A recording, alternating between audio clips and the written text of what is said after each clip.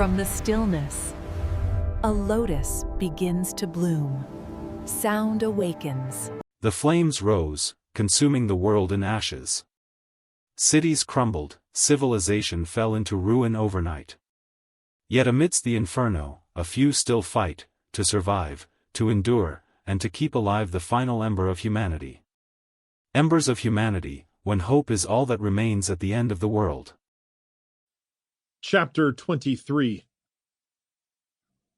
James Burton, Kansas City, Kansas.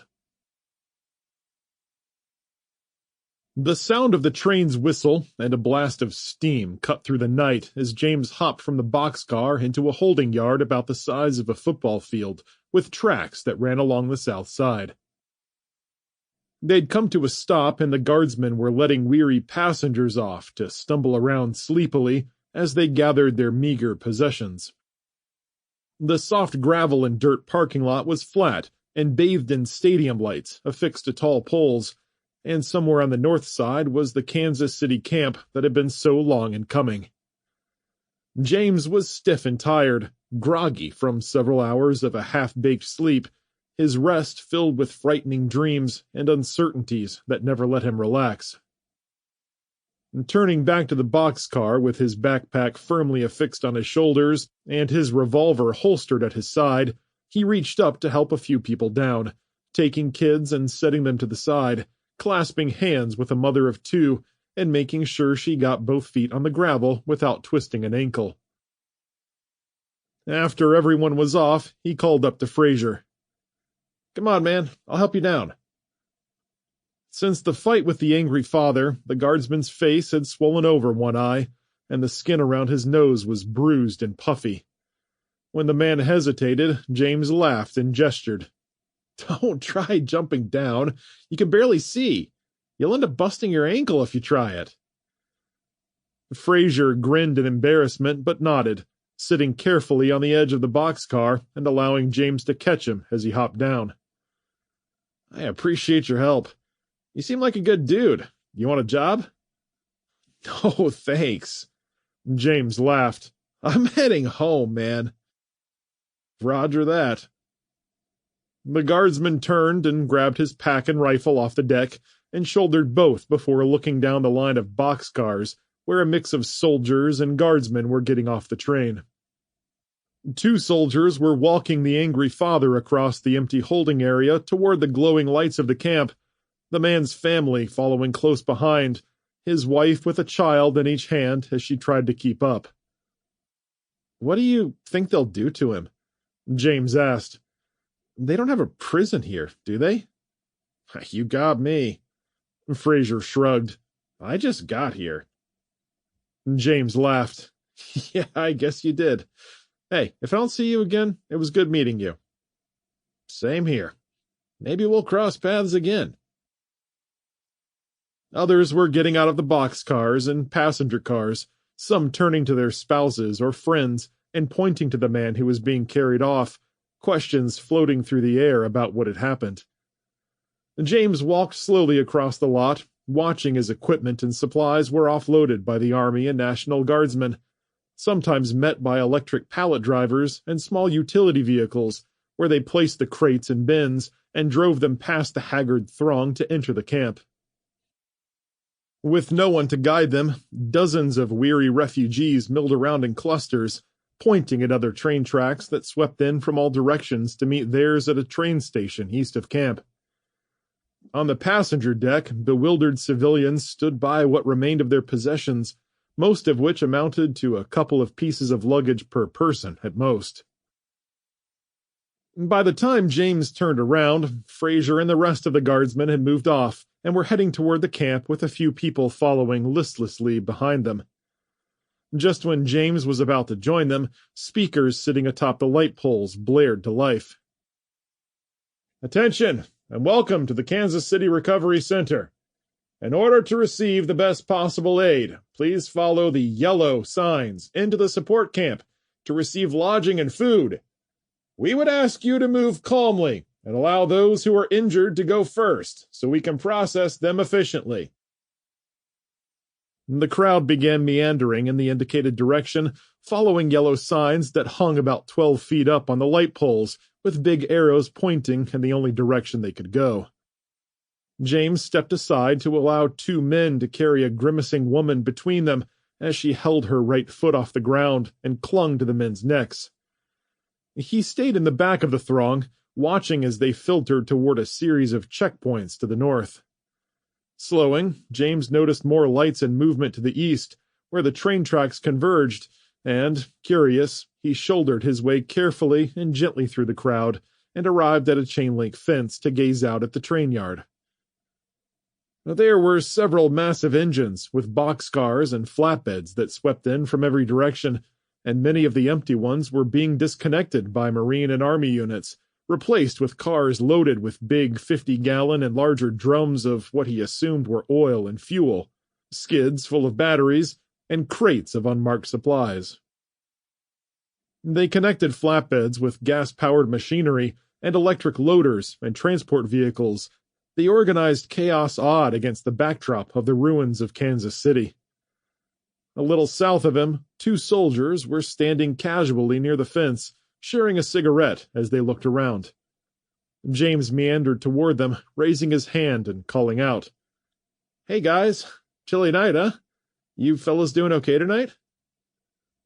The two shared a quick glance, and one with a thin face and bright blue eyes shrugged. "As good as we're gonna get, I guess. All things considered." "You guys on break?" "That's right. You need something?" James hiked his thumb over his shoulder. "I just got off a train back there after making it out of Denver International." The first soldier took a drag on the cigarette. "No kidding. We heard it's a mess out there." "You're telling me." James laughed. "There were airplanes falling out of the sky on my head. The airport was—" He trailed off. The soldiers shared a glance and stepped closer to the fence. "Are you serious?" "You didn't see anything crazy like that?" The soldier shook his head. "We were training outside the city when some trucks blew up around camp. We got the fires put out fast, but we haven't seen much else. I heard a lot, but nothing like airplanes falling out of the sky. Did that really happen?" "A jet engine almost hit me as I was trying to get beneath an overpass. Barely made it out with my skin intact." "Sounds like it." The soldier frowned as he turned and stared east toward the city. "I guess you guys already know all these explosions have something to do with bad fuel, right?" "Oh, yeah," replied the first soldier. The second soldier stepped closer and looked in both directions, as if making sure no one was listening in. "You're right. But do you know why the fuel went bad?" Some kind of terrorist attack, based on what I'd heard on the emergency broadcast bulletin. I confirmed that with someone from the National Guard."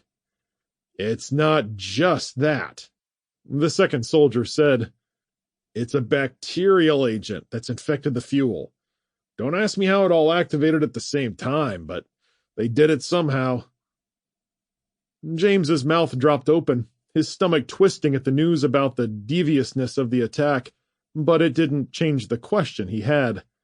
He put his fingers through the chain-link fencing and pointed toward one flatbed stacked with blue barrels marked with danger and explosive signs. "I'm assuming that's fuel. Aren't you guys afraid of it going up? I mean, if everything's infected with the bacteria or whatever, won't it explode?" "Nah, these are from the reserve stores we had in one of our underground bunkers. Stuff's been there for a while, so it wasn't infected with the bacteria." "I guess that's why it's under heavy guard?" "That's right." The first soldier nodded and blew a gust of smoke off to the side. "Good fuel is as valuable as gold these days." "Yeah, I guess it is." James was about to ask another question when someone called out behind him. "Hey, I need you to head into the recovery center, please." Glancing over his left shoulder, James spotted a soldier standing a few feet away from the main throng of refugees with an impatient expression as he waved. James nodded to the men he'd been speaking with. "Thanks, guys. Stay safe." "You too. the first soldier replied, while the second gave him a curt nod. James turned, jogged to the waiting soldier, and hustled by. "Sorry about that," he said, though the soldier merely nodded and strode over to talk to the men smoking by the fence. James followed the crowd of around 200 people toward the camp proper, which was positioned just northwest of the rail station and illuminated by more of the same stadium lights which sat on shorter poles. The bright luminescence gleamed off the tops of the sea of tents, mostly green or black, interspersed with white ones with red crosses on the sides. The first stop was a series of checkpoints set up across a 50-yard-wide swath of vacant field, where a few troops and administrative personnel wearing black or blue jackets covered the gates, hesitant smiles on their faces as they waved at the throng to organize them into lines. There were only 4 lines, which was a small fraction of the available gates, and many of the workers stood by idly, shifting uncomfortably, and gazing at the empty lot. As James slid into a spot between a couple of families, he rose onto his toes and gazed past the checkpoints to get a better view of the camp. The sea of tents went on forever, with straight lanes dividing them into square blocks. Tent roofs were stretched taut over poles and held down with spikes and rope, and most of the blocks had ducts affixed to small windows in the sides, and there were thousands of miles of cabling draped between poles, with pipes running along the ground and leading to septic stations and water filtration units. Water and electric? Heating and air conditioning? James shook his head. This place is incredible. Like the entry to the camp, though, there weren't many people walking the lanes, which were flanked with bright white stones and gravel. Only a few groups of refugees milled around as rescue staff ferried supplies to and from larger storage tents, which were colored orange or yellow. As James moved closer to the first checkpoint, a sinking feeling hardened in his gut, and a nagging worry pulled at his heart. The calculations just didn't add up. He figured there were only 1,000 civilian survivors and double that in troops, far less than he would have expected there to be. His thoughts flew south to Florida, where he imagined Dallas and the kids out there in a hellish landscape of fire and smoke, and possibly in trouble. The line moved quickly with so few people, and it only took him a moment to reach the front.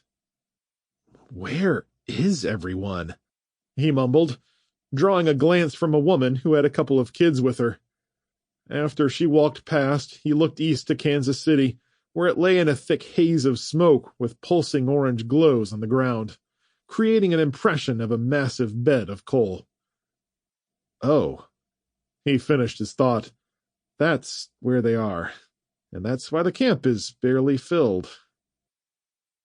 Instead of dwelling on the worst possible scenario, he stayed focused on the first checkpoint, where 2 guardsmen sat at mobile tables with computer tablets in front of them, using a stylus to tap on the screen as they wrote in people's names and added them to a list. Army soldiers stood nearby, holding their carbines loosely or with them slung on their shoulders, seemingly not worried about any trouble from the crowd, likely because they outnumbered the civilians 2-1, and also due to the sheer lack of crowds. When James reached the table, he leaned forward so he could hear the woman as she addressed him in a stiff, professional tone. "Welcome to the Kansas City Recovery Center. Can I get your name, please?" Yes, James Burton, ma'am." "Thanks. Can I get your most recent address, date of birth, and social security number?" James winced. "Do you really need my social security number to check me into the camp?" "Yes, sir." Her expression softened. "It's just so we can verify who you are. There are a lot of people taking advantage of the current crisis for their own gains. We're trying to avoid any potential crimes." "What kind of crimes?" "We have a refugee database so family members can be notified if someone in their family is found, and vice versa. If we didn't have some kind of confirmation process, an adult could claim children that weren't theirs, and that could lead to other problems." "Is there a problem?" The guardswoman arched her eyebrow. James was already shaking his head, anxious about the refugee database as he tried to peer over the edge of her computer tablet. Not a problem, ma'am. He gave her his information. And can you please put me on that refugee list? Done. And while we're here, can you check on my wife and kids, please? Certainly. What are their names and socials? James gave her the information and waited patiently as she scrolled through something on her screen. After a moment, she winced and shook her head. Sorry, sir.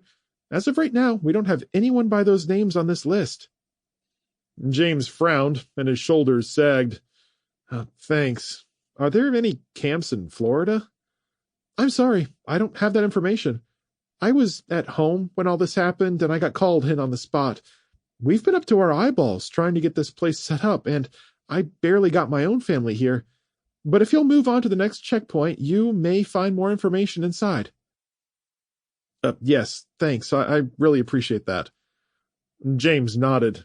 Is that all? I thought there'd be more to it. That's it. Well, except for this. She handed him a small tag with a number on it. This is your tent assignment. You'll have a single, though there will be some other family-sized tents nearby. Other than that, I've got all your pertinent information, and now you can move on through to the next checkpoint, where someone will help you get acclimated to the camp. James held up the tag with a smile. Okay, thank you so much for all your help. My pleasure. She was already looking past him to the next person in line. Whoever's next, please step up. James strode around the table to the stares of soldiers, guardsmen, and camp facilitators, who were chatting quietly as they watched the refugees come in. The next checkpoint was less guarded, with over a dozen skids lined up and big cardboard boxes sitting on top. A guardsman stood on either side of the boxes, reaching deep and pulling out what appeared to be half-filled duffel bags, which they tossed to passing refugees with nods and smiles. By then, the lines had trickled to almost nothing, and James was one of the last people through. He accepted a cheap, lightweight duffel bag from a young guardsman dressed in fatigues and wearing a light blue vest. As he stepped past, James unzipped it and peered inside, surprised to see several bottled waters, a first aid kit, a water purifier, blankets, and a camping pillow, and several bags of long-lasting rations. Turning, James gestured to get the guardsman's attention. Hey, thanks for the duffel bag. The man faced James with a smile. No problem, sir. I can't speak for everyone coming off the train, but I was in Denver when everything started blowing up. Denver International Airport, to be exact. He held up the duffel bag as if testing its weight. I'm very thankful to have all this. It's incredible. The past few days have been rough. The man straightened, shaking James's hand. I'm sorry for any hardship you might have faced coming out of Denver. I hear it was pretty bad up there. Not going to lie, but Denver and its surrounding areas weren't looking great. James shivered as a chill passed through his spine. A lot of people didn't make it out of there. I'm sorry to hear that. The man shifted uncomfortably. I don't have any relatives there. Mine are all from Louisville, but I haven't heard a single thing from them. James nodded to the young man. I was just curious about something. What's that? All this stuff. He held the duffel bag up again. I'm thankful, but there's so much in here. I could live for days on this.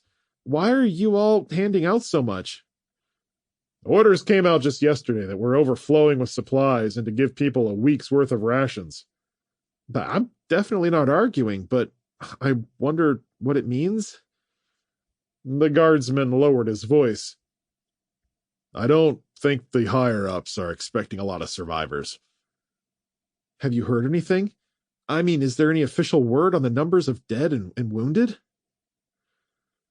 For the first time, the young man looked genuinely uncomfortable, and he glanced around to see that the other guardsmen had gathered a little way off and were whispering before he turned back to James with a hesitant sigh.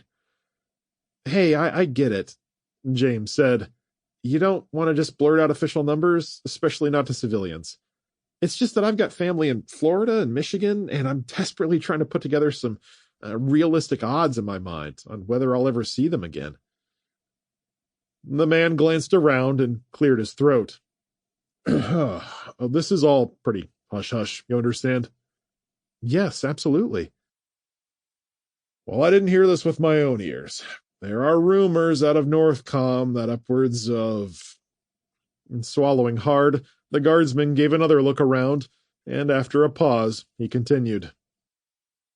They're saying that upwards of 200 million are dead in the U.S. alone. At least that's the yearly estimates, but I don't have any figures on the injured or anything like that. Once he started speaking, the rest came out in a rush. They're also saying that the cities got hit the hardest, and the rural areas have more survivors. The big problem is that we've got tons of supplies, but we just can't get them anywhere with no vehicles or fuel. Right. James started to thank the man, but he remembered that Alice's parents drove an EV and probably had it at the farmstead. What about electric vehicles? Are you guys trying to seize any of those? The guardsman nodded. Oh, yeah. Those are like gold now. And the government has commandeered all local civilian and government EVs, but we're lacking sufficient charging infrastructure with the grid down. There's just not enough chargers and charging stations. That's right. It's going to be hard to charge all those EVs when you can't get coal to the generators and 3/4 of your infrastructure is burned to the ground. Not to mention the even bigger problem of the roads being covered in tons of debris. With all the wrecks and explosions out there on the interstates and highways, we just don't have the equipment to move it all very quickly. James was nodding as the sheer magnitude of the disaster expanded in his mind. It's not like you can just gas up a bulldozer and drive it down the middle of the road to clear it. The guardsman pointed at him. Bingo. And even though there are a few companies that make heavy electric equipment, a lot of that stuff is built in Mexico. There may be a couple of parking lots around that have some electric backhoes and dozers, but it's not enough for what we need to do. James nodded and raised the duffel bag again. I appreciate the information, and sorry for all the questions, but can you tell me a little more about the camp? The lady up there didn't give me directions or a time limit on when I needed to leave or anything. There should be a small map on your tag to get where you need to go. Lifting the tag, James saw it was folded once, and when he spread it between his fingers and thumb, he saw a small map on the back with the different facilities and services around camp. Oh, I see. It still looks a little confusing. The place is huge. The guardsman laughed, happy to be talking about something else besides the death tolls and the delicate state of the country. The green tents are for civilians. You've got the smaller, single units and then larger ones where several families can stay together. Your tent is, let's see. James flipped the paper. 776. The guardsman pointed out at the lot. We're set up to hold 100 times more than this. I just hope they can rescue more people out of the cities. Anyway, your tent will be towards the front of camp, and there should be a mess hall just north of you, along with toilets and showers, things like that. If you're hurt, just look for a white tent with a red cross on it and give your name to the person at the door. They'll check you out and see to you right away. We've also got a surgeon and an emergency surgery tent on the west side, but you don't look like you need anything like that. No, I don't have any serious injuries. I'm just tired. James held up his tag again and waved it. I guess I'm just looking for a place to put my head down for a minute. Stay as long as you want, and you can head out whenever you want with no restrictions. If you do decide to leave, make sure you stop by one of the exit areas or come back here. You'll be given another bag of supplies. James couldn't think of anything else he wanted to ask, and a small group of stragglers were coming up for their supplies. Thanks for talking to me. I really appreciate that. And good luck in finding your family in Louisville. You too, sir. Have a good night. The guardsman flashed him a polite smile and turned to the newcomers, holding out more duffel bags. James headed deeper into the camp, the start of which began at a soft gravel lane stretching from east to west, with the first set of tents just beyond it to the north. Picking the first lane he came to, James walked north along the 10-foot-wide path, past dozens of heavy tent flaps, with large numbers stenciled in stark white next to the doorways. The piping and ductwork he'd seen from a distance were even more organized when viewed from up close, everything running along the edges of the paths and behind the tent walls in neat stacks and rows. The pipes stretched out to the edges of the camp, where the water and plumbing were connected to large processing units with gleaming white domes. The tents themselves were made of thick canvas material and built solidly, the breeze coming through barely ruffling them. While the place seemed safe and well organized, it was a ghost town, with just a handful of people walking around, minding their own business as they hustled from their tents to the mess hall or restrooms. James allowed a moment of relaxation to pass over him as he stood with his bags in tow, taking stock of himself. His legs were weary, his back ached, and a minor headache was forming at the base of his skull and squeezing his neck, leaving him feeling exhausted and numb. Despite that he'd finally made it to safety, the escape from Denver International and the subsequent trek through the blazing city had left his lungs raw and raspy, his throat still sore from breathing in all the smoke and fumes. The air in the camp had a tinge of smoke to it, but it was far clearer than it had been in Denver, and he realized just how desperately he needed rest before starting off again. After passing two infirmary tents where emergency staff stood outside or sat on thin green benches near the doorways, James reached his tent, holding up his tag to double-check the number before pushing through the flap and stepping inside. A light switch hung on a wooden pole on his right, and he flipped it on to reveal canvas material covering the ground. On the far wall was a simple bunk bed, a small set of drawers beneath that, and a plain basin with bare pipes and water spigots next to a rack of white towels. It was Spartan to the extreme, an easy structure to set up and tear down, but it was also clean and quiet, completely the opposite of what he'd experienced over the past few days.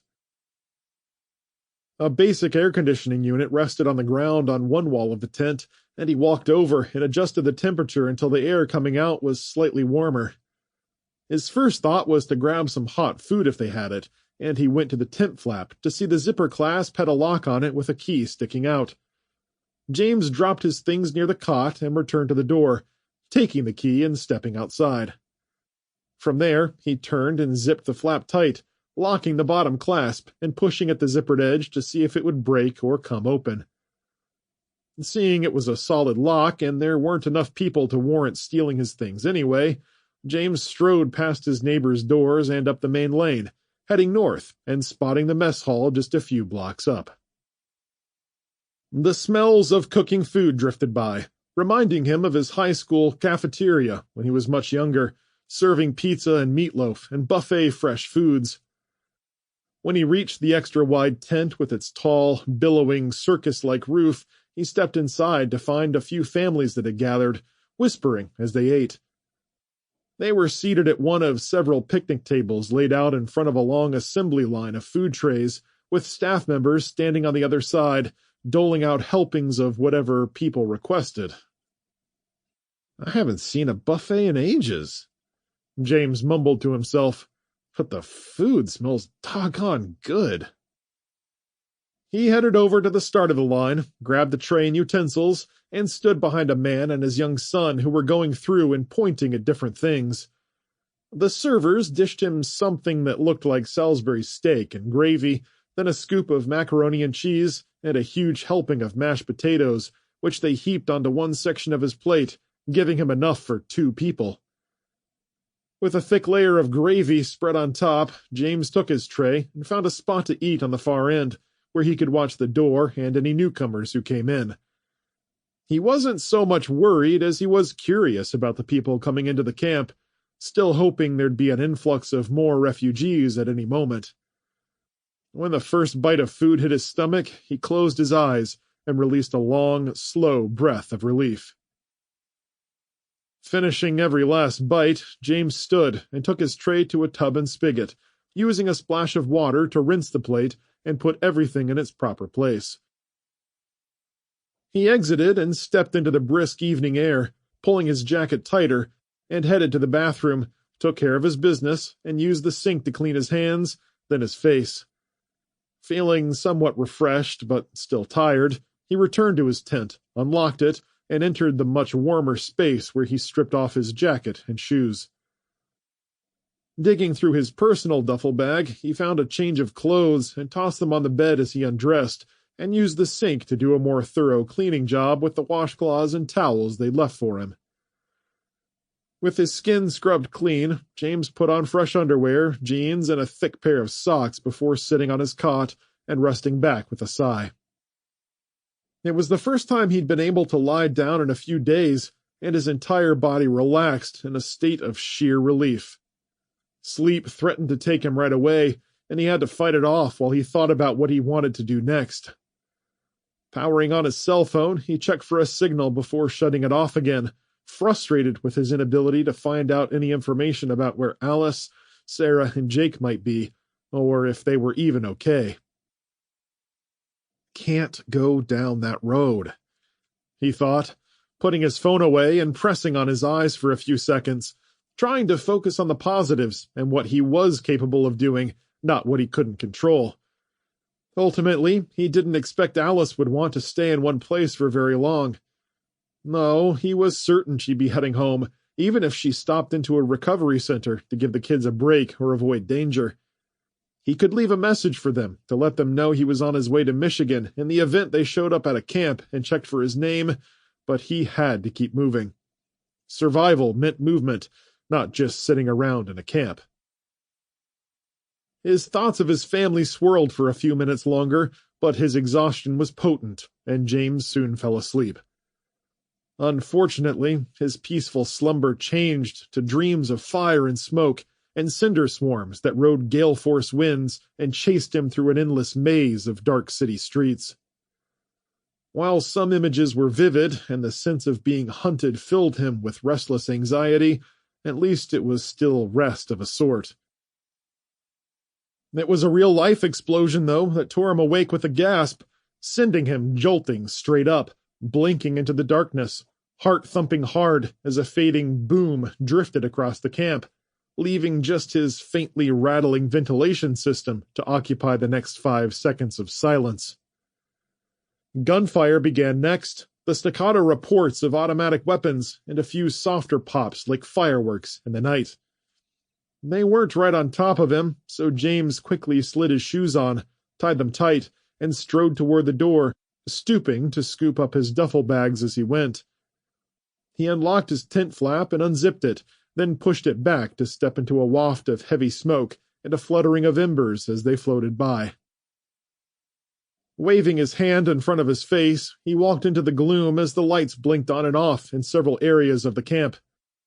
He glanced at a family tent on the opposite corner and watched a few fathers and mothers step outside and turn to look back east while their children stood in the shadow of the wide tent flap in their pajamas. James started to grab someone's attention and ask them what was going on when a sudden burst of red tracer fire lit the sky. Standing in the intersection, he gazed over the tent tops as short blasts and long burring noises ripped through the night, followed by the sharp punch of 2 explosions that vibrated the ground beneath his feet.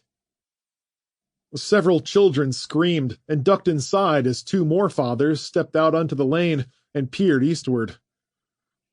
James stepped ahead to talk to them when a cluster of boots stomped up the western lane toward him, a contingent of soldiers with wide eyes, clutching their rifles hard, a few of them half-dressed with their helmets skewed sideways on their heads as if they'd just woken up. As they passed, James waved to one to get his attention, running alongside him for a few feet. "Hey, what's going on?" He tried to keep up with the fast-moving unit. "What's happening?" The soldier turned and walked backwards for a few yards, shouting and pointing at the tents. "It's an attack! Stay inside, please, and don't open your tent flap until the threat is cleared." The soldier fell toward the end of his line and gestured at the parents standing around. "All of you, if you value your lives, get back inside now." James followed them a few yards as they stomped down the lane toward more sounds of gunfire and another explosion. A trailing whistle pierced his ears as a fiery piece of debris corkscrewed upward into the dark night before finally stopping its wild ascension to arc downward and fall on one of the tents. All along the side of the camp, tiny bursts of orange light erupted, soft at first, then quickly turning into miniature blazes with trailing smoke lifting into the sky.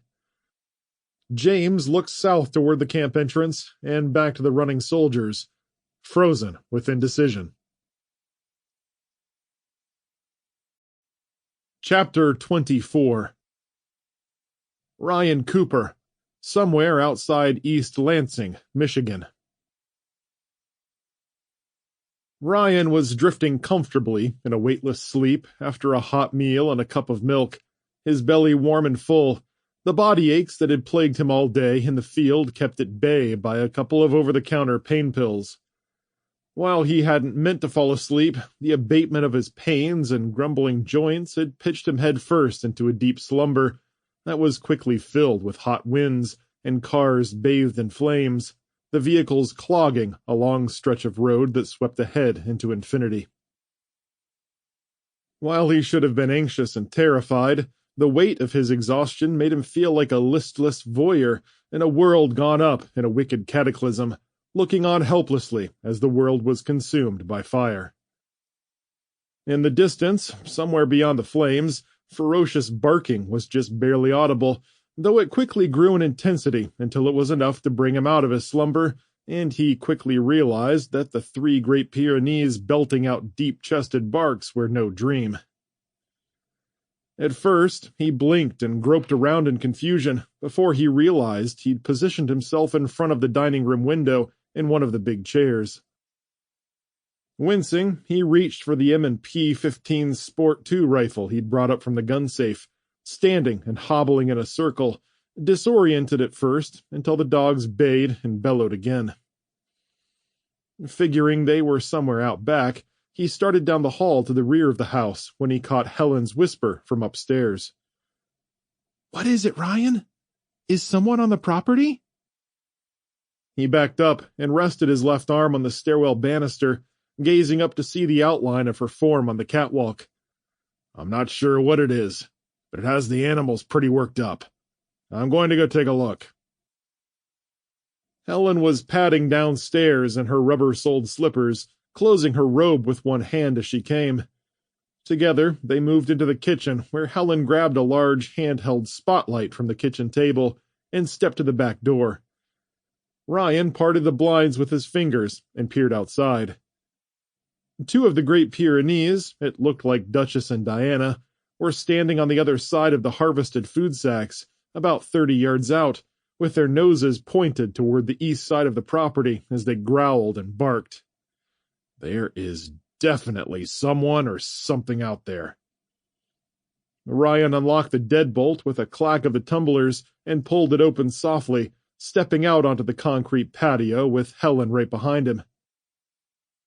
The stairs leading to the storage room were on his left, along with their electric car, but past that they could hardly see a thing. Ryan had shut off all the motion detection lights on the barns and sheds and around the chicken coops, because even though they required little energy to run, any sign that they had electric power would risk bringing looters like moths to a flame.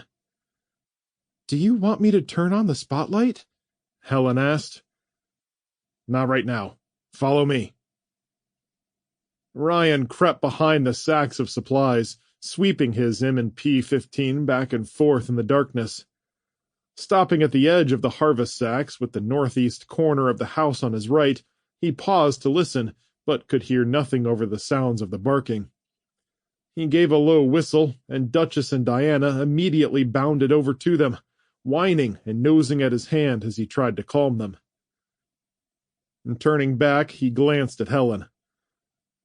"Let's go around to the driveway and check out that side of the property." He guided them around to the driveway where it curved to the exit lane, and as he rounded the corner, the wind picked up in a low gust that sucked up the sounds of the dogs whining. Duke's claws came clacking across the concrete from the south side of the house to join the other dogs, and Ryan reached to grab him, barely missing as the massive beast flew by. Ryan bowed low and hissed, "Duke, here boy, hey, heel." The Great Pyrenees pulled up short, his big bushy tail sweeping back and forth as he looked behind him and then lunged forward again, shifting his shoulders towards something out in the trees. Ryan called him a second time, whistling low and sharp, and the dog turned and bounded back to them. "Why don't you let the dogs go, honey?" I want to know what we're sending them after." Ryan growled, stepping onto the driveway with his head swiveling back and forth, keeping the M&P-15's barrel raised high. He paused where the driveway curved down to the lane, still looking east, standing another full minute in the silence except for the dogs who pranced and whined and kept their noses pointed toward the woods, where the tall spruces and pines stood like a thick green wall along the edge of the property. No matter how hard he peered into the blackness, he finally shook his head and gestured for Helen to come up. "Go ahead, use your light." Ryan grabbed Duke's collar while Helen flipped the spotlight on and aimed the light directly east into the trees. The bright beam cut through the darkness like a knife, settling on the cool ground where a slow mist was drifting and turning lazily in the wind. The spotlight reached the misty forest wall and penetrated several feet into the wooded area where dust floated in slow swirls. Helen moved it south along the tree line before coming back the other way, stopping once or twice and leaning forward as if seeing something. Then she shifted it farther to the left to trace across the thick tree branches, bushes, and brush. Duke pulled him sharply north again, his head and eyes suddenly focused on something by the chicken coop, his whining yips growing sharper. Duchess and Diana bounded forward but swept to the side again, looking back at Ryan and chuffing low but still restrained in their intensity, the pair barely able to keep from running off, their training holding them to Ryan's word. As Helen swept the light beam north, she caught movement out around the chicken coop where the birds were suddenly clucking and flapping as something worked them up. Ryan leaned forward and gave a sharp command. "Go get him, Duke! Duchess, Diana, go!" The three dogs leaped forward and bounded off, with Ryan and Helen shuffling quickly after them, the spotlight beam wavering and dipping as she tried to keep it straight. Clutching the M&P-15 to his chest with the barrel pointed upward, he focused on some movement, watching as a figure moved behind the coop where the bushes were thick. Panting, sides heaving, the three Great Pyrenees chased a rustling sound coming from the brush, with their enormous paws digging furrows in the soft earth, pounding through the chicken yard, and tearing around the corner of the coop, sending screeching birds flying everywhere with flapping wings and squawking beaks. A distinctly human voice gave a surprised yelp and a shout, and off to the right, a form burst from behind the chicken coops, feet flying as they sprinted toward the trees. Ryan pointed his rifle, taking aim as Helen pinned the man in her spotlight beam, but Ryan pulled the barrel up at the last second as the dogs burst from the brush, dragging branches and leaves with them as they shot across the yard in hot pursuit. "Come on!" Ryan called as he gave chase, the short grass and well-manicured lawn making it easy for him to shuffle along without tripping and falling, his path taking him in a shallow arc in hot pursuit of the animals who plunged into the tree line and were gone. Slow to get there, Ryan and Helen picked their way through the wall of spruces and pines, their sharp scent making them a world unto themselves, moist earth, mulch, and tree bark a background accompaniment. Helen's light gleamed off the tree trunks as she desperately searched for the animals, and they crunched over the debris-riddled forest floor with its deadfall and big clusters of clinging vines and sticker bushes with no real path to follow. Helen gasped, and Ryan turned to see that she'd gotten caught up on something and took her hand and helped her break free, keeping them always moving forward, but there was too much brush and too many low branches to really see with the shaggy pines and their thick layers of needles blocking their vision in every direction. It was only when they pushed through to the other side that they got a good view of what was happening. Past the trees was a narrow, paved lane that circled the property, more of a service road of sorts than anything, and beyond that was a wide swath of grass before the fence line. Helen's spotlight moved to the right and wiggled back and forth a second before she spotted a dark-clothed figure who was struggling to get over the fence. He'd caught his leg on the sharp barbed wire strung above the top rail, the barbs stretching and ripping his pants as he jerked and tried to get away. As the dogs ran up snarling and snapping, he broke free with a cry of pain and landed on the other side of the fence, staggering backward, sprinting off just as the Pyrenees got there and half climbed up the field fence, hopping on their back legs with their forelegs over the top, barking their heads off and foaming from their massive jaws. "Whoa, Duke!" Ryan called, giving another sharp whistle, panting as he shouted for them. "Get back here! You're going to cut yourself in that doggone barbed wire!" At first, Duke was too distracted to respond, but when Ryan crossed the narrow service path and whistled again, the massive dog reluctantly fell off the rail and gave Ryan an almost accusatory look, as if it was the old man's fault the dog wasn't able to go after his prey. "Come on, Duke. Hey, get over here, now!" Ryan whistled sharply again, the noise high and demanding, as Duke came trotting back with the girls right on his heels. "Good boy, Duke." Ryan started to kneel, but swayed a little before he got his knee down, setting his rifle in the cold grass as the Pyrenees showed up, bumping and nuzzling him with affection. "Good dogs." Ryan lavished them with praise and rubbed their heads as he stared at the fence. Helen had Diana by the collar and was leading her along the edge of the path, holding the spotlight up by her shoulder and drifting it back and forth, shifting it out through the woods where the man had run off. Breathing heavily, her voice trembling slightly in the chilly evening air, Helen turned to him as she probed the trees with her light. Did you recognize him?" Ryan shrugged and stood with his weapon, worn out yet invigorated by the crisp evening air. Your guess is as good as mine. Could have been someone from the neighborhood or someone randomly going by. I didn't see any cars." He gestured toward the road, which they couldn't see from their position. "I guess one of us should have stayed back with the house." Helen looked alarmed. You think there are more people?" With a glance at the dogs, Ryan shook his head. The dogs aren't worried about anything back there. They're still hungry for that guy that ran away. Still, let's go back and check on the chicken coops. I want to see what he was up to." The dogs circled them protectively as Ryan and Helen marched back to the coops through the dead fallen foliage, being more careful not to trip and fall than before. His prosthetic had held up pretty well, staying attached during the entire time, though it still felt loose and awkward, and he couldn't fully lift and rotate his leg for fear of it slipping off. As they emerged from the forest, Ryan mumbled as he gripped his leg. "I need to work on this first thing in the morning. As it stands, it would take me a day to get to the other side of the property if I needed to chase someone out of here." "That's what we have the dogs for, dear." "I still need to get around a little better."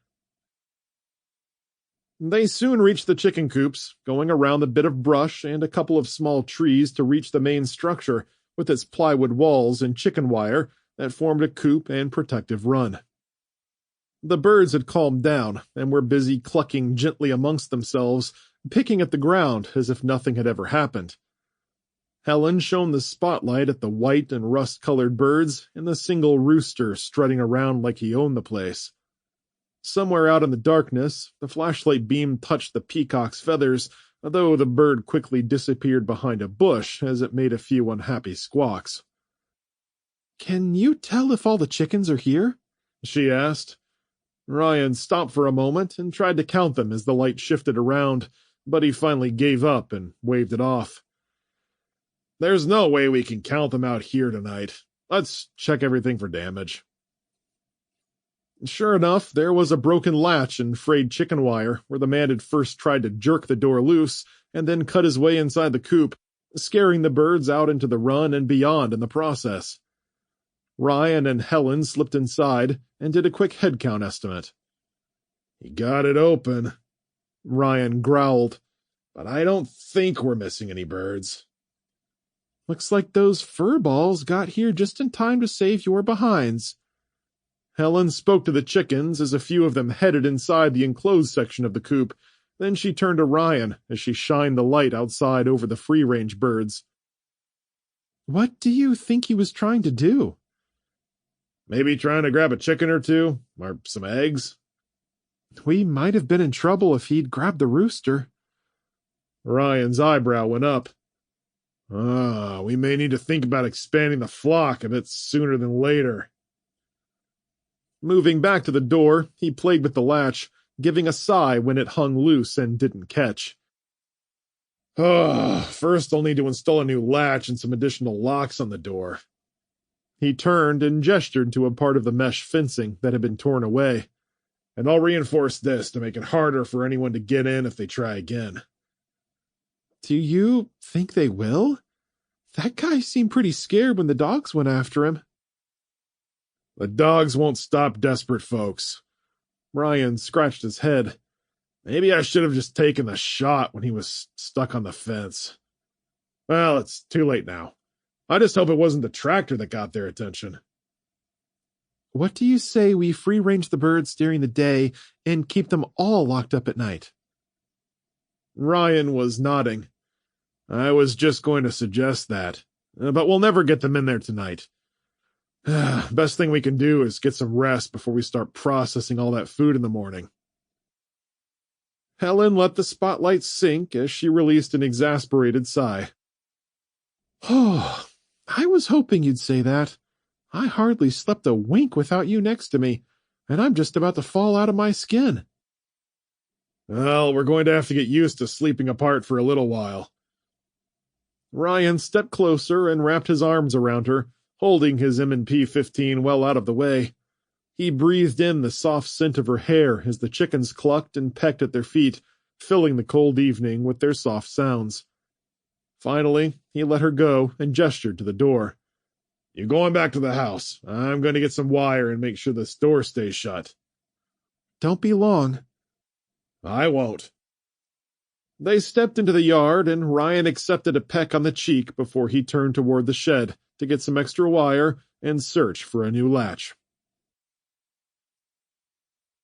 Ryan woke once again, though instead of to barking, it was to the sound of a rooster crowing, the shrill notes like nails being driven into his skull.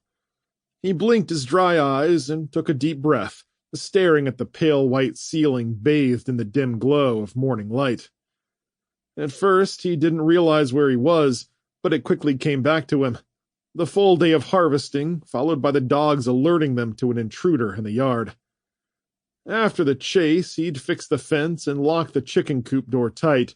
Then he'd come inside to Helen sitting by the dining room window with her revolver resting in her lap and a book on the table beside her. After she'd promised to pay more attention to watching the yard than her reading, Ryan had kissed her goodnight and gone up to bed for a bit of sleep while she kept watch. He shook his head because what he'd gotten was far from sleep.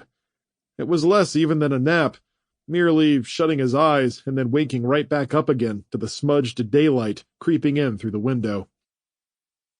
With a sigh, he swung his legs out of bed and put his feet on the floor, letting his body adjust to the grogginess before he attempted to get moving. While he waited, he reached for a glass of water on his nightstand and had a long drink. Then he slipped his prosthetic on and walked to the window, staring through the curtain at the dismal gray and black skies, still stretching as far as the eye could see. The tendrils of smoke lifting off the neighborhoods and towns had dwindled somewhat, leaving drifting trails and wispy clouds to be blown around by the wind.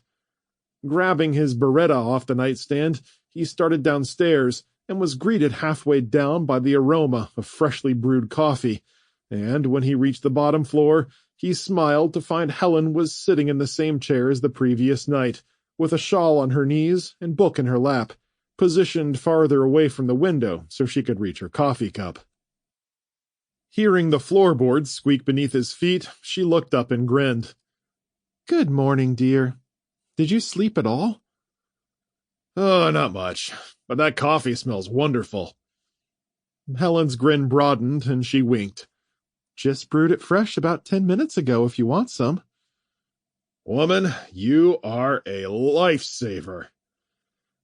While he wanted to head straight to the kitchen, drawn by the promise of something to drag himself out of his sleep-addled stupor, he crossed to Helen and gave her a warm hug. "Did you get much reading done?" "More than I've done in quite a while. It's been forever since I pulled an all-nighter." "Me too." He laughed and walked down the hall. Next to the coffee pot was a small plate of Danishes with a sticky note on the plastic wrap that read, "Eat these first before they go bad." "Yes, ma'am." Ryan pulled back the plastic wrap to grab a cheese Danish off the top, and with his coffee poured, he ate his breakfast at the kitchen table. Usually he would be looking for a newspaper or talking to Helen during breakfast, but they had problems to deal with. The thought that there might not be any more casual breakfast for a long time, a sobering reminder of just how serious things were. As Ryan was finishing his breakfast, Helen came in and joined him at the table. "How was it?" "Very good." Ryan licked his fingers as he chewed the last bite. Washing it down with some coffee, he put it aside and leaned forward to take Helen's hand. "I was thinking we could bring in a few sacks of vegetables for you to work on while I try and fix this dumb prosthetic." "I'm way ahead of you on that." Helen nodded to the left side of the counter, where several canning jars were lined up with their tops stacked next to them. On the stove, she'd placed pots and canning tools resting on a towel next to them. "Oh, I was so tired this morning I didn't even notice." He sighed, rubbing his eyes. "Oh, how did you find time to bring that stuff up?" "I did it in between walking my rounds through the house. I knew you'd be eager to get started right away. Do you have any ideas to fix your leg?" He nodded downward. "I'm going to see what James has to work with downstairs. Maybe I can get this thing stabilized enough to not be a complete cripple." Helen patted his hand as she smiled at him. "If there's anyone who can do it, it's you. While I'm working on the vegetables, I'll keep watch around the house and check at each of the windows to see if we have any surprise guests." "It shouldn't take me long. Either James has something I can use to fix this or not. Either way, I won't leave you up here all day to slave away at this." "Take your time, dear. I'm a little tired, but I think I'm going to enjoy this. Once we get used to taking guard shifts, we'll catch up on our sleep." Ryan reached out and embraced his wife, her confidence and positivity lifting his spirits as much as the hot coffee and pastry. "Let's get started then. I'll grab some sacks of the veggies for you first." Ryan stepped outside and grabbed a sack of carrots and potatoes, hefting them on his shoulders and carrying them up the short concrete steps and into the house where Helen was waiting by the table, gesturing to where she wanted them put down. Several trips later, he had 15 sacks ready for her to can, all while she was at the sink and the stove preparing the water while laying out everything she needed, including a large bag of salt. Once she was settled, Ryan gave her a brief hug and went into the basement to search for something to fix his prosthesis. At the bottom of the stairs, he turned right, away from the supply area, and into a small workshop. Flipping on the light switch bathed the room in illumination, revealing more rows of shelving and a couple of workbenches on the north side of the room. Where James's other junk room smelled like oil and rust and was filled with old cans and lawnmower parts, the workshop resembled their supply space, kept meticulously clean and dusted with a set of shelves on both sides of the room. On the workbench stood trays of screws, nails, and bolts, a pegboard with power drills, hammers, small sledgehammers, screwdrivers, and other odds and ends. Metal shelving on his right held more parts trays with labels like old parts, instruction manuals, circuit boards, and extra wires. Across from those were another set of shelves with old computer equipment, a few inkjet printers, and two bulky shapes covered up with dusty plastic. Moving to the workbench, Ryan looked at what he had to work with. There were plenty of tools, and on the right-hand side of the workbench were power tool batteries, all of them plugged up into a power strip screwed to the tabletop. "And you're probably drawing some juice from the solar batteries." He unplugged all three chargers except the one for the drill, though he removed the battery and slammed it home in the drill grip, giving the trigger a squeeze, the drill turning sharply in response. "Okay, you work well enough. Let's see what else he has." Based on his quick inspection of his prosthetic the day before, Ryan figured a clamp might be what he needed, and he returned to the shelves and looked through trays of PVC and copper piping, elbow joints, soldering equipment, and various plumbing and wood parts. On a lower shelf, he pulled out several trays of repair clamps, from light ones to heavy-duty stainless steel, and he gathered what he needed and took it to the workbench. Removing his prosthetic limb, he balanced on one foot and laid the limb on the bench to inspect it. The titanium tube jutting from the foot portion was cracked just beneath the socket, and the crack looked worse than the previous day. Any more wear and tear on it could pop the socket piece off and make the prosthetic impossible to wear.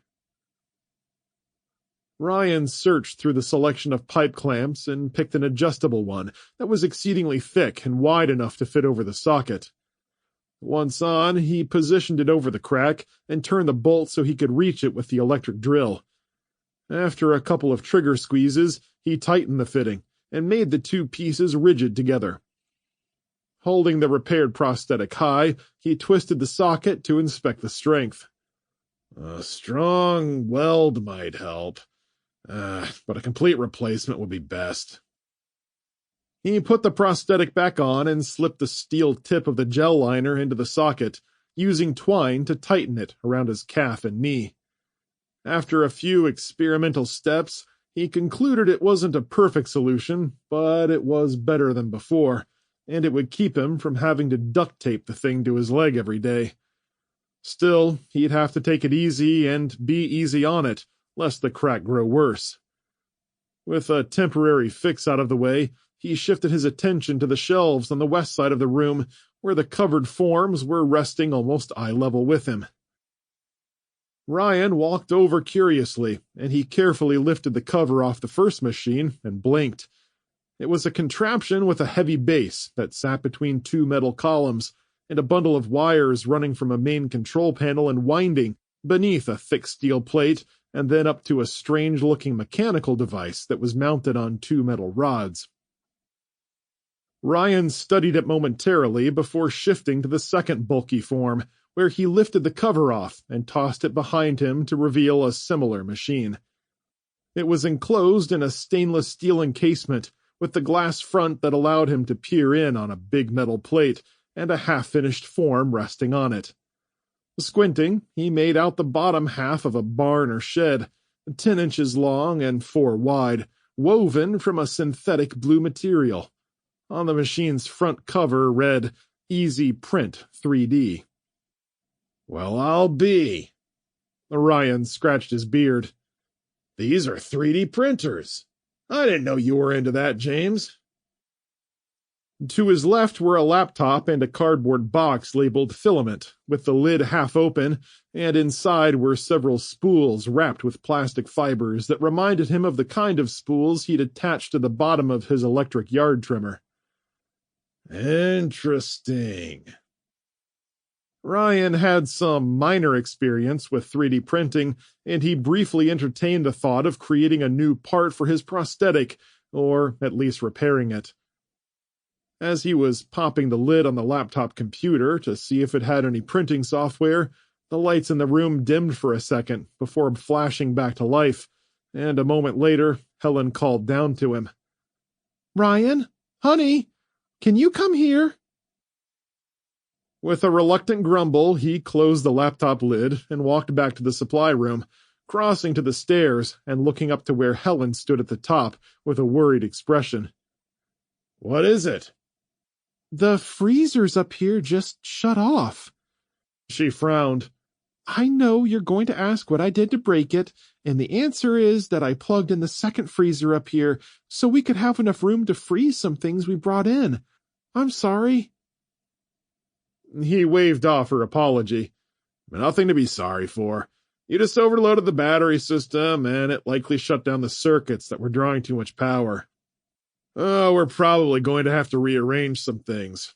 I've already shut off some things down here, but I'll check the circuit breaker, see if I can make some adjustments. Thank you, dear.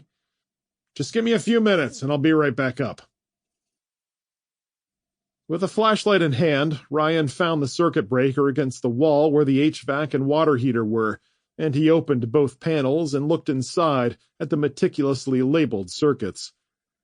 Part of the configuration was a built-in automatic transfer switch between the city power and solar battery system that was supposed to automatically switch them to the batteries whenever the city power failed, which explained why they'd not had an interruption in power immediately after the disaster. Looking at the battery side, he saw the freezer circuit had flipped off, likely when Helen had plugged the second one in, and Ryan figured James had a smart system that would automatically shut down any circuits drawing too much power. "You're a wise man, James," he murmured. "This should make it easy to solve the problem. I'll just shut down everything and only turn on the things we need." Ryan flipped every switch to the off position, killing all the lights before he turned the well pump, stove, freezers, and refrigerator back on. With those adjustments made, he crossed to the stairs and up to the kitchen where Helen was waiting for him at the table. Did I break anything? She asked. Ryan laughed. No, dear. Nothing's broken. I've shut down power to everything in the house except the well pump, refrigerator, stove, and the 2 freezers. I figure we can use electric lanterns and flashlights to get around the house, and we can turn on the furnace and water heater for when we really need it. We'll just have to do without some luxuries for the short term until we tweak the system. While I'm sure we're getting some sunlight, those black clouds over our heads are going to put a real damper on that, so it'll just be the essentials for now. When he was finished talking, she nodded definitively. We've gotten by on less before. The food, survival, comes first. I figured you'd be on board with that. He sat with her at the table and pulled his notepad over, flipping through the inventory and adding some notes to a blank page in the back. I'm going to make a list of things we need to do. I noticed James and Alice took our advice and have a wood-burning stove against the wall downstairs. There's no ductwork hooked up to it, but I can probably run something myself with a fan to keep the pipes up here from freezing if things get really bad. Must be the original we had from our old farmhouse, Helen said with a coy smile.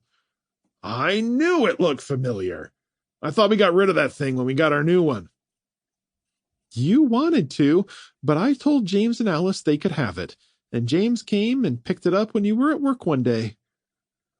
She laughed and shrugged. I didn't realize they had it downstairs, but I'm happy to know it's going to come in handy. Oh, it'll come in handy for certain. It might just save our behinds. The only problem is that we'll need to cut more wood for it, which means another chore to add to taking care of the animals and processing our food.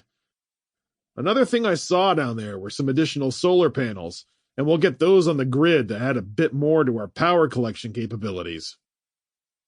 And there's still a lot out in the field for us to harvest. Helen's tone wilted as their list grew, Ryan scribbling madly to get it all down. Are we even going to be up to all this? If we can get to 3/4 of it, he said, we'll be fine. When she didn't respond right away, Ryan looked sideways at her and saw her watery eyes and a thin tear running down her cheek.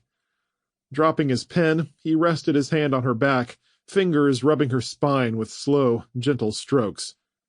Hey, honey, it's going to be fine. It's overwhelming. Not just things here at the farm or even that we don't know where our family is, or if our house or anyone we know in Grand Rapids is okay. Now we've got the neighbors to worry about, not to mention whoever was in the backyard last night and everything. All of that's true, but we can only control but so much. So we have to focus all our energy on that alone. And I need you to stay strong to get through this. You're my heart and soul. You're what keeps me going, and I can't do this without your energy and flair. I need you to keep being positive for me. He glanced at his empty plate, which was still sitting on the table. And feed me Danishes whenever possible.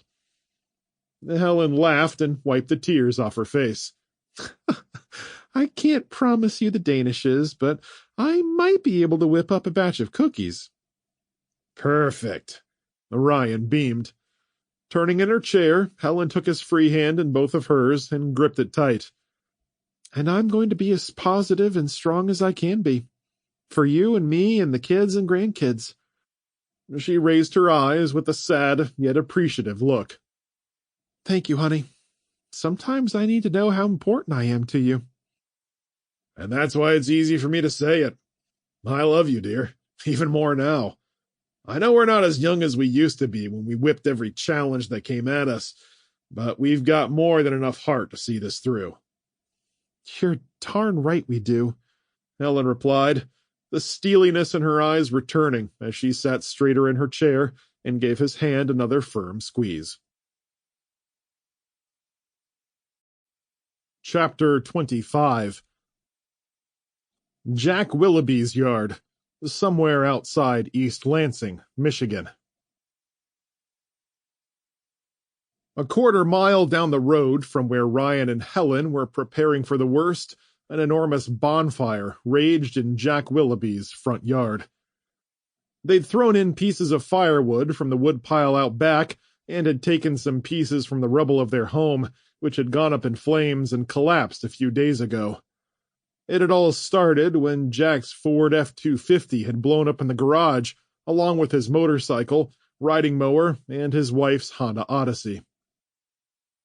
Almost every tool he had owned had gone up with it before it had caught the rest of the house on fire, sending his family scrambling outside as they called the fire department in vain. Between the Willoughbys and their neighbors, they had some basic supplies gathered, but they were still consolidating what they'd salvaged from their ruined homes. There were the Tilleys, the Crenshaws, and the Fosters, with wives, kids, and agitated fathers. They'd all shared a common misery in that they'd been driven from their houses by the explosions and fires, and everything they owned had gone up, leaving them dazed, confused, and then angry when no fire trucks came to help them. The phones were down, and they were too far from town to walk anywhere substantial to get help for themselves. It had only been a short time later when Mac Tilley had found a radio in an old barn and brought it out to listen to the government's emergency broadcast that they realized what kind of trouble they were really in. Jack's wife, Barb, sat in a lawn chair in front of the fire, planted deep in the seat with her feet firmly on the ground.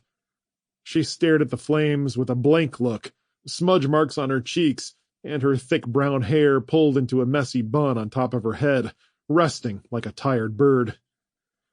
Rita Tilley, a thin-faced 40-year-old with jet-black hair and eagle eyes, stood across from her, stirring the bonfire with a metal rod, and her husband Mac stood nearby, wearing a flannel shirt over a ragged white t-shirt.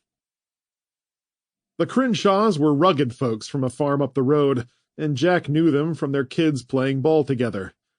The Fosters were smart, quiet people, a little older than the rest of the assembled group, with a massive farmstead that had gone up along with their tractors, cars, and extensive farm equipment. All of them wore the same dour expressions, down on their luck with no help in sight, and no place to turn the sights of their growing disgruntlement. A dog barked somewhere in the darkness, and someone coughed from inside one of the tents they'd set up to keep them warm during the cool nights when the fire burned low. Whatever farm animals remained were out back in a small field, though many had perished or run off in fear into the surrounding woods, and trying to find them while exhausted and shell-shocked had been a hopeless cause. Jack was standing near the fire's warm glow, with his arms folded over his stained sweatshirt and a scowl on his face, when a lone figure came running down the lonesome road, rounding a stretch of trees and cutting up through the neighbor's yard. Judging by his thin frame and quick feet, it was Mike Jones, running and leaping over smoldering debris out in the yard, the pieces of someone's life burned beyond recognition and strewn about in the cold, wet grass. As for the rest of the neighbors, no one knew what happened to them. Their houses had gone up in flames before anyone else's, the sweltering smoke thickening in the street as boxes of ammunition exploded in people's basements like firework displays before they'd finally burned out. All that remained was the smell of scorched flesh and the first hint of the stench of decay. Mike cut through the rough circle of tents and came to stand on Jack's left, between him and Rita Tilley, panting and leaning over with his hands on his knees as he tried to catch his breath. Mike was an older man, but still young enough to run hard and fast, and smart enough to sneak into the Burtons' backyard to see what they had on hand to take. Jack nodded at Mike's jeans where the cuff of his right leg was completely torn and ripped up the back. "You're bleeding, man." As if just realizing it, Mike sucked air through his teeth, wincing in pain and running his hand through his curly, dark locks. "Yeah, stupid barbed wire caught me as I was climbing the fence. I had to hurry because their dogs were chasing me." "Big ones?" "Yeah, 3 of them. They were huge." "Probably just a couple of chihuahuas." And Trace Crenshaw smirked and spit tobacco into the fire. Loose chuckles danced around the circle as Jack rubbed his hand down his face. "Did you get anything? Guess that's a dumb question, right?" Mike shook his head and winced again. "They've got a lot of chickens, but I couldn't get any. Looks like canned crap for us again." Jack frowned. "It's not fair they have chickens while ours died in the fires." "Ours too."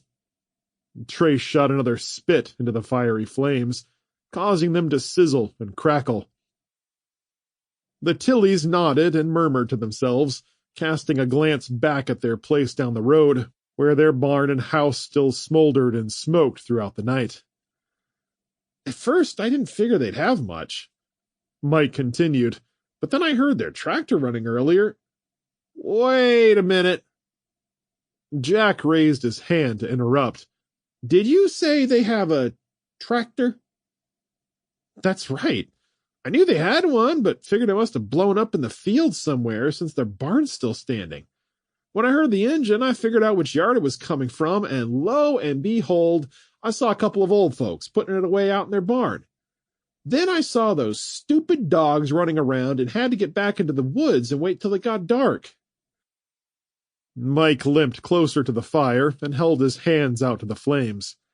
"I guess it's just Alice's parents watching the property, and Alice and James still aren't back from their trip. I figured they'd put away those dogs after a while, but when I went out to grab us some eggs, the damn thing started barking and chased me off before I could get away with anything." Barb had turned away from the fire, her eyes eager. "So they've got chickens and eggs and a tractor." "The chickens and tractor, yes, because I saw them with my own eyes. The eggs I didn't actually see, but I'm assuming with all those hens they've got, there's got to be enough for all of us." "Doesn't sound to me like they're too keen on sharing if they ran you off." Barb stood and turned to Jack with an arched eyebrow. The tough, weighty woman's eyes grew steely. "Jack, are we going to let them get away with not sharing?" Jack shook his head and kicked at the fire. "I'm not going to." He looked around the circle at everyone else. "Are you people okay with that?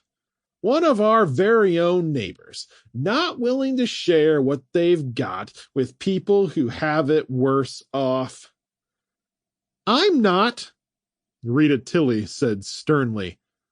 "Oh, hell no." Trace Crenshaw hawked up a big wad of spit and let it fly into the dancing orange flames, where it exploded upward in a gust of hot steam. "Then let's pay these old folks a visit," Jack said, cracking his knuckles, "and do something about it." Chapter 1. Alice Burton, Greenville, Florida. The night sky loomed above like purgatory, sitting behind the canopy of trees, hiding the stars behind a thick covering of smoke rolling off the major cities as they smoldered and cooked off whatever was left to burn. Ash sometimes fell like snow in large flakes, bringing with it the smell of char drifting in on a breeze to make Alice's nose itch and wrinkle where she sat near their campfire.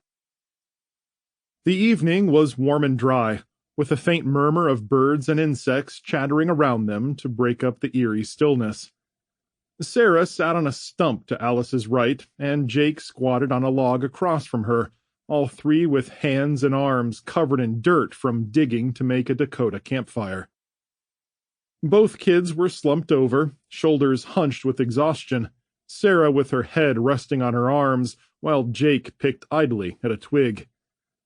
The camping pot sat on a tripod grill about 10 inches above the flames, the contents bubbling around the top in a rich brown gravy poured over canned stew, peas and corn, everything thrown together because Alice was too tired and hungry to deal with any MREs. Savory ripples rolled off the pot and made Alice's stomach grumble with an intense hunger. Granola bars and junk food only got a person so far, and they'd burned through those empty calories on their trek from the outskirts of Madison to a wooded area much farther west. "We have got to get a shovel," Alice said, breaking the silence. "3 shovels," Jake added. "I didn't know digging with knives in your bare hands could be so tough." "Well, it was worth it. This Dakota fire is good." "It should be," Sarah grumbled. "We dug long enough to make it." "I know it was hard work," Alice said, "but it was necessary." "I think I broke a fingernail." "You don't have fingernails." "Not anymore. I just have some little ones now, see?" Sarah held up her dirt-encrusted hand, displaying chipped and broken remnants of her once well-trimmed nails. Alice held up her own filthy and bruised hands with a smirk. "Sorry, but we needed to make sure we couldn't be spotted from the road by anyone in the area. That's why I picked this natural defilade, so we could dig a larger hole and pile the excess dirt up around it in a ring." "Is that why we dug a second hole?" Jake's brow wrinkled. "Yes, for the air intake." Alice nodded and pointed at the smaller hole set about a foot away that connected to the main one under the soil, moving her finger along it as she spoke. "The fire feeds off the air from the smaller hole, drawing even more through to make more intense flames. Not only does it burn better, but it will give off less smoke, and the ring we built up around it will keep the light leakage lower." When Jake only nodded, she continued, "Hopefully it helps keep anyone else from finding us. Last thing we need are more people like the ones from that town." "Definitely." Jake tossed the twig into the fire and watched it crackle and burn as he leaned forward and rested his elbows on his knees. "I don't want to have to beat up anyone else with a pool cue." Sarah giggled and dropped her head on her arms. "Yeah, Mom. Beating up people with pool sticks is getting a little old." Alice allowed a mischievous grin and a chuckle to slip out before she sobered up. I'm serious, guys. We've already had a few run-ins that have scared me to death, and I can't imagine you getting hurt because we weren't careful enough. We have to do better. Our lives depend on it." "I know." Sarah reached over, putting her hand on Alice's knee to give it a playful shake. "I'm just slap happy right now for being so tired. We're serious. Looking deep into her daughter's dark eyes, Alice gave a satisfied nod and squeezed her hand. You guys have done a great job so far, helping to defend us and making camps and not complaining too much. We just have to remember that just because there aren't many people left in the cities doesn't mean there aren't still a lot of survivors out here in the more rural areas. That last group of people who shot at us should be a harsh reminder of that. Where are we, anyway? Jake asked as he itched his elbow. Well, according to the signs we've seen and my vague memory of driving through here on a road trip once or twice many years ago, we're somewhere near Monticello, moving closer to Tallahassee.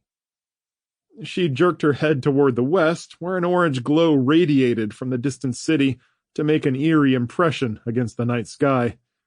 You can kind of see it through the trees there. Jake glanced away, but turned back with a frown. Oh, great. More fires. Just what we need. I don't think they'll reach us out here, so I wouldn't worry too much. Alice rose from the short log she'd been sitting on and leaned in toward the pot, taking a wooden spoon off a nearby stone and using it to stir the contents of their makeshift stew. Shifting the pot to a cooler part of the grill, she scooped some into 2 bowls and handed them to the kids before dishing some out for herself and retaking her seat. Before she'd even sat down, both kids were already blowing air around giant mouthfuls, trying to minimize the burning as they shoveled it in as fast as possible. Jeez, it's like you guys have never eaten before. I've never been this hungry before. Jake replied between chewing and blowing on his food, a carrot missing his mouth, dripping off his chin and hitting the ground. Sarah pointed at him with her spoon. But you've never walked so much either. As the kids talked between bites, Alice focused on eating, getting through the bowl quickly, filling it up halfway and draining it again before placing it aside and spinning around on the log to face their packs lined up behind her. You guys finish off the rest of the stew. I'm going to check our supplies. She'd traded in her old carry-all for a decent backpack, and she hadn't checked their things since packing them hurriedly when their EV had caught fire. Starting with Jake's pack, she dragged out a few blankets, a compass, a flashlight, his clothes, and some long-lasting rations and cans he'd gotten off the couple who'd broken into the beach house. Sarah's pack had her e-reader and her clothes, another flashlight, spare forks, spoons and plates, and a good week's worth of meals and snack bars, along with some clothes that gave off a waft of soot and smoke. As for Alice's things, she'd packed mostly food, including chip bags and MRE meals, and she also had a couple of first aid kits, 2 small flashlights, a camp lantern, and a pair of blankets. The knives were in their accompanying sheaths, attached to their belts and ready to use at a moment's notice, and they had the pool cues too, though one had cracked and wouldn't take another strike without breaking.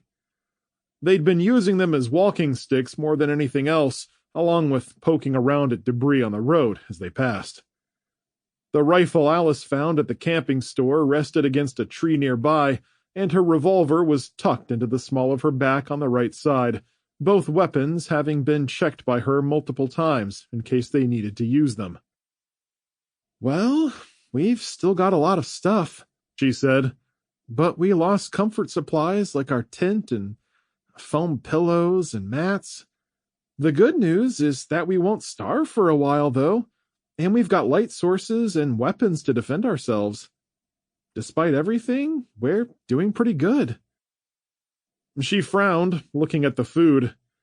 We've got a lot of calories here in these meals, but like Sarah pointed out, we're walking an awful lot and we'll burn through these calories like nothing. If we were just sitting around, what we had would do just fine, but our supplies will only last half as long as we think? Sarah cocked her eyebrow, finishing Alice's thought. That's what I'm thinking. There's a good chance we'll need food with a bit more calories, and plenty of it if we're going to make it home. Do you think we'll have to walk all that way? Jake asked with a wilting tone. What is it, like 600 miles or something? Alice turned back to face them and rested her hands on her lap. Try 1,000? Jake collapsed forward with his arms thrown over his knees. Oh, man, my dogs are barking already. Alice chuckled. Unless we find another awesome EV like we had, it looks like we'll be doing a lot of walking. Anyway, my point is hunting may be on the horizon for us, but that's where your experience back on Grandma's and Grandpa's farm and our farm will come in handy. Hey, that's right. Jake perked up. It's been a long time since I've butchered a chicken. And Sarah said, I'm not even sure if I could do it anymore. Oh, it's been a while since I've butchered a pig or goat, but it's not a skill that you really ever lose. I think we'll just need a little practice and we'll be just fine. The real trick will be finding a big animal and bringing it down out here. With a mischievous glint in her eye, she looked back and forth between the two. We might need to hunt a crocodile. Not only are those tasty, but we could make shoes too. Even a couple of purses. Gross! Sarah grimaced. Those things terrify me. Alice laughed. I was just kidding. I doubt we'll resort to that. I can't imagine standing at the edge of a swamp and trying to catch one. Hey, we can use Sarah as bait, Jake quipped with a sideways smile. Just stand her near the shore while we sit back with the guns, ready to shoot. Hilarious. Sarah grabbed a pebble off the ground and tossed it at him. While the kids laughed at each other, Alice sat back, the mention of her parents drawing her thoughts back to them, and then inevitably back to her husband. While Alice was constantly concerned about James and her parents back home, she'd avoided bringing up the subject, trying to keep from worrying the kids any more than they needed to be. But as the moments wore on and they grew sleepier, Jake finally wadded up his snack wrapper paper and tossed it into the fire, sliding down off his log and sitting on the moist soil with his back against the wood. Do you think Dad made it home yet, Mom? I've been thinking about him a lot, too, Sarah added, tossing her empty bag into the flames and dusting her hands off. Go on, Alice said. Well, my dad could be in a couple different places, right? Jake mused. Maybe he's stuck in Denver when his flight got canceled, or he somehow made it home, and he's with Grandpa and Grandma right now. Or he could be anywhere between all that. Jake hesitated. He could even be... Don't say it. Alice cut him off before he could finish the thought, locking her jaw for a moment to get the emotions under control. Let's just stay positive about him, Grandma, and Grandpa, okay?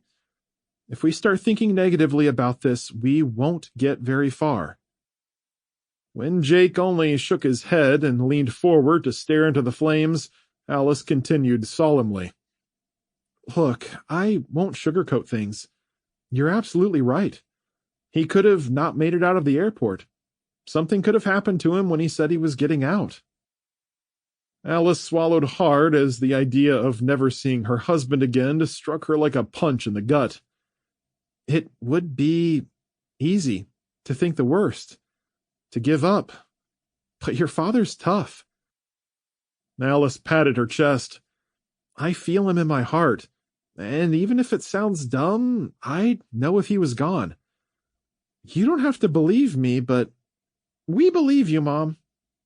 Sarah stared at her, her eyes gleaming with a hint of determination. Jake's a little harder to convince. Gaze shifting to her brother, she raised an eyebrow in question. But he knows Dad's okay too. Right, Jake? Jake only shrugged in response. He's probably in a dangerous situation just like we are, Alice said, but to count your father out for any reason would be a big mistake. What if he was standing right here on the other side of that campfire? Alice pointed beyond the fire, where smoke curled up into the trees. What would you tell him right now? Would you tell him you gave up on him? That you didn't believe he'd make it? It's not like that. Jake responded with a pained grimace, even as his gaze shifted, as if he half expected to see his father standing before him. I'm just not sure how any of us are going to get through this. It's easy. We're going to stick together like we have been and take one step at a time. We need you to stay strong, Jake. And Sarah spoke, putting her arm around her brother. You're one reason we're even here right now.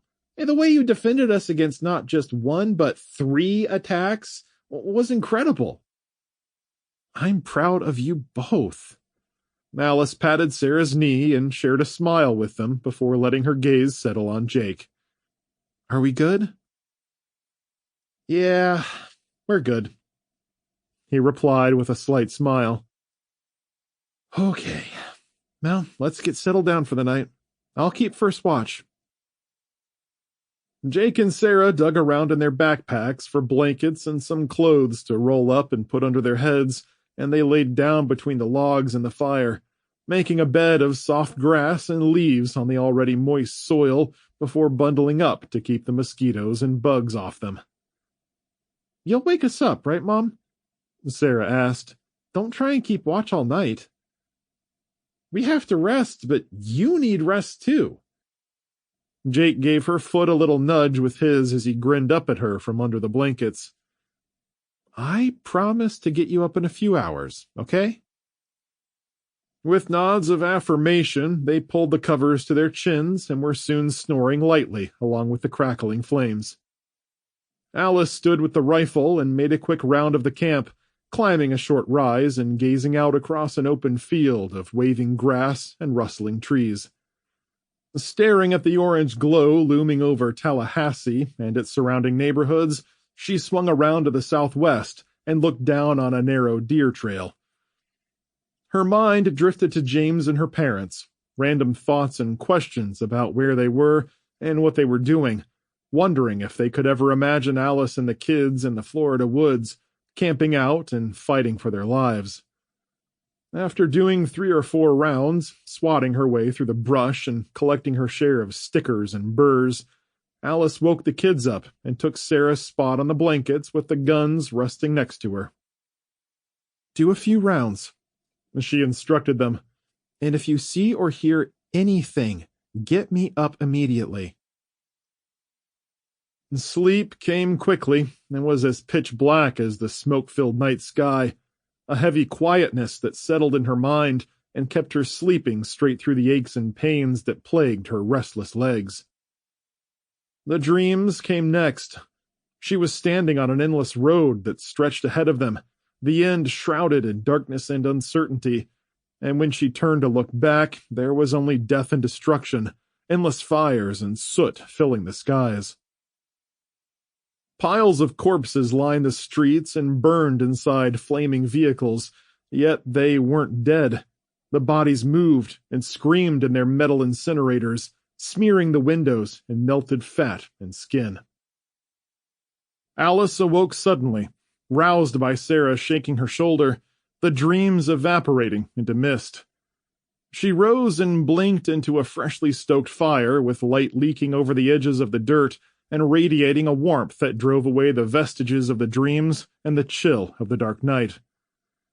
Telling the kids to lie back down, she got up and moving, slipping her shoes on and doing a quick round of the camp, slapping at her itchy skin and yawning until she finally felt alert enough to not immediately fall back asleep. Groggy and hip-sore from yesterday's walking, Alice sat back in front of the fire and peered into the flames before digging around in their packs, pulling out a couple of packets of instant coffee. Using one of their pots, she boiled 2 cups of water and stirred in the dark grounds, sitting back on the log where she sipped the weak brew and savored its sour taste above having nothing at all. Slowly but surely, staring into the dying flames of their Dakota fire, Alice began feeling like something of herself again. Sometime around 8, she nudged the kids awake and bade them pack up their blankets, spare clothing, and any snacks and food they left lying around. They started with a bit of stretching, Jake complaining about sore feet and Sarah scratching at several mosquito bites on her arm, before they gathered their things, buried the fire, and got back on the road. Using a compass and going off the road signs, Alice kept them heading in a northerly direction, following country lanes lined with splayed hornbeams with their curved and weeping branches. Gnarled oaks anchored massive, swaying magnolias with leaves that rustled above their heads as they walked. As they shuffled along, shoes scuffing on the pavement, Alice told them to pick it up so they could make better time. Unlike before, when they'd been fortunate enough to find a working vehicle, there likely wouldn't be many EVs in the Florida backcountry, and every gas-powered vehicle they ran across sat crumpled on the road like a cast-off toy. Dead passengers filled the seats, having perished from the impact of the explosions or the resulting smoke and flames, and many bodies still smoldered and gave off the stinging reek of melted fat, hitting the trio with a zest that curled their nose hairs. "I vote we stay away from people," Jake said when they saw a group of them gathered in a small church parking lot in the middle of nowhere, down a long gravel drive. "I agree," Alice replied, keeping a wary eye on the group. They cut across an open field with long grass and swaying trees bordering the edges, where a clutch of crabapple trees stood in the center of the field. They rested beneath them and had a quick brunch of MREs and some chips from the vending machine they'd raided. Alice almost could have imagined they were on a typical country hike, except for the impossibly black-gray skies, burned-out farmsteads, and farm equipment still smoking in the middle of the fields. The weather was moist and muggy as they sat beneath the trees, finishing their lunch and watching the dark skies roll by. "Which way are we heading, Mom?" Sarah looked around. "It's so hard to tell with all this smoke." "No, compass still says we're going north, so we should be good." "We've barely seen the sun at all." Jake stuffed his MRE packaging into a garbage bag and sat holding a bottled water between his knees. "I wonder if we'll ever see it again." "It does look kind of scary up there." Alice squinted upwards skeptically. "If everything is burning, then it could be weeks before this stuff clears. At least it's better out here than it was back near the city, though." Neither Jake nor Sarah looked like they believed her, but they cleaned up their sight, packed up their things, and slung their backpacks on their shoulders once more. They moved through the field and entered a forested area, with plants Alice couldn't identify, and birds that flitted overhead, their songs seeming nervous and their movements erratic. Eventually, they reached an old fence with just 3 rails and no wire, and Alice picked a spot where the top rail had gone rotten and fallen, letting the kids climb over first before joining them. They moved down a shallow slope and entered another wide field of lush green vegetation, where a small cluster of citrus trees had a few good-sized fruits waiting to be picked. There was a farmstead on the other side, with one barn trickling smoke, though the house was still intact. "Kids, fill your pack up with 2 oranges each."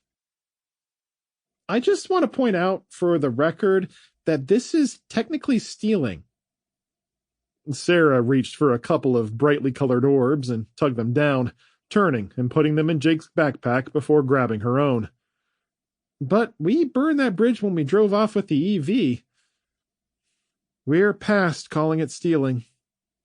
Alice was tight-lipped as she spoke, watching the nearby house for any signs of life. "This is about survival.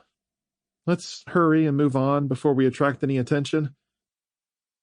They climbed a short hillock through a small patch of woods and jumped on another road, following it up to a high point with a break in the trees that allowed them to see miles in every direction. Sarah brushed some strands of brown hair behind her ears. "What now, Mom?" The road was running east and west, and she took a chance and took them west, uncertain if it would swing them north into Georgia or south toward Tallahassee, where they'd be forced to go off-road again. They passed more farms, showing signs of life where people had built clusters of tents and shelters beside their burned-out husks of homes. There were groups of refugees trekking through the fields, talking in indistinct murmurs, with the occasional shout or a child crying. If anyone spotted them on the road, they didn't seem to care, though Alice encouraged the kids to hurry by quickly and discreetly. "No staring or stopping," she said as they spotted a group walking along a tree line to the north. "Just keep on moving." Alice constantly adjusted her rifle and backpack as her shoulders grew tired and the muscles at the base of her neck tensed. There was comfort in their weapons and supplies, though, as a deterrent against the shadows of humanity that lingered in the woods and on the lonely back roads, and against nature itself. They'd gone a couple more hours along forested lanes with wooden fencing and sometimes short brick walls when the road suddenly widened and swung them slightly north, bringing them to a spot of civilization where smaller farms and homesteads grew more frequent and closer together. A deserted strip mall sat off the road to their right, and a church with burned-out cars in the lot stood on the left. Beyond those were other small businesses and restaurants along the flat stretch of pavement, though there weren't any people that she noticed.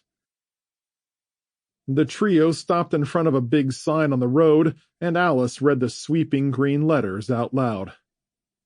"Monticello." Jake scratched his head. "I thought that was in Virginia." "They have one here, too, I guess." Sarah pointed at a smaller sign just below the big one. "Home of the Kentucky Derby champion 3 years running?" "Hey! Do you think—" Alice tapped her foot and reread the sign, eyeing the kids with a hint of hope. Chapter 2. James Burton, Kansas City, Missouri. Staccato bursts of gunfire ripped the night sky, and blossoms of orange appeared on the eastern horizon where the city's outskirts sat a mile from the camp. A line of buildings and a business park that hadn't caught fire in the initial disaster still stood intact, and muzzles flashed from the windows in nearby trees as dark shadows crept toward the camp through the open fields. Fearful families fled inside their tents and zipped up the flaps as the military had ordered them, even though more were running away. Their boots kicked up dust from the dirt and gravel lanes as they flowed west against the onrushing National Guardsmen and soldiers rushing toward the danger and gunfire. Still groggy from sleep, James initially moved with the crowd, heading east with his packs on his shoulders, but glancing back uncertainly as the military personnel rushed to face some unknown enemy. Jaw locked tight, he stepped aside and let one family pass before he started around the other way, slowly at first, but picking up speed as his resolution hardened. On the train, he'd held himself in check when an angry passenger attacked the guardsman who'd helped him, but standing by and doing nothing again was no longer an option. James ran against the flow, as fathers carried children close to their chests, mothers towing them by hand, dozens of frightened faces hurrying past him as he focused on the green military uniforms converging on the main thoroughfares and gathering strength in numbers. The sounds of rumbling tanks with squeaky treads echoed through the encampment, and Humvees roared along wider lanes in the center of camp where they joined the Army infantry and National Guardsmen. A single mother with several children burst around the corner, the pile of them clashing with the military personnel, the two youngest taking a hard spill on top of one another in front of the rushing throng. James followed the military a few yards before he stopped and turned back to the crying kids, lifting a little girl and then a boy from the dirt, shooing them back toward their thankful mother. "Go on!" he shouted, handing them over. Move east, but stay to the sides, or they'll get knocked down again. The mother was nodding and gathering her children around her with sweeping arms, guiding them east and keeping close to the tents, ducking under tent strings as explosions and sharp cracks of gunfire ripped the air. With the family on their way to safety, James turned to chase down the guardsmen to the far side of camp, where they dispersed between the fenced-in areas and sheds and fell in behind a long row of sandbags, kicking up dust under a barrage of bullets. Ducking low and mirroring the movements of the guardsmen, James followed them to the sandbags, crouching low, scraping his knees across the hard dirt as tracers zipped overhead. A pair of guardsmen were setting up a large machine gun on a stand, pointing the business end into the darkness. An officer peeked over the sandbags and ordered the guardsmen to aim to the right and provide cover fire. Then he turned to another who held a radio and carried a bulky backpack on his shoulders with an antenna sprouting from the top. Tell them we've got heavy incoming fire from the north. Skyscrapers and office park. The officer yelled at the radio operator. Yes, Captain Ross. As the radio operator delivered the message, the captain's eyes fell on James, and he shook his head and pointed east with a shout. Go back with the rest of the refugees. What's going on? James called, edging closer but still crouched low with his insides quaking as rounds zipped over his head. Get out of here!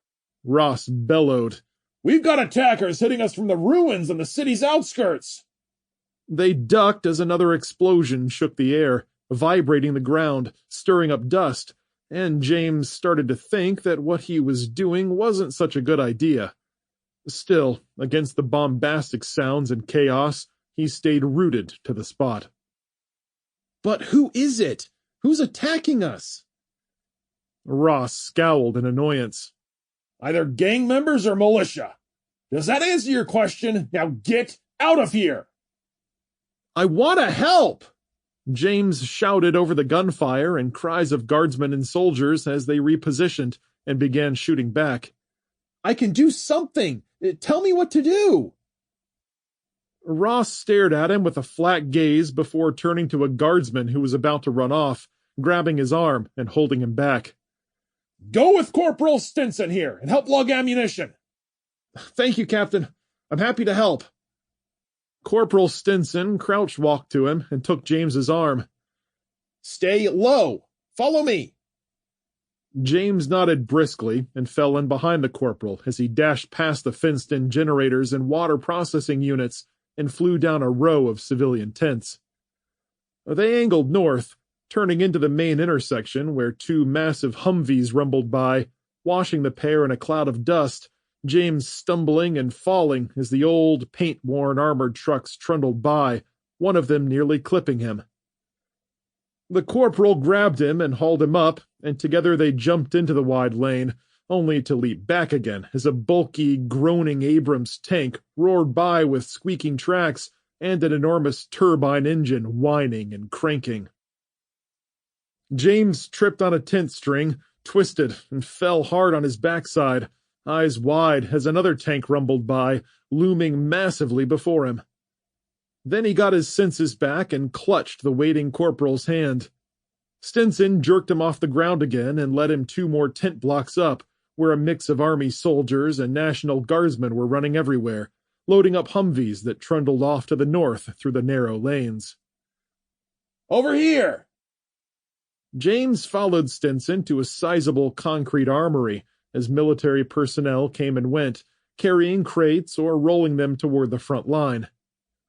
The corporal appeared and handed him a thick pair of safety earmuffs, and James thanked him and slipped them on his head to block out the worst of the bombastic sounds. A 4-wheeled cart was pushed at him, and James grabbed the handle and dragged it out of the way of traffic.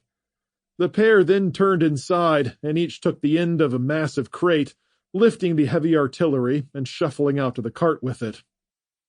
On a 3 count, they heaved it onto the top shelf and returned for some smaller ammunition that read 50 on the side. Within a few minutes, James was sweating and panting, breathing dust and smoke as it drifted over the tents. The booming tank fire rocked the ground with a percussive jolt that rattled the hairs in his ears and set his teeth on edge. He and Stinson each took an end of the cart, dragging it through the dirt and gravel on its big rubber wheels, which enabled them to move swiftly through the crowds of running military personnel. With more heavy machinery flying by on the broader lanes, Stinson pointed to a side alley and shouted for him to angle that way, following another group of guardsmen carrying artillery to the east side of camp. With a curt nod, James put his back into it and pulled the heavy cart in that direction, boots digging into the gravel and dirt and gathering speed as they rushed headlong toward the raging gunfight. Finally, the corporal waved for him to stop, and they grabbed the larger case off the top and carried it into the firing area, where 3 Humvees were lined up with their gunners carefully picking targets and shooting sharp bursts into the darkness. "Over there!" Stinson bellowed. "First Humvee on the right!" James switched hands and moved to the heavy crate to the rear of the first armored vehicle, where a pair of army soldiers waited. As soon as they dropped the crate, the soldiers threw off the top and pulled out 2 big canisters of .50 caliber ammunition.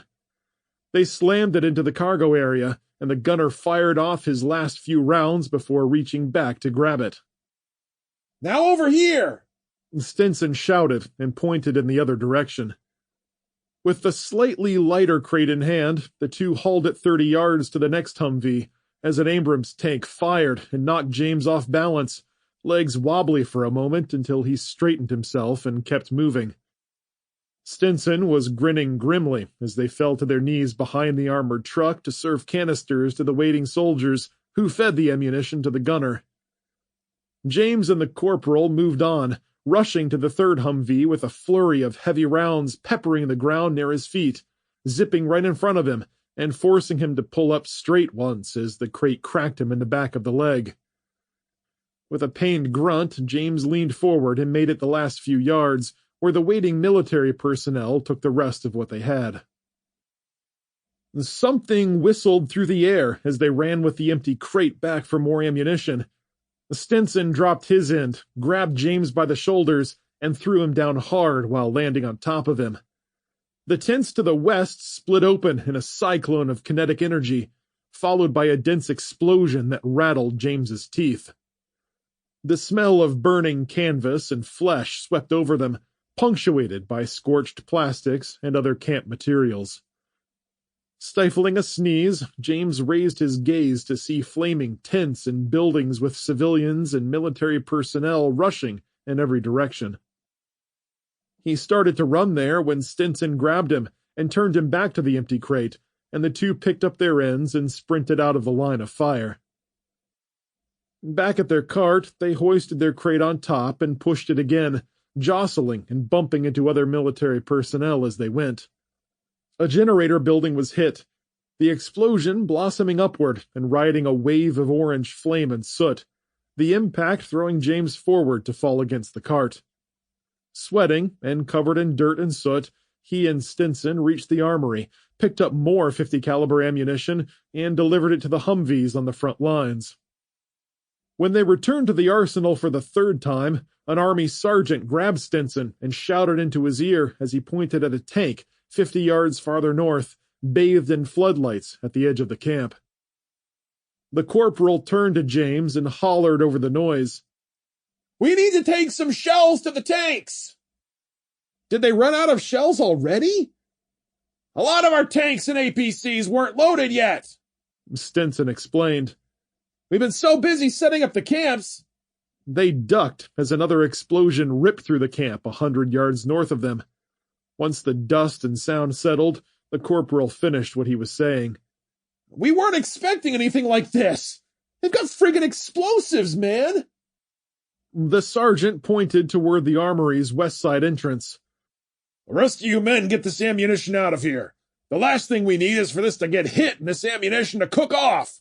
Let's go, people. Move."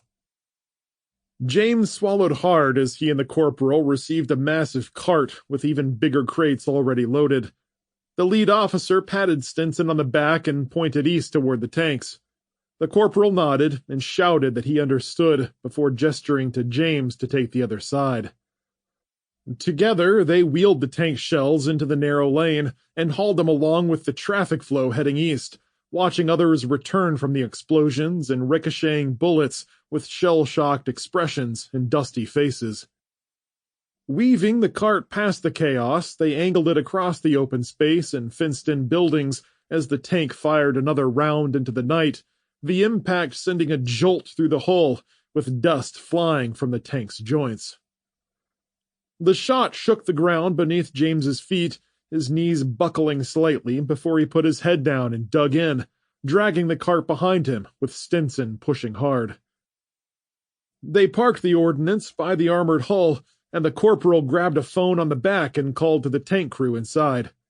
A hatch flew open, and a crewman crawled across the turret, dropping onto the hull and rolling off to land between Stinson and James, all of them throwing themselves against the tank with a grimace as tracer rounds filled the night sky with color, and booms and crackles made it hard to hear. "I'm the loader," the man said, clasping hands with Stinson. "Private Sepulveda." "Great, Sepulveda," Stinson replied. "We've got some shells for you." "I'd normally hug you, but we're having some problems up there." "What's the problem?" "The gun won't fire. We think the firing pin is jammed." James uncoiled from his crouch to face the loader. "Can you fix it?" "None of us can," Sepulveda said. "But we're trying to find a mechanic now." James crouched lower and stared at the idling vehicle, shouting above the noise. "Let me give it a shot. I'm pretty good with things like that." Sepulveda glanced at James doubtfully, flinching only slightly when a burst of rounds pinged off the tank's armor. When the shots passed, he shook his head. "A civvy can't help with this." "I've got a doctorate in mechanical engineering," James bellowed above the battlefield noise. "Just let me look at the damn thing and see what I can do." Sepulveda stared at him for a long time before saying, Commander Holliday will tear my head off, and it's worth a try. Come on, I'll go through the loader's hatch." Waving him up, the private climbed onto the hull and then atop the turret to holler into the tank. Finally, he gestured for James to come up, pointing and yelling for him to put his feet inside the hatch first. There was a moment when James was climbing up and felt naked and vulnerable, bullets flying overhead, a couple striking the armor with metallic pings. Then he was slipping into the tank and falling as the gunner caught him. Sepulveda landed next to him and crammed into the tight space. "This is Commander Holliday," Sepulveda said, motioning to a man buckled into a narrow seat above the crew. "And our gunner, Private Gutierrez." "I'm James." "How can you help us?" Holliday spoke flatly from his perch. James looked between the gunner and the commander. "I hear you've got a problem with your firing mechanism." "The pin is jammed," Gutierrez said, flipping out a small hatch on the gun barrel. "Let me see." James leaned closer, taking a flashlight from Gutierrez and shining it on the mechanism. While there were some pieces in there he didn't understand, he saw the problem right away. "The firing pin is completely rusted through. So is the activation mechanism." Gutierrez shifted her gaze to Holliday. "They'd mothballed this damn thing for so long, and we didn't have any new tanks around. All the good ones went up in flames." Holliday leaned in closer, staring hard but hopefully at James. "Do you think you can get it working again?" James probed with the flashlight a little more, sweat beading on his forehead in the cramped quarters. The only thing keeping him from panicking was that they'd left the loader's hatch open, and if he looked up, he could still see the night sky, tracers filling it with color. "I might if I had some tools." "Right behind you," Sepulveda said, shifting in the tight space and showing him a bag of supplies hanging from the nest frame. James rifled through the contents, shifting aside screwdrivers and wrenches before finally settling on a 5-pound mallet and a can of spray lubricant. Turning back to the main gun, James asked Gutierrez to hold the flashlight while he shot the aerosol grease inside the mechanisms, using his finger to rub off the old rust and grabbing a rag from behind him to work around the firing pin and any other areas that seemed stuck. With everything greased, he used the mallet to gently knock on some pieces, using his left hand to loosen up the moving parts and get them moving again. And when everything was smooth and functional, he wiped off the excess lubricant and stood back. "That might do it. You could probably give it a shot." He switched positions with Sepulveda and squeezed up against the wall while the crew cycled through their firing procedure, Gutierrez peering through her targeting sights and shifting the turret with a whining sound to move the barrel a foot to the left. Sepulveda grabbed a shell from the cargo area behind them, locked the shell inside, and threw a latch upward. "Up!" Holiday barked. "Fire!" "On the way!" Gutierrez engaged the firing mechanism, filling the turret with a muffled boom. The shot was like a blast of wind, and dust swirled in front of James's eyes as he swayed against the loader with a grin. "Well, that was something." "Nailed it!" Holiday bellowed with his eyes pressed to his targeting periscope. "Took out that entrenched position in that burned-out building." Gutierrez pumped her fist and slapped James hard on the shoulder, knocking him back as his smile grew wider. "Great work," Holiday called down. "No problem." James laughed, still shaky with his neck throbbing from the concussive force of the fired shell. "Now get up there and hand some more shells to Sepulveda." "Yes, sir." Holding his breath, wincing at every shot fired their way, James climbed out of the hatch and quickly rolled off the turret onto the hull. "Hand me a shell, Stinson." The pair formed a chain, Stinson passing shells to James, and James turning and climbing onto the turret to hand them down to Sepulveda. One after the other, they emptied the case, and James slapped the top of the turret and jumped off the back. The loader's hatch slammed shut, and the tank pulled off, firing again as it rolled, James shaking his head at the brutal force of each shot. Peering eastward into the distance, he spotted the building they were after, the second shell striking the front to send ripples through the structure, the brick facade shuddering before it collapsed straight down in a burst of flames and smoke. "Very nice, James." Stinson nodded, impressed. "It was nothing, just a rusted-over firing mechanism. Just glad I was able to help out." They each grabbed a crate end and put it back on their rolling cart, pushing it toward the safety of the rear lines. For the next 2 hours, James and Stinson ferried supplies and ammunition from the concrete armory to various units on the eastern flank, breathing exhaust fumes and smoke, ducking and sometimes diving to their bellies in the dirt when return fire ripped through the canvas tents and tore them apart. As they worked, the wounded were brought back to first aid tents that had been reserved for the civilian refugees, but had been turned into trauma centers for the troops. James took orders and carried them out without knowing who was giving them, though he quickly got into the flow of the work as the heavy armor pushed off whatever mysterious forces were attacking. The two-man team ferried medical supplies or cleared entire areas of tents, putting out fires and pulling corpses from the wreckage to leave them smoking on the side. At the city's edge, the business park was engulfed in flames, occasional rounds spitting from dug-in positions and aimed at the tanks pressing in. The tree line was blazing, and the smoke from the constant barrage of tank shells and incendiary rounds picked apart an enemy James couldn't see. His knees quivered, his back straining and aching from his previous journeying, combined with the lugging of heavy crates for hundreds of yards in every direction. When they got back to the armory, he leaned against the wall and squatted with his shoulders pressed to the concrete. Coming around the corner, Stinson waved weakly and crouched beside him. "Hey, buddy, you look thirsty." James swallowed dry, nodded tiredly, and gladly accepted the canteen the corporal handed him. Unscrewing the lid and tilting the canteen up, James gulped, water leaking from the corners of his mouth and running down his chin. When he was done, he capped it and gave it back. "Oh, thank you," he replied with a gasp. "Oh, I needed that." "No problem." Stinson leaned against the wall. "We should thank you. You never served in the military before this?" "I'm not a career soldier," James laughed. "Well, if you ever want a job, you're more than welcome back here." The two stared at each other and then burst into laughter, Stinson swallowing hard from the canteen as the sounds of sporadic gunfire continued. "So what happens now?" James asked as a guardsman came by, handing out bottled waters from a backpack and tossing one to him.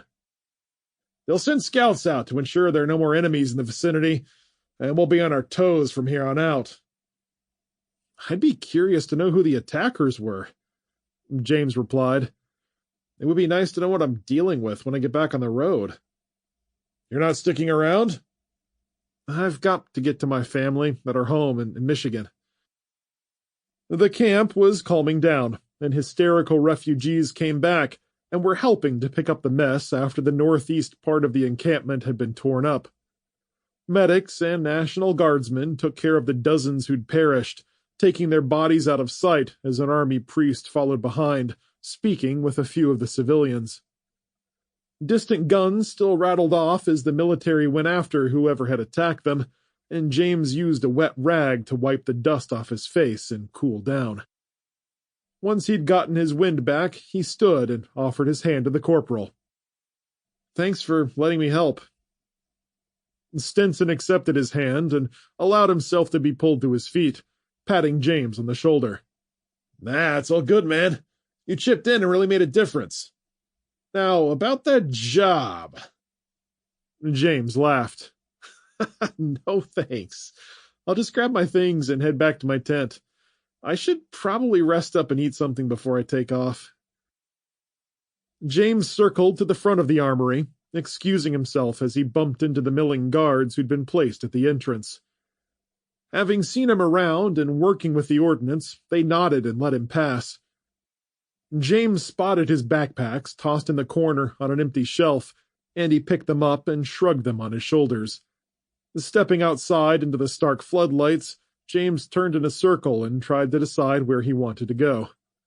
He started toward Stinson to ask for directions when a chorus of happy howls and cheers erupted from the wide truck lane east of them.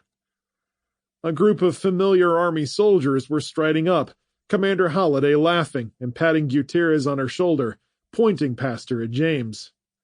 "Looks like you've got some fans," Stinson said, coming up with a grin.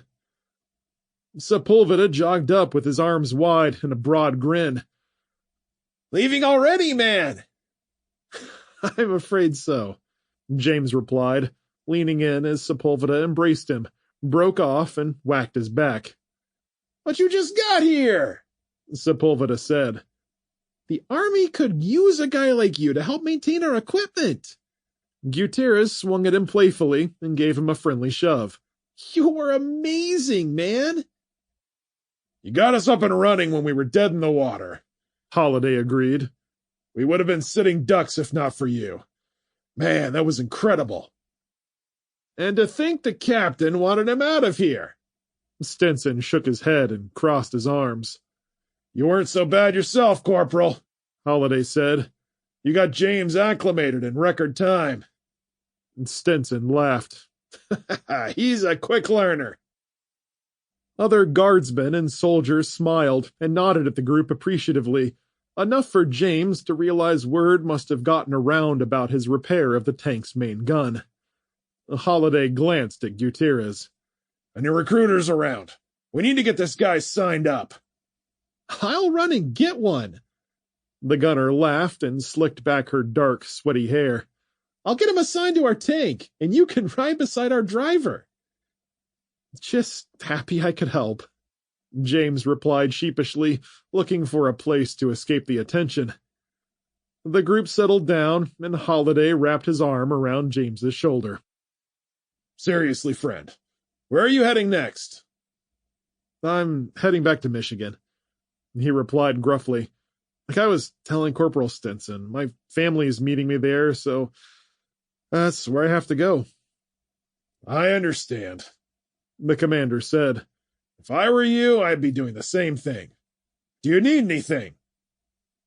Honestly, I could use a ride. James laughed.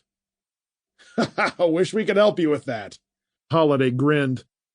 But there's not a lot of available vehicles. Anything else?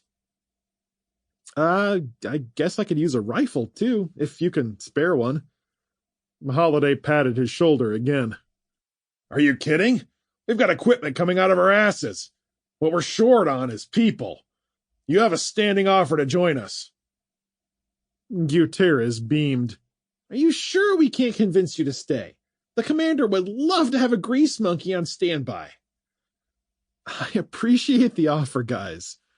James chuckled and shoved them playfully as they crowded around. But I'm going to get a little rest and get back to my family. No problem, the Holiday said and turned to Corporal Stinson. Can you do me one more favor? Just ask, sir. Stinson stood straighter. Go to the armory and find this man a rifle with a scope and some ammo. Let them know I approve it. Anything he needs, give it to him. Yes, sir, Stinson replied. With that, James said his goodbyes to the jovial tank crew and followed the corporal through the crowds of milling soldiers and guardsmen working hard to put the camp back in order. Somewhere north of them, they reached a small tent with a guardswoman sitting in the center at a table and a sign that read Inventory Control. Surrounding her were crates of ammunition and weapons on shelves, some with their tops broken open and piled on the side as the smell of oil lingered in the air.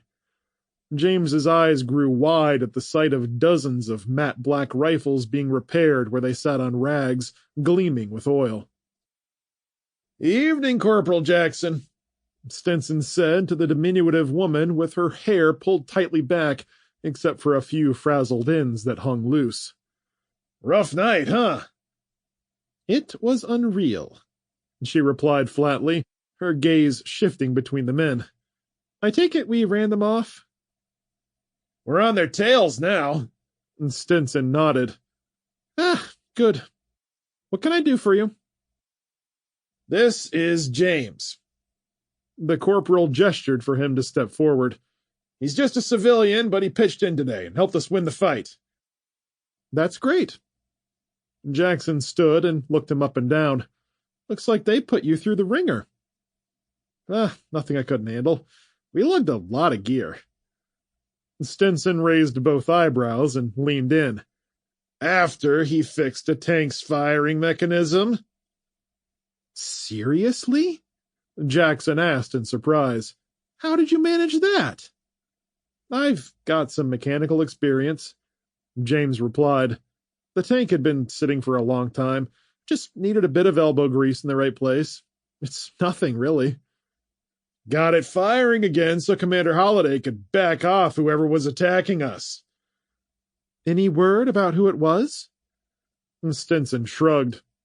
I'd imagine we'll know soon enough. Anyway, Holiday wants us to load up James here with some supplies. We'll need a rifle, some ammo, rations, water, a good backpack, and anything else you can think of that might get him where he needs to go. Oh yeah? Where are you headed to? Michigan. Phew! Jackson nodded appreciatively. That's going to be a trek and a half. All right, I'll see what I can do. After jotting a few notes, she stood and wandered around the crates, returning with a rifle with a scope and a pouch with a dozen magazines inside it.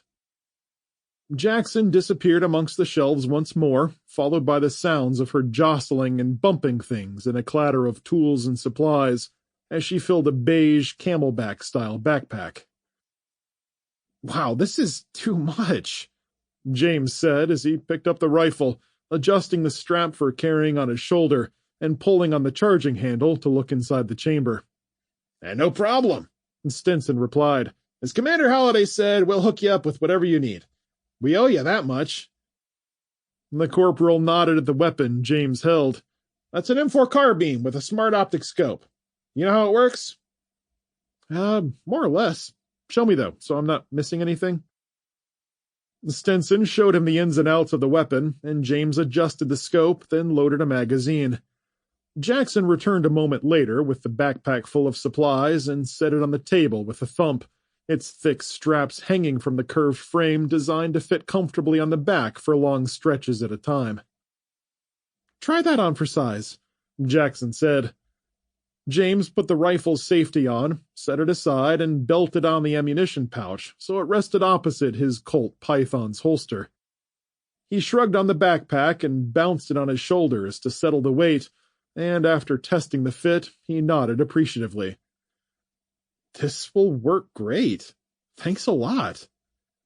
You should be loaded with a bunch of food and everything else you need for a long trek," Jackson said. "It might even be enough to get you to Michigan if you ration wisely." "Thanks, ma'am," he replied, and shook hands with her. "Do you want to keep any of your old supplies?" Stenson asked, lifting the 2 backpacks he'd dropped at his feet. Just the revolver and ammunition I have in there, but the rest you can keep." Stenson dug out the Colt and holstered it for James as he held his arms out, and then stuffed the ammunition into a front pouch on his backpack. Handing him the M4, the corporal gestured for James to follow him outside. "I'll see you out." Standing out front, they watched the military personnel come and go, stepping aside as 2 soldiers slipped into the munitions tent. "Again, thanks a lot, James. I'm glad you stuck around for a while." "Happy to help, Corporal.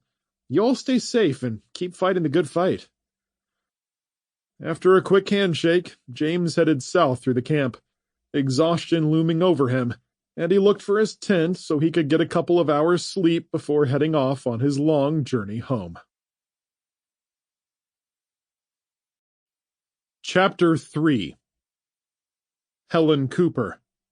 Somewhere outside East Lansing, Michigan. Packing the last of the eggs into a basket with a soft towel on the bottom, Helen smiled at the hens and bade them goodbye until the next day. She carried her bounty from the hen house into the chicken coop, gently shooing the white-feathered Brahmas and red Buckeyes aside as she headed for the door. With one arm weighed down by the basket, she fiddled with the replacement latch Ryan had put on after the coop had been broken into, grunting with annoyance as she forced it open. The door was skewed and the temporary latch way off center, destined to remain that way until her husband had more time to fix the door properly. With one hand, she lifted the latch and put her shoulder against the door, the wood squealing against the frame as she slipped through and closed the door twice before it would catch. "Finally," she grumbled in agitation as she turned and shuffled toward the house, moving past the bins of vegetables they had yet to can and the EV parked in the grass at the corner of the house. Beyond the car was the short field of solar panels that charged the batteries that helped deliver a constant supply of energy to the house's critical appliances. Ryan had placed several poles in the ground already, designing a framework to add more solar panels which would give them double the square footage and increase their power generation. The new panels were still in their boxes and resting against a cart, and Ryan was supposed to connect them later once he'd finished working on fixing up his prosthetic. Squinting upward, Helen gave the sun a dubious glance, its golden beams shining down through cracks in the clouds that were mildly discolored by lingering smoke from clusters of homes and buildings that were still smoldering or had recently caught fire. At least it wasn't the glowing orange sky from the first night that still sent shivers of unnatural fear up her spine whenever she thought about it. The big plan for the day was to start canning some of the massive amounts of potatoes they had on hand, and she'd already brought some inside, forming a path through the vegetables so she could get to the back door. Popping it open, she stepped inside and walked over to the far end of the counter, setting the eggs down and putting her hand against the refrigerator to feel its vibration. With a quick detour, she checked the laundry room to verify that the freezer was working too. Ryan must have tweaked the power so everything could stay up and running, she thought. With a smile of pride and affection for her husband, she turned to the stove and looked over the canning supplies. 7 one-quart jars she'd already cleaned and left in neat rows, the lids and ringers, the jar lifter, and debubbling tools, which comprised of a plastic spatula and a thin stick the diameter of a straw. She'd already filled the pressure canner and a side pot with water. All she needed to do was cut the pile of potatoes over on the cooking island. Helen was adamant about not only canning the food, but making it look good too, so she always peeled them, blanched them, and added a hint of lemon to help keep their bright coloration. Before starting, she washed her hands and ventured into the basement to see what Ryan was up to. Down the dark stairs she went, avoiding hitting light switches that wouldn't work, and shuffling across to James's workshop, where Ryan had found some things to fix his prosthetic foot. The door was cracked, with faint electric lantern light leaking out, and she could hear him moving around and mumbling to himself like he always did when he needed to focus. "Knock, knock," she called as she gave the door a double rap and pushed in to find him sitting at a low desk in front of a small laptop screen, the monitor light casting a bluish-gray haze across his chest and face and giving his white hair a glow. He'd taken one of the 3D printers and had it on the desk next to the laptop and was glancing up at it as she came in. "Hello, dear." He swiveled in his chair with a wide grin. "How do the eggs look?" "I filled a basket too full, so we may need to work eggs onto the menu in a big way." "Not a problem. What about the extras?" Helen stepped in farther and touched her index finger to her chin. "We could mix some eggs up with the dog food and let them have anything we can't finish. Supposed to be good for their hearts anyway." "What do eggs have that's good for a dog's heart?" Ryan pursed his lips and wagged his finger. "Taurine, right?" "That's it, yes." "What about milk? Can we give them some of that, too?" I don't think so. Not unless you want to give them diarrhea or something." Negative on the dog diarrhea," Ryan replied as he turned back to the laptop and printer. Helen stepped closer and crossed her arms, looking around the room at the single electric lantern and the printer's blue LED light. "I hate that it's so dark down here. You remind me of some evil scientist working on a creepy experiment." Ryan turned quickly with a ghoulish expression. "It's alive! It's alive!" Both of them chuckled, and he looked back at the screen. "Oh, seriously, I wish we could turn on more lights, but I had to limit our electric use so I could run the laptop and printer." "Have you made any progress with whatever it is you're working on?" "Actually, yes." He rolled his chair to the side. "Here, look." Helen stepped closer and leaned in to peer at the pieces of his prosthetic, placed in a neat row in front of the printer. "Is that the part?" "That's it," he replied, pointing to one piece sitting off to the side with a clear crack in it. "I unscrewed the socket, and that's what I'm going to replace. This whole setup is pretty awesome, and I found enough PETG filament to print the replacement part. It might not hold forever, but it'll work for now. And if I need to make a new one, I should have enough filament for that." "Whatever PETG filament is?" Ryan chuckled. "It's the thermoplastics the printer molds into whatever shape you program it into." "I see." Helen looked at the laptop screen and studied the 3-dimensional image floating in a slow circle. "Wait a minute. Are you going to print a new leg?" Ryan shrugged. "Maybe, yeah. This setup doesn't require much power, and James has a ton of filament. Given the circumstances, I doubt he'll care if I use it." "How did you learn all this anyway?" She rolled her eyes. "Well, I know your brain never stops, but what put you on to the idea?" How do you think I kept fixing up the machinery around the farm right before the end, when we were out of money to pay for the parts? With a laugh, he sat back in his chair and locked his fingers over his stomach. I used my setup at home to make parts for things. I couldn't use them for engines or anything super high stress, but I could print clamps and fasteners and things like that. Helen clicked her tongue. My clever husband. Multi-talented as always. Darn right. I'd rather be a jack of all trades than a master of one. Well, come on, Jack. I need some help with the canning upstairs. Meet you in 20 minutes. I need another 10 to finish printing the part. Then I'll get my prosthetic reassembled and working. Hopefully. Helen had finished peeling the potatoes and was getting the water heated in both pots when Ryan came up, moving swiftly in from the hallway to come up behind her as he wrapped his arms around her waist. Wow, honey, she said, leaning to her right and planting a quick kiss on his lips.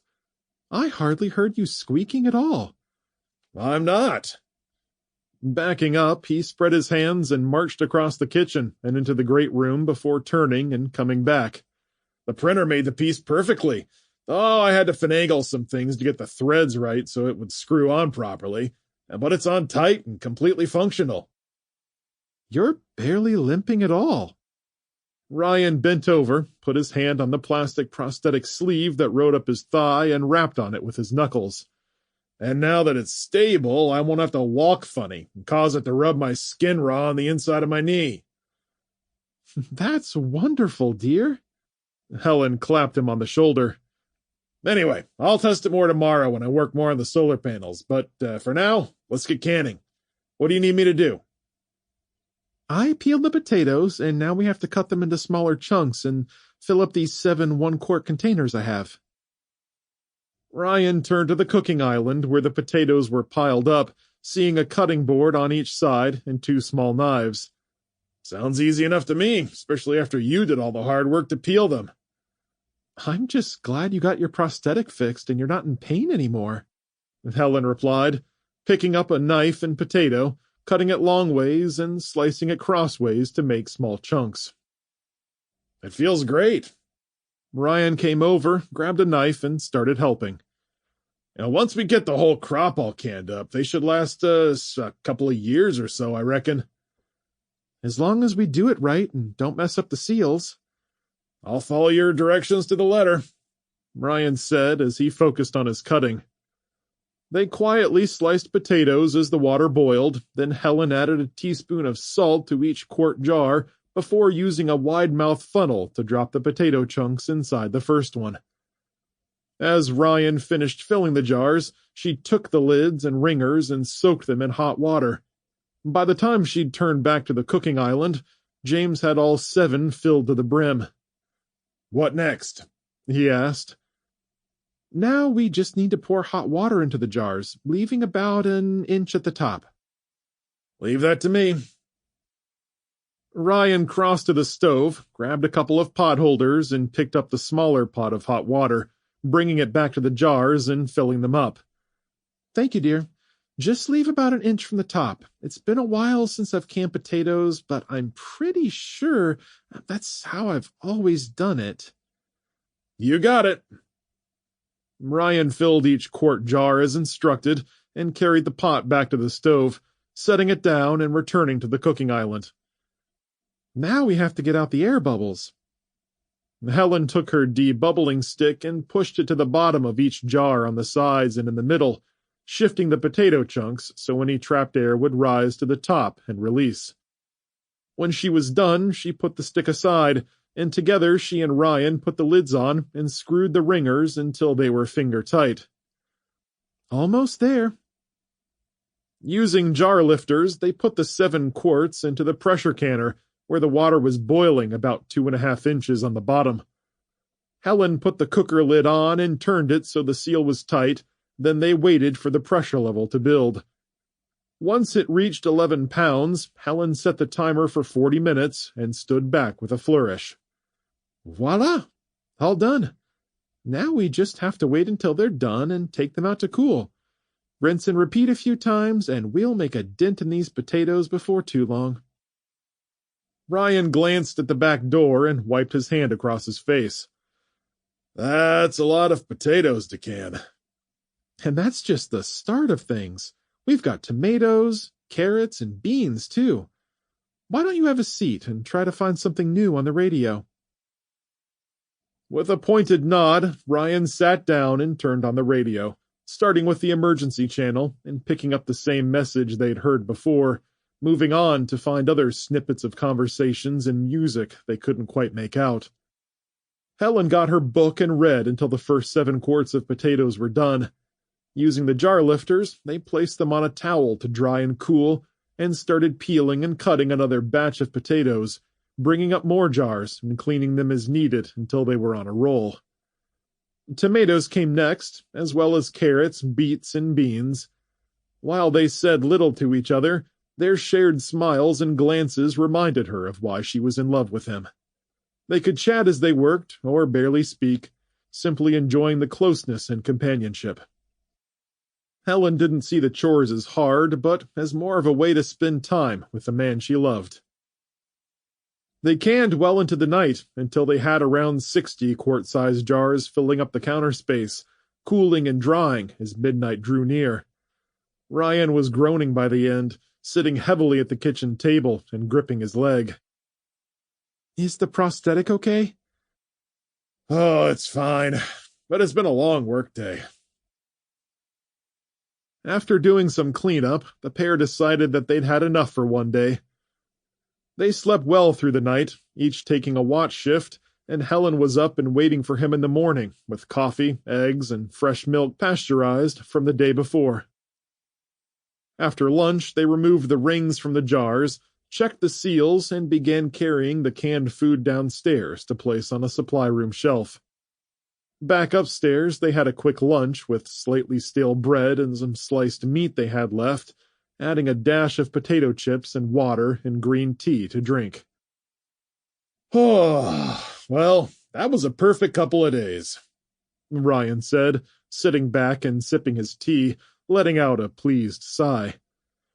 "Oh, we just increased the kids' food stores by almost double. I have to admit, that feels pretty darn good." Helen grabbed a cardboard box and placed it on the counter next to the jars, slowly unscrewing the rings and dropping them off to the side as she checked the seals. "How do they look?"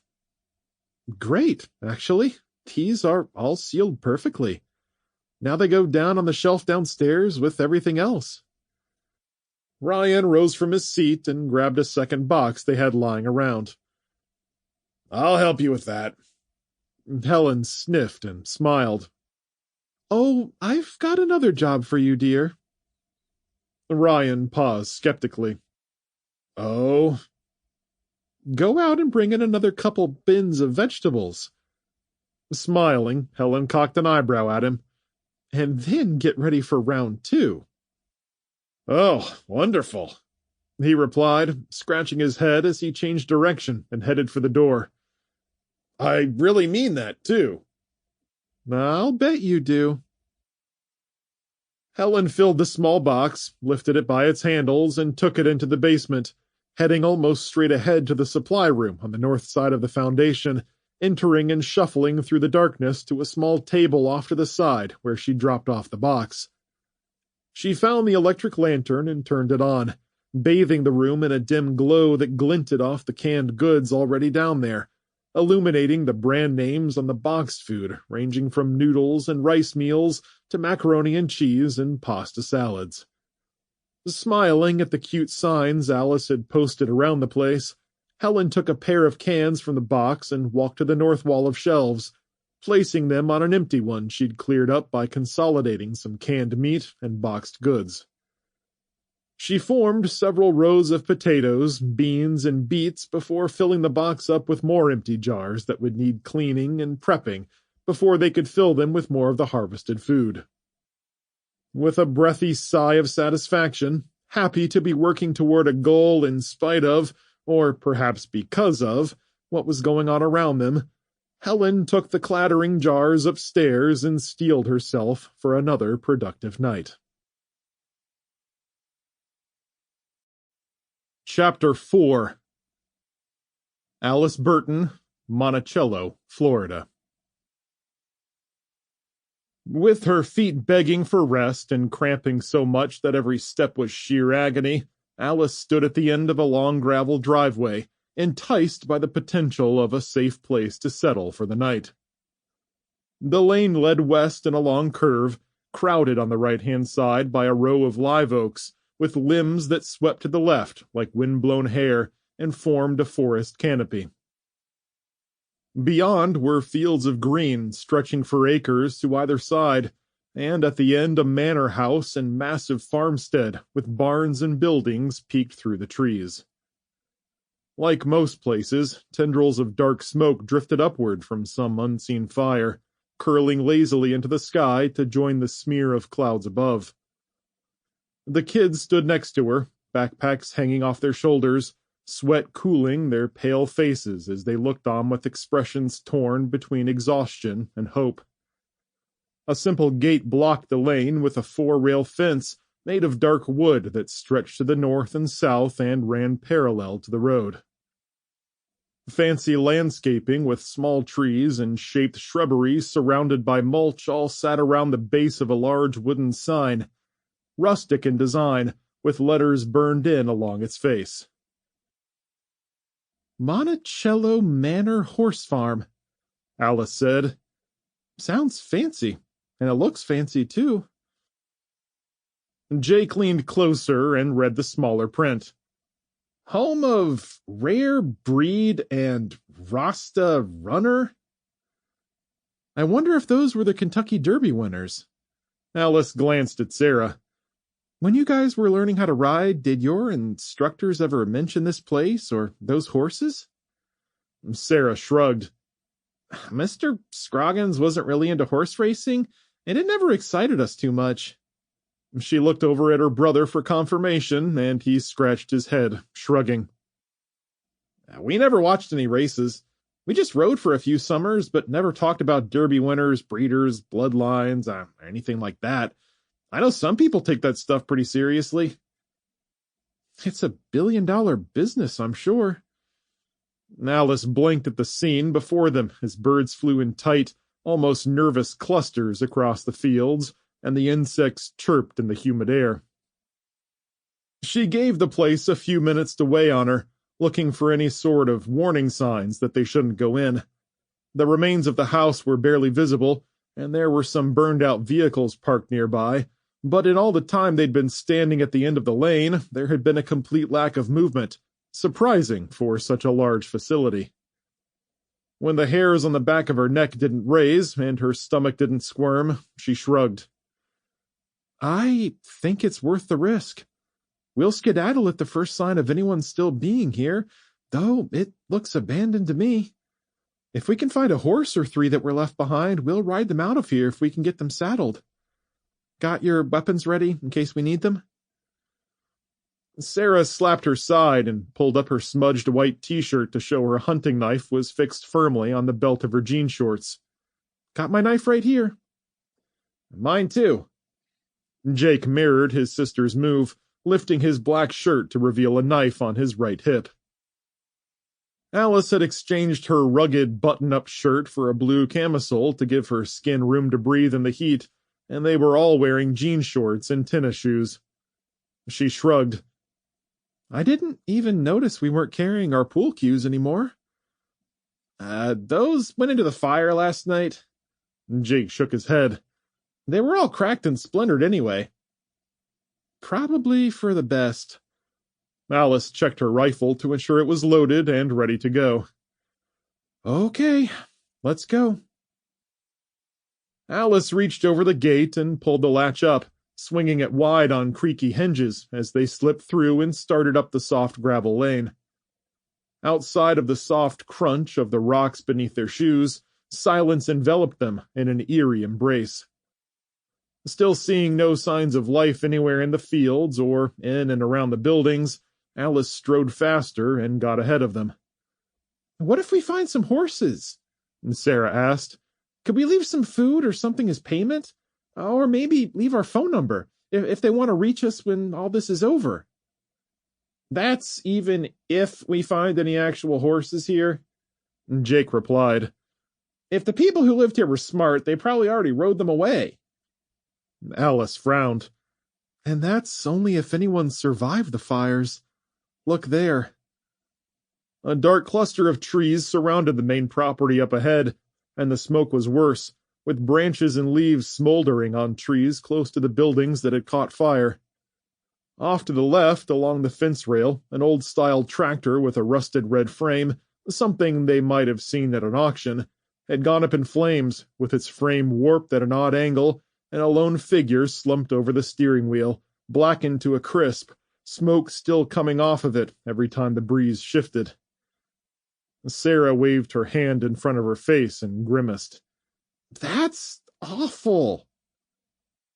As morbid as this sounds, Alice said, it's good news for us. If there were any survivors, I doubt they would have left someone out like that.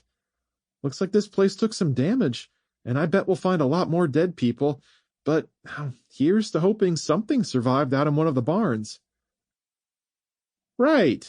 I keep thinking it's still last week, before we had to steal to live. Sarah nodded, tone somewhere between sarcastic and sincere, still struggling to come to grips with their new reality. We're not barbarians, Alice replied, and I would never condone hurting someone. But if there's something we need to survive, notice I said need, not want, and it's right there with no one guarding it, it's ours. Finders keepers, Jake added. Not exactly. Alice rolled her eyes, sighing. It's more complicated than that, but we need transportation north to reach your grandparents and father, and we're going to find some. Come on. She stepped within the circle of trees that surrounded the central grounds, and the remains of the building took shape in the shade. They passed a couple of small tool sheds at the front of the property, each still standing with the doors shut and decorated with flower beds with white gravel around their bases. There was a small barn with the name of the farm written on the side, and more fences sprouted up the section off the yard into training grounds, with various paths that led to other parts of the farm. The main house had once been a beautiful plantation-style home, 2 stories high, with a single long roof and 4 chimneys, 2 on each end. Additional sections had been added to both sides of the manor, and white railings adorned every porch. Pathways split off from the front walk to the back of the home, or curved through the gardens that sprawled in all directions, packed with well-trimmed bushes, rustic benches, and flowers of every color to give the grounds a rugged vibrancy. Fire had ravaged the place, scorching the new white siding with soot and burning holes that still smoldered and leaked cinders when the wind breathed through. The middle section had collapsed on itself, forming a toothy black grin, and the grand porches on both levels were just crumbles of wooden planks piled in on themselves to feed what must have been a raging bonfire. The foliage immediately around the base was wilted and brown, and the grass smoldered and popped with vivid heat. Only a few rooms on the left side were untouched by the worst of the flames, giving hints to what the grand structure must have looked like before its collapse. Alice stopped at the stone pathway leading to what had been the front porch and scanned off to the left. I see a few small buildings still standing over there, but those that burned down must have housed a generator or vehicles, and I bet that's where the fire started. There's a detached garage over on the right. And Sarah pointed out past the barn to the east.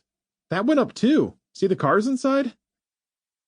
Alice nodded at the sight of 2 cars mixed in with the fallen timbers and rubble, just husks of frames and smoldering rubber, greasy black smoke rising from the collapsed rafters into the sky.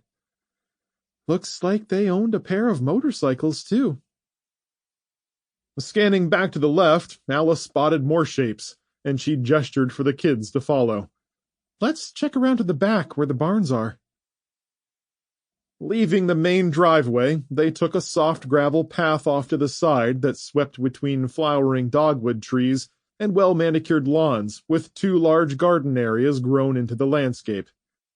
There were colonial-style benches, a fountain in one, and even a small graveyard on the right, closer to the home's backyard.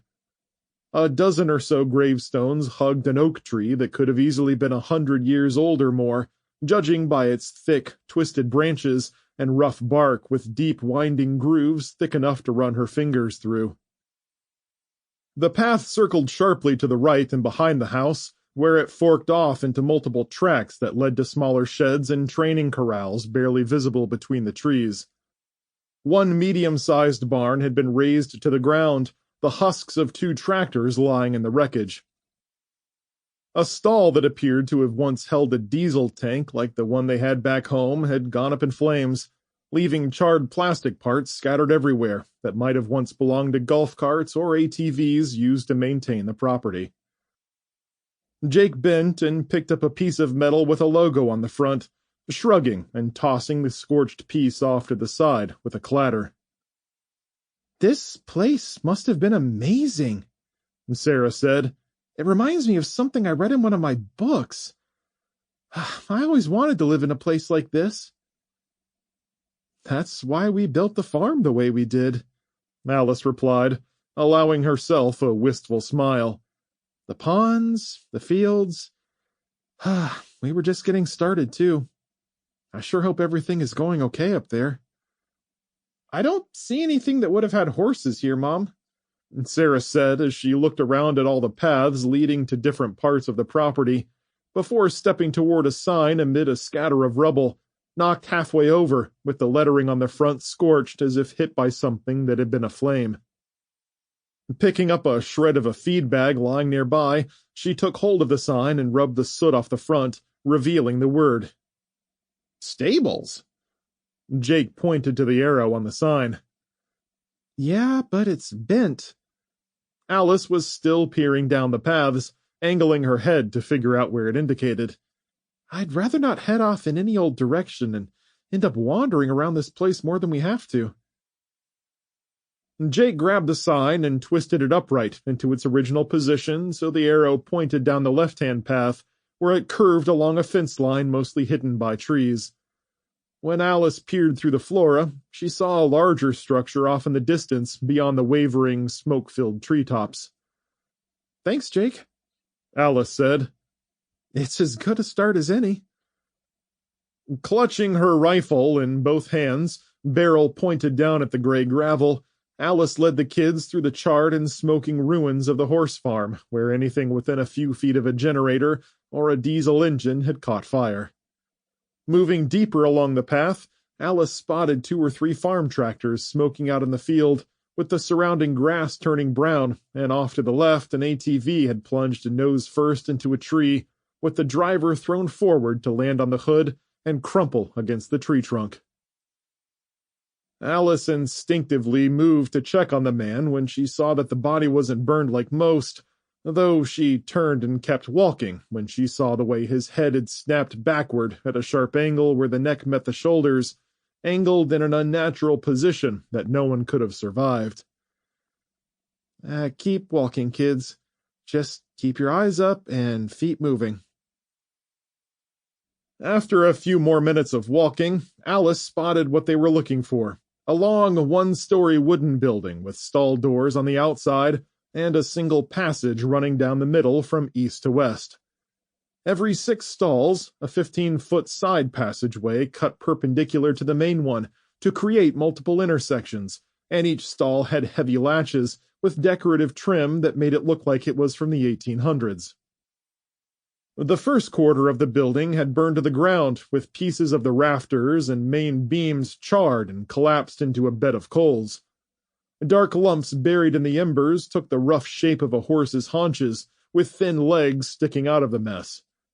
The near entrance had spilled onto the soft gravel path leading to it, and a ripe mixture of cooked and rotting flesh filled the stable yard. A half-dozen fire extinguisher canisters were scattered around the edges, spent and covered in grime, and at the sight of them Alice raised her rifle and fell into a crouch. "Careful, kids. Looks like someone put out this fire, and they might still be here." When no one immediately jumped out at them, Alice removed the S&W revolver from its holster and held it out for Jake. "Take this so you can watch my back, son. Remember what to do." "Sure, Mom." And taking the gun, he shifted into a ready position and pointed the weapon away from his sister with his finger outside the trigger guard. "Okay, follow me."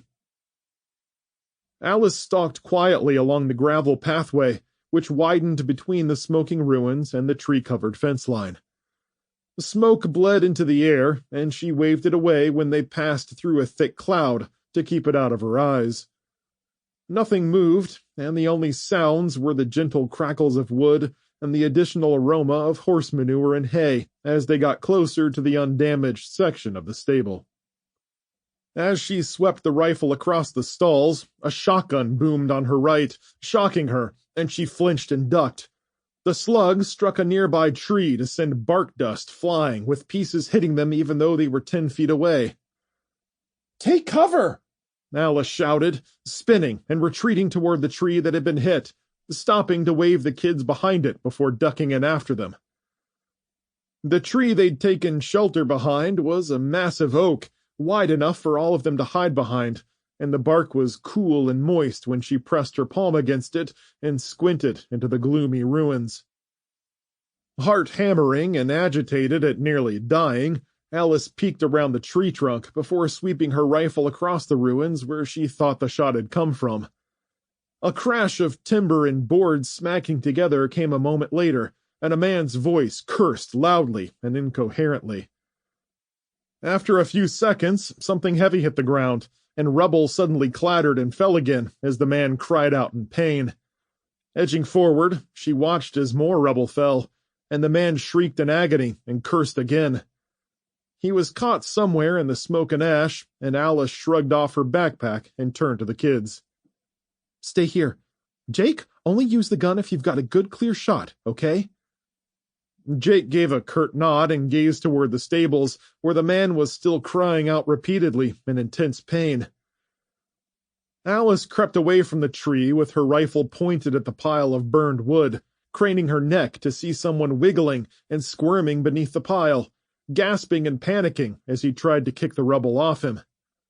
With a confused frown, Alice shifted the rifle barrel and traced the man's form in the darkness.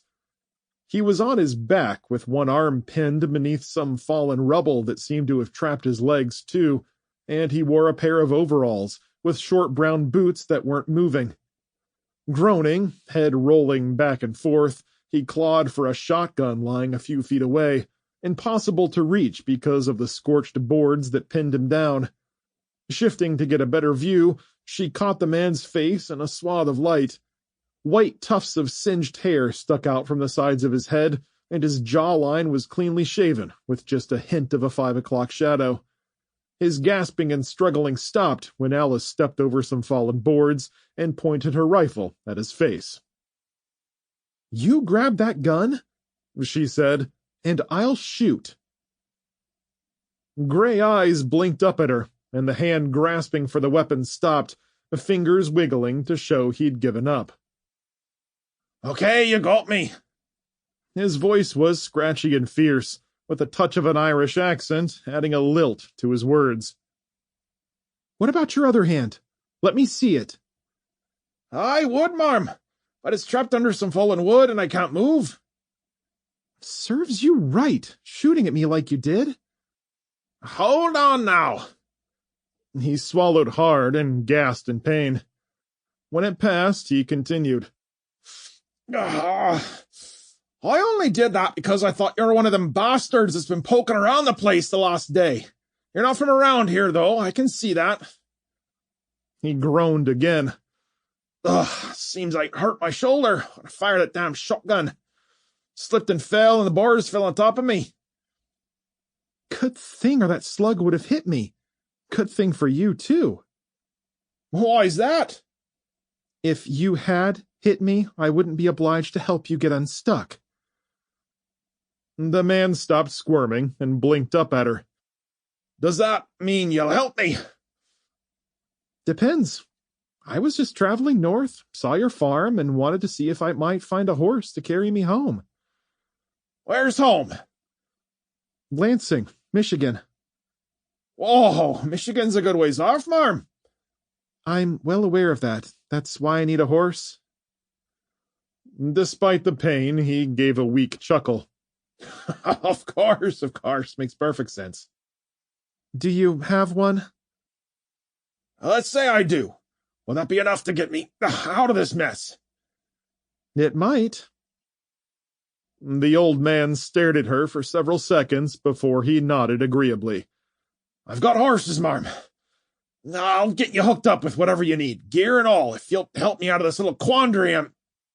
The injured old man gasped sharply and fell back on the hay-covered floor, pieces of it smoldering and smoking near his head, his eyes pleading with her from a sweat-stained face. Alice hesitated, tempted for the briefest of moments to take his shotgun and find the horses herself, relying on the kids and her knowledge of riding to get them saddled up and ready to go. Leaving the old man to die, though, wasn't in her nature, no matter how brutal and cutthroat the world had become. Alice shook her head and turned back to the tree line. Come on, kids. I need your help over here. Kids? The man's pained expression changed to confusion as he struggled to speak. Didn't see any children when I fired. Then again, I couldn't see much, what with the rubble and smoke. Yeah, you could have shot one of my kids, especially if you'd had buckshot. Oh, bollocks. I'm sorry, Marm. He stammered and gasped. I swear I didn't know you had kids. Jake and Sarah came pounding up the gravel path, stopping at the edge of the rubble next to Alice and staring at the injured old man. Is that the guy who shot at us? Jake asked, keeping the revolver in a ready stance. Yes, it is, son. We need to get him out of there. Why? He tried to kill us. Remember the man on the beach? Yeah. Jake sighed as he lowered the revolver. The old man squirmed and spoke apologetically from his awkward position on the ground. Like I told your mother, it was a mistake. I thought you were some nasty buggers that have been creeping around the place, that's all. I swear.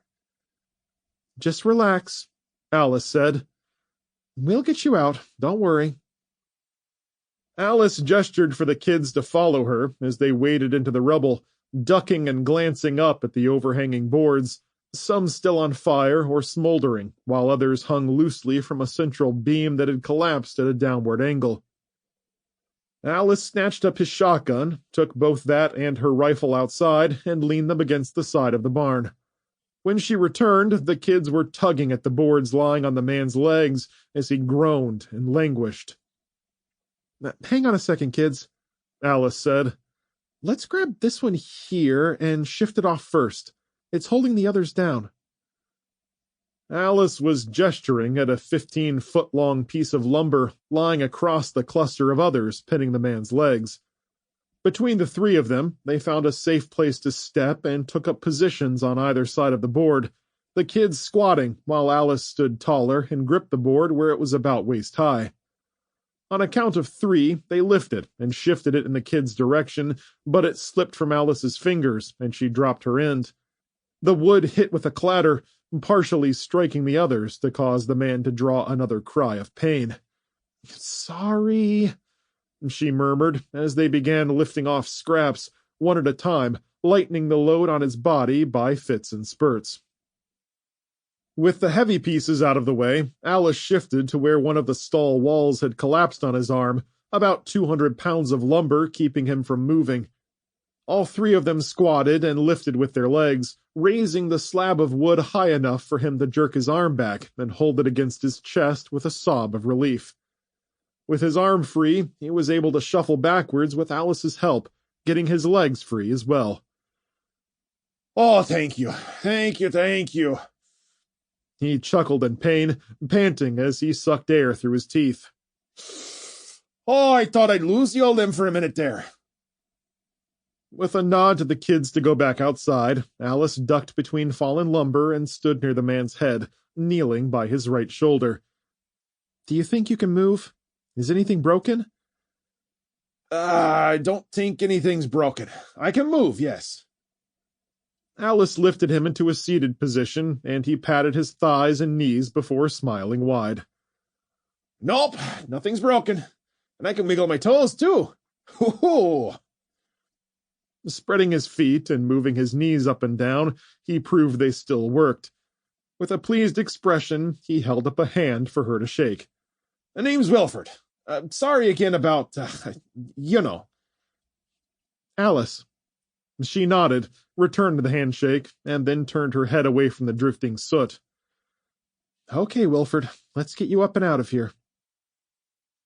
Moving to his other side, Alice kneeled and squatted, allowing him to drape his good arm over her shoulder and turn his hips toward her. Feet anchored, she lifted him as his boots scuffed on the ground, finally getting his legs beneath him and holding his weight. She strained and leaned against him, her entire body a tight coil of muscle as they lurched to the exit and fresh air with his arm squeezing around her waist. Realizing he was hurting her, he quickly loosened his grip. I'm sorry, Mom. I thought I was going to go straight back on me bum again. I've got you. Alice coughed and turned her face away from a drift of smoke. Then she nodded to the exit where the kids were waiting. Come on, baby steps forward until we're out of this. Baby steps, right. Okay. They cleared the debris and stepped through the dangerous rubble, slipping on plywood and kicking beams aside in a clatter of wood and charcoal. Jake came to Wilford's other side and put his arm around his waist. Oh, wonderful lad, the old man said. Thanks to the lot of you. Sorry I shot at you. Was a mistake. Old Wilford isn't as sharp as he used to be. Not the best shot neither, thank goodness. No problem, sir, Jake replied. Despite his obvious pain, the man's jolly, yet self-deprecating demeanor drew a grin from the kids. Alice flashed them a look and motioned to a soft spot in the grass next to the tree they'd been hiding behind. Sarah sprinted ahead, threw her backpack on the ground, and grabbed a blanket from the top, spreading it as Jake and Alice helped Wilford along. They turned him, eased him down, and left him sitting, rolling backward for a second before his legs kicked straight. Oh, thank you, young lady. That was quite nice of you. In case you missed the introduction, my name's Wilford. What's yours? I'm Sarah, and that's my brother Jake. What were you doing hiding in there? Don't you know it's dangerous to be in a burned-out building? Oh, indeed I do, especially now. Thank you, young sir. He accepted a bottle of water from Jake, twisted off the top, and drank deeply as rivulets of sweat and soot dripped down his face. When he was done, he wiped his arm across his lips. Well, I guess I could have avoided all this if I'd given you folks a wave. Anyone out to rob the stables wouldn't have two fine children with them, or be helping me now, would they? Who are you? Alice asked, standing with her feet spread and her hands on her hips. Do you work here? Oh, indeed. I am the head groundskeeper for Monticello Manor, or was, until the bloody thing burned to the ground. What's a Brit doing all the way across the pond, working at a Tallahassee stable? Not to sound rude or anything. A Brit? Wilford looked indignant. If you hadn't just saved me, I'd consider that an unforgivable insult. No, ma'am, I'm Irish. Been many a year since I've been back home, though. He sighed wistfully, then refocused on her, waving absently. No, not rude at all. Seems an astute question, given the distance between our two lands. I'm a quality groundskeeper from my youth. I've been working here for 30 years or so. Or, at least I was. Suppose I'm not really one anymore, am I? But you weren't a horse trainer? No, but there's more to racing a competitive horse than just the training. It's the atmosphere, the ambiance, if you will. He waved his hand in a flourish. I always kept the stall spotless and knew every horse by name. I even had me afternoon tea with them and sometimes read to them. You read to the horses? Jake laughed. That sounds silly. I might seem that way, young sir. Raising his finger high, Wilford pointed at the boy. But like classical music soothed the soul, hearing a calm voice reading the classics seems to comfort the horses and keep them in better spirits. But it's just a small thing I do, or did, around here. His jolly demeanor faded as he looked past Alice and scanned the ruins of the stables. I couldn't save them all, but I did what I could. Alice stepped aside and followed his gaze, frowning with a deep sense of sorrow. Oh, gosh, Wilford, I'm so sorry you lost some horses. His voice was low as he stared into the recent past. I was out on the fence line calling some of the horses in to put them away for the night when the main house went up in a massive explosion. My quarters followed. A troubled frown spread on his face. Thankfully, I wasn't in them. I spent the entire night fighting pop-up fires to keep the remaining stalls safe. I tried to create a fire line with some fire extinguishers to slow the flames down, but nothing worked. The fire simply beat me. Oh, I'm sorry to hear that, Alice said. We were at a restaurant in Palm Beach when it happened there. Scared us to death. We're all lucky to have survived. He nodded sadly. Yes, I suppose we are. Again, we're sorry for what happened here. But you're looking to get out of the state, not sit around and gab all hours of the day and night. He winked at her. I might have something that would suit you. Wilford held up his hands for Jake and Sarah to grab, and they hauled the man to his feet, where he began shuffling and pointing toward the safe end of the stables. I'll get you where you need to go and farther if you treat 'em right.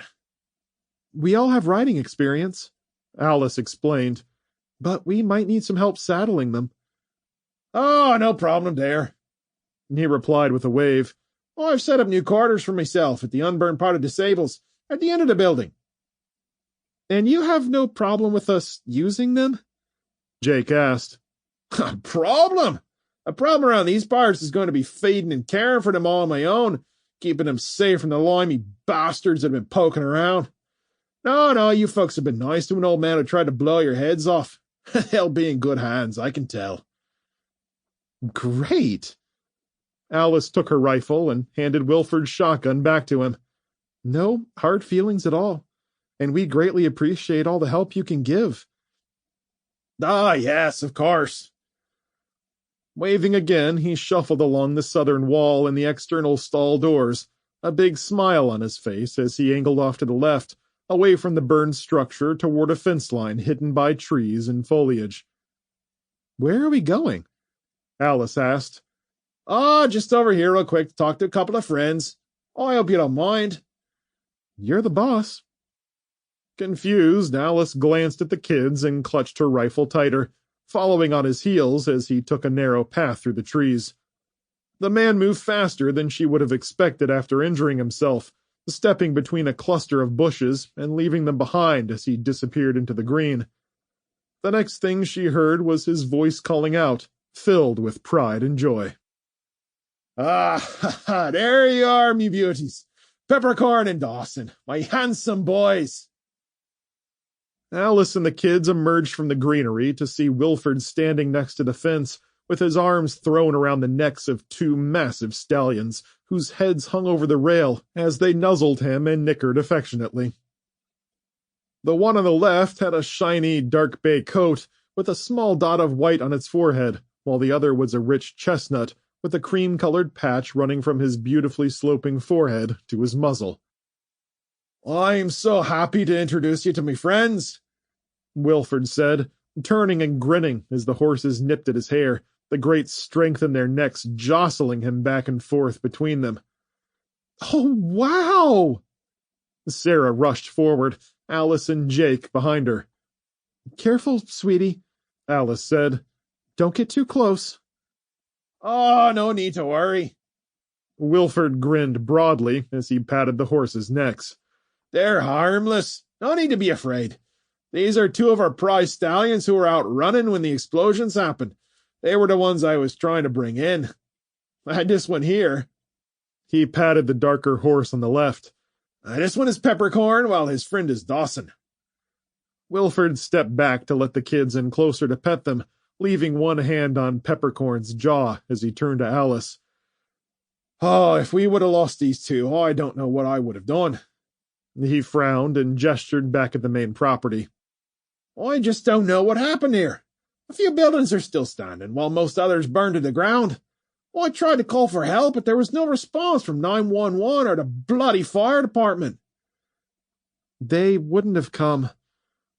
Alice reached out, stroking Dawson's head. And why is that? Because what's happening here is happening all across the nation. It has to do with a contaminated fuel supply. When Wilford only raised an eyebrow in confusion, she continued. Anything that runs on refined oil has gone up in flames, or so it seems. The emergency channels say it was a terrorist attack on our fuel supply. Contaminated fuel, oil, whatever you want to call it. A terrorist attack! Wilford stepped away from the horses, crossing his arms. You mean like those planes what hit the Twin Towers in New York? Something like that, but much, much worse. She briefly told him about their trip through Palm Beach and discovering that the fuel was the primary cause of the problems. That's why only some of your buildings burned down while others didn't. Alice gestured at the smoking grounds. Anywhere you had an ATV, lawnmower, chainsaw, a gas-powered trimmer, or jerry can of spare fuel probably would have gone up. We saw one place that had generators and didn't burn down, but it might have had something to do with the age of their fuel. With slumping shoulders, Wilford released a tired sigh of disbelief. Oh, well, that explains a lot. I appreciate you laying it all out like that, but it don't make it no easier to take. I was so distraught about everything that I leaped into survival mode for the horses, but not for me. Didn't even think of looking for a radio right away. I spent the entire time making sure the horses were safe while trying to stop the fires from spreading. You did well, Wilford. I'm sure the owners will appreciate you saving all the horses you could. By the way, where are they? Ah, beats me. He shrugged. Mr. and Mrs. Monticello were away for a horse conference, and most of the staff were also on holiday. There was a skeleton crew in the main house, but... Slapping his forehead, he ran his hand down his face and let out a sob. I would have saved him if I could, but it was all over so fast. He gazed across the charred grounds. The house was already up in flames when I got there. It was too hot. I couldn't get in. I tried to call for help, tried to get someone out here, but the lines were busy. I'm as close to worthless as can be.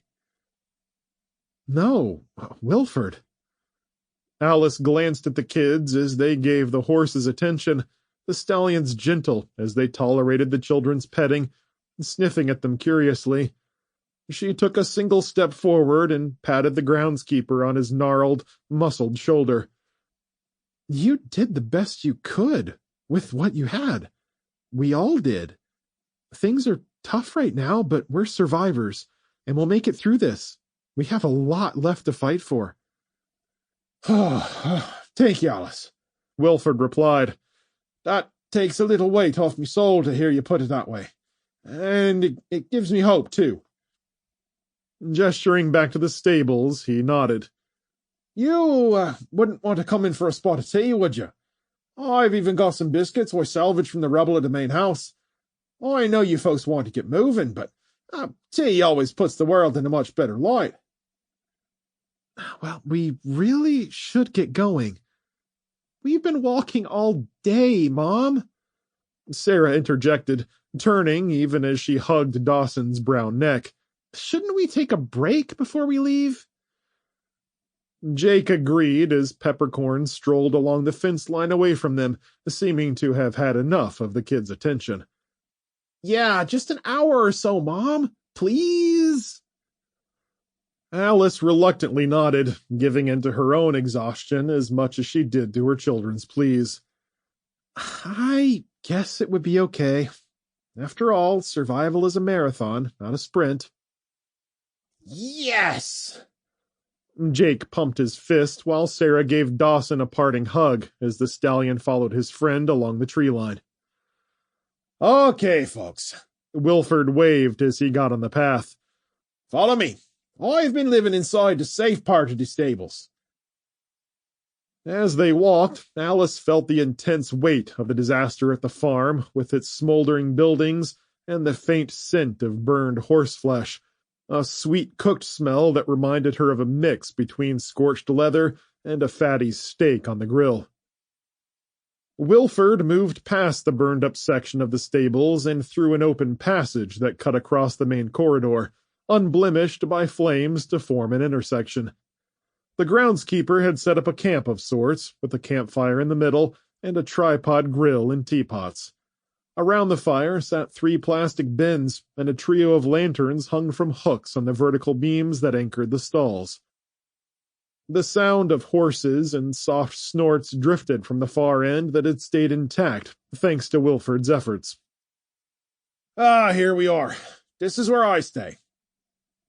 Wow, this is close to the horses. Jake stepped in first. I love being close to them, and I wouldn't feel right living some posh life with me beauties all out here by themselves. No, I prefer living out here, where it's peaceful and quiet. He winked at Jake. The fact that my personal quarters burned up might have had something to do with it, too. Impressive, Wilford, Alice said. You've set up a nice little camp here. Where do you sleep? I've been sleeping on the hay in one stall. I suppose they're just as good for people as horses, Wilford replied, heading straight to the grill where he stoked some coals, kicking up the flames. I've always been near the stables and a bed, but now I'm right smack in the middle of 'em, and bedding down into hay where at least I can protect the remaining horses if I must. It's lovely, Sarah said, taking an air of primness as she sat on a bin, hands on her knees as she watched the flames grow. What kind of tea are we having? Wilford snorted. Given the circumstances, and since I don't have a lot of choices, I think a spot of Earl Grey for me. For you folks. The kids will have some green tea, if you've got it, and I'll take coffee if you don't mind. Oh, sure. He gave her a mock salute. Go ahead, Alice. Have a seat. I'll have something nice whipped up for you in a moment. Nodding, Alice leaned her rifle against the stall wall, took the revolver from Jake, and circled to sit on the bin on Sarah's left, while Jake took the one across from her. Wilford stoked the fire and poured water into a kettle, only an occasional drift of smoke wafting by to disrupt their limited view of the gardens outside the stable. The trees and fence line curved off into the distance away from them, where the open fields of green were so vivid they almost hurt her eyes. Alice allowed herself to breathe for the first time in a long while, shrugging off her backpack and gesturing for the kids to do the same. So, you say you were in Palm Beach? Wilford hung a kettle of water above the fire, stirring the coals with a stick. Vacationing. Ever been there? I can't say I have. Never been much of a beach person, and I always had plenty to do here on the farm. Esther and Mrs. Monticello always urged me to go on a trip sometime, but I only ever travel back to Ireland to visit family and friends and see the old farms I used to work at. Well, we walked about 30 miles up the coast until we found an electric vehicle to drive, Alice said. That's when I realized what was happening with the explosions had to do with the fuel. Well, that and the emergency broadcasts. Very perceptive. Were you ever able to reach anyone on your cell phone? Nope. She took the phone out of her pocket and placed it on her lap, powering it on, then shutting it off again. Still no connection. Well, based on what you told me about the state of the country. Wilford put loose tea into an infuser, which went into the kettle to steep. Doesn't seem like anyone will get any help soon. That's exactly right. It's also why I can't be too hard on you for being protective and shooting at us. I'd have done the same exact thing. Still, it's something I regret to be sure. Wilford started heating water in the second kettle. But here we are, eh? At least we're friends now. That we are, Alice agreed. As he finished making the tea and coffee, Alice told him a little more about their farmstead outside East Lansing, and that her parents were busy house-sitting, but she didn't know if they were okay. She did the same about James, who could be anywhere between Colorado and Michigan, as well as the messages she'd received from him.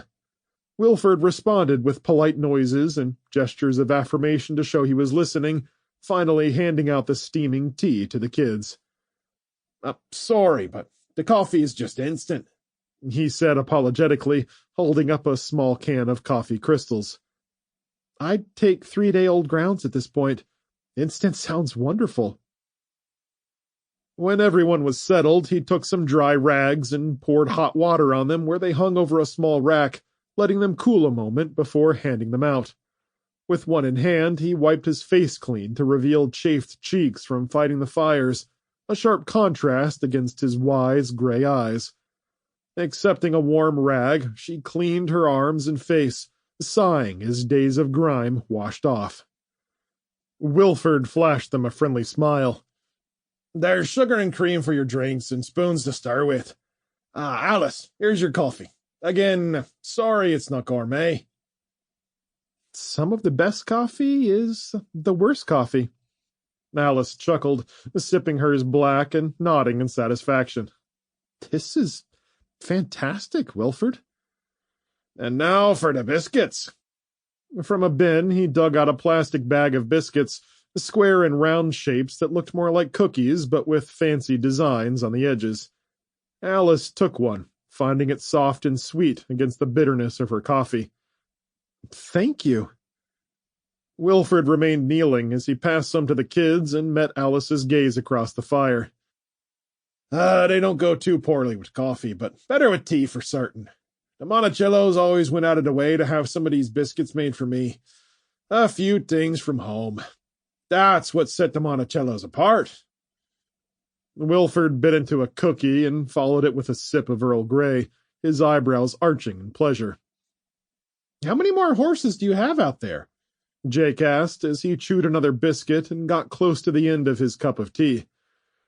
After I got the initial fires under control, not full control, mind you, I realized I needed to get 2 mares and their colts out to the secondary stables right away, as they were too close to linger and smoke and all. It was a tight fit, but we managed. It sounds awful, Jake replied. That's right, young sir, Wilford confirmed. I was scared out of me guard. How will you take care of them with everything burned down? Alice asked, with her cup held between her knees. We've got enough feed for now, and I can always put them out to graze around the fields if we need to, but there are a fair number of them for one person to watch over. The old man's eyes watered as he finished a chunk of biscuit and washed it down with the rest of his tea. If you're willing to spare 3, Alice said, we'll take excellent care of them. Of that I promise you. If you can't, though, I understand. Since getting to know the man, Alice's commitment to doing whatever was necessary had wavered ever so slightly. Forcing the old man, Wilford, to give up some of his charges was no longer as cut and dry as it had been when they'd first met him. He smiled faintly, put his cup aside, stood, and brushed crumbs off his hands. Well, now that you fine folks have had a spot of tea, I'll show you what I'm thinking. He winked at the kids. I'm positive I can come up with something to suit your needs. Yes, some fine animals for you to ride.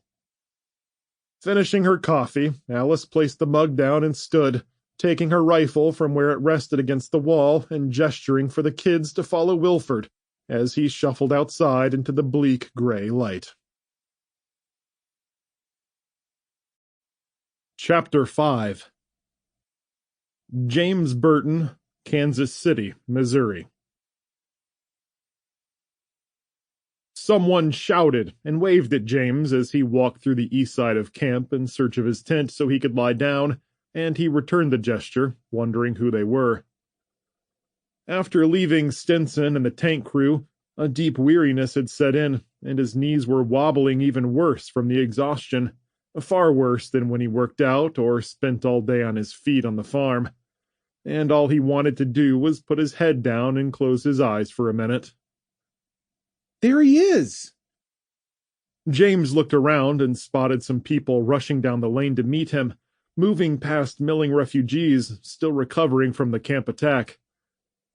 With an embarrassing heat rising to his cheeks, James stopped and waited as the two guardsmen he'd first met at the front gate approached, the female officer who'd checked him in, and the man with the light blue vest who'd given him his extra supplies.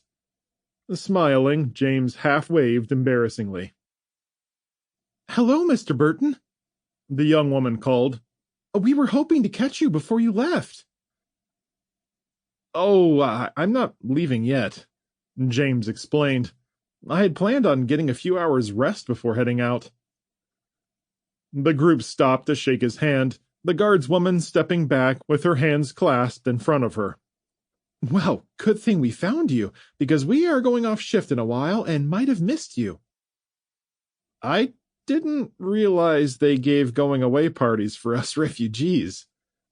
"It's not normally something we do," she beamed, "but one of the army guys came by and told us what you'd done during the firefight last night. I remembered your name from when I checked you in, so I wanted to say thanks before we missed each other." Like I told Commander Holliday and Corporal Stinson. James shook his head and made a helpless gesture. "I just did what anyone else would have done." The other guardsman scoffed. "That's not true. No other civvies just ran in there during a firefight and offered to lend a hand. Everyone else either hid or ran away." "I can't blame them, and they had families to protect, and the soldiers told them to run. I just saw the threat and felt compelled to rush in." James kicked at the ground. "It could have ended up poorly, but that was a chance I was willing to take." "We're proud of you," she said, "and we're glad we're the ones who checked you in. You ended up being a big part of defending this camp, and Corporal Stinson wanted to ensure you had everything you needed before hitting the road." "I've got everything I need right here." James hiked his thumb at his backpack. "You all hooked me up pretty well." Turning, she gestured to her friend, and he held out a package and a thick steel rod with a slightly rounded handle and a blunt end.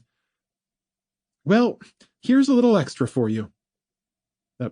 Thanks." James took the package and what appeared to be a metal walking stick. "What is all this?" "There's some extra food and water purification tablets in the pack," he said. "And the stick thing, well, you'll see what it is. It's a combo tool, if you know what I mean." James raised an eyebrow. "Oh, yeah, I've seen those before. Seriously, thank you so much for all this. I'm sure I'll put it to good use." While they were talking, other survivors were walking by and giving them curious glances, his pack and rifle drawing a fair amount of attention. "We've got to get back now," the woman said before holding her hand out. James shook hands with both, thanking them for their hospitality, smiling tiredly and nodding as they slowly broke off with wishes of good luck. Carrying his supplies, James searched for his tent, getting turned around once but quickly realigning himself based on the smoking parts of the camp. Finally, a part of one lane became recognizable, and 2 doors down was his own entrance. Unlocking and unzipping the tent flap, he stepped inside and stared longingly at his cot before setting down his heavy packs and rifle and sitting and unlacing his boots, kicking them off. With the steel rod, more a stave than a true walking stick, resting across his knees, James grew curious and examined it. It was divided into 8 connecting sections, about an inch in diameter, with a total weight of roughly 3 pounds, and at the top end was a compass and a lanyard to slip his hand through so he wouldn't lose it. Gripping 2 of the upper sections, he unscrewed them and opened them up to find an interchangeable screwdriver set.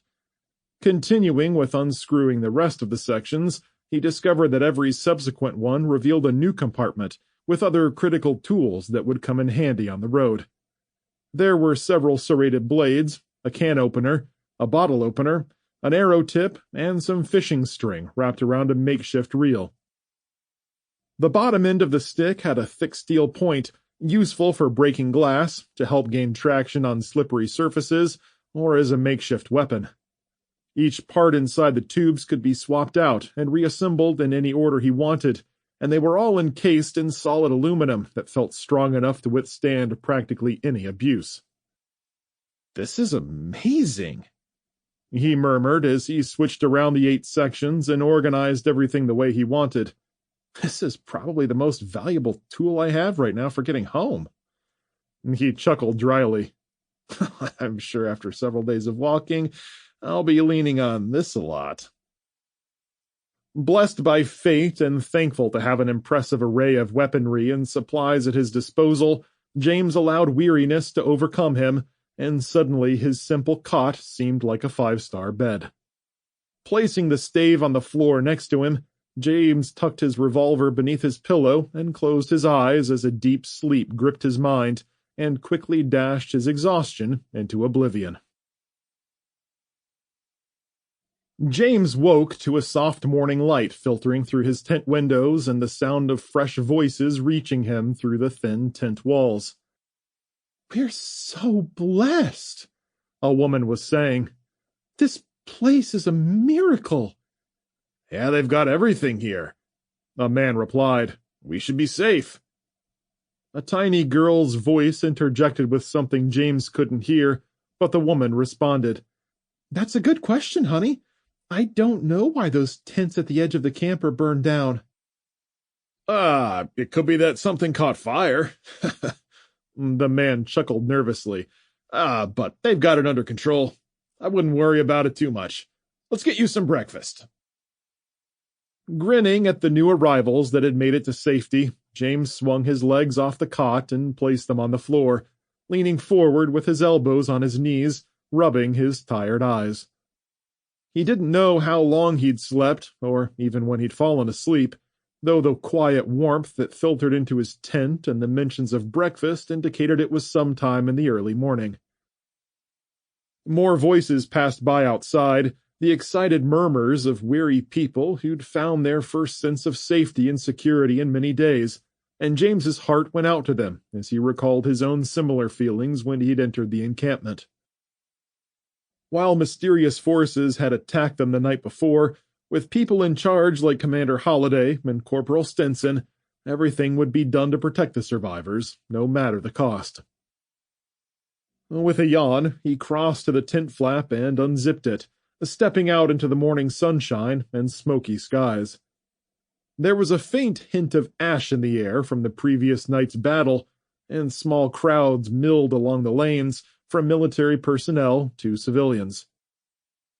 What appeared to be 24 new families entered the camp, lonely figures with slumped shoulders and hopeful voices like the ones he'd heard coming in.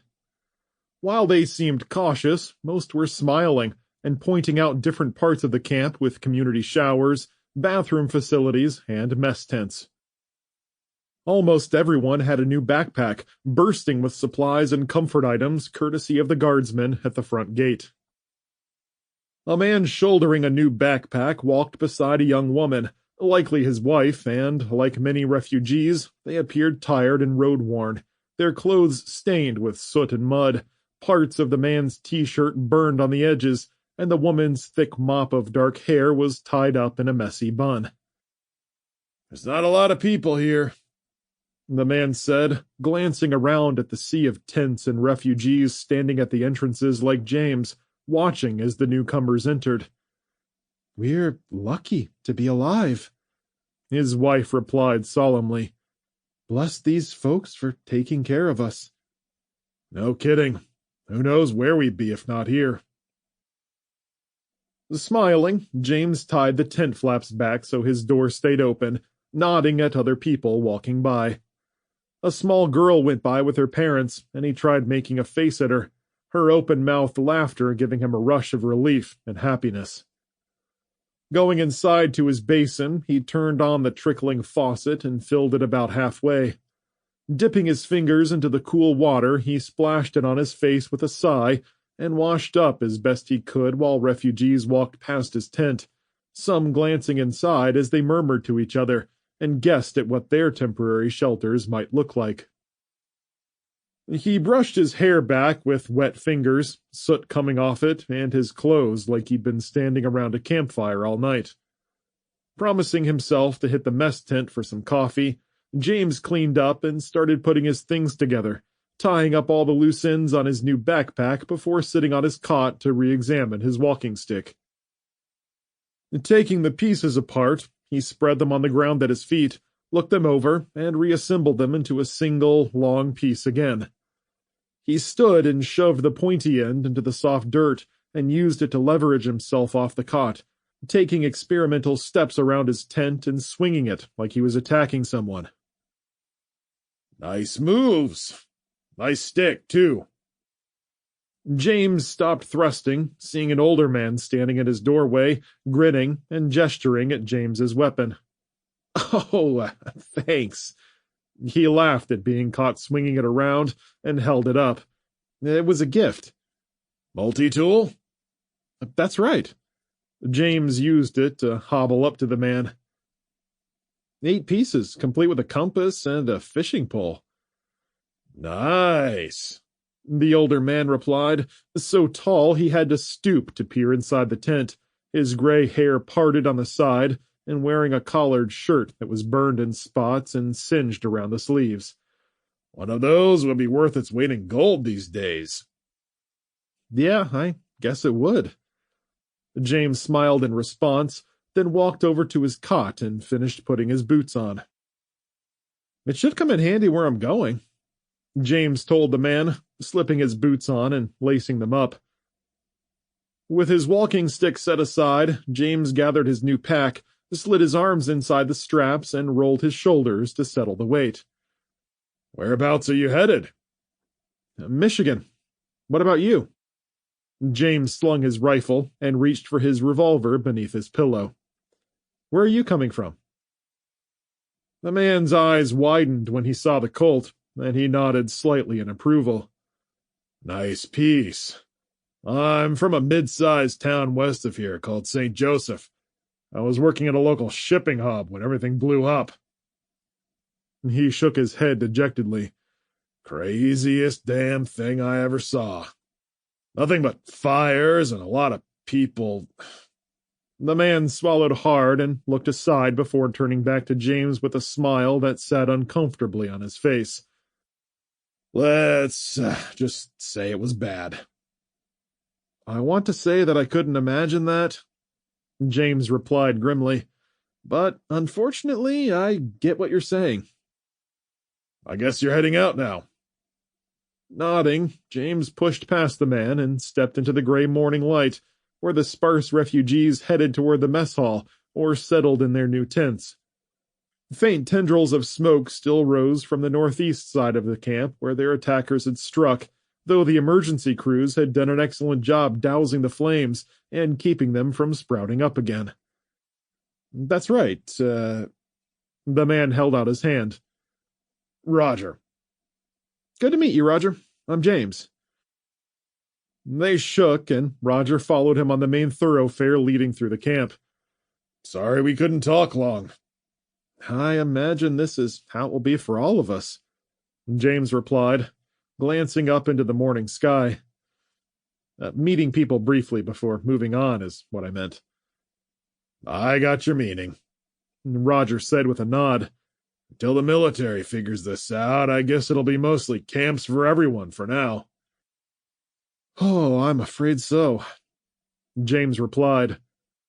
They stopped at an intersection and stepped aside to let a family by, exchanging nods and hesitant smiles as strangers walked side by side. "I guess I'll be heading out now, Roger." "Good luck to you, James. I hope you get some use out of that stick of yours." James laughed. "Me too."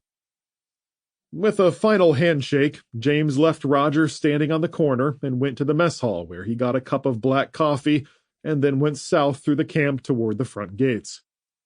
While the lanes weren't crowded, new people were coming in off the train and getting checked in by the National Guardsmen at the tables, though James didn't recognize the ones who'd given him his new toys.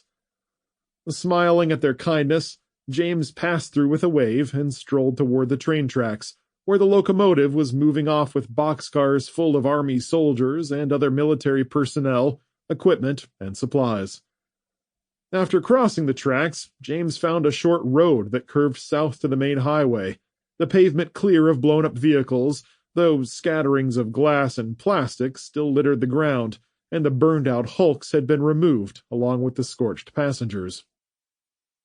Once past the light debris, James took a circular on-ramp and walked a short distance to join I-70 heading east. Smiling with the road clear ahead of him and nothing blocking him from getting home, he picked up his feet and moved faster. A breeze cut through from the south and ruffled his shirt, cooling his cheeks with the fresh forest scent of the surrounding woods and grassy plains, deepening his enthusiasm and confidence that he was on the right path to get home. Such breezes reminded him of the near year-round winds that blew through their crops in the field behind their house as he worked the farmland with Alice and the kids. The sun broke past a cloud bank above him, bringing golden rays across the clear pavement. An occasional military truck rolled past him with troops filling the back, rushing east or coming back west from some distant location, its mission critical enough to justify the expenditure of non-tainted fuel. Once a driver gave James a friendly wave, and he smiled and returned the gesture, lifting his spirits and urging him forward with confident strides. Hours later, the backpack was digging into his shoulders, and his feet ached from the constant march, his knees starting to feel the strain after a thin night's rest. Yet when he leaned a certain way to ease the pain on his lower extremities, his back pinched all the way up the middle section to his shoulders, and no matter how much he twisted and repositioned things, he couldn't get away from it. The pack was heavier than he'd first imagined, and as he stared into the distance, putting one foot in front of the other with his staff thumping on the pavement, the aches and pains began to wear on his resolve. Oh, I should have considered its weight before I left, he chastised himself. But I wouldn't look a gift horse in the mouth. When a sharp pain shot up his right foot, James winced and moved to the side of the road to sit on a concrete barrier along a construction site where they'd been working before everything had blown up. Slipping off his backpack and rifle, he slid them between his legs and relaxed with a sigh. He dug his phone out of his pocket, powered it on, and dialed both home and Alice, not expecting anything and not surprised when all he received was an electric buzz and no connection link on the screen.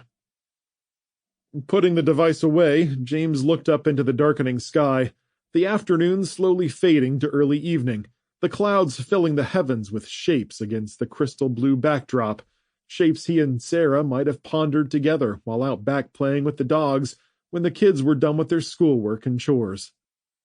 While James often gave simple names to the cloud configurations like cars or animals, Sarah always had some elaborate explanation for those odd formations up in the heavens, coming up with stories of castles and landscapes James could never see. Standing up briefly, he wavered on his feet and looked around. Oh, I need to make camp. The median was wide, with grasses and clusters of trees, but nothing else that looked good. James slung his backpack and rifle back on his shoulders and continued for another hour until he was far away from Kansas City and its desolate ruins. The military's reach was stunted so far from the base, and more burned-out hulks of cars and trucks sat off the roadsides along with their blackened passengers. He walked past it all with his eyes either on the ground or straight ahead, too tired to feel curious about the victims of the heinous attack on the country. The stretch of woods crowding the highway on his right opened into a wide field of short grasses and a smattering of shrubs and trees nestled against the guardrail and partially covered road signs. Up ahead, a gnarled oak tree with twisted branches jutted upward and sideways, far enough away to keep him out of view unless someone was actively looking for him. And stepping over the guardrail, James strode to the oak and stood beneath its long shadow, shrugging off his backpack and rifle and setting them against the trunk's rough bark. Digging through his pack, he pulled out a chicken and dumpling MRE, a bottled water, and the map Stinson had stuffed into a side pocket of his backpack. He leaned on the tree and slid down, sitting with his feet in front of him and the map on his lap. Unscrewing the bottle cap, he tilted it back for a long drink before setting it aside to start heating the MRE between his feet, then turned his attention to the map spread out across his lap. Tracing from where he thought he was on I-70 heading east, the Mississippi River stood out as his biggest obstacle. He had to assume the bridges were down, and he might have to cross by boat or other means. Moving his finger farther east, he traced a path to St. Louis and grimaced. Oh, I definitely want to avoid going there if I can. Any major city would either be a pile of burning or burned rubble. Worst case, they could have people like those that had attacked the refugee camp, and anyone willing to go to those lengths to survive in the cruel new world they lived in would see James as an easy target. Tracing ahead with his finger, James settled on a country road that would take him north to Highway 24 and then east again to a town called Hannibal. He tapped on the spot amusedly. I wonder if there's a place called Clarice nearby. Anyway, from there I'll figure out how to cross the river and make sure I stay far away from Chicago. No way in hell I'm going near that place. It's bound to be worse than St. Louis. The steam rising from the MRE between his feet drew his attention, and after a quick check, the main portion of the meal seemed sufficiently warm. He obeyed his growling stomach and opened the pouch, mixing up the contents and scarfing them down. After several bites, he stirred some chocolate beverage powder into a tin cup with some water, ignoring the grainy bits of undissolved mix as he rested his head against the gnarled tree. Along with the chocolate drink, he ate a cookie and then finished the main course, folding up the bag carefully and stuffing it into a side pocket where he planned to keep his garbage until some later point in time. It seemed silly to want to avoid littering with all the destruction and debris scattered everywhere, but the oak was old and deserved better. Besides, he thought, even a silly routine will keep my humanity and sanity both intact. Behind him to the south stood a small field of corn, nestled in a gentle curve against the distant trees, and he shouldered his pack and rifle, picked up his walking stick, and strode through the shin-high grasses up the bank and into the corn rows. With a glance back at the highway, James stepped farther into the crops, off the beaten path and invisible to anyone passing by.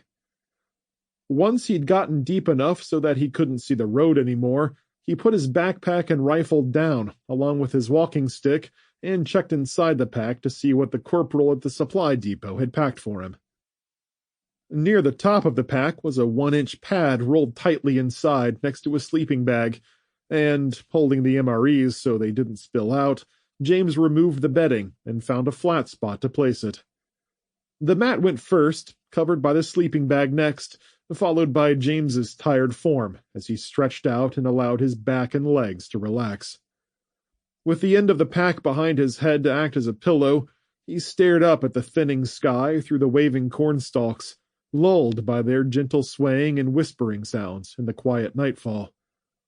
The soft southern breeze that had been following him for hours returned and rustled the stalks even more, though it only deepened his weariness as homesickness crashed in upon him. As night came on, all James could think about was home, the last familiar place he remembered.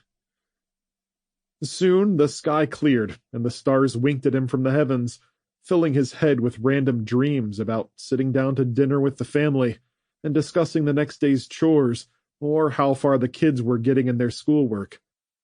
Alice always had a sharp remark or an anecdote that would bring a smile to his face, and he wondered if she was out there thinking the same thing about him. Despite the clearing sky and breathtaking view of the stars above, James's thoughts remained with his memories of hearth and home, times from before whatever it was that was going on. He quelled rising waves of anxiety with images of Alice and the kids, who were no doubt waiting for him with open arms. Oh, wherever you are, I'll find you. I promise. The thought of hugging Jake and Sarah close to him and seeing Alice's smile filled him with hope, and put James to sleep to the gentle song of rustling, brushing, and whispering cornstalks. Chapter 6. Ryan Cooper, somewhere outside East Lansing, Michigan. While the day had started off cool, the sun beat down on Ryan hard, and he wiped the layer of sweat off his brow and squinted up at the sun through his sunglasses. After a quick breather, he gripped the post-hole digger with his glove-covered hands and slammed it into the soil, grabbing some dirt and dropping it to the side where the pile was growing high. He moved about 2 feet before digging a second hole, and then a third, using a spurt of energy to get through the chore quickly, finally straightening with a gasp as he held his lower back and tossed the digger aside. Resting for a moment, he watched the slow-rolling clouds in the upper atmosphere press down flat, as if he was looking at them from beneath a sheet of glass. Though their color was still dark, they were shades lighter than before, thanks to a lessening in smoke from the fires around town. At least nothing seems to be actively blowing up anymore, he murmured. Grabbing a bag of quick-setting concrete, he poured it into the first hole, followed by water from a nearby 5-gallon bucket. Ryan stirred the mixture until it reached the proper consistency, then placed the pole directly in the center, holding it upright and only letting go when it seemed stable. The concrete was quickly growing thick, but he didn't trust it to keep the pole straight, so he used a couple of stakes and twine to tie the top off and ensure it stayed level. He repeated the process for the rest of the holes, making sure each pole was straight with a bubble level before leaving them to set. The back door closed, and he turned to see Helen step around the bins of vegetables they still had to can with 2 cups of steaming coffee, handing one to him with a smile before admiring his work. How long does that concrete take to dry? It's the quick-drying stuff, so maybe 20 to 40 minutes at most, he replied, taking a sip of his drink. Hey, this really hits the spot. Thank you. With this weather going back and forth, it's hard to tell if it's hot or getting colder. Tell me about it. Ryan chuckled. 1 minute I'm burning up, the next I'm freezing. I've been shivering all day. While Helen looked over the rows of solar panels, he caught the bags under her eyes and her heavy sigh. You look pretty tired, dear. Is everything okay? Helen absently touched her cheek and chin. Is it that obvious? You're still my beautiful lady, but that doesn't mean you can't get tired like the rest of us mortals. Good answer. She laughed and then sighed again. I guess I'm having trouble keeping up with the watch schedule. Don't get me wrong. I love being there for you when you get up. We haven't had this many breakfasts together for a long time. I just miss going to bed with you and knowing you're at my side. And I'm just plain tired. Oh, agreed. With just the 2 of us here, it's going to be hard to keep up with everything. It won't be getting any easier either. He shifted his attention north past the sheds and the fenced-in barnyard where the animals were, including the dogs, and the big red barn sitting behind them with its hidden treasure of the tractor and fuel. Helen went on. And worrying all the time about Alice and the kids is wearing me out, too. You're not the only one, Ryan admitted, stepping over and wrapping his arm around her shoulder to give her a comforting squeeze. I think about them every other minute, and I'm constantly thanking James for all his preparation. Gesturing at the rows of solar panels, he said, Aside from the printer and weapons and extra supplies and everything else we have on hand, they hit another home run with these. James found the perfect spot for the solar panels where the sun seems to hit all day, regardless of the clouds. Helen laughed. I remember Alice telling me how much work he put in to get them installed. I'm glad it seems to have paid off. And they're so close to the house, too, which makes them easier to protect and less visible from the road. They stood silent for a minute, quietly sipping, before Helen glanced over. Where do you think they are now? Ryan grunted and scratched his head, stepping away from her and doing a half-turn. James is somewhere between Denver and here, provided he... Don't even say it, Ryan Cooper. Helen fixed him with a stern look. James didn't get on that plane. Chances are his connecting flight didn't even make it to the airport to pick him up. By then he would have seen what was happening and got out of there. She spoke the last part decisively as she stared south along with him. I know, but the possibility is still there, and I don't want to give myself false hope. His face changed, growing darker before he forced himself to smile for Helen. At the same time, I half expect him to come walking down the road any minute now. Helen grinned. Wouldn't that be a sight? Indeed it would. Ryan kicked the ground and shifted, taking a larger sip of his cooling coffee. As for Helen and the kids, realistically, they've got a much longer journey, with a lot of trouble between there and here. She's smart, and she'll keep them away from the big cities once she figures out what's going on. If she does that, they'll have a chance. And worst case scenario, she finds a camp for them to rest in for a while. Otherwise... Ryan fell silent as a lump grew in his throat, emotions overwhelming his entire body as he finally began to verbalize what he had been avoiding thinking about. Squeezing his eyes tight, a few tears ran down his cheeks, and he took several deep breaths, trying to calm himself and push the thoughts of his daughter out of his mind. Oh, hon. It was Helen's turn to come to him, letting her empty cup dangle from her finger as she wrapped both arms around his middle and squeezed hard until his labored breathing stopped and he patted her on the back, smiling at her. You've still got quite the grip. He hugged her back and kissed the top of her head with tears dripping off his chin into her hair. Oh, I suppose we could both use a little positivity, but it's just so hard. Just when we start to fall into a good rhythm, I fall apart. Helen wiped her tears off her cheeks and tried to smile. Have you seen anyone around lately, like the Joneses? Ryan was shaking his head. I haven't seen anyone yet. That doesn't mean someone isn't watching us, though. I keep looking up and feeling paranoid. I can't blame you there, honey. After the chicken coop incident. Yeah, I don't trust anyone right now. Ryan sniffled. Oh, no matter how kind they were to us or the kids in the past. Situations like this bring out the worst in people for sure. They can also bring out the best. Though not this time, apparently.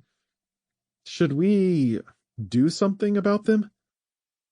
Ryan looked south toward the fence and the front gate, past the row of trees and ponds, with the ducks swimming around like the world wasn't rapidly decaying around them.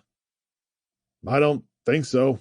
We just keep working, keep our eyes open, and stay armed at all times. You've still got your gun on you, right? Helen turned and lifted her blouse to show her holstered S&W 642. I sure do. Excellent. He gave her another squeeze around her shoulders. If someone comes on the property that isn't blood, I'm leaning heavily in the direction of shoot first and ask questions later, no matter how hard that might be to do if it's someone that we or the kids know. I can't say I'm a huge fan of that idea, but I think it's probably necessary given everything. She smiled up at him, her eyes misty. I know it's valuable to me, Ryan Cooper. I won't let you down. With an appreciative nod, Ryan turned back to his work, stooping to press his finger on the hardening concrete and using the bubble level to check that everything was still standing straight. How much do you have left to do here? These will be finished setting any time now, but I'm afraid I'll need some help lifting these solar panels and holding them in place while I attach them to the poles. I can help with that, Helen said enthusiastically. Oh, I don't think even the pair of us can manage it, unfortunately. These are a couple of 100 pounds each, so I'll need to rig something up to help with that. Sounds difficult? Nah, not really. I'll use the fork attachment on the tractor to hold the panels by rope so I can swing them in small degrees to where I need them. He frowned. I don't want to use the tractor because it's going to make noise, but I'm afraid it's the only way. You want me to keep watch while you do it? If you don't mind. He knelt down to check the concrete again and nodded. Yeah, this'll be set enough to hold weight by the time I get the tractor out here. I'll get started now. Ryan walked out to the barn, opened it up, and headed inside, greeted by curious bleats as animals gathered around. After half an hour of maneuvering the tractor around inside the large structure, removing the bucket and throwing on the forks, he was sweating profusely. He climbed inside the cabin and turned on the air conditioning, then drove it out through the rolling door and drove carefully around the animals to the barnyard gate, through it with Helen's help, and down to where he was setting up the panels. Tying the rope around one panel in a series of loops to spread out the force the rope would put on the panels, he secured both ends of the rope over each fork and gave it a few good tugs to ensure it was secure. Working the controls from back inside the cabin, Ryan lifted the first panel and moved it above the poles he'd installed, lowering it slowly until it hung just above the brackets on the poles, slowly rotating back and forth. He hopped out and untied the knot on one fork, letting the rope play out and pushing and pulling as one side of the panel fell into place. Tying off the rope again, he returned to the bracket, made a slight adjustment to the panel, and screwed it firmly in before repeating the process for the other side, then continued repeating the process for more of the panels. While Helen stood watch nearby in the yard with her hair blowing in the breeze, he finished working, going around to check that each connection was tightened, as even a single loose bracket could cause the entire structure to shake itself apart in the next strong windstorm that passed through. Looks great, Helen called. When will you know if they work? I still need to wire everything up, but we should see the battery charging rate increase dramatically, along with the total daytime capacity we have. I'd say we'll know just how much more we're getting within a few hours, though, if this goes smoothly. Hopping back into the tractor, Ryan drove it up to the barn and through the rolling door, removing the forklift attachment and quickly shutting and locking up. With a hop in his step, Ryan left the barnyard, closed the gate beside him, and hurried to the solar panels to connect the wires. Helen had gone inside, so he worked on the last steps by himself as midday faded. When he was done, he strolled west, away from the house, looking south past the field and driveway to the main gate. He turned back to check the angles on the solar panels when he did a double take at the entrance, seeing a figure moving down near the gate, leaning on a fence post and staring directly at him, though it was too distant to make out who it was. For a long moment, the two stared at each other before the man at the gate turned and walked out of sight to the southeast toward the Joneses. Heart rate pulsing, sweat dripping down his back, shoulders tense with anxious fear, Ryan shuffled inside and grabbed Helen where she was setting up for another canning session. Guiding her along the hallway to the dining room window, he parted the blinds and pointed to the end of the driveway. Helen had followed him wordlessly, blinking at his pale face in hushed silence, though she finally spoke up. What is it, honey? Did you see someone? Yes, I saw someone down by the fence, and he didn't even try to hide. He looked back at me for a few minutes, turned around and left. Ryan shrugged. Was it Mike Jones? I don't think it was, but I can't be sure. He shook his head as his expression deepened to one of dark doubt. And I can't tell if it was the person who tried to get our chickens either. In any case, it's clear they heard the tractor and are getting damn curious about what we're doing here. Sounds like they're trying to sniff around. Undoubtedly. Ryan growled. We need to be ready in case they decide to try something more drastic. I agree. I think we need to step it up. How far do you want to take things? Well, the M&P-15 has a scope, and it's pretty easy to fire. You'll take that rifle, and I'll go downstairs and get the Winchester 308. It's got a scope, too, and we'll need them if we're doing long-distance shooting. Keep them at a distance, Helen affirmed. Got it. Next. Ryan let the blinds fall shut and turned away from the leaking light into the dark dining room, pacing toward the hallway and back again. Given the layout of the house and all the ways in, I think it would be helpful to board some of them up. We don't have to do it all the way, just enough to keep someone from getting in easily. Slow them down a little, make them make some noise that might warn us, and we'll bring the dogs down for the night. How does that sound? Wouldn't it be better to let them roam the property like before? For random interlopers on the property? Yes. A shiver shot up his spine and down his arms as he entertained the nightmarish thought of several people flooding over their fences simultaneously. Oh, I don't know why. Something tells me this isn't just going to be one person. They probably know a decent amount about the place. The dogs are obvious, but who knows if they're friends with the kids? Maybe they know about the guns, too. Ryan was speaking a mile a minute, pacing around, tapping his leg with nervous energy. Doesn't matter. We'll handle whatever happens, but we need to get prepared. Sounds like a plan, honey. What can I do? Help you board things up? Turning to the dining room table, he picked up the M&P-15, checked to see it was charged, and handed it to her. No, I'll grab the supplies from outside and start doing that. I want you to watch my back. You really think they'd try to come in the daylight? I have no idea when or even if anyone will come, but we're done taking any chances. Upstairs gives you a vantage point on practically all the approaches to the house, so you'll be in a good spot up there.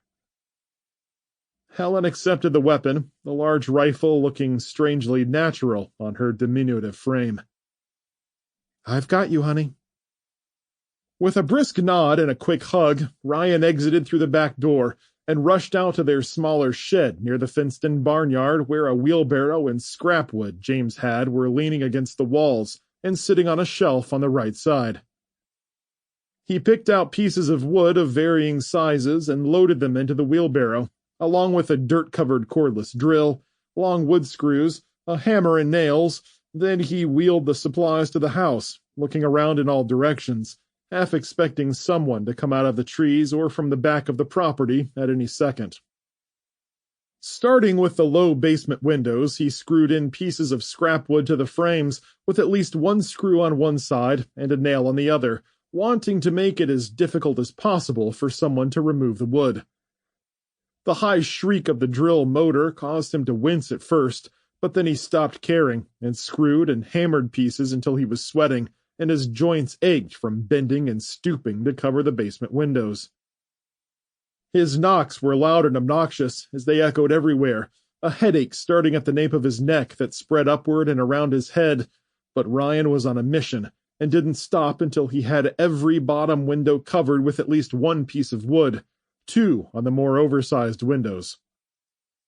Running back to the shed for a stepladder, he brought it back, enabling him to reach the higher ones out in the front. Paranoia crawled in his guts, filling him with a constant panic whenever he wasn't looking down at the gate or around him. Once, when he was working on the dining room windows with Helen watching him from the inside, he thought he caught movement out of the corner of his eye and nearly slipped and fell off the ladder trying to draw his pistol. It was nothing, though, and he chastised himself as he returned to work and finished nailing a second 2x4.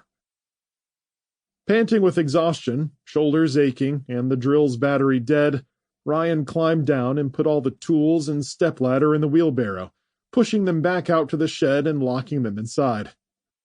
By then, the sun had faded entirely and was just a memory, the clouds dingy where they gathered in the east, leaving the sky overhead open with the first inklings of stars and moonlight filtering through the forest trees. Before heading back to the house, he strode out to the barnyard and let the dogs out, regretfully leaving the barnyard animals unguarded as he followed the excited, playful dogs to the back door. Helen greeted them with a smile, kneeling in front of the wily Pyrenees as they pranced and ran through the living room, with their massive paws and nails clicking on the hardwood. "You're supposed to wait for us to wipe off your feet," Helen called to Duke and Duchess, who'd taken off to leave Diana behind, obediently sitting with her tail sweeping across the floor and an eager look in her eyes.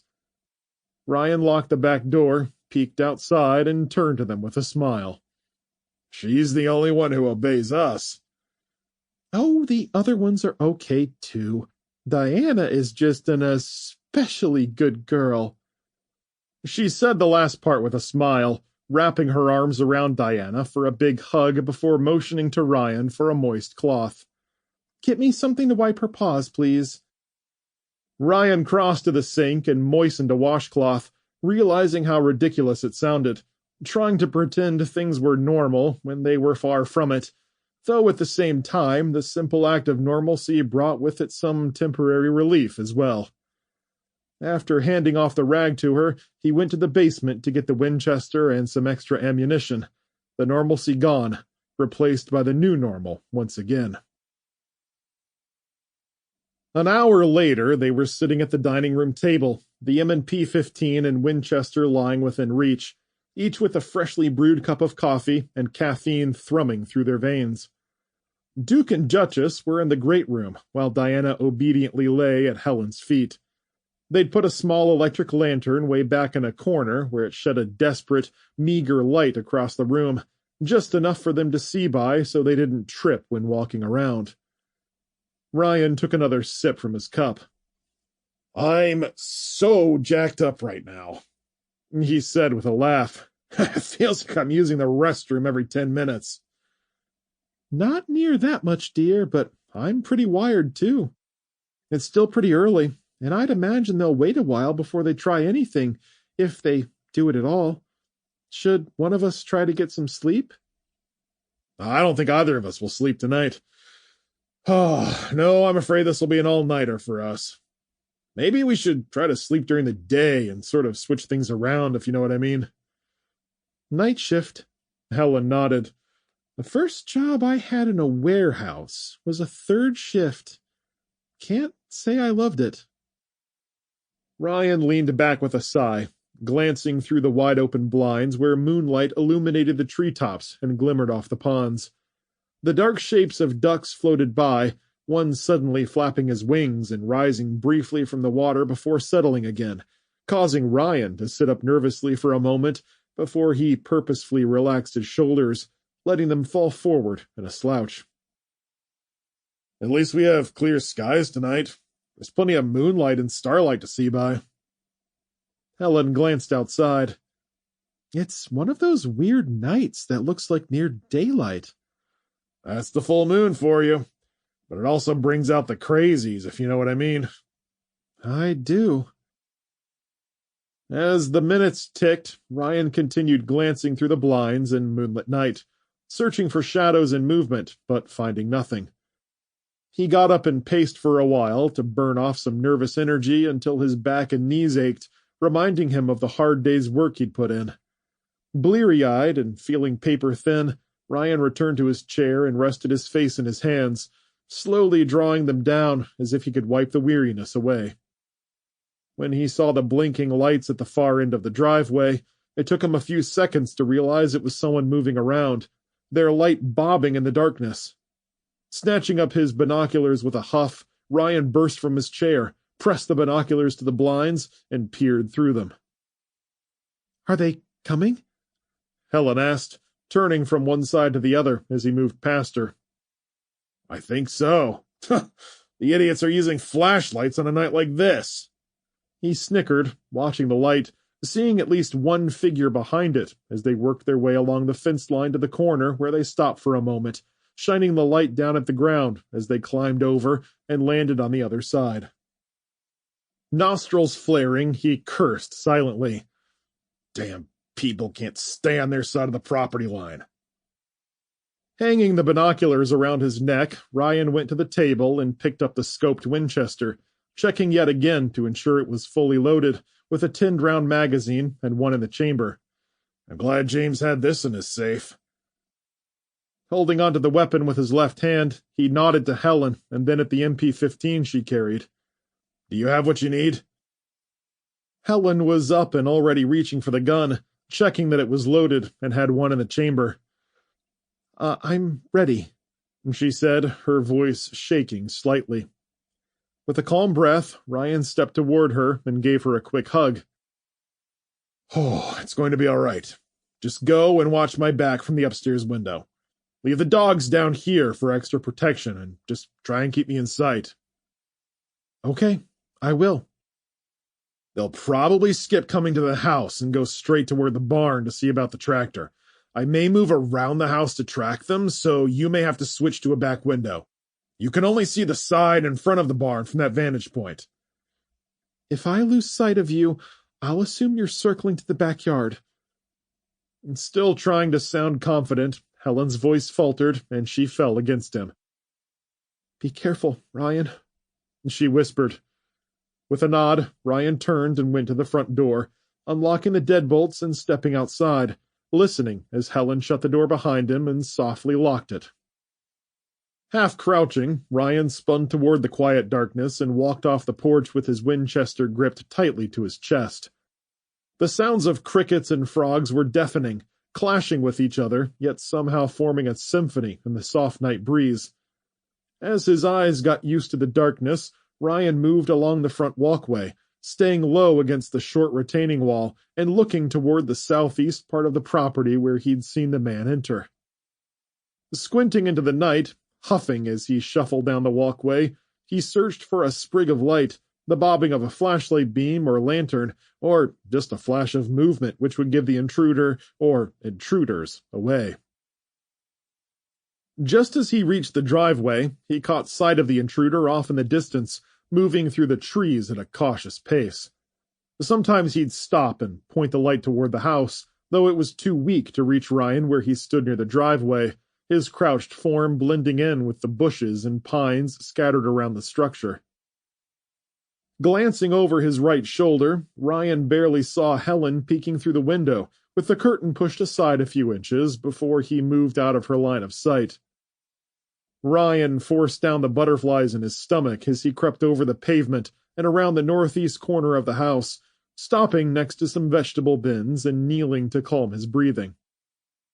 Still 50 yards off, Ryan focused on the shadowy form, watching as it slunk toward and behind the barn as he suspected they might. When he was sure of their direction, Ryan left the cover of the house and stalked after the figure, walking quickly but not putting too much pressure on his prosthetic.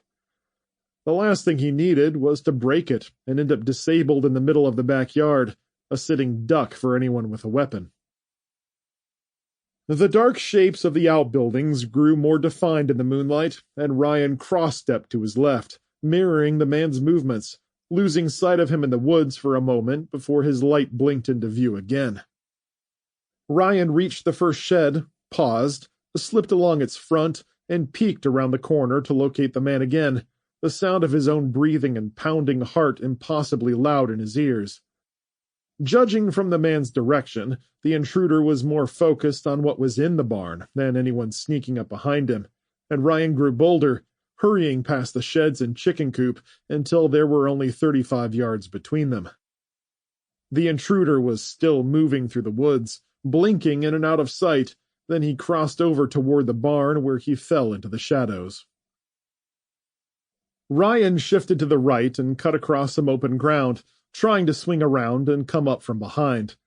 Something shifted in his prosthetic, and it slid on his leg, causing him to lurch, and Ryan fell forward onto the yard and laid flat in the grass. He raised his head slowly, spotting the sheep and goats off in the barnyard, clustered together in the moonlight and bleating in annoyance. Squinting, heart racing, Ryan searched the shadows but couldn't see anyone, either along the fence line or in the woods. While he had the back of the barn covered, Helen had a much better shot of the side and front. He looked through the scope and then pulled away to peer into the darkness, watching intently, and after a stretch of anxiety, there was a movement by the barnyard fence. Ryan's breath caught in his chest as he put his eye to the scope and tracked the man as he walked along the side of the barn to the roll-up door. His flashlight was pointed at the ground, but the reflected light gave Ryan enough to see that he carried a crowbar in his right hand and wore a shotgun slung on his shoulder. The bastard means business, he growled quietly with annoyance. While he couldn't be 100% certain, the man seemed too small to be Mike Jones or anyone else he knew from the neighborhood, though there were plenty of Alice and James's neighbors that he hadn't met. Eye pressed to the scope, he tried to breathe steady and track the man through the mesh between the fence rails, but his only clear shot was at the man's knees or waist, and the intruder was crouching in such a way that it would be a tough shot to take.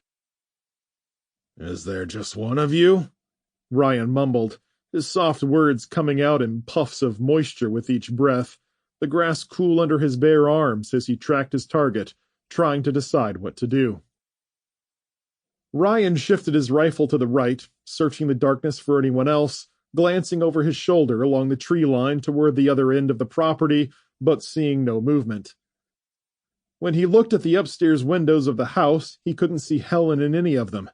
Either she'd found a new target in a different location, or she was keeping to the shadows to stay undetected.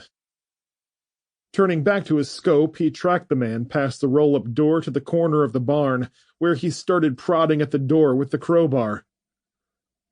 Without knowing if there were more intruders, he was loath to give away his presence or just open fire willy-nilly. Ryan groaned, adjusted his grip, and shouted, "Hey, asshole! Stop right where you are and drop your weapons!" The man froze with a soft curse that Ryan heard from where he was lying, but the intruder made no move to drop either his crowbar or shotgun. "I've got you on my sights!" Ryan shouted again, watching carefully for signs of movement from other locations around the woods or barn. "It'd be an easy shot. Drop it!" Instead of doing what he was told, the man turned slowly toward Ryan with his hands raised, searching the darkness in vain for Ryan's position. Looking back toward the house, still seeing no sign of Helen, he shouted again. "Last chance! Drop the rifle, or I shoot!" The man's head ducked low as he continued looking for Ryan. "I just want to talk about borrowing your tractor. Why don't you come out? We can discuss it." "We don't have a tractor to lend out," Ryan called straight back to the man in a low tone. "No more talk." As Ryan was speaking, the crowbar hit the grass with a soft rustle, and the shotgun whipped up, the man firing a blast from his hip in Ryan's general direction. Buckshot zipped by overhead as Ryan pressed his face into the grass, inhaling sharply in surprise. Another boom ripped off, and pieces of buckshot cut through the grass near his face, forcing his nose into the moist soil as he protected his head with his arm. The third shot was even closer, and he felt something hot pluck at the back of his shirt and glance off his boot before he'd finally had enough. Raising his rifle, he looked for the intruder straight ahead, but he'd moved to the corner of the barn and was slipping across the front of the structure. Ryan tracked him and fired too quickly, missing as his round struck the barn wall in a puff of shredded wood and dust. The flash of his rifle muzzle drew the man's attention, and he swung the shotgun in Ryan's direction, about to fire again. Helen's sharp rifle shots snapped through the night before the shotgun could, 2 rounds striking the barn wall close to where Ryan had hit, sending more splinters flying off. Showered with fragments, the man lowered his head and ran from the barrage as Ryan tracked him and squeezed the trigger in a clipped rhythm, but he kept missing and hitting the barn. A third round from Helen finally struck the man, and he jerked and grunted painfully, spinning and accidentally firing a shotgun blast into the ground. He slipped a couple of feet and sank to his knees, lurching forward and leaning on his gun, using it to support himself as he still tried to move forward. Another gunshot from Helen hit him in the chest, and he fell back into the cool grass where he gurgled and rasped, squirming for a few seconds before falling still and quiet. Ryan rolled over and peered up at the house, seeing no sign of Helen except for a half-opened window in the bedroom she must have fired from. Waving upward at the house, her hand finally appeared as she waved back from the shadows. Chest heavy and senses heightened from the rush of adrenaline, Ryan rolled onto his stomach and pushed himself to his knees, setting his prosthetic foot beneath him and stumbling to his feet. Gun raised, he limp-walked to the barnyard gate, keeping his rifle trained on the shape lying in the grass. By the time he got there, Helen was rushing down from the house with the dogs running ahead of her, tails sweeping back and forth, growling with their heads low and their eyes pinned to the downed figure. "It's okay, Duke," Ryan shouted as they came up. "Duchess, Diana, settle down." Throwing the latch, he pushed into the barnyard, calling for the dogs as they broke away and ran straight for the figure, Duke spreading his paws in front of him, sniffing, growling, and barking as he tossed his head. Helen was next to him a moment later, and Ryan held out his arm. "Keep your rifle trained on him while I check him out." "Already on it," Helen replied, voice shaking slightly as she leveled the gun.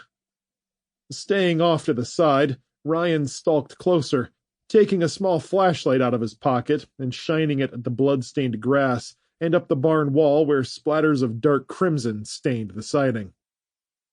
He settled the beam on the still figure who wasn't moving or breathing as far as he could tell, but the shotgun was trapped under him, so Ryan shuffled over and put his right foot on the barrel before kneeling beside the man. Blood saturated his black jacket and formed a pool that was spreading across the soil, and the man's pale cheeks were stained with red smears, a soft hole caked with gore marring the side of his head in the temporal region. Ryan started to touch it, but drew back. "You got him in the chest and head." Taking the man's shoulder, he turned him over and stared into the man's blank eyes. "Yep, he's dead. Superb shooting, honey." Helen was looking off to the side, her rifle barrel raised toward the sky as she avoided the sight of the man, her shoulders trembling as she tried to get her breathing under control. "Hey, now, it's okay." Ryan shifted away from the dead man. "You saw what needed to be done and took care of it. Nothing to be sorry." "I don't feel bad about what I just did," Helen hissed venomously, not at Ryan, but at the body lying on the grass as she gestured at it and wiped away a tear. "No, sir. I don't feel bad about him at all. You, though. The bastard shot at you, and I could have lost you. And I'm worried he might have brought company with him, or they could be coming his backup." The dogs weren't acting like anyone else was nearby, though Ryan stood and flipped his flashlight off as he scanned the yard for movement. While he saw nothing suspicious, Helen's words had him back on the alert, a fresh rush of adrenaline causing his heart to race anew, and a lightness spread through his chest as he started to breathe faster, bordering on hyperventilation. Feeling unsteady, he took a deep breath, focusing back on the present, turning back to Helen, working his jaw back and forth as he slowly nodded. "Judging by what he was going after, the tractor, based on what he said, that's not a bad assumption. Let's drag him out of sight and get back inside to regroup. We've got a long night ahead of us." Chapter 7. Alice Burton, Monticello, Florida. The four strolled west along a single gravel path with tufts of grass growing in the middle, curving to the left as the path followed a gentle slope downward. The woods grew thicker for part of the walk, crowding in on the sides except where they gave way to dirt trails that led to other parts of the property. Several small utility barns and sheds sat off to the right, the largest with its doors flung open and some groundskeeper's gear resting nearby. While the main grounds had pristine gardens and manicured lawns, the rear section was wilder and had grown out with waves of green everywhere, thick underbrush vibrantly colored with flowers sprouting on both sides of the lane. Normally, I'd take one of the ATVs down here, but, Wilford let the words hang and continued after a pause. Still, it's a lovely walk, and I loved bringing the horses down here. It'll be nice once I get it all rearranged and the rest of the horses moved. Alice wasn't expecting much, figuring that the secondary stables were out of sight and mind for a reason, but when they came to the bottom of the valley where a building half the size of the main stable stretched out into the woods, its beauty was undeniable. The gravel lane led through a grassy yard and up to the east side of the structure, the space south and west clear of all vegetation and trees, to leave a broad pasture with a training corral and light poles. The structure was extensive, with a big open front door topped by a raised roof and two beams that stretched its entire length. The wooden sides were painted what had once been bright red, its fade from time and wear giving the building a dignified appearance. While it was older than the other building, the grass was trimmed back and worn down to the dirt around the place, kept as neat as any other part of the property they'd seen. A single beige horse stood out by himself in the pasture and grazed, and, hearing them approach, he raised his head and shook it, swishing his tail across his flanks in what Alice took was excitement over seeing his caretaker. Sarah got out ahead of them, practically skipping on her way there, turning and smiling as she called back to Wilford. "How many more horses do you have in there?" "Ah, you'll see soon enough, little miss. Just hold your horses." He chuckled happily. "Ha ha, pun intended." Alice couldn't help but crack a smile as she and Jake took the last several yards with a hop in their own steps, something about the place, or the company, lifting their spirits. They entered the main corridor, where a dozen horses stood at the stall gates and turned their long heads to take in the newcomers. A couple of them snorted and whinnied at the sight of Wilford as the group stepped inside the cool, moist corridor, the smell of manure and hay filling the air, along with a heavy animal musk that reminded Alice of their farm back home and her childhood doing work on her parents' farm. "You said you moved some horses down here already, right?" "I brought down 4 more stallions and a couple of mares with their babies." "But the stable only looks half full." Wilford shuffled off to a side room near the entrance where a small desk and a workbench with hammers and tools butted the wall. "Well, these are where the grade horses are kept." "You have other stables on the grounds, right? Ones with better horses?" "Ah, that's right. We have many other facilities." "Why didn't you take the mares and stallions to the other stables?" The old man scoffed and waved off her suggestion. "Oh, no, can't risk mixing the bloodlines, you see. We keep all of those separated around here." He sighed. "Well, we likely won't see much horse racing anytime soon. I'd best stick to me duties, keep 'em that way." "Ah." "Besides, you'll not want to be taking any of the thoroughbred animals we have." Gesturing happily, he led them past several stalls with deep brown horses, curious equine eyes following them and whinnying whenever Wilford reached out to touch one of their noses or give them a pat on the neck. Sarah patted one horse and peeked over the stall at something else on the other side, and with a happy yelp, she turned and hopped up and down. "Mom, there's a colt in here! Look how small he is!" "I call that little guy Mr. Clatterhoofs, because he's always jumping around so excitedly. And he won't be a colt for long, as he's coming up on his first year when he'll be a yearling." Alice moved to the stall door and peered over as the mare stepped aside as if showing off her son. The little chestnut colt was bounding around inside the stall, turning from one side to the other, prancing up on his back hooves to kick his front ones out playfully before tucking himself against his mother again. "Boy, he's just itching to get out, isn't he?" Jake said, resting his arms over the stall door as Sarah laughed giddily at the colt's antics. Sarah turned to Wilford. "Does he get to go out and run a lot?" As much as he can. I'll have time later to let him out before I walk the fence line. Alice nodded and strolled toward the middle of the corridor, shifting back to Wilford as she peered at the horses, watching them from their stalls. Why wouldn't you want us to take any of the thoroughbred stallions? Not that we'd want to, with as much money as I'm sure they're worth. Well, those fellows are awfully pretty, he replied, turning away from the mare with the parting pat on her neck. They're built for speed and grace, not for carrying people across the country. What you'll need is something hardier. Now, take these 3 fine boys here. They be perfect for you. They're geldings, and they can walk for miles without complaint. They're used to doing long treks and carrying loads the whole way.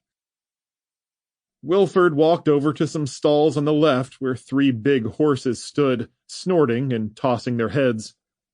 The big cream one in the middle threw his lengthy forelock over his ears in a rock star gesture that made Sarah giggle again. The other 2 were much darker, and the one on the far left was a blood bay shade with a snip of white on his nose. His companion on the far right was a rich liver chestnut that shined in the light, with a stripe of cream from forehead to muzzle. Wilford turned and clapped his hands, raising a mischievous eyebrow at Jake and Sarah. Come on, kids. Let me introduce you to these burly fellows. Starting at the left, he patted each horse as he went down the line. This first guy with the beautiful blood bay coat is called Stormy. The big cream-colored one is Buck, and this last handsome gentleman is Rocky.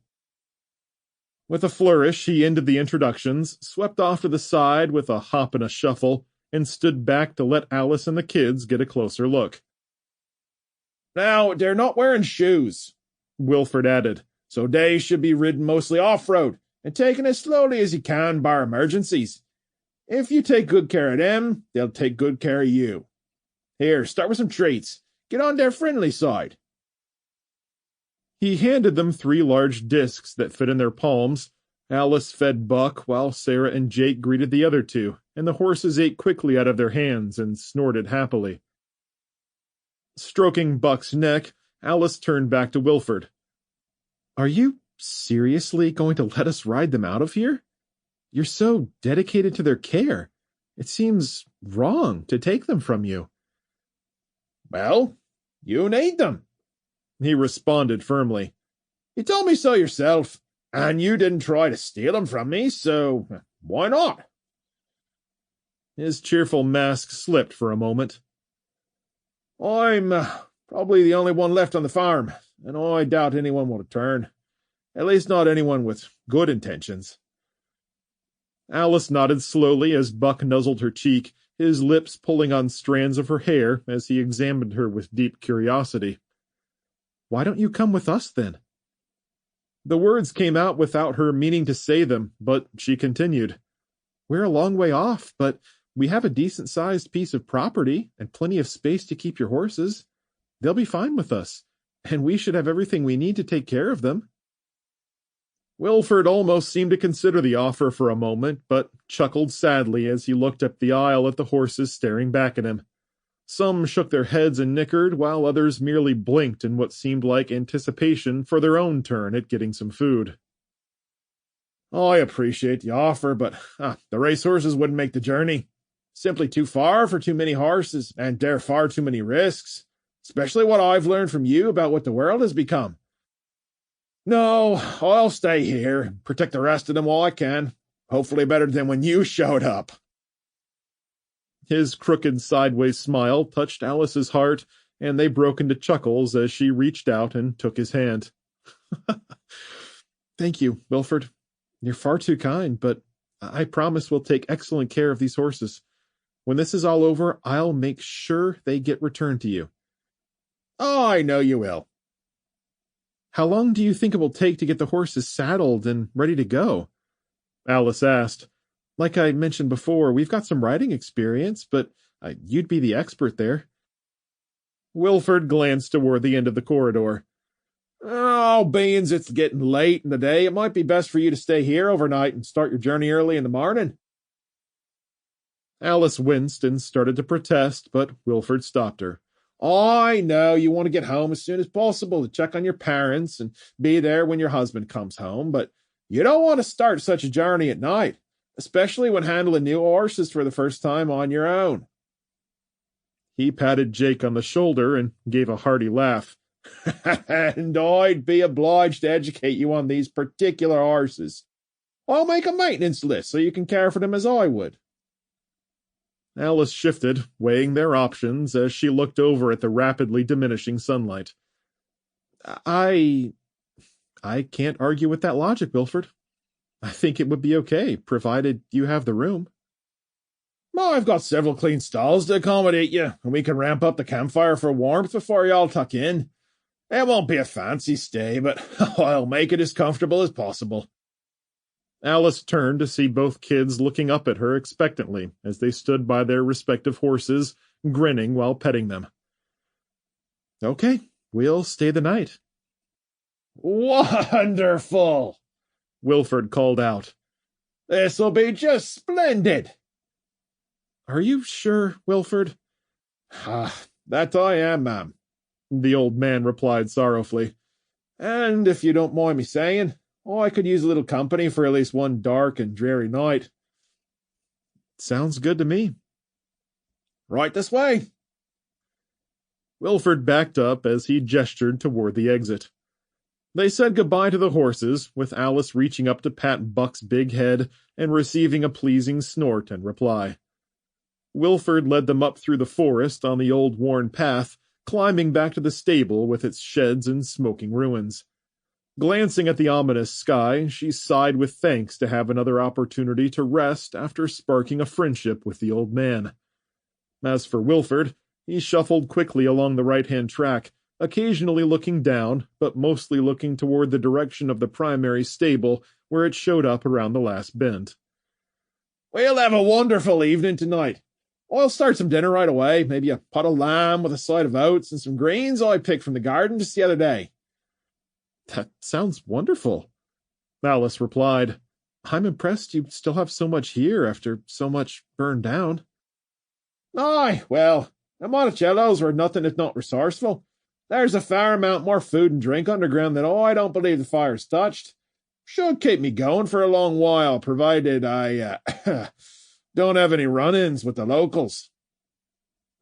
Is there anything we can do to help you? Preparations? Defenses? Wilford dismissed her with a wave. No. What you need to do is let an old man take care of you for the night, and help me in return by taking good care of me horses.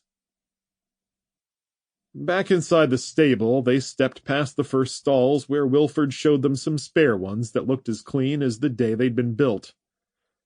There was one for Alice and another for the kids, and together they stacked piles of hay with blankets over them and made pillows from their backpacks. On some of the vertical beams near the lanterns were pictures of historic horse tracks, with owners Wilford had worked for over the years, the groundskeepers sometimes stopping to tell them a story about a particular individual who was hard on him, or another who had displayed exceptional kindness. He stopped and pointed at an old black-and-white photo of a much younger Wilford, standing next to a tall gentleman wearing a British-style vest and hat. This man, Carl Button, was one of the greatest men I've ever worked for, aside from the Monticellos. His empathy for his animals was nigh on unmatched.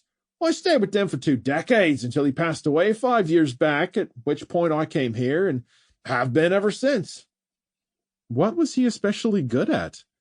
Alice stared at the old image. I mean, how did he show empathy for the horses? Well, Mr. Button never went for the pretty ponies. Wilford grinned proudly. He always saw a special thing about a horse that maybe ran a little sideways or was a little undersized. He picked out the ones with the most heart and brought out the best in them, making himself millions in the process. If I could sniff out talented horses like he could, I might have been an owner someday. But I knew my place in the world and always been happy just caring for him. You seem to love your job. Alice nodded, glancing around as the kids laid out a change of clothes in their stall. And it seems you have much more work to do, even if we take those 3 geldings. Come what may. he said in agreement, looking around the room wistfully before flashing Alice a wide smile. If you don't mind, I'd like to get cleaned up. Tangling with that charred wood left me feeling less than presentable. Alice laughed. Of course. I'll do the same. There's a hose off to the side. We can clean up using that. Great. They stepped outside with some washcloths and towels Wilford took from a bin, and soon they were in their bare feet with the spigot going, the cool, clean water splashing everywhere as they wiped off their legs and arms and faces. Soon they were back inside and resting on their hay mattresses, with the sounds of Wilford banging softly around the fire. The kids' comfortable whispers from the next stall over relaxed Alice, and she quickly fell asleep without meaning to, dreaming of James, the farm, and the sunny days after their last full planting that turned out to be the largest crop yield ever.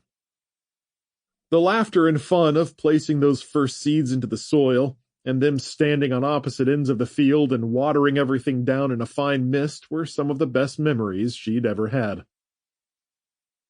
The sense of safety was dashed momentarily when she woke to the dim light of dusk filtering into the corridor, her panicked gaze darting around the unfamiliar location as Jake and Sarah spoke unintelligibly nearby. Sitting bolt upright, Alice reached for her rifle where she left it leaning against the wall until she remembered where they were and relaxed, slumping against the stall and taking several deep, ragged breaths to calm her nerves. Wiping the sleep from her eyes, she put her tennis shoes on and holstered her pistol, exiting into the passage where the smells of boiled meat, potatoes, and green beans rolled off the fire. Smells good. Alice smiled approvingly as Sarah and Jake were actively involved in helping Wilford around the fire as he pointed at things and told them what to do. I hope you had a good nap, he said, turning with a grin. Yes, longer than I needed, but it was nice. Are these youngsters bothering you? Oh, no, not at all. Young Jake helped peel the potatoes, and your wonderful daughter made the salads and peeled the carrots. Everything is boiling up now. What are we cooking? Alice stepped closer to the fire, peering inside the largest pot. Well, it all started as one thing or another. Wilford scratched his head. But it seems to be merging into a stew of sorts. We'll have big chunks of lamb and biscuits. He winked and nudged Jake in the side. And this time it'll be the big, fluffy American ones. I can't argue with that. Do you need any help? Just sit down, Mom, Sarah said as she moved around Wilford to drop a handful of carrots into the boiling water and check the pot next to it. We've got a couple minutes left on the biscuits. Never cooked them in a cast-iron pot before. Cast-iron biscuits are the best, Wilford tutted in mock disapproval. How did your mother never make you biscuits in a cast-iron pan? Hey, now. Alice snorted in amusement and sat on a bin, twiddling her thumbs as she watched them work. With that kind of talk, I'm definitely going to just sit down. We've got it, Mom. Jake dumped a little more flour into the stew pot. That's it, young Jake. The old man stirred it in. Flour to thicken things up. Wilford turned to Alice, his spoon dripping savory gravy back into the pot. I suppose you'll want to talk about posting guards for the night. Aside from learning more about the horses, yes. Oh, that's great news. Wilford's shoulders sagged with the release of built-up tension as he stuck the stew spoon back in the pot and gave the mixture another stir. Oh, I've been going crazy trying to keep up on everything and staying up half the nights with worry. The only sleep I've gotten since all this started was a couple of winks here and there when I couldn't keep me eyelids open anymore. We'll certainly help with that. The kids can take a shift and I'll cover the rest. We'll make sure you get some solid sleep tonight, Wilford. It's the least we can do after all of your generosity toward us. Soon they were all sitting around the campfire as the sun went down, the light casting along the stable's main corridor and spilling out the side exits. Wilford talked to them about the horses they were taking as they all spooned in chunks of lamb, potatoes, and carrots, giving Jake pointers about Rocky being unruly and that he shouldn't shy away from commanding the horse firmly. If you don't show mastery of old Rocky, the groundskeeper pointed out, he'll take advantage of you. It's just like the one horse I used to ride when I was learning, Jake said with a nod. Don't worry, Wilford. I'll be able to handle him. Just remember, horses are smart creatures. If you want to control them, you can't use force. You have to outsmart them. They talked a little more about Wilford's time as a groundskeeper, all of his favorite horses, and the beautiful, expansive farms he'd worked for over the years, most notably the Button Farm, the one he was most proud of. After dinner, he served green tea for everyone, and Alice's eyelids drooped several times while she was sipping hers, until she finally gathered herself together and drained the cup. I'll take the first watch. She stood suddenly and entered the stall for her rifle, forcibly shaking off the sleep. When she turned to go out, Wilford was waiting for her at the entrance with a grateful smile, speaking softly to her. I don't know you, ma'am, but I keep thanking the heavens above that I missed when I shot at you. Thank you for doing this. Alice patted his shoulder. Wilford, you don't have anything to thank us for. A bit of company is no trade for 3 strong horses, a bed for the night, and a delicious meal. See, that's where you'd be wrong. Even at the best of times, it wouldn't be such a bad trade. At these times, though, it's me who's the lucky one. We appreciate it, Wilford. Thank you. Just make sure you put your head down for a few hours, okay? That I'll do. Bidding the kids and Wilford a good night, Alice stood by the fire for a moment and then strode into the dark evening to stop on the gravel lane. She turned to her left and right, the oppressiveness of the sky heavy above her, not even the quiet chirping of the insects putting her at ease. Turning left, she walked east across the grounds past the stables where dense areas of seething red-orange glows kept the air warm and brushed off cinders to flutter upward like fireflies into the night. Alice wandered the grounds for hours, moving along the fence line in the cool evening, taking a vaguely circular path around the stable. Peppercorn and Dawson were awake out in the field, their muscular shapes comforting in the night as they stood stoic against the cloudy sky, with neither moon nor stars to provide much in the way of light. Aside from her rifle and revolver, Alice had a flashlight they'd found back in the department store outside Orlando, using it sparingly, the spare beam cutting through the darkness whenever she got off a path or gravel lane. She went west again, back down to the secondary stables to look in on Buck, Rocky, and Stormy, smiling as the young colt pranced back to the protection of his mother after she ruffled his short mane. Moving east away from the secondary stables, Alice walked up the track to a small garden near the burned-out farmhouse, to sit on a wide decorative stone where she'd paused a few times during her rounds. Knees drawn up to her chest, she stayed in the spot for a couple of hours with her rifle beside her, cheeks chilly as the wind picked up. With no moonlight to measure the passing of time, she could only give her best estimate on when to return to the stables and wake either Jake and Sarah or Wilford for the next watch. Before heading back, she began one more patrol of the premises, starting with the rear of the property, where the tool sheds and other small buildings still stood. She briefly flipped on her flashlight to get her bearings, leaving the garden area and returning to the gravel path toward the stables, and, faintly in the distance, remnants of their small campfire spilled from the stable corridors, promising warmth and a few hours of sleep.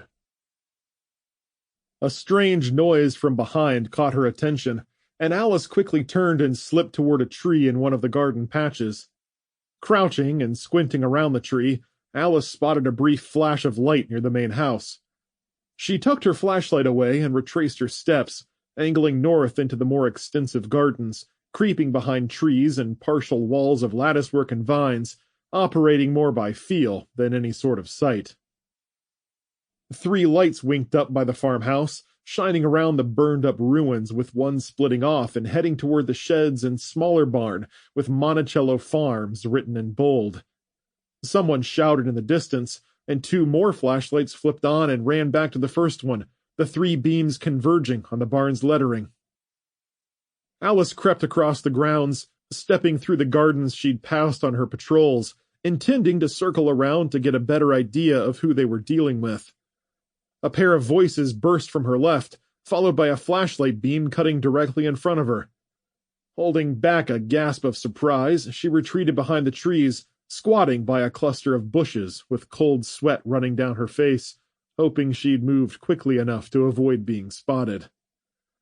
The light beam passed over the bushes and toward the stables before shifting the other way, and Alice peeked up to see two men walking by, their silhouettes showing them both with rifles in their hands. They stopped and turned back to the farmhouse, where their companions were going through the barn and sheds on the other side, speaking loudly enough for her to hear them. I don't know about you, Roddy, but ain't much we can do with a bunch of farm tools. We need food, water, and some basic supplies. Oh, I feel you on that, Roddy replied. Gotta be something around here, even if it's horse meat. You think the owners are coming back? The first man asked, his rifle swinging toward the fence where Peppercorn and Dawson grazed. Now, judging by the looks of that house, they're either dead or weren't here when everything went up in flames. The first man chuckled. Yeah, even if they plan to return, they definitely aren't now. Not unless they're walking. Roddy laughed. There's not much to come home to. Let's go get the rest of the guys and start working around the place. Gotta be some horses or cows or something around here we can use. Alice stayed crouched in her hiding spot until the men circled to the front of the farmhouse with their flashlight beams drifting across the gravel path before turning toward the burned-up house, lingering on spots where it smoldered and glowed with orange coals. Rising from her cramped position, Alice went back through the gardens to the stables to wake the others, moving as stealthily as she could to avoid alerting the intruders. From a distance, the glow of their firelight was dim, though it still stood out like a sore thumb beneath the starless sky. Passing the burned portion of the stables, she stepped into a side entrance to the intersection, where the kids had fallen asleep near the fire on their sleeping bags, not even having made it back to their stall. Wilford was lying opposite them, snoring softly to the snapping flames, and she kneeled between Sarah and Jake and shook their shoulders before shifting to Wilford. Wilford, Alice whispered, gently squeezing his arm while looking back in the direction she'd come from. Wilford, wake up.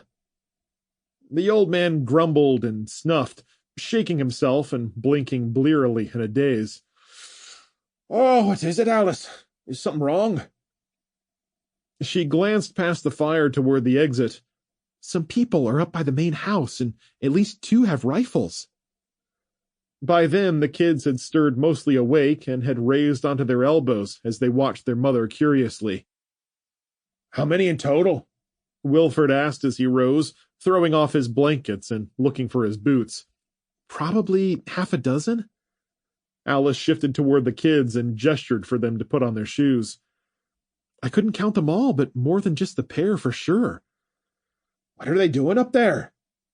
I overheard 2 of them say they were looking for food, although most were out by the sheds and going through the tools. Blasted ruffians! Wilford jerked his shoelaces tight and tied them before standing and fuming.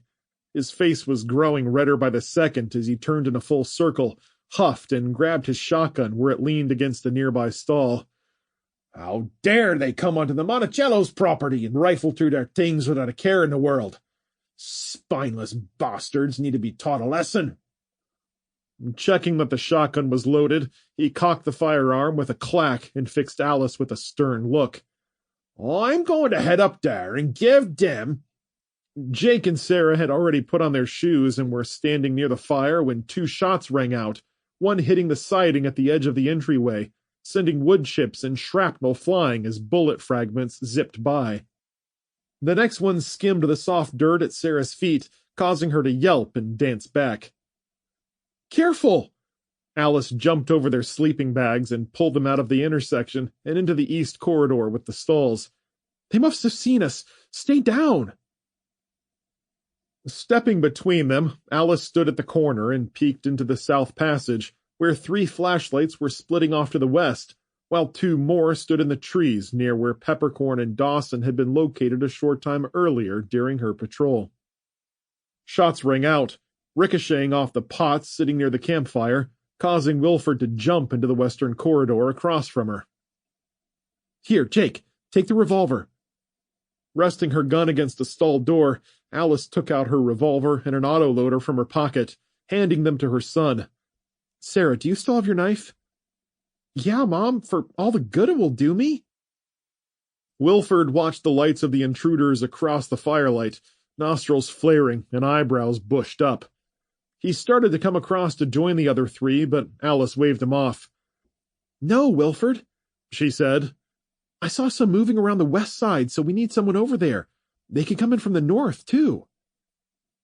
With an expression of barely controlled rage, Wilford gave a string of curses, barely understandable through his thick accent, and retreated, glancing along the west corridor before moving to the near corner and looking up through the north passage. A second later, he jerked the shotgun to his shoulder and fired a blast into the night. "You bastards better get off me property!" he shouted, "or I'll sting your arses with buckshot!" Curses and laughter replied, and Alice shared a worried look with him as the sound of footsteps grew louder around them. Chapter 8. James Burton, Fayette, Missouri. James's boots shuffled and scuffed on the rough back road as he wound through the Missouri countryside, the 2-lane highway quiet but for the sound of the close-pressed trees waving in the wind and the cry of birds singing to one another in the cool morning shade. Telephone poles and power cables laced together a string of small, single-story farmhouses just off the road or nestled in the dense green fields. Many were burned to the ground with blackened walls and collapsed roofs, looking rotted and sore like scabs on the hillside. Still others were intact, quiet, old-style structures with porch swings and clotheslines in the side yards, pink flamingos, and tiny gnomes standing in overgrown gardens. James stayed away from them all, always conscious of the rifle on his shoulder and revolver on his hip, warily watching every property he passed, feeling unseen eyes on him the whole time, even though he never spotted a single person. He crossed short concrete bridges and passed alongside rusted guardrails for miles without rest, with only the occasional cornfield or farmstead to break up his monotonous journey. There were spun-out vehicles on the roadside, twisted and incinerated in ditches, with glass scattered on the shoulder, pieces of red and gold plastic, aluminum trim, fenders, and tires blown out and seared to leave the pungent odor of burned rubber lingering in the air. Occasionally, James ran across an explosion in the middle of the road, some old tractor or a pickup truck left there with the remnants of their passengers being picked over by avian scavengers. James passed them all with his head down, mind and heart numbed to the sight of so much death, the thoughts of his wife, kids, and home driving him onward. As the sun rose higher and the wind died down, James wiped the sweat off his brow, suddenly wishing he had asked the guardsman for a hat to keep the sun off his head. Ahead was a gas station and a few other structures nestled against the surrounding cornfields, the corn rows stretching off to his right, the ears still growing at the tail end of what would have been the last harvest of the year. Off to his left, a few gentle hills were covered in leafy green trees, thick clusters of oaks, maples, and spruce that grew right up to the first set of buildings, including a small motel with a row of rooms facing the road and some old concrete structures with signs on the front or up on poles. The gas station stood on the right, with its dirty signpost perched high above the highway, leaning precariously and blackened on one side. A mess of exploded vehicles and debris spread out in front of it across the road, partially blocking the way through. At least 2 cars had blackened sides, one a long Buick, while the other was a pickup truck split down the middle by the detonated gas tank. As he moved toward the center of the road, he could see around the corn rows to a diner off to the right, with a gravel parking lot filled with burned-up cars, and an expansive front window with smudged, dirty glass. The closer he came, he picked up the nervous chatter of horses and loud, agitated voices. Slowing his strides, James craned his neck past the lot to see a black pair of buggies nosed into a wide alley on his side of the highway, between the gas station and diner. One was a smaller buggy that could fit a number of people, while the other was a larger, sturdier wooden supply wagon, covered with cloth. An unseen voice rose in an angry shout, followed by another man pleading in a softer voice, and James clenched his jaw and eased to the right-hand shoulder. The arguing intensified, with a second man's stern voice joining the other agitated one, threatening and growling as the tension thickened. James slipped to his right into the corn rows, crunching through the soft-packed earth and dry leaves that had fallen off and weathered, heading eastward to get in behind the gas station where the field cut around the buildings.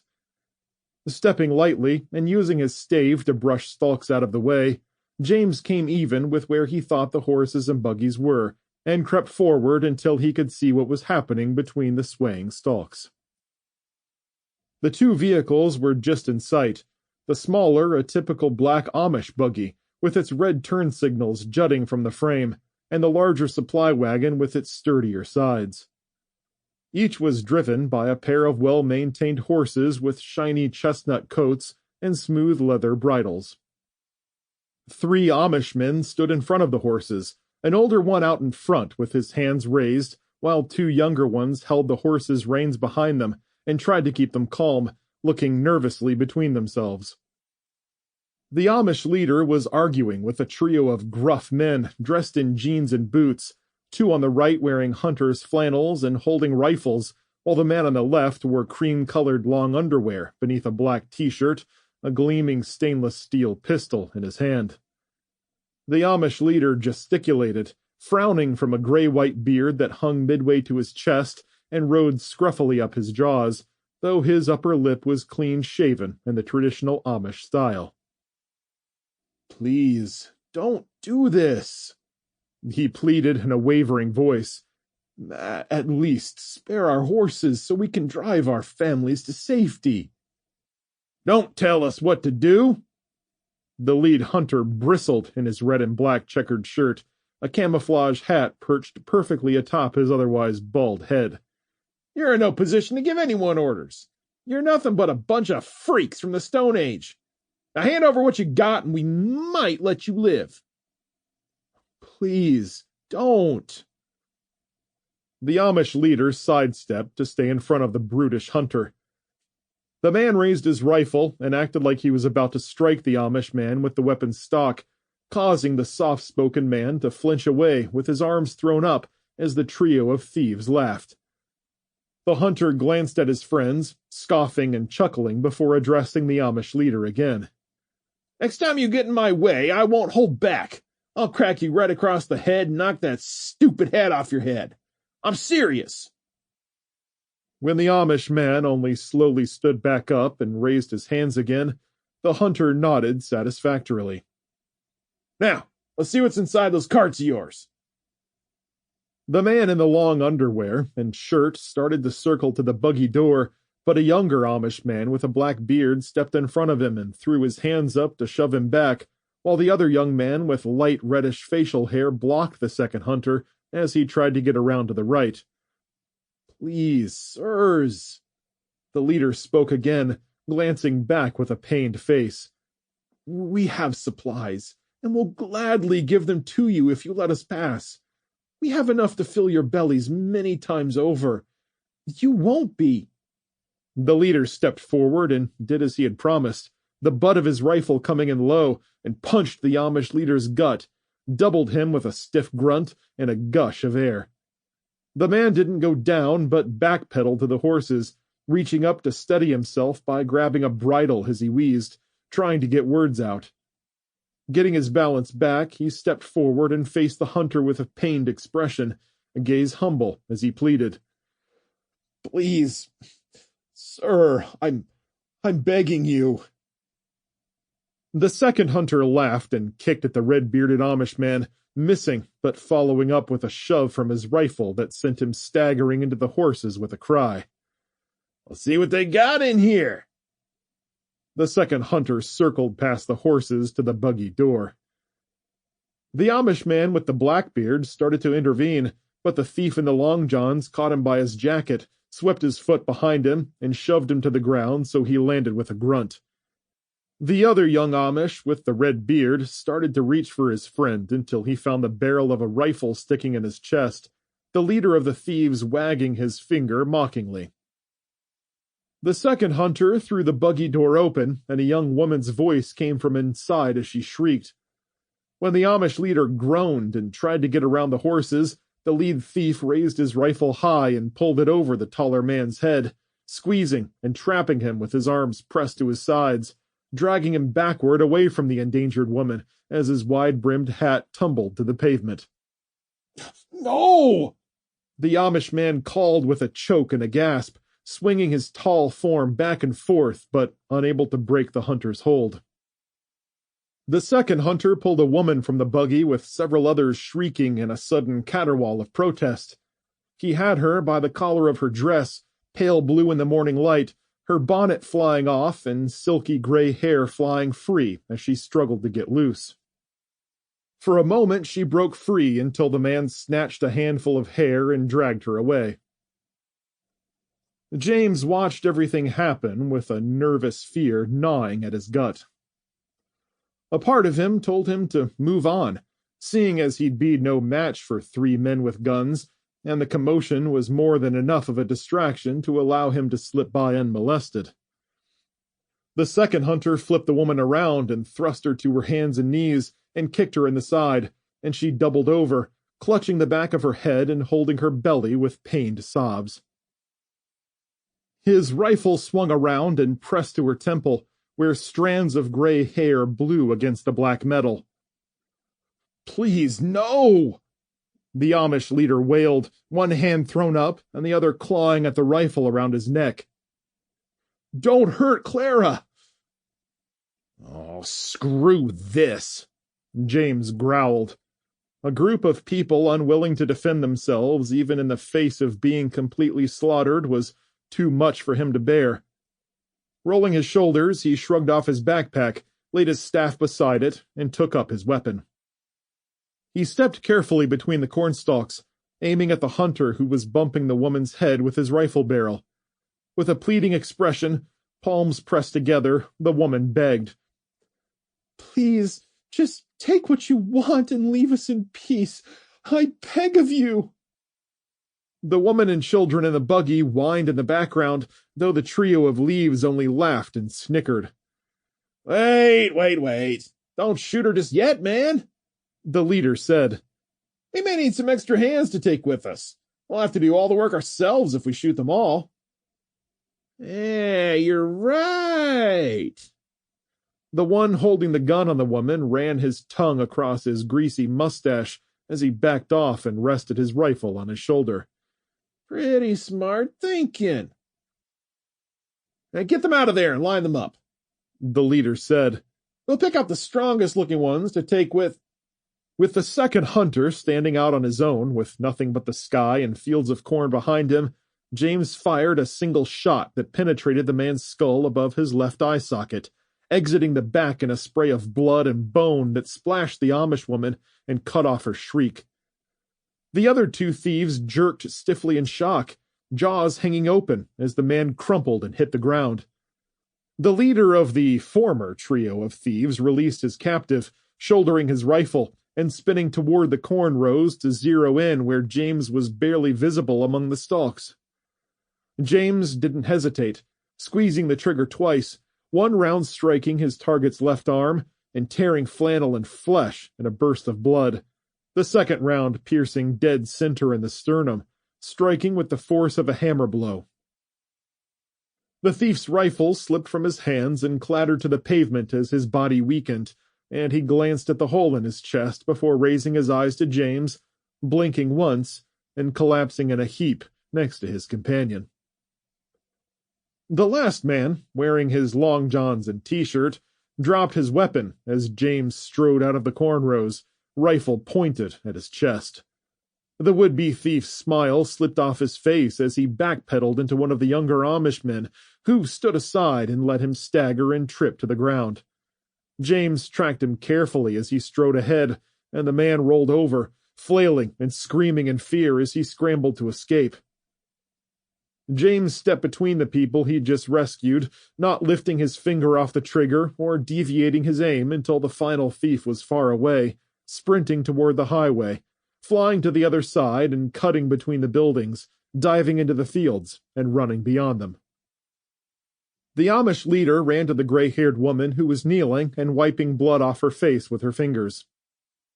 Stooping beside her, he got her on her feet while the younger men observed James. After getting an assured nod she was okay, the Amish leader rose from his crouch and turned to face James with an uncertain gaze, hands slightly raised. With his heart still racing, James turned and smiled at the small crowd, lowering his rifle and approaching slowly with a half-wave. "Are you folks okay?" "We are now, thanks to you." The leader glanced at the crying woman once more before gesturing to the man with the red beard. "Abram, go help your mother." Turning back to James, he took 2 hesitant steps forward. "You won't use that on us, will you?" James slung the rifle on his shoulder and held out his hand. "Not at all. Sorry about all of that. Are you folks all right?" "We are, thanks to you." The man shook James's hand and his shoulders sank slightly, one arm drifting to his bruised stomach as he winced. I imagine things would have gotten far, far worse if you hadn't come along." He offered a hesitant smile. "I am Eli Bontrager, and the red-bearded fellow is my son, Abram. The other is Jacob Mast, my son-in-law." He turned and gestured at the crying woman, firmly nestled in Abram's arms. "And this is my wife, Clara." James nodded at each of them in turn as Eli introduced them. "I'm James Burton. The folks in the wagons are your family, I presume?" "One big one," Eli replied with a smile. "There's my wife and me, our son and daughter, and their spouses and children. The women and children are in the back, of course. We tried to shelter them from harm for all the good it seems to have done." And past Eli, the curtains were drawn behind the driver's seats, so no one could see in. "I'm glad everyone is okay, Eli." Abram turned and handed Clara off to a younger Amish woman with red hair who stepped from the buggy, her expression frightened and a cry lifting from her mouth when she saw Clara's blood-speckled face. "Are you okay, Mother?" She rushed over and wiped the flecks off, stopping as if fearful of touching her. "Yes, Esther." Clara held her crimson fingertips up with a look of exasperation. "It's just all this blood." Esther glanced back and gestured to someone inside the buggy. "Betty, grab a clean rag for my mother, please. She's got blood all over her." Eli found his hat, dusted it off, and placed it on his head. With a heavy sigh, he stared at the 2 dead men and rested his hands on his hips, squinting with one eye at James. "That was some fine shooting there, friend. Praise the Lord that he kept us safe this day and delivered us from evil with our own personal guardian angel." Eli chuckled. "Thank you, sincerely, for your willingness to risk your well-being for strangers. Not many would have done that before this calamity, and fewer still after." James moved a pace closer and shrugged. "I was just passing through and saw what was happening. Couldn't stand to let a few bullies get their way." Exchanging a hesitant glance with his father, Abram stepped around the sprawled dead man with one hand out. "We are truly blessed to meet such a friendly face as yours on this dangerous road."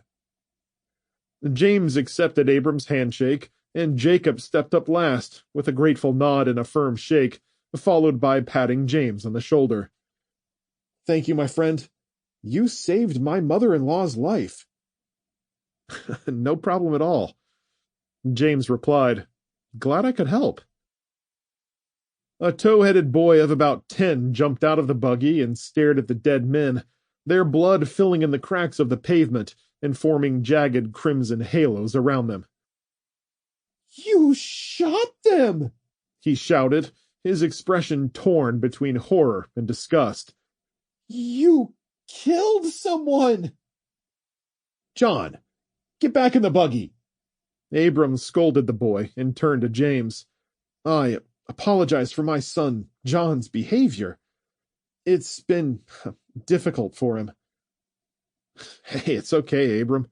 Last week I would have been shocked at having to shoot someone, let alone two, but, as you say, things have been difficult." Speaking about the pair of killings brought a sick sense of dread that gripped his chest and squeezed. He rolled his shoulders, loosening his upper body, trying to breathe evenly and calm the shakes in his arms as the remnants of adrenaline faded from his veins. "You say you were just passing through?"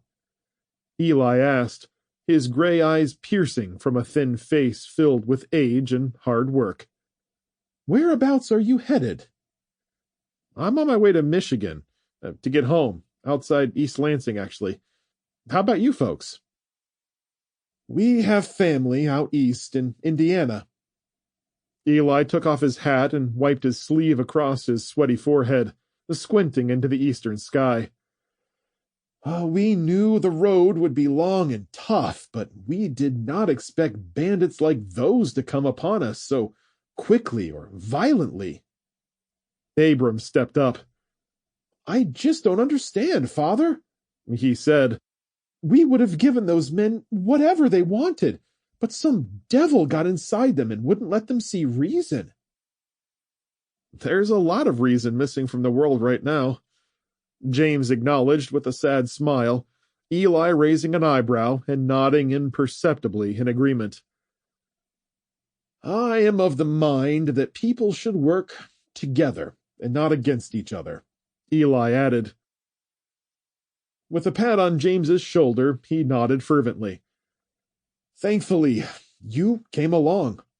A genuine miracle, an angel sent by the Lord our Father. You rescued us from certain death." Swallowing uncomfortably at the repeated praise, James nodded at the wagon. Seems like you could have used one of those shotguns you have hanging in your buggy there. Why didn't you defend yourselves? Did they ambush you before you had a chance?" Eli and Abram exchanged knowing looks before Eli explained. "Violence is not our way, James. The shotguns are for hunting, and hunting alone. It goes against our beliefs to raise them against another human being." "Not to disrespect your religion or yourselves," James said, "but you may wish to revise your way of thinking, given what's happening out on the road. I've seen far, far worse than this in the places I've been. Believe me, it's only going to get worse." The Amish looked amongst themselves, sharing a confused look before Eli replied. "How could changing our beliefs help us? We should stand more firmly for what we believe in these trying times. The Lord always tests us, and how firm would our faith be if we turned our backs on it just because we have been threatened?" "Threatened?" James couldn't stifle a chortle of disbelief. Your family could have been slaughtered right here where those two dead men lay if I hadn't come along." Eli glanced at the corpses, though instead of being alarmed by James's words, he merely smiled knowingly. "And that is a fulfillment of our faith, James. Our Lord has protected us with you." Biting back a harsh retort, James lowered his tone. "I'm a man of faith, Eli. Not your flavor of it, but I am a believer. And while I respect what you're saying, I still think you should reconsider your stance on self-defense. You may not always have a guardian angel waiting in the wings. With a nod, he started to turn away. Well, folks, I'm happy to have helped, but I need to get back on the road. My things are just there in the cornfield, so I'll wish you good luck and be on my way. And I'd advise you to leave as soon as possible in case the guy that got away comes back with friends. With a sharp inhale of surprise, Eli twisted to stare across the street where the escapee had gone, then he looked at his son. James is right, Abram. I hadn't even considered that more men might come back to test us again so soon. James returned to the cornfield and found his backpack, shrugging it on and adjusting his carbine, leaving the two men to talk while he prepared to get back on the road. Eli was gesturing at the highway and then at James, while Abram stood with his hands on his hips, shaking his head. Grabbing his walking stick, James walked over to wish them a last farewell. Okay, guys, I'm going to head out. Good luck to you all. Abram looked as though he was going to speak before Eli held up a hand and turned, squaring up to James with a smile. Why don't you come with us? No thanks. James smiled thinly. I don't want to be a bother. Won't you even consider it? Eli gave an expectant glance at Abram, who seemed reluctant at first, but stepped forward with a more enthusiastic nod. It's the least we could do in exchange for your help. Abram agreed. We have plenty of food. James jerked his thumb at his backpack. Thanks, guys, but I've got all the supplies I need right here. Eli's brow furrowed. That may be true, but we can also give you a ride. You'd fit in the front seat of my buggy and beside me, and could ride in comfort for a while, until the Lord puts us on different paths. The thought of riding brought back the memory of the train, the first time James had gotten a break since the airport. His long march through the Missouri backroads had done him no favors, his aching heels and arches, ankles and knees still sore from the previous day. On the other hand, riding with a larger group might prove even more dangerous, with the horses and clattering wagons drawing the attention of more nefarious souls. Eli pressed. Tell me, friend, where are you going? What is your next stop? We'd planned to try and cross the river at Hannibal and head to Indiana from there. James eyed Eli warily for a long moment before laughing and shaking his head. You won't believe this, but Hannibal is actually the exact spot I'd planned on going next.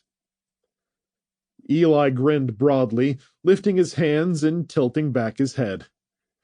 Oh, do you see? This is clearly an ordained meeting, my friend. Please, you must accept our invitation. We'd love to have our guardian angel travel with us, even if it's only for a short part of your journey. James nearly declined the offer again, then changed his mind at the last second, letting out a resigned sigh and a slight snort. All right then. I'm not your guardian angel, mind you, but I'd be happy to travel with you folks for a bit. My feet could use the break. Abram grinned. Wonderful! Let me introduce you to our family. First, we should cover up these bodies, James said. I'd rather not upset anyone else. They're... He gestured at the corpses. Not a pleasant sight. Eli nodded and turned. Clara, could you... I'll get some old throwaway blankets. The family's matriarch had snapped out of her shock and was all business, grabbing Esther and taking her to the larger supply wagon. A moment later, the women returned with blankets, which they lay reverently on the dead men. To James's surprise, the Amish women stood over the bodies and began to pray, with Abram, Eli, and Jacob joining them, and affording their would-be thieves and murderers the same respect they would give any of their own flesh and blood. James stood off to the side as they prayed, watching their reverence, the weight of his rifle heavy on his shoulder, and that same feeling of discomfort swirling in his gut. As soon as the prayers were done, Eli said, "Amen," and turned with wide-sprung arms and a smile. "Let's introduce James to the family." Soon the Amish were helping others out of the buggy and wagon, and everyone lined up to thank James for saving them and their supplies. Eli and Clara reintroduced their son, Abram, and their daughter, Esther, a hardy woman with deep red hair to match her brother's beard. Abram was married to a golden-haired woman named Betty, and they had 2 children that shared the same expressive green eyes and shy demeanors, Sadie and John, whom James had met earlier. Esther was the wife of Jacob, and they had 2 young ones as well, each with dark crops of hair. All the children were within a few years of each other, ranging in age from 10 to 13. "Good to meet you all." James smiled and greeted each in turn, shaking each of their hands. One moment the group had been on the verge of being wiped out, and in the next they were openly laughing and surrounding James with excited chatter, embracing him and patting his arms and shoulders. "You have a beautiful extended family," he said to Eli. "It seems pretty risky bringing them out here like this." Eli cleared his throat as he adjusted his hat, lowering his voice as he spoke. "We came from a settlement near Hutchinson, Kansas, when fires broke out through the settlement. We'd just been in the middle of some stormy weather, and high winds carried cinders and smoke from one farmhouse to the next in our tight-knit community. We were blessed to escape with our lives and a few possessions. Many others in the community were not." The women lowered their heads, joining hands with the children. Esther seemed to take it harder than the rest, and Clara and Betty descended on her, locking their arms with hers and leaning against each other. "I'm sorry to hear that, Eli. Really, I am." "Yes, well, I suppose that's just the Lord's way, and we're mere watchers in the storm." James gave a non-committal doing his best to hold his tongue as Eli raised his voice and gestured at his sons. "I suppose we should move along now. Abram and Jacob, please get the carts turned around. After that, we'll unhitch the horses and use them to clear the blockage from the road." "How can I help?" James asked. "Please, James." Eli beamed. "Just rest, and allow us to show you what we can do. I promise we'll be on our way shortly." With a nod, James walked to the street and found a bench in front of the diner, staying out of the way of the group and giving his feet a much-needed rest. The narrow lane was clogged by burned-up wreckage and had become an easy way for the thieves to trap people in the choke point.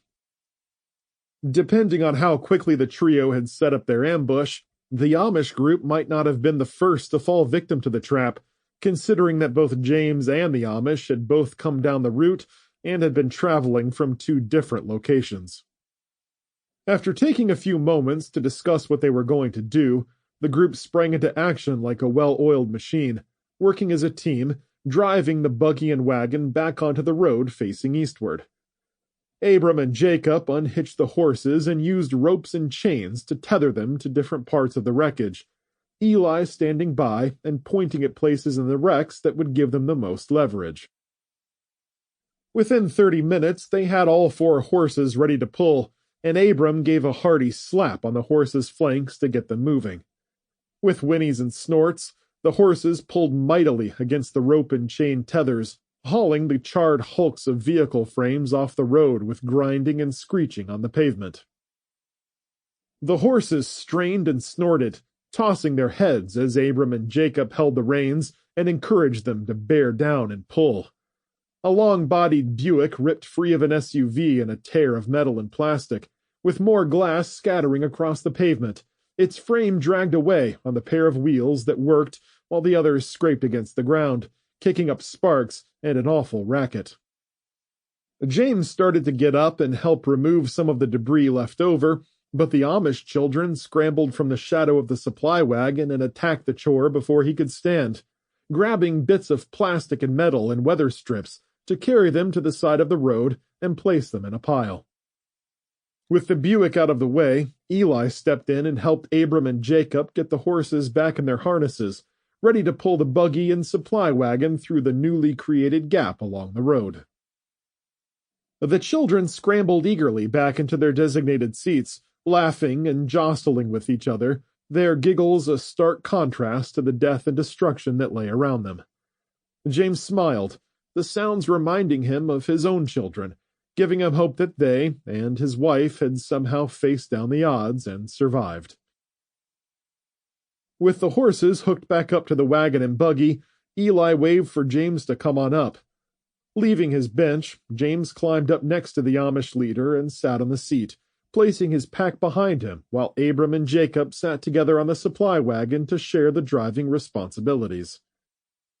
James placed his tactical stick on the floorboard beneath his feet and rested his carbine in his lap.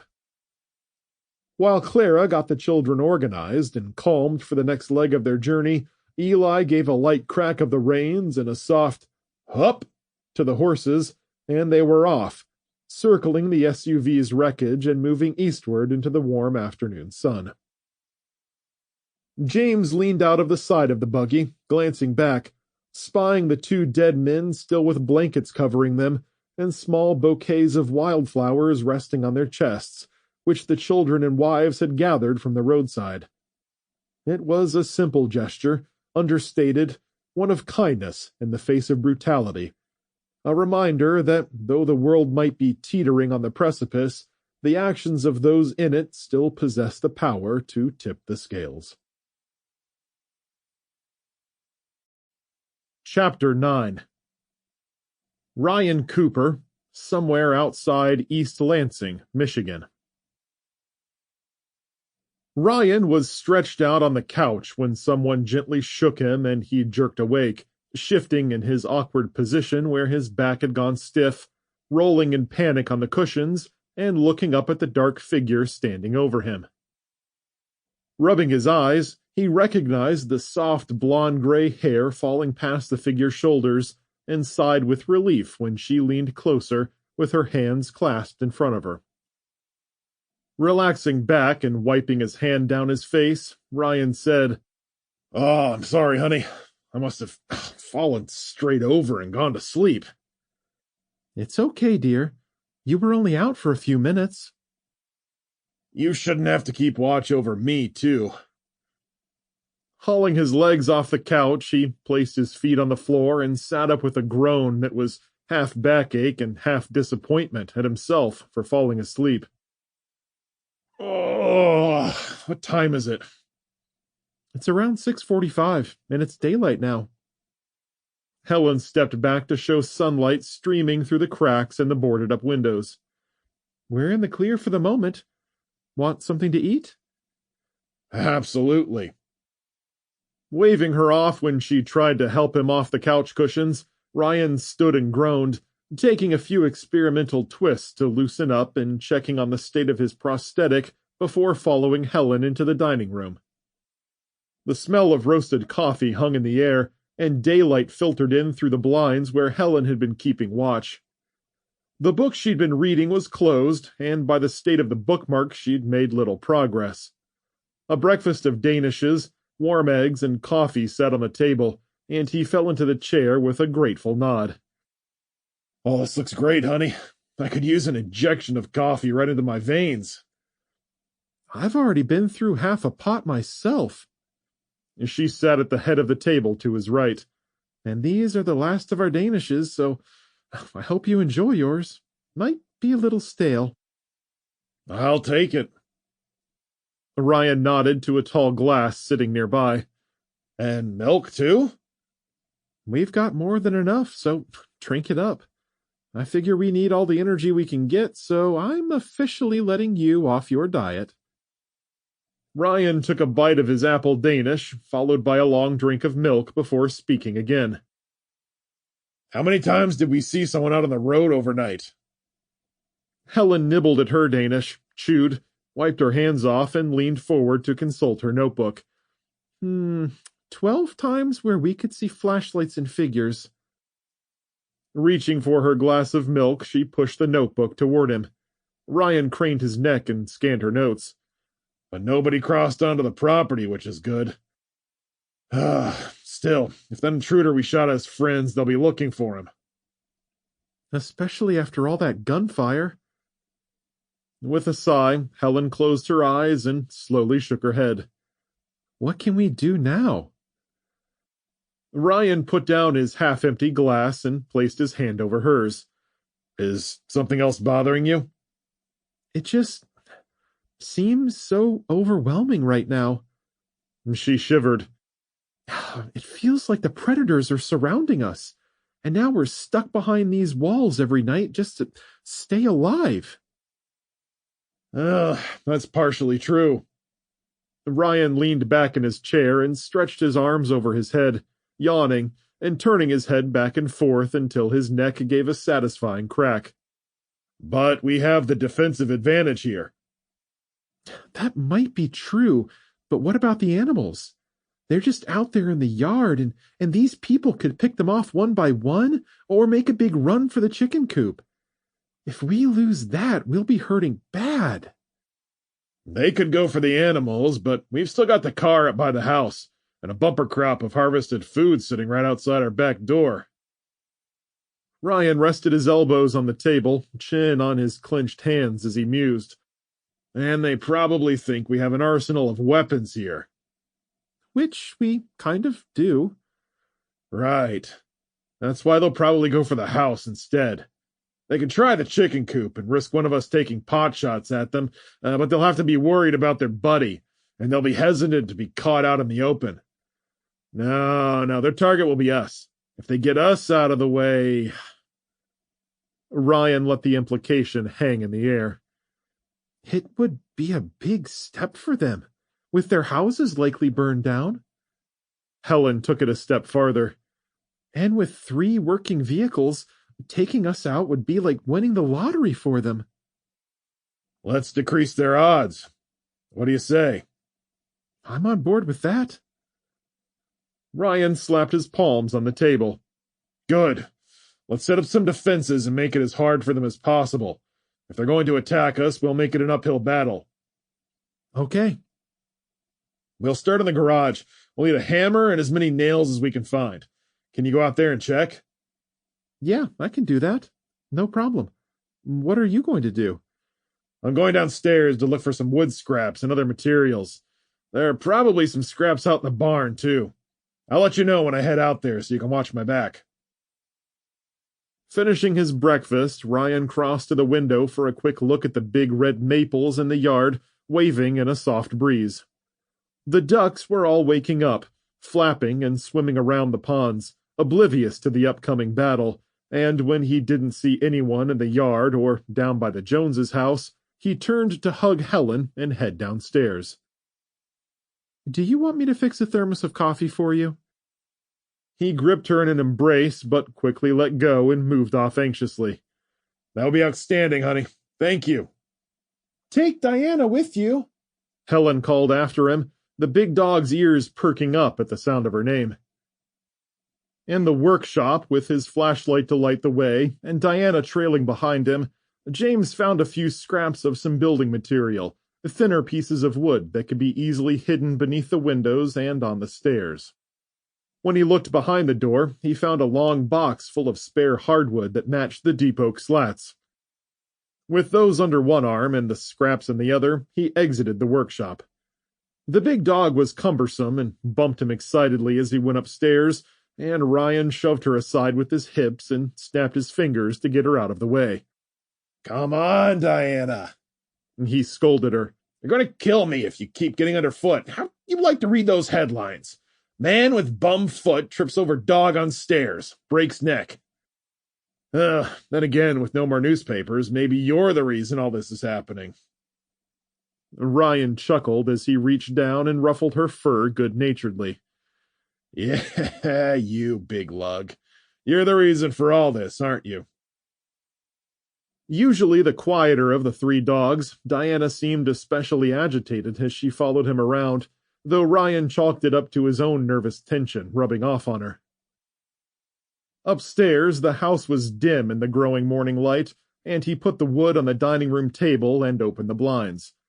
Duke and Duchess were quiet and still lounging around, not alerting to anything, and a quick scan of the yard through the cracks he'd left in the boards satisfied his paranoia, and he turned away and went to the garage. Helen was waiting for him, lining up items on James's narrow workbench which stood against the back wall. She'd pulled out a couple of sawhorses with a single sheet of plywood resting on them, and Ryan placed his wood down and turned to the workbench. "What do you have here?" he asked. "I found 2 hammers, a mallet, and more nails and screws than we'll know what to do with." "Oh, good job, and a big thanks to James for being well stocked with building supplies." "What do we do with all this stuff?" Helen asked. Ryan turned in a slow circle, scanning shelves with other tools he had to work with, letting thoughts flow over him as he mulled over some simple tricks that might buy them time should anyone attempt to attack the house. "We don't have a ton of time to get very elaborate. We've already got the lower windows covered. I found some hardwood slats we could put some nails through and set up in the laundry room. We don't have to replace pieces of the floor, but just lay them on top so that the wood grain matches. If someone comes through the garage and into the laundry room, they'll be stepping on nails."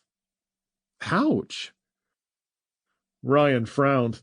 "The only problem is that we've got to be careful because the dogs will be running around in the house, so we have to keep the laundry room door shut." "Gotcha." Something caught Ryan's eyes on one shelf, and he strode over to pick up a blowtorch, rolls of solder, and some heavy-duty duct tape. Hefting them with a grin, he said, "We could solder razor blades to the outside doorknobs, and I've got an idea for the steps out there, too." Helen made a disgusted face before it changed to a wicked grin. "That sounds terrible. Where do you get such awful amazing ideas from, Ryan Cooper?" "Remember when the catalytic converters were getting stolen every other day back on the farm? And then the thefts suddenly stopped?" "Ryan!" She gave him a slap on the arm, laughing. "You didn't!" A sly smile spread across his face. "There was a lot of blood on the ground. The cat con stopped going missing, too. Funny coincidence, that." "You're terrible. So we need razor blades?" "Yep, they'll be in small boxes where he keeps the box cutters, and there'll be some inside the knife handles themselves.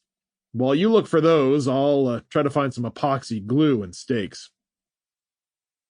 Helen had been looking through workbench drawers when she stood and fixed him with a narrowed eye. "Epoxy glue and stakes? What other torture devices are you thinking up?" Ryan grinned. "Don't worry about it. Just find me those razor blades and we'll be in business. I'll head out to the shed here in a minute, so keep a weather eye out." In James's downstairs workshop, he found the epoxy in a bin with duct tape and other sealants and glues.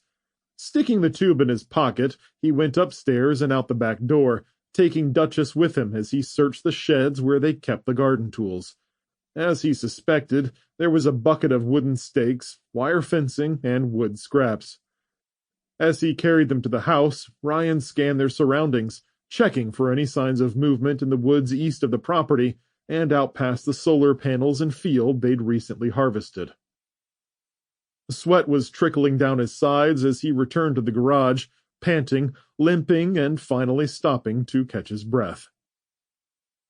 "Found some razor blades," Helen said, holding up a small box of them and gesturing at 2 box cutters she'd taken apart and gotten the blades from as well.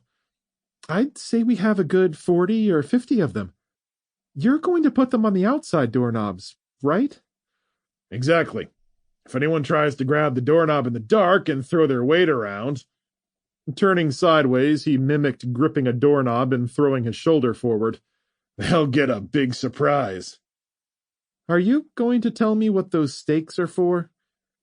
Helen faced up to him with her hands on her hips. "Area denial barriers," Ryan replied flatly. And those are...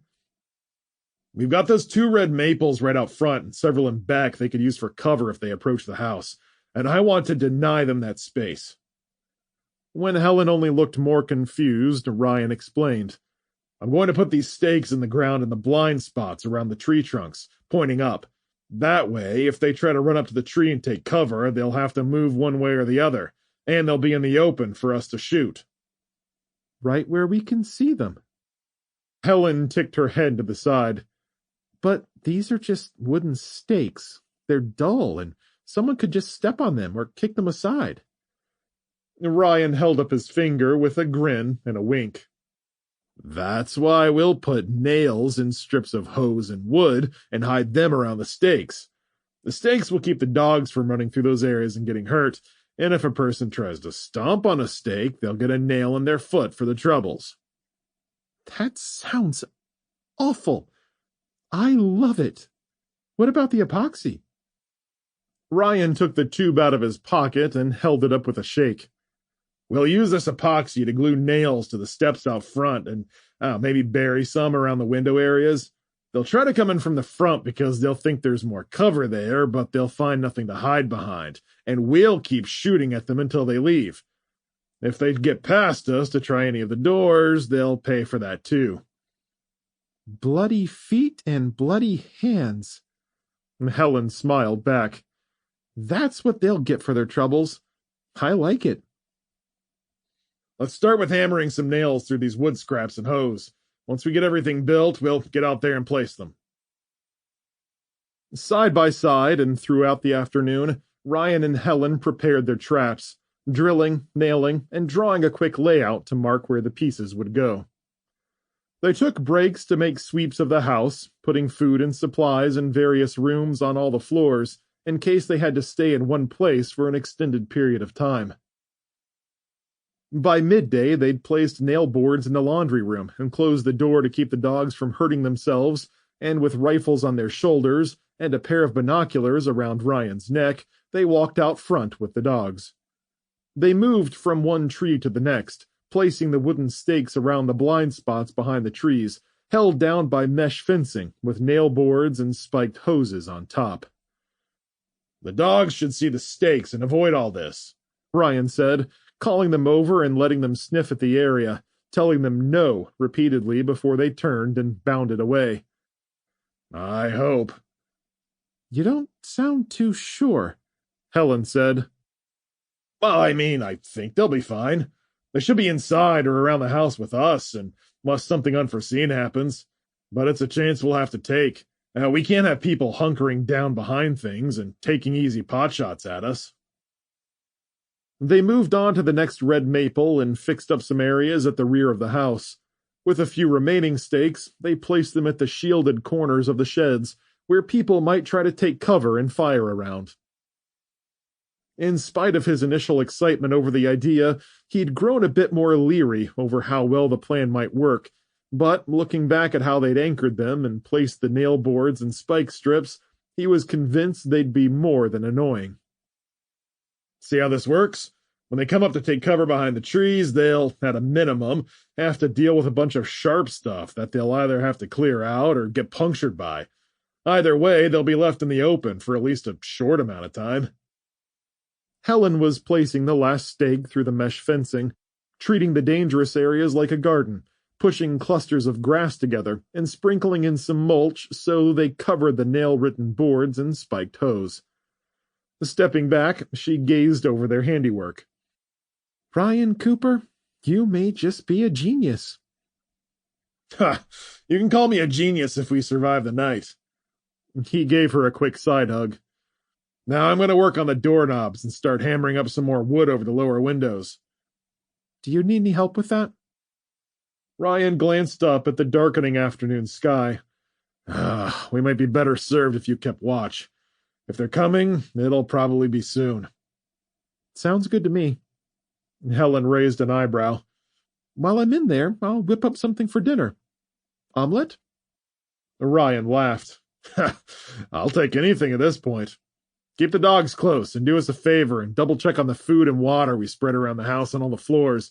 just in case we end up having to stay in one spot for a while. As Helen returned to the house and started on the food and her watch, Ryan adjusted the rifle on his shoulder and picked up the binoculars he had hanging around his neck. He did another quick scan of the property from the side yard, gazing past the red maples lining their driveway and sweeping across the east side of the property where the woods were the thickest, all the way back to the barnyard where the animals waited for their daily feeding.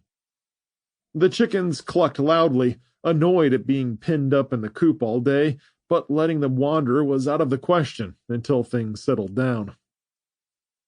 With everything looking good, he returned to the house and gathered the hammer, nails, and spare wood they'd collected. Ryan nailed up more pieces over the windows next to the ones he'd placed the day before, leaving just enough space between them to shoot through, and by the time he'd started epoxying nails to the front steps, it was already growing darker. "Even if they're watching," he mumbled, "they won't have a clue what we're doing." He carefully placed each 2-inch nail and squirted drops of quick-drying epoxy all around them, testing each one to find them almost impossible to move, even when he kicked at them. "This is going to be better than I thought." With a whole box left, he stuck some into the mulch around the windows and covered them. Next came the razor blades, which he attached to the exterior doorknobs just behind the knob's curve, so the sharp edges would barely stick out, and it would take a hammer or screwdriver to pry them off. In the dwindling daylight, he broke out his flashlight and checked his handiwork, pushing on the blades, finding them rigid all the way around. A shiver ran up his spine as he imagined grabbing the doorknob with his entire hand and giving it a turn. "That's going to hurt." He chuckled darkly, taking one more look around the front yard before carefully turning the front of the knob with both hands and stepping inside. He grabbed all his tools, kicked any loose items off the porch, and shut the door behind him, locking the handle and the deadbolt. Helen stood by the dining room table, setting out some plates with cheese-covered omelets and home fries, her rifle lying across the table for ease of access. "Oh, dear, that smells wonderful." You all finished up? "I am now." Ryan dropped the bucket of tools with a clank and crossed to his usual chair, sliding into it with a wince as his joints and muscles cried out in pain, his lower back strained from stooping, hammering, and stretching all day. He took giant bites of his food, stopping only to sip at his drink and compliment Helen a few times, his body too close to the breaking point for him to do anything except put in fuel as fast as possible. "You should stop making such good food." He chuckled around a mouthful of food as he finished the last 2 bites, dropped his fork, and sat back with a sigh. Don't count on it for too much longer, especially if we have a fight on our hands. No kidding. Is everything set? We got a lot done today, and I think it'll work better than I thought it would. He shook his head and rested his hands across his belly. Those are some solid deterrents for such quick work. You checked the food and water setup on all 3 floors, right? We've got a couple of weeks' worth of food on every floor. Some in the master bedroom upstairs, some in the laundry room and garage down here, and even more down in James's workshop. No matter where we are, we should be able to hole up and survive as long as we need to. Ryan nodded. I expect they'll come up from the front because they won't want to rile the animals and give us fair warning. Plus, they'll think there are more places to take cover behind. At least until they get there and find they can't shoot at us from behind the trees. Helen replied smartly. That's why we have to guard the front and back at all times. If we can catch one of them out there. Ryan closed his fist and bounced it firmly on the table. We just need to discourage them from getting to the front door. If we can do that, we win. What if James or Alice and the kids come up? If anyone comes up not shooting at us, we'll let one of the dogs go out and determine if there are people. I'd imagine we'd know immediately, though, and we'll take them out if they're not. No negotiations, no waiting around, and no allowing anyone to gain the upper hand on us. I'm not getting sprayed at with buckshot again. Oh, now it barely grazed you. Didn't even need a Band-Aid, you big baby. Helen winked at him as she finished the last of her omelet, washed it down with a drink of milk, and then picked up her cup of coffee. In all seriousness, this sounds like as good of a plan as we're going to come up with on such short notice. Let's just hope we can win. With a grim look, Ryan took his cup as well, and they both sipped, his nerves wired beneath his exhaustion, stomach twisting with nervousness, hoping he could protect the woman he loved. Chapter 10. Alice Burton, Monticello, Florida. Growling at the intruders like a rabid dog, Wilford fired another shotgun blast from the north passage into the night. A handful of return fire answered the old man, the bullets driving him back into the passage where he threw his shoulders against a stall as pieces of wood and dust flew off the corner. Alice caught his angry look in the firelight as a spattering of rounds came at them from both sides. Jake was next to her, ducking low and shooting around his mother south into the woods, firing slowly to conserve ammunition, while Alice fired over the top of him at the same shadowy figures. While she didn't draw any pained cries, the figures ducked and weaved in the brush, leaving swaying branches in their wakes. A bark flew everywhere as she took chunks out of the trees, chasing them with curses and angry shouts. The return fire came hard and fast, bullets ricocheting inside the stables where the horses snorted in agitation, and one or two rounds zipped into the passage and hit the campfire to send chunks of wood and bright cinders swirling in the passage. Alice pulled Jake back with her before yelling across to Wilford. They'll have all the exits covered soon, and we won't have any cover. Any ideas? I'm open to suggestions. The old man jammed more shells into his shotgun's loading port. Kids, grab our bags, Alice said. The pair went into the stalls and came out with 3 backpacks, 2 of which they hoisted onto their shoulders. We're coming over to you, she called to Wilford, shoving Jake and Sarah across the intersection, past the campfire, and into the west passage with Wilford, guiding them past the annoyed horses who whinnied and bumped the stalls as guns boomed.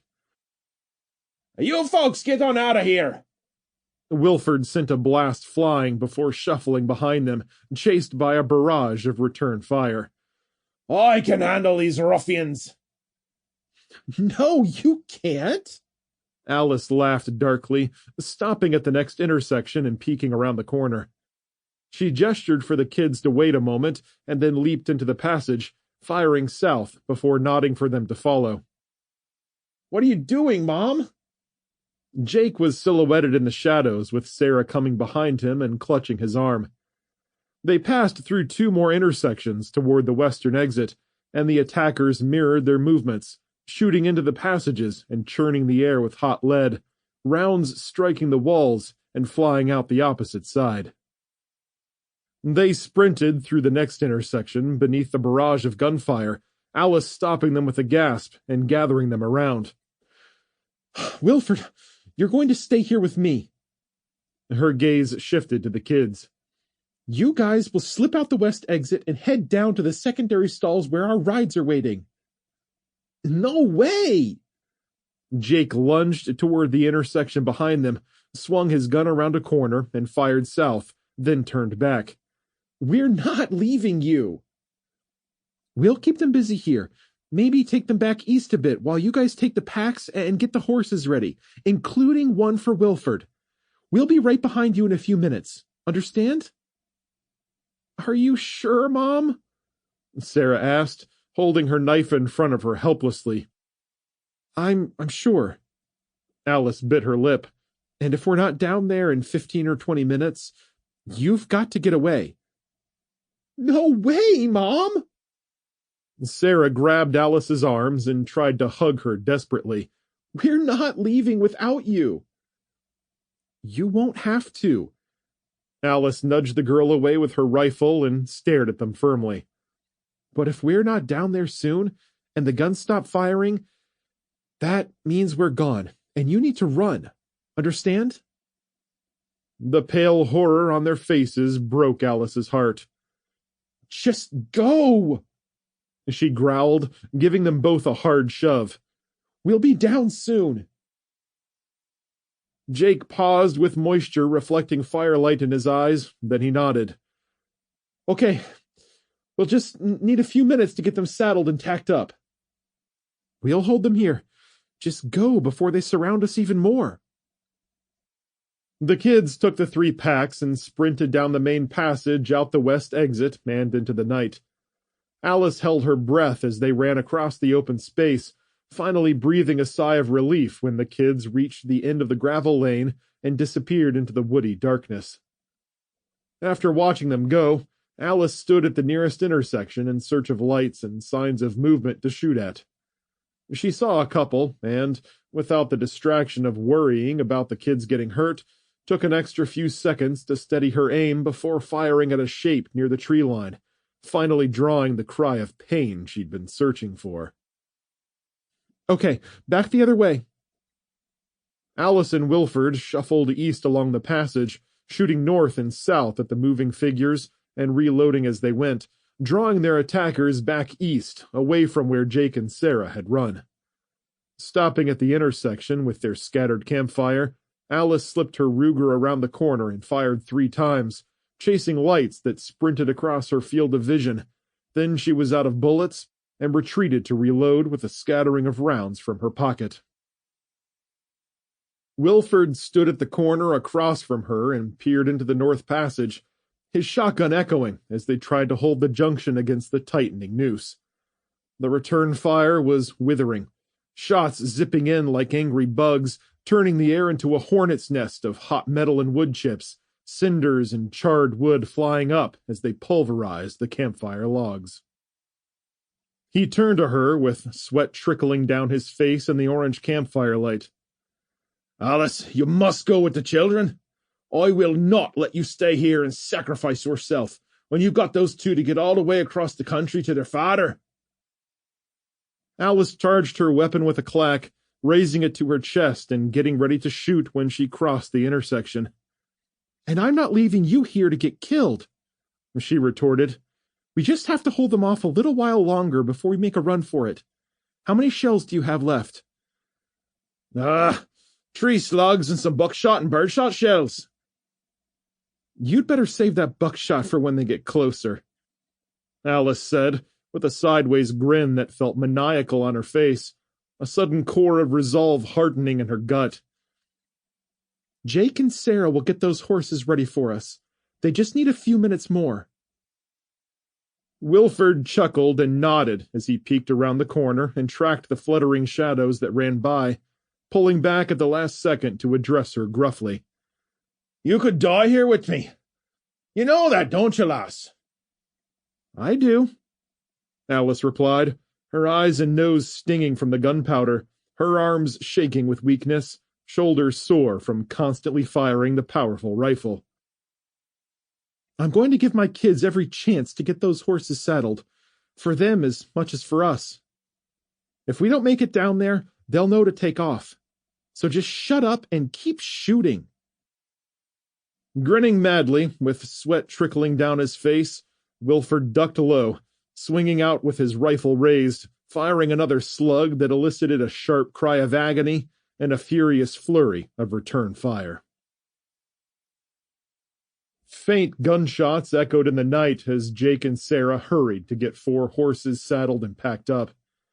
An electric lantern gave them a soft light to work with, and the smell of manure and hay crept up Jake's nose as he tried to tack up Rocky in his stall with the door closed. Sarah had suggested readying them inside the closed stalls to keep them from getting spooked by the continuous gunfire, and while it was more difficult, it had kept the animals relatively calm. The horse stood right behind him, and Jake was tucked under his neck, craning his body around to rest the bridle on his head as Rocky nuzzled him and shifted at his touch. The saddling had gone fast, thanks to Sarah, though she warned that the equipment straps might chafe the horses beneath their bellies. We can readjust them later once we're out of here, Sarah said, coming to his stall door and peeking over the top to double-check what he was doing, Just keep in mind your horse might be a little grumpy from getting his skin pinched, or if we saddled him too tightly. Watching Jake struggle for a second, she shook her head briskly and tore open the stall door, coming inside and taking the bridle out of his hands. Watch me. Jake stepped aside and rested his arm on the door to pull it shut, moving so he could see her better. Sarah got beneath the horse's neck and raised on her toes, with the top of the bridle gripped in one hand and the bit in the other. In a quick motion, she slipped the bit between Rocky's teeth and pulled the top of the bridle over his ears, tightening the throat lash and noseband, and used her fingers to measure the tightness between the leather and his head. And that's how you do it.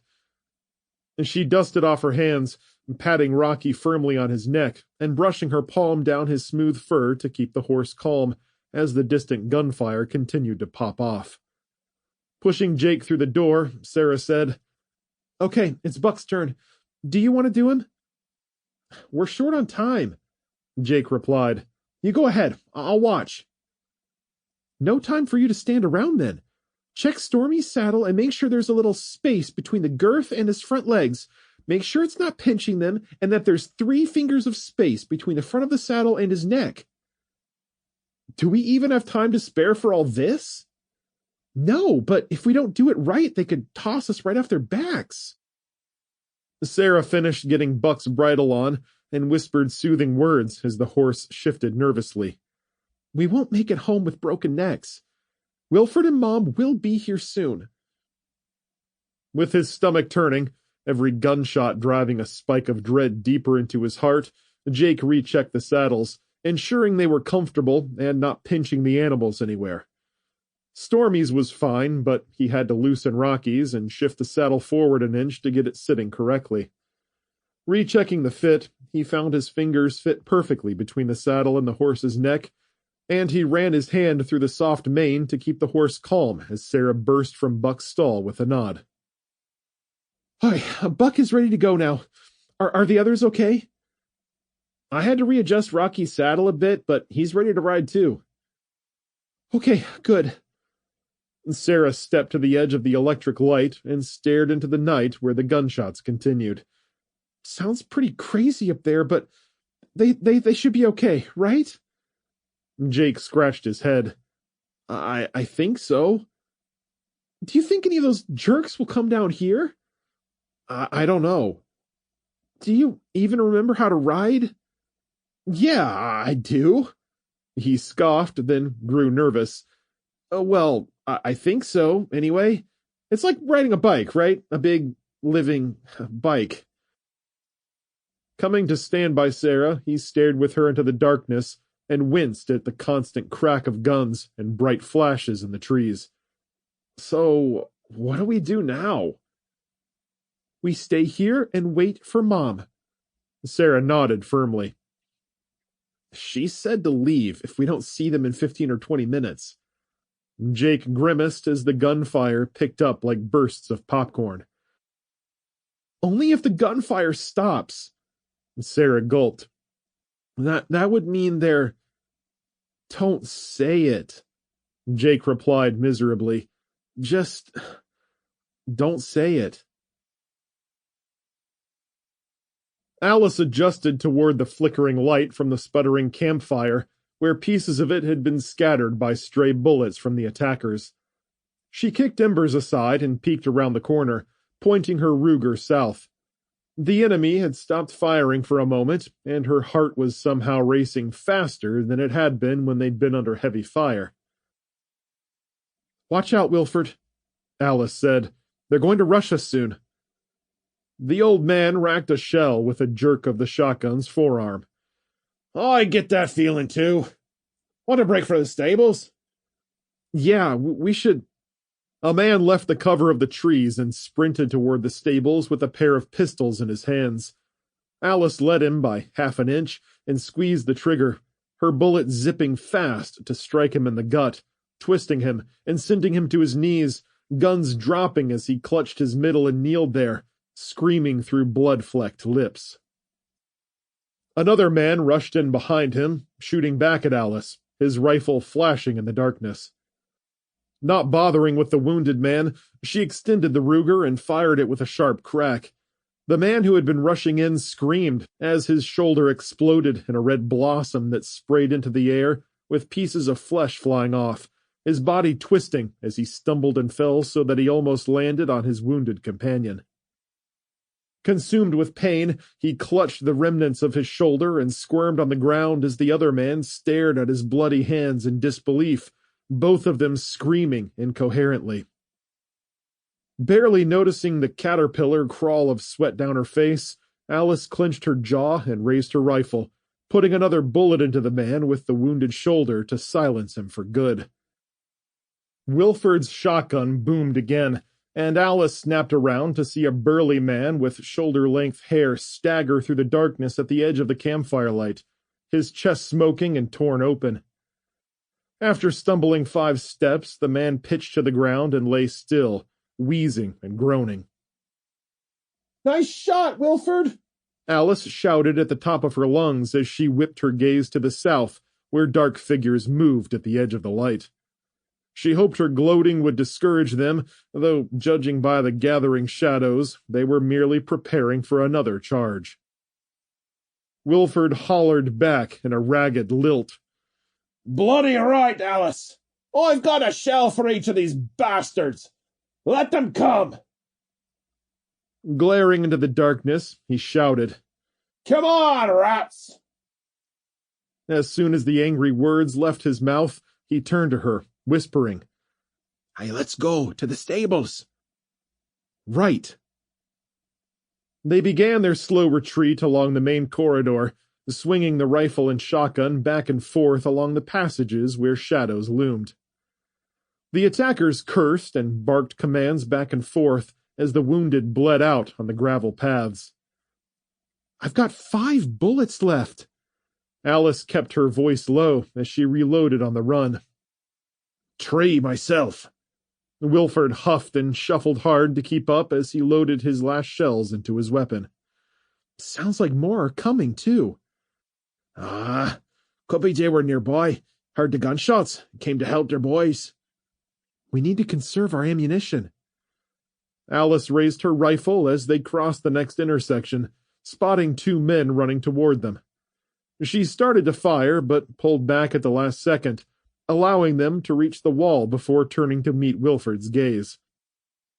"They're right outside the stables," she whispered sharply. "They're about to rush in. Get ready." "Fire when you see their eyes." Wilford agreed with a snarl as he hunched over his gun and leaned around the corner to the north, looking like a soldier and not the groundskeeper he was. Things grew quiet, but for the fire still crackling in the darkness and the scuffling of boots and whispers beyond the firelight. The kids' faces entered her mind, and she wished that she and Wilford would have left sooner, but it was far too late. "Climb on the backs of those horses and go, kids," she whispered to herself. "Don't wait to see what's happened to us. Just take what you have and disappear into the night." Like an ill omen, Alice sensed the enemies were coming a second before they actually did. There was a sharp scuffle of boots, a barked command, and the attackers rushed them. But a clatter of frantic hoofbeats and heaving, snorting breaths grew louder, drowning out the sounds of the attackers. At the edge of the firelight, deep at the end of the stable, 4 horses came fast right up the main corridor, Jake seated on Rocky and bouncing awkwardly in the saddle, half twisted as he held the reins and tried to steer. Rocky tossed his head, nostrils flaring and snorting, eyes wide with raw panic under the withering gunfire. Sarah rode just behind him on Stormy, her pale face and skinny frame seeming to float in the air, with the muscled beast blending with the darkness and rippling beneath her. Behind them came 2 more horses, each kid leading one by a tether, the corridor packed with charging horseflesh and snorts. Alice charged across the intersection to get out of the way, throwing her left shoulder to the corner and raising her rifle. The men who'd made it to the stables were charging inside, the one on her right sliding along the wall with the pistol raised and getting a bead on Wilford. "Wilford!" Alice screamed. Alice and the man fired simultaneously, Wilford ducking and spinning away as her own round struck her target in the chest. The projectile went through the soft tissue like a hot poker through butter, spraying the far wall with red, and he gasped like he'd been gut-punched, blood trailing down him as he slid to the floor. The man coming along the inside wall on her side was on her, and Alice jerked back into the main corridor to avoid a pistol blast to the face, tripping and falling onto her backside. She tried to pull the charging handle to reload the Ruger, but the man rounded the corner and stood over her, looking surprised at his choice of easy targets, finally pointing the weapon at her face. Suddenly, the man launched forward with a bark of pain, his body sprawling, windmilling past her, the result of Rocky's broadside clipping him in the shoulder and back of the head. The man landed somewhere in the stable rubble, and for a moment Jake and Rocky were silhouetted in the scattered campfire light flitting along the passage. The horse danced on his rear legs, his barrel chest heaving, forehooves pawing at the air, glorious mane flying as Jake hung on for dear life. There came another shotgun boom, and the horses brayed in raw fear, drowning out Sarah's terrified cries. With her insides going cold, Alice finally chambered around and turned onto her stomach, sighting the man who'd flown past her where he was getting to his feet again, holding the back of his head and snarling in pain and anger. Alice fired through his hand and skull without hesitation, painting the passage with bone and gore. Then she rolled back the other way and somehow got to her feet, leaping past Stormy to the other side of the passage, joining Wilford where he was leaning against the stall wall, covered in blood from another man he'd just fired upon. He blinked once and wiped his arm across his face, smearing crimson across his cheeks. You got the horses? Way to go, kids! In the same motion, he reached up and took Stormy's bridle, whispering to the horse and girl as he held the shotgun pointed away from them. The spare two horses for Alice and Wilford drew back down the corridor, almost pulling the kids from their saddles, and Alice quickly grabbed the tethers from Jake and Sarah and wrapped them around their saddle horns twice. Jake was clinging to Rocky's back with his knees, one hand buried in the horse's mane, the other holding the reins too loosely. Alice placed her hand on his leg and squeezed hard to get his attention. Ow, Mom, that hurt! Get control of your horse, son, Alice growled, shoving the hand holding the reins into his chest. Remember the lessons. Giving a quick nod, Jake took up the slack and jerked them to the right, steering the horse into the south passage so Alice could get to Buck. With musk, dust, and the metallic scent of blood swirling in the air, and the other animals in the stalls whinnying and thrashing against the weakening walls, Alice grabbed Buck's saddle horn with one hand, jammed her foot into the stirrup, and said a silent prayer that she wouldn't launch herself off the other side and break her neck. Buck barely moved as she climbed aboard, tilting slightly to the right before pressing her tennis shoe firmly inside the stirrup. Righting herself, she drew the reins to her chest to keep control and get her bearings. There was a moment of dizziness at the sudden height, Buck spinning in place one time before Alice stopped him with a flick, all the riding training she'd done with the kids flashing in her head in a clash of congealing thoughts. The horses jostled and bumped each other in the enclosed space, and a thoroughbred kicked backward to crack their stall wall. She tried to guide Buck to the left, but his big shoulders knocked Sarah's horse to the side with an agitated grunt. Wilford swung his leg over his horse's saddle and angled him toward an exit. We'll be crushed in here, Wilford, Alice shouted, trying to reach across Sarah to get the man's attention as shadows shifted in the flickering light, snorts and gunshots and curses blending into a cacophony of battle sounds. Wilford had a wild look, squinting at an attacker and drawing a bead on them near the north passage. The old man cursed low before raising his voice in challenge. Come on, then, you bastards! You can't hide in the darkness from Wilford! He fired what might have been his last shotgun shell, and the blast set the horses leaping in every direction. Jake's horse turned and trounced over the fire, sending cinders and grating scattering. The pair slipped to the side, crashed into a stall wall, and charged into the south passage and into the night. Buck was right behind him, partially guided by Alice, but more driven by his own sheer panic. Pure muscle rippled beneath her and launched her forward as two of the attackers stepped into view. One took Buck full in the face, the horse slamming him with his chest, knocking him to the ground and crushing him with stomping hooves. Alice hung on as Rocky sprinted west, while Buck banked right, and then left again to come up behind a man aiming a rifle at Jake's fleeing back. Alice somehow got her weapon up, resting the stock against her hip, unable to remember if she'd chambered a fresh round or had any bullets left. With a desperate snarl, she squeezed the trigger, sending the shot flat from her hip, past Buck's head to strike the man between the shoulders and rock him forward. The horse panicked again at the closeness of the shot, and they were racing into the night, Alice helplessly holding the wavering rifle as she desperately tried to get Buck going left after Jake, inadvertently slamming into two more men and pitching one to the ground while the other tumbled into the bushes, both of them howling. Molding her knees to his body, sitting upright and jerking his reins, she got Buck under control, guiding him in the direction she thought her son had gone, though through the darkness and scattering shadows it was impossible to tell. Jake! Get him under! Jake flew out of the darkness on Rocky's back, holding the reins high as he half stood in the saddle with his revolver raised. He fired a trio of shots at three men off to the left, the gun going off with sharp cracks, the flashes illuminating the boy's wild, rage-fueled expression. The men scrambled and dove away, one of them clutching some part of his chest before flopping into the bushes. Jake flew past her, his horse whinnying loudly, and she was pulling up on her reins, gasping in exasperation, getting Buck turned around.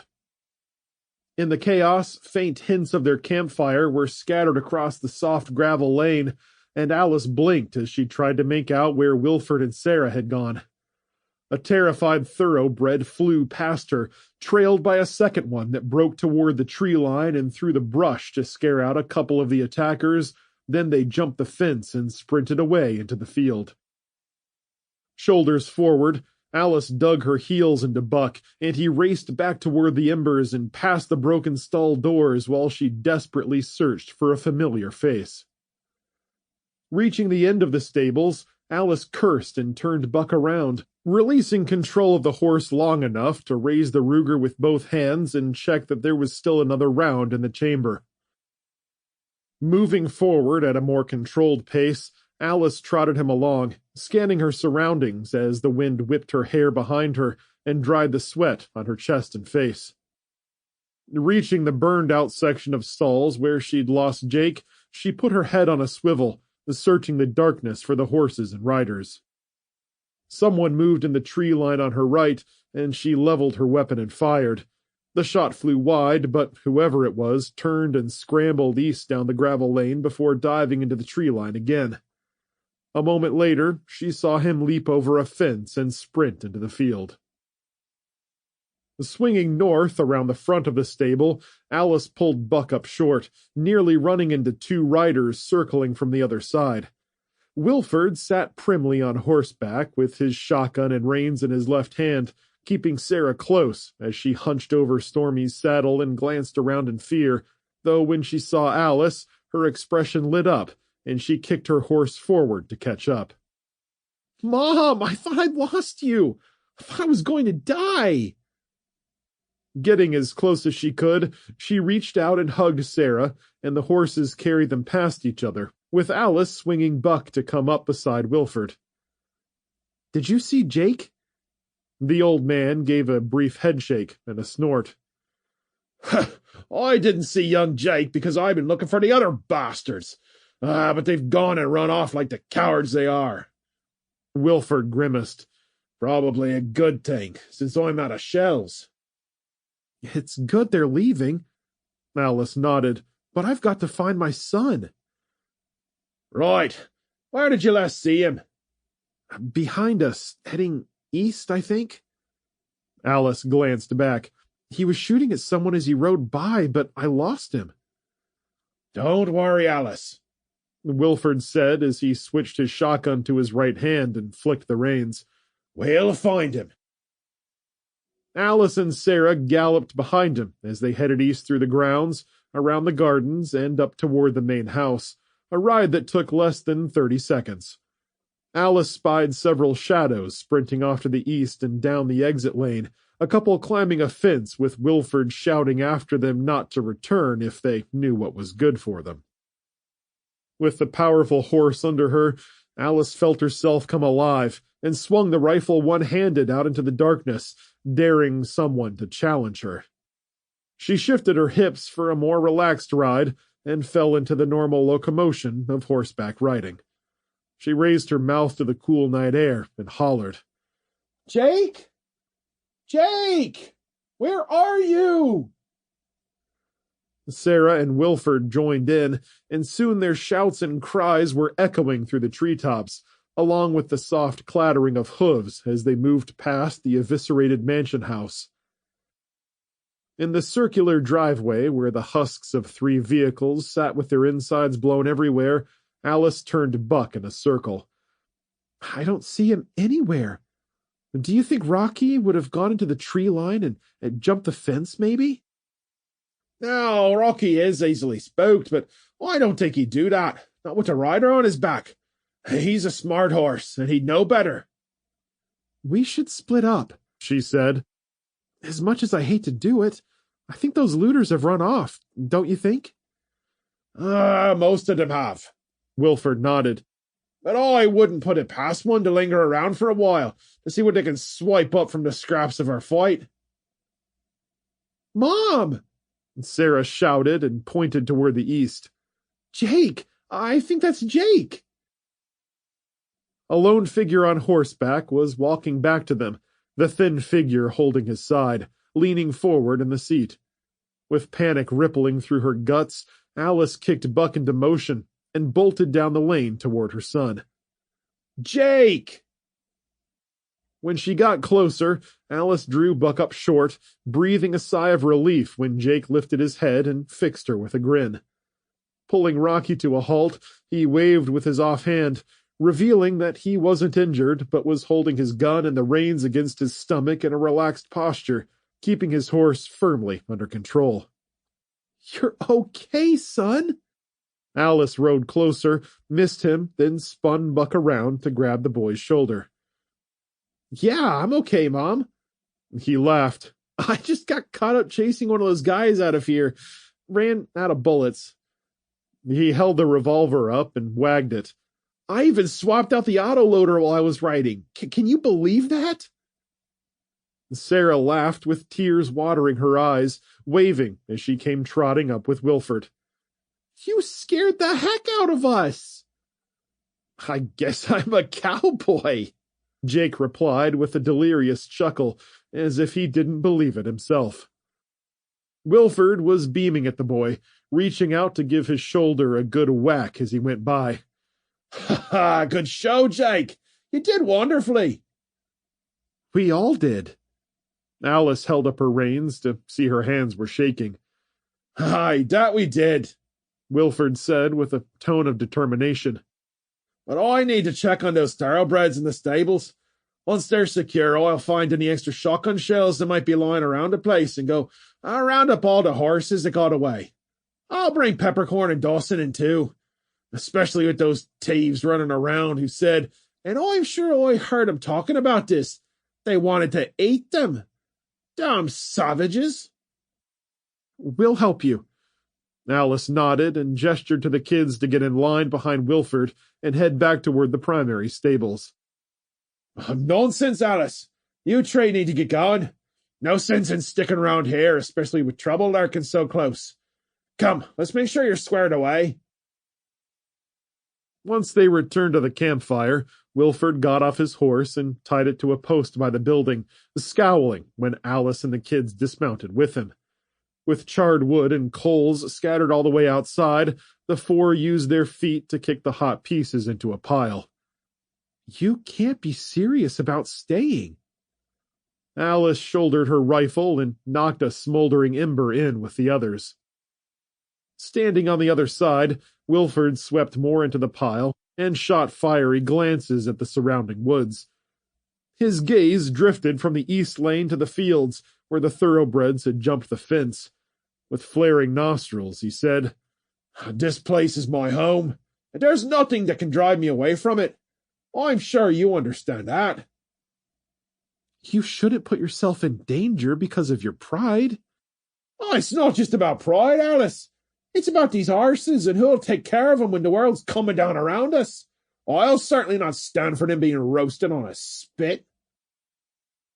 Alice swept some coals into a pile as Jake and Sarah picked up scattered bins and supplies and took them back inside to the stalls Wilford called home. Why don't you just let them all go? Alice asked, hands on her hips. They'd survive on their own just fine, I'm sure. Wilford shrugged. Maybe, maybe not. Either way, I'm not abandoning them. I'm letting Bucky, Stormy, and Rocky go only because of your gentle kindness and promise to look after 'em. Wilford stopped fixing the fire and mirrored Alice's stance, though he looked teary-eyed at the ground, and his voice caught when he spoke. If it hadn't been for you folks and the kids fancy riding, I'd be lying on the ground like these poor bastards, and me horses would be chopped up for dinner.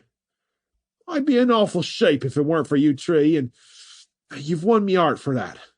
Now, I just asked you and your kids to get away safely. That's my final and last wish for you, and you don't need some old man and his horses slowing you down. You wouldn't be slowing us down. You'd be... I won't hear any more about it. Wilford held his hand up in a halting gesture, fire flashing in his eyes. And I won't take more arguments from you, Alice. You're going to take the horses. He stepped over to the one he'd tied to the rail and patted the rope. This one here is Hercules. He's a good, powerful draft horse, and outdoes his brothers for hauling equipment. You're going to take him, too. He'll carry your packs and possessions. In equal measures of gratitude and disbelief, Alice pleaded with the man. You're beyond kind, Wilford. There's got to be some way we can repay you. Sarah crossed to the old man and wrapped her arms around him, cheek pressed against his dingy shirt. Please, Wilford, come with us. The old man's lingering defiance and anger at being attacked by the thieves instantly deflated, and he grasped Sarah with one arm, the other still clinging to his shotgun. You've already repaid this old man by saving his life and the lives of his friends, and you kept me company when you didn't need to. That's all the payment I could ever ask for. They stood in silence and finished getting the fire going outside, surrounding it with rocks and piling more wood on it, then moved back inside to clean up after the gunfight, which had left several men dead. With tears in their eyes, they helped Wilford drag the bodies outside and leave them at the tree line where Wilford said he'd bury them later or feed them to the alligators in a nearby swamp. I'm glad you're taking the horses. Wilford went on as he continued his preparations, gathering wood from around the stable, beginning to fix the newly created holes and shore up his defenses. It's clear you know your way around them. With a gesture at the animals where they were tied up on the rail, he gave them an impressed nod. You placed the saddles almost perfectly. Though Rocky likes his a little lower on his back. He's got a long body, Jake. I'll remember that. Jake's voice was rough with emotion, and his eyes were glassy in the firelight. And you, lass. Wilford turned to address Sarah, who stood with her arms crossed, eyes filled with tears. Stormy responds better with sweet words than harsh ones, if you know what I mean. I think so. And Sarah wiped her arm across her nose and sniffed. Not like Buck. He pointed at the cream-colored gelding. He's the youngest and needs a firm talking to at times. his gaze lifted, dark and sheepish. Can you do that, Alice? I can do that. All right, then. Wilford nodded hesitantly at first, then firmly. He drifted down the side of the stable, walking backward and heading to the burned-up section to salvage more wood. Remember what I told you before? The horses aren't shod, so you want to run 'em easy. Stick mostly to fields and soft earth so you can get 'em home and shoe them properly if you need to. With a wave and a nod, he turned away. You folks better get going. I'm going to collect some more scrap wood to get started. Alice rushed after him and grabbed his arm, stopping him before he got too far. "You be careful, Wilford," she whispered. I will, Mom. Wilford sniffed and averted his eyes as tears glistened on his cheeks. Don't you worry yourself about old Wilford. I'll be fine. With that, he gently broke her grip and shuffled past the closed stall doors, changed from a fighter into an old groundskeeper again, with a portly belly and slumped shoulders. Wordlessly, he disappeared into the wreckage to leave Alice, the kids, and their horses to stare after him. Alice waited a moment, then she turned to the kids and nodded. "Okay, let's put our packs on Hercules and mount up." They took all the kids' backpacks attached to Buck and Rocky, moved them to Hercules, and tied everything down tight. Alice found 2 Ruger rounds near the intersection where she'd dropped them by accident, and she stuffed those in her pocket with the other couple she had left. One big stallion had nearly kicked his stall door off his hinges, leaving shattered pieces of wood all down the corridor. Pots and pans, and the remnants of Wilford's bins that the kids hadn't managed to gather were dumped everywhere, with food and tea scattered in the burning embers, and the pictures of Wilford's old stomping grounds had been shot to pieces, with broken framing and glass lying on the ground. "Well, kids, this is it. Let's go." The kids nodded solemnly, Jake bowing his head while Sarah stood looking miserably at where Wilford had gone. Alice wrapped her arms around them, squeezed, and guided them outside to the horses. The 3 mounted up and walked the horses east along the gravel lane, with tears streaming down their cheeks. Chapter 11.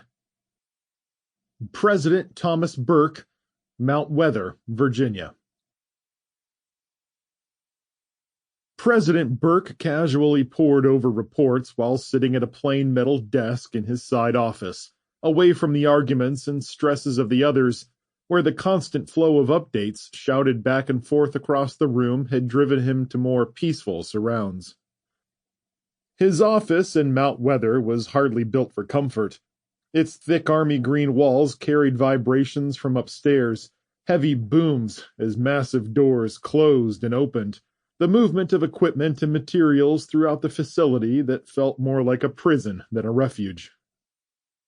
Still, it was a place of security, where he had time to gather his thoughts and sit quietly until the next meeting as his best strategists they could find still living tried to come up with answers to the earth-shattering crises they faced. A single picture of himself and his wife sat near his monitor and was one of the few things he'd been allowed to bring from the bunker in Washington. The 2 of them were smiling, with their arms around each other on a sunny California beach, with the beautiful waters spread out behind them beneath the blue sky, on a vacation they'd taken before he'd been sworn in as president and began bearing the weight of the world on his shoulders. There was a terse knock on his hard steel door, echoing slightly in the room devoid of carpet and tapestries, just a single United States flag behind him with emergency communication gear nearby. He'd forgotten to ask if any other presidents had ever worked from the Mount Weather office, though even if they had, there was no doubt that none had faced a situation like his administration was facing. Still, Burke didn't complain, not even to himself, as he perused reports and orders that constantly flooded down his screen. With a sigh, he tore himself away from the monitor, straightened, and raised his voice. Come in. "Excuse me, sir. Staffer Cindy Strode pushed open the door and poked her head through. "May I come in?" Between her strained smile and the tears standing out in her eyes, Burke gripped his chair in anticipation of bad news. "Yes, of course, Cindy. Step on in." "Thank you, sir." The staffer entered quietly and shut the door behind her, wringing her hands as she came to stand before his desk. "Please, sit down." Burke gestured to another chair just like his sitting directly in front of his desk.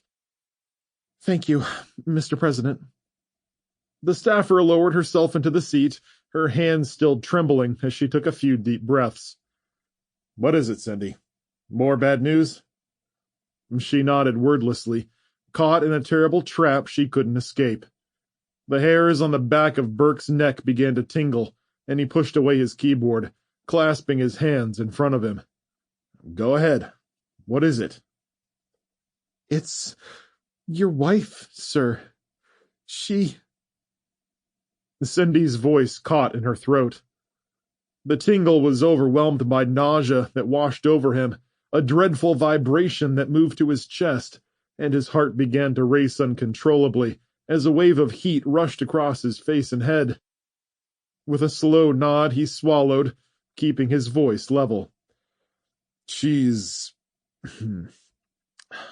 not okay, I take it?" The staffer shook her head briskly, unwashed strands of hair framing her face where they'd come free. "No, sir." "What happened? Where did they find her?" "Her motorcade was located in Missouri, close to where she was supposed to speak. Her limousine, all the cars in the motorcade, were destroyed by—" He was already nodding, his jaw working, voice rough as the room contorted around him, growing smaller, the waves of heat and nausea growing stronger, making it difficult to think or speak. "The fuel. Yes."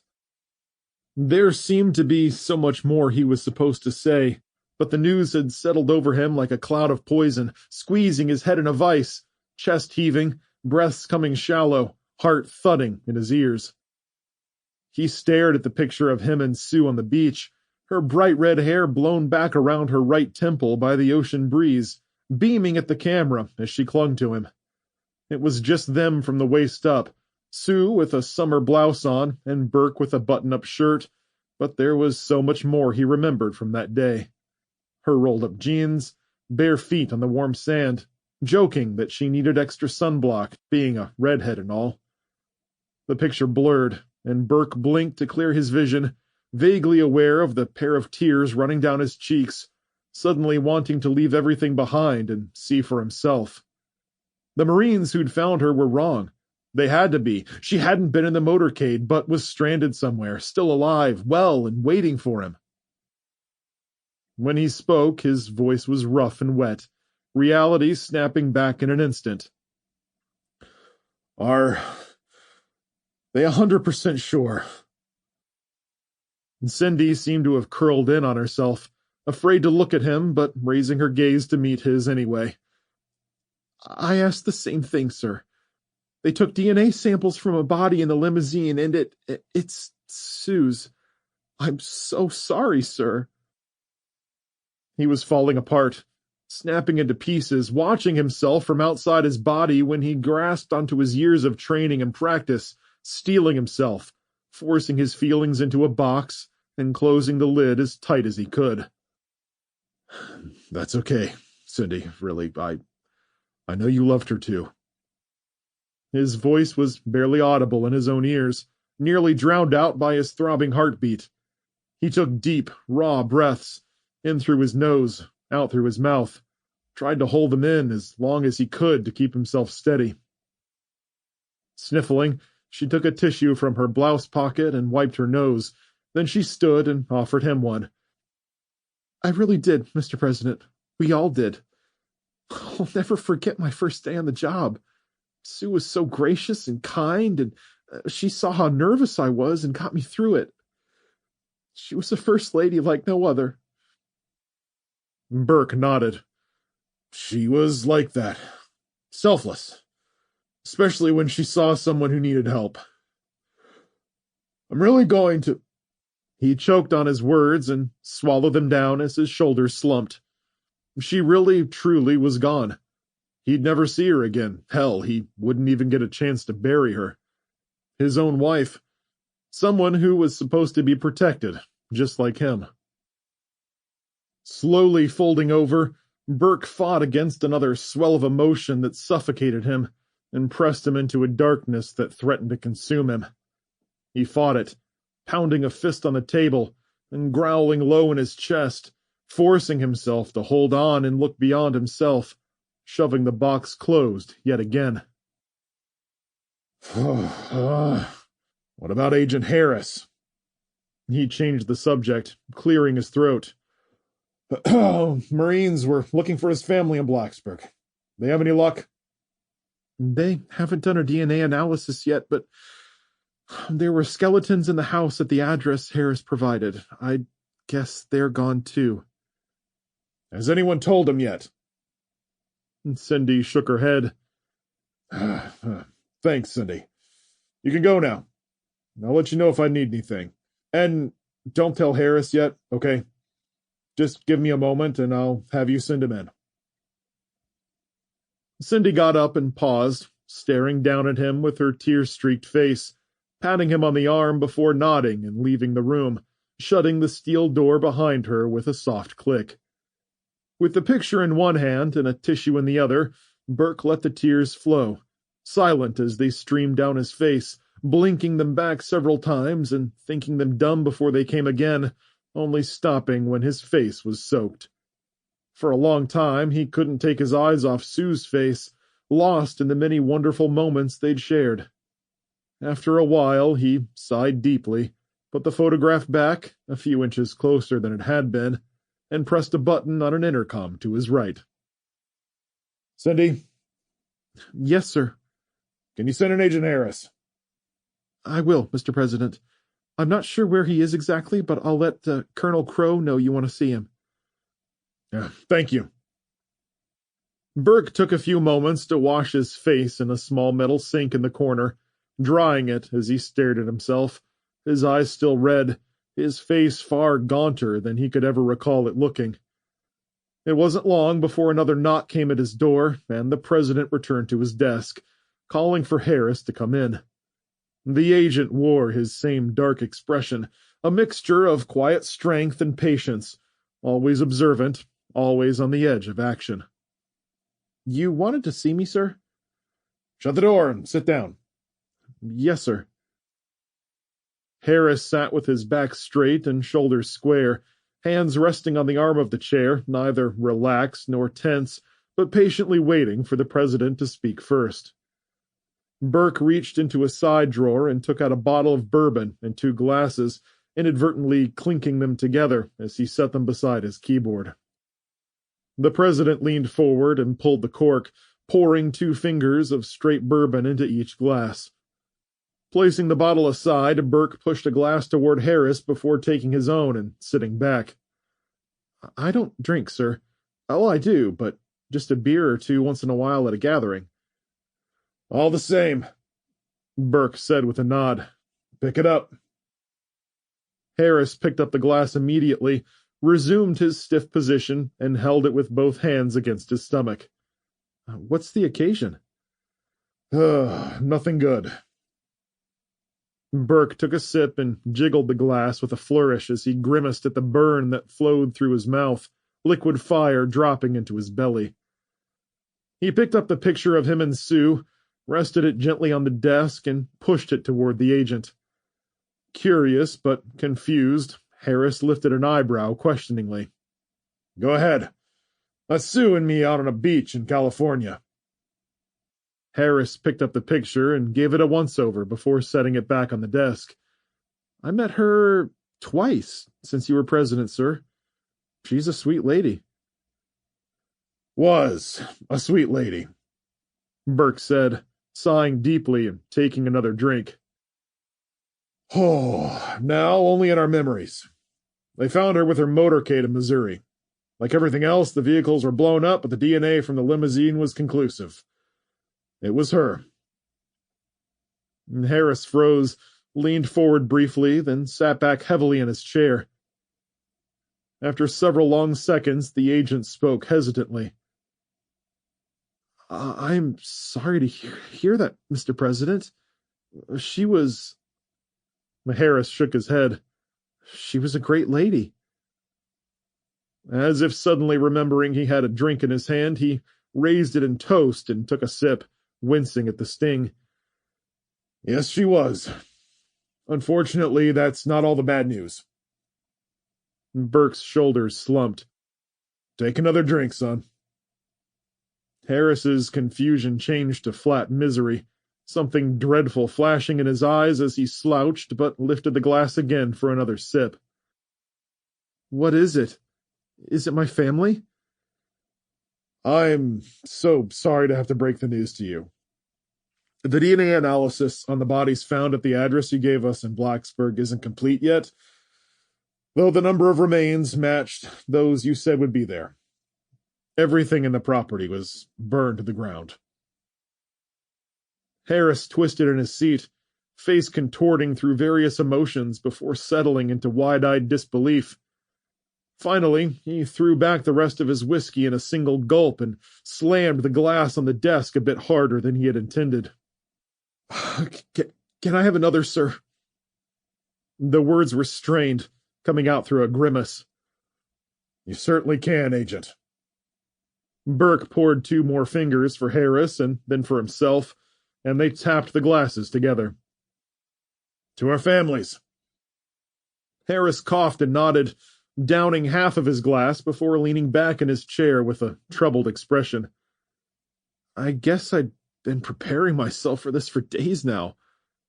It's not that I didn't have any faith in you, sir, he added, but we've all heard the numbers and have seen what's been happening across the country. I wouldn't let myself be stupid enough to think my family wouldn't be affected, but still. Harris trailed off, slapping his hand to his forehead, rubbing at his scalp as if he could reach inside his head and rip the pain away.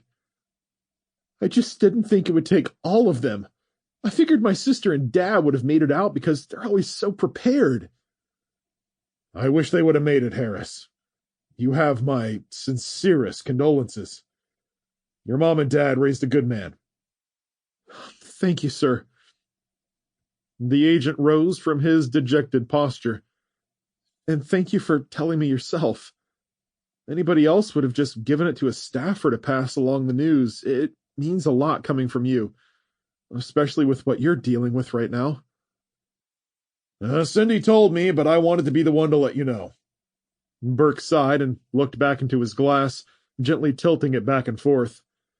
We get so used to wrapping ourselves up in our work that we don't stop to be grateful to those around us. I love Sue deeply, but I didn't believe she could ever be hurt. Same here, Mr. President. I figured that once this initial wave was over and you were safe with no more threats, I'd beg a little time off to go see my family and they'd be fine. Harris smiled as his expression turned wistful. Figured I'd come up in a Humvee with a couple of Marines and march up to the front door. And maybe the garage would be burned down, but the family would be fine. I'd go inside and everyone would pile on with stories about what happened, and I'd brag about how fancy I was hanging out with the president.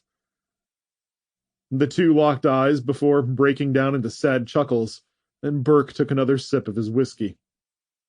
This attack. His voice grew cold. Whoever did this had the obvious intention of taking everything from as many people as they could. But today, it got personal. Harris was nodding, one hand clutching his glass of whiskey while the other clenched his fist on the arm of the chair, squeezing, relaxing, and squeezing again as the sadness inside him changed to rage. Me too, sir. I never imagined I could be so angry and numb at the same time. At a loss for words, Harris bent over his whiskey and let out a soft, raw, animalistic cry. Burke moved around the desk and put his hands on Harris's shoulders, feeling the man quaking beneath him, trying to hold himself together. Burke was about to call Cindy when a knock came at the door. Come in.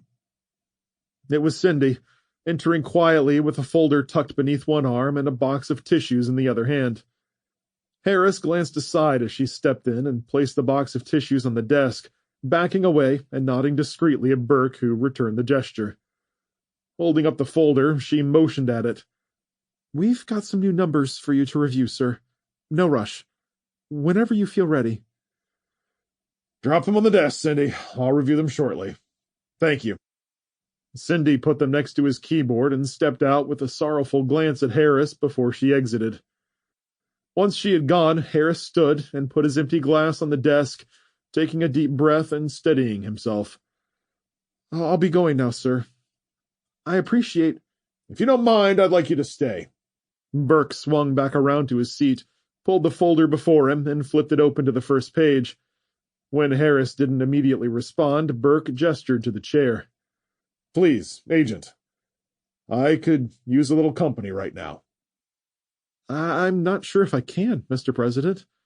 Colonel Crow has a list of things for me to do."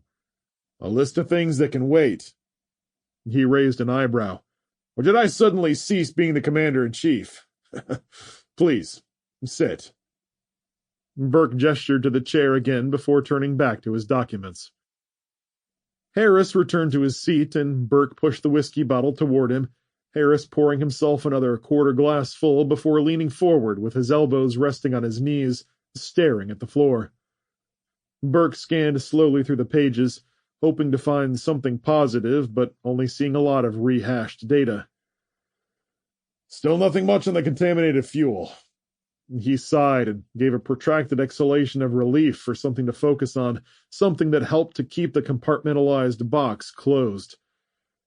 "And we're now estimating the new global death toll will be 4 billion by the end of the week." Stopping, he took another drink and let the sting bring him back to the moment before chuckling darkly and pushing the glass aside. "I guess the good news is those numbers will slow once the urban areas burn out. Most of the survivors will be out in the country where there's not a lot of heavy infrastructure." Harris took a drink as well. How are people going to survive out there? "Well, they'll undoubtedly be more adaptable to life without modern infrastructure, especially in third world nations. In the Western world, people will eventually run out of supplies, and if they don't tear themselves apart, they might form small communities. I don't honestly know. That's not my forte." "It's none of my business, Mr. President," Harris said. "But what can you do to help people? Not you specifically, but you know what I mean." Burke rubbed his chin and took a deep breath as he studied the next page, full of highlighted highway corridors across the United States East Coast that he traced with a finger. "We'll keep up the supply distributions as best we can. Heaven knows we have enough of the stuff to give out. If we don't have the trucks to deliver goods or the people to drive them, we can set up supply drops at key locations near major highways and hope people can find them. We'll certainly get word to them as best we can through the emergency broadcast system." "That sounds like a good plan." Harris agreed. "I believe that if you do it long enough and consistently, people could migrate to those areas close to the drop-off points. I guess that would be a good thing, right? If people know where to go, maybe they can help each other out. Safety in numbers, if you know what I mean." Burke shrugged. "I'm hoping it's a good thing, but whenever you put angry, displaced people together, things get pretty ugly. At least any trouble would be contained in certain areas, and those drop-off points would be easier to police." His eyebrows creased as he pushed the papers aside and took up his whiskey. "The crazy thing is that our biggest issue is having too many supplies spread across a few people. Anything perishable will go to waste." Harris finished the thought. "Exactly." "Well, maybe they won't fight over supplies then. There'd be more chance of them working together if their bellies are full." Burke laughed and nodded. "That's the idea. Make sure people are clothed and fed and that they're safe. Figure the rest out later.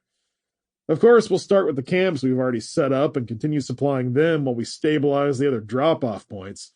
Yet another knock came on the steel door. There was a half-second pause and a second, more urgent knock. "Come in," Burke called, putting his whiskey aside as he shifted his gaze to the door. A young man in a wrinkled white shirt and tie pushed in, breathless as he held the door open with his other hand clinging to the doorframe. "Sorry to burst in like this, Mr. President, but General Pulaski just arrived on horseback with some news." "Horseback? Damn! Send him in." Burke was motioning at the staffer to come in when Pulaski pushed past the man, bringing with him wafts of smoke and ash. A closer look revealed parts of his uniform singed around the shoulders and on his right side. Helmet and pair of goggles in one hand, he brushed back his mop of gray hair where it was burned in spots, only adding to the reek filling the room. Staggering slightly, he gave a stiff, pained salute. "Mr. President." Burke and Harris both rose from their chairs, taking in the officer with wide eyes. "General Pulaski," Burke gawked. "you look like hell." "Feels like I've been through it, Mr. President," he replied with a defiant growl. "I've just arrived with Chief of Staff Sawyer on horseback, along with several members of our military and civilian leadership." Sawyer was carrying the encryption keys from the Pentagon. Burke nodded patiently. "Is he safe?" "He's fine, and he's got all the encryption keys. We can connect via satellite to the Pentagon systems again." The general took a wide stance and grinned. "And we've got some big news. The analysts think they have a solid lead on where this damned attack originated from."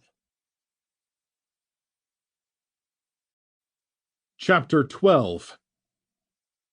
Alice Burton, Thomasville, Georgia. A day after leaving Wilford and Monticello Farm, Alice and the kids rode the horses along the center median of an expansive highway that stretched ahead into what she hoped was Georgia. The grass was long and thick, sometimes coming to the horses' knees and hiding dangerous shrapnel that could hobble them if they weren't careful. The roadway was a worse prospect in most cases, though, littered as it was with trashed vehicles. Trees crowded the roadsides with scorched branches and leaves, dozens sheared in two and left lying across the road. They weren't on fire anymore, but the lingering smoke burned her nostrils and drifted past them in sudden gusts, with the horses tossing their heads in agitation. Sarah sighed and rolled her shoulders, stretching back and shifting in her saddle. "There's junk everywhere. Stormy already stepped on a tailpipe." "Keep looking." "I am, but it's impossible." "Look harder," Alice said flatly. "Do it for Stormy." "I am." Sarah shifted forward over her horse's neck, patting him hard and giving him a brief hug. Then she leaned to either side and continued searching the ground while guiding him safely through. Jake and Rocky followed her, and Alice rode just to the right, a little ahead and beside them, keeping watch on the grass and pointing out larger pieces of jagged debris with Hercules coming behind her on his tether. There was a bit more convenience and enjoyment that came with traveling by horseback than in a car, and she was taking advantage of that by pushing them slowly and steadily north, constantly reminding herself it was a marathon and not a sprint. Buck barely missed stepping on a car battery, and Alice flicked the reins to guide him up the shallow, right-hand bank past a fender lying flat in the grass, cast off from a nearby explosion. "I suppose we could walk them along the highway if it gets clear enough, just for a bit," Alice said, glancing up at the roadway. "At least then we could see all the stuff on the ground." "No way, Mom!" Sarah kept searching the ground as she spoke. "You heard what Wilford said. None of the horses are shod, so we don't want to walk them on pavement unless it's absolutely necessary, or it could hurt their hooves." Alice frowned and turned her attention back to the swaying grass. "I know. I'm just trying to decide what would be worse, walking them on pavement or having them get a piece of metal hidden in this grass stuck in their hooves." For the first time all day, the skies cleared slightly. A mix of black and gray streaks stretched thin across the atmosphere, making it impossible to differentiate between rain clouds and smoke. The highway signs told her they were on Highway 19, somewhere between Thomasville and Omega, Georgia, though Alice couldn't say which they were closer to, thanks to a lack of mileage markers for the cities. Going beneath an overpass, Alice guided them up to the next road, and they crossed the intersection while avoiding a small scattering of debris from a nearby van explosion. There were bodies, charred remains that left the sickly sweet scent of cooked flesh clinging to the air, and they moved back to the median as soon as they passed by. The morning shifted into the afternoon, and the weather grew muggy with moisture trickling down Alice's face. With her shoulders and back straining from hours of riding and craning her neck, she snapped her fingers and gave a low whistle to call Jake and Sarah, who'd gotten a little ahead of her. "Hey kids, what do you say we stop here for a bit and take a break? There's a trickle of water down the center of the median the horses can drink from, and we'll dig around and see what we have left in our packs to eat." "Sounds good to me," Jake said, swinging off Rocky's back and leading him down the slight incline to the shallow valley of the median where the stream ran south. The horse immediately bent and drank from the water while Buck nibbled at the surrounding grasses as soon as Alice was off his back. Sarah brought Stormy up and let him graze next to Buck as Alice and the kids moved up the bank a short way and took their packs off Hercules, who then joined the other 3 horses at the water's edge. Alice nodded. "We need to keep an eye on them. We don't want them wandering off or getting spooked and running. What if we use some rope Wilford gave us to tie into their bridles and around rocks or something?" Sarah asked as she looked up at the horses with her backpack between her knees. They should be okay," Alice replied. "It's pretty quiet out here, so they'll be fine now. We can hobble them properly later to keep them from walking off."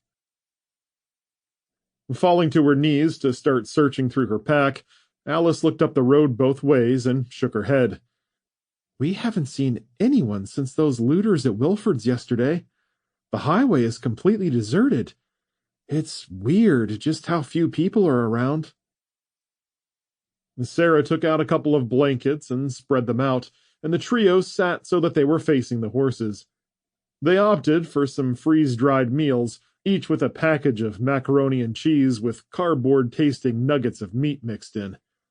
It was surprisingly spicy, and Alice nodded appreciatively as she dug into the plastic bag and shoveled the food into her mouth. "This is probably the best one we've eaten yet." Jake wiped a smear of processed cheese off his chin. "That's not saying too much," Sarah spoke in between mouthfuls of food. But you're right. It's like..." She looked at the sky and thought about how to describe the taste. "Like spicy cardboard?" Alice finished for her. "That's exactly what it tastes like, Mom." "And how would you know what spicy cardboard tastes like?" "How would you know, Mom?" They chuckled, finishing their food and sitting quietly for a few moments, enjoying the peacefulness of the place in spite of the destruction surrounding them. "The horses are enjoying themselves," Jake said, watching the 4 as they walked slowly through the grass, eating as much as they could.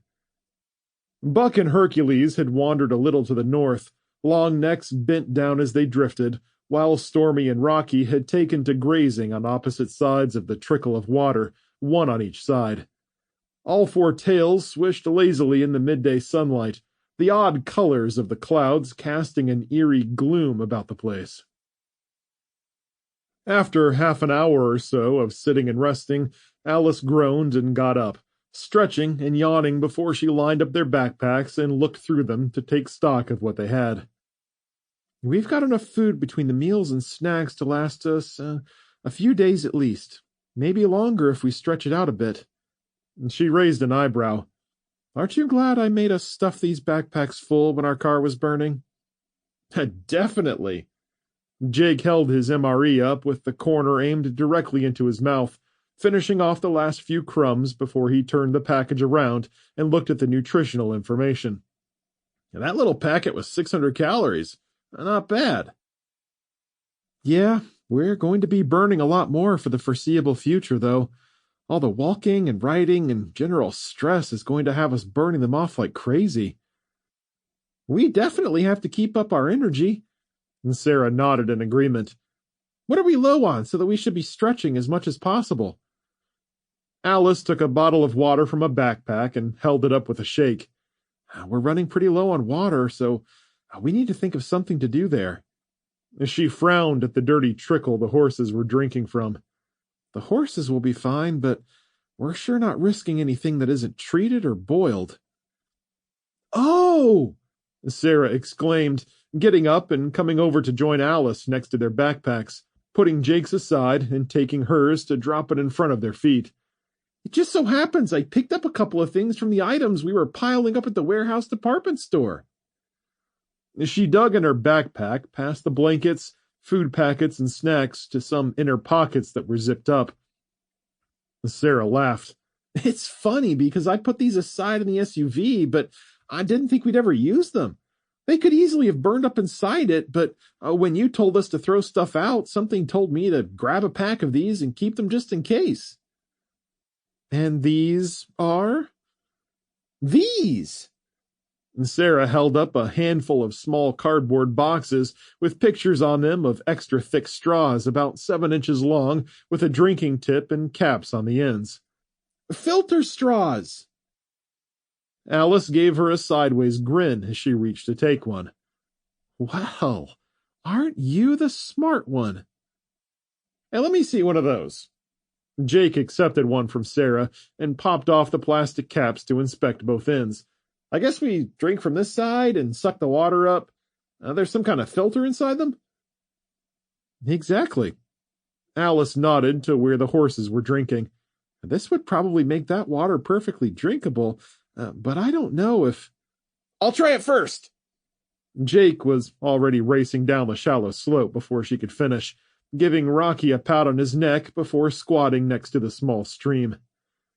Alice started to protest, but they were going to have to use the filters at some point, and potentially on much dirtier water sources than the trickle, so there was no sense in stopping him.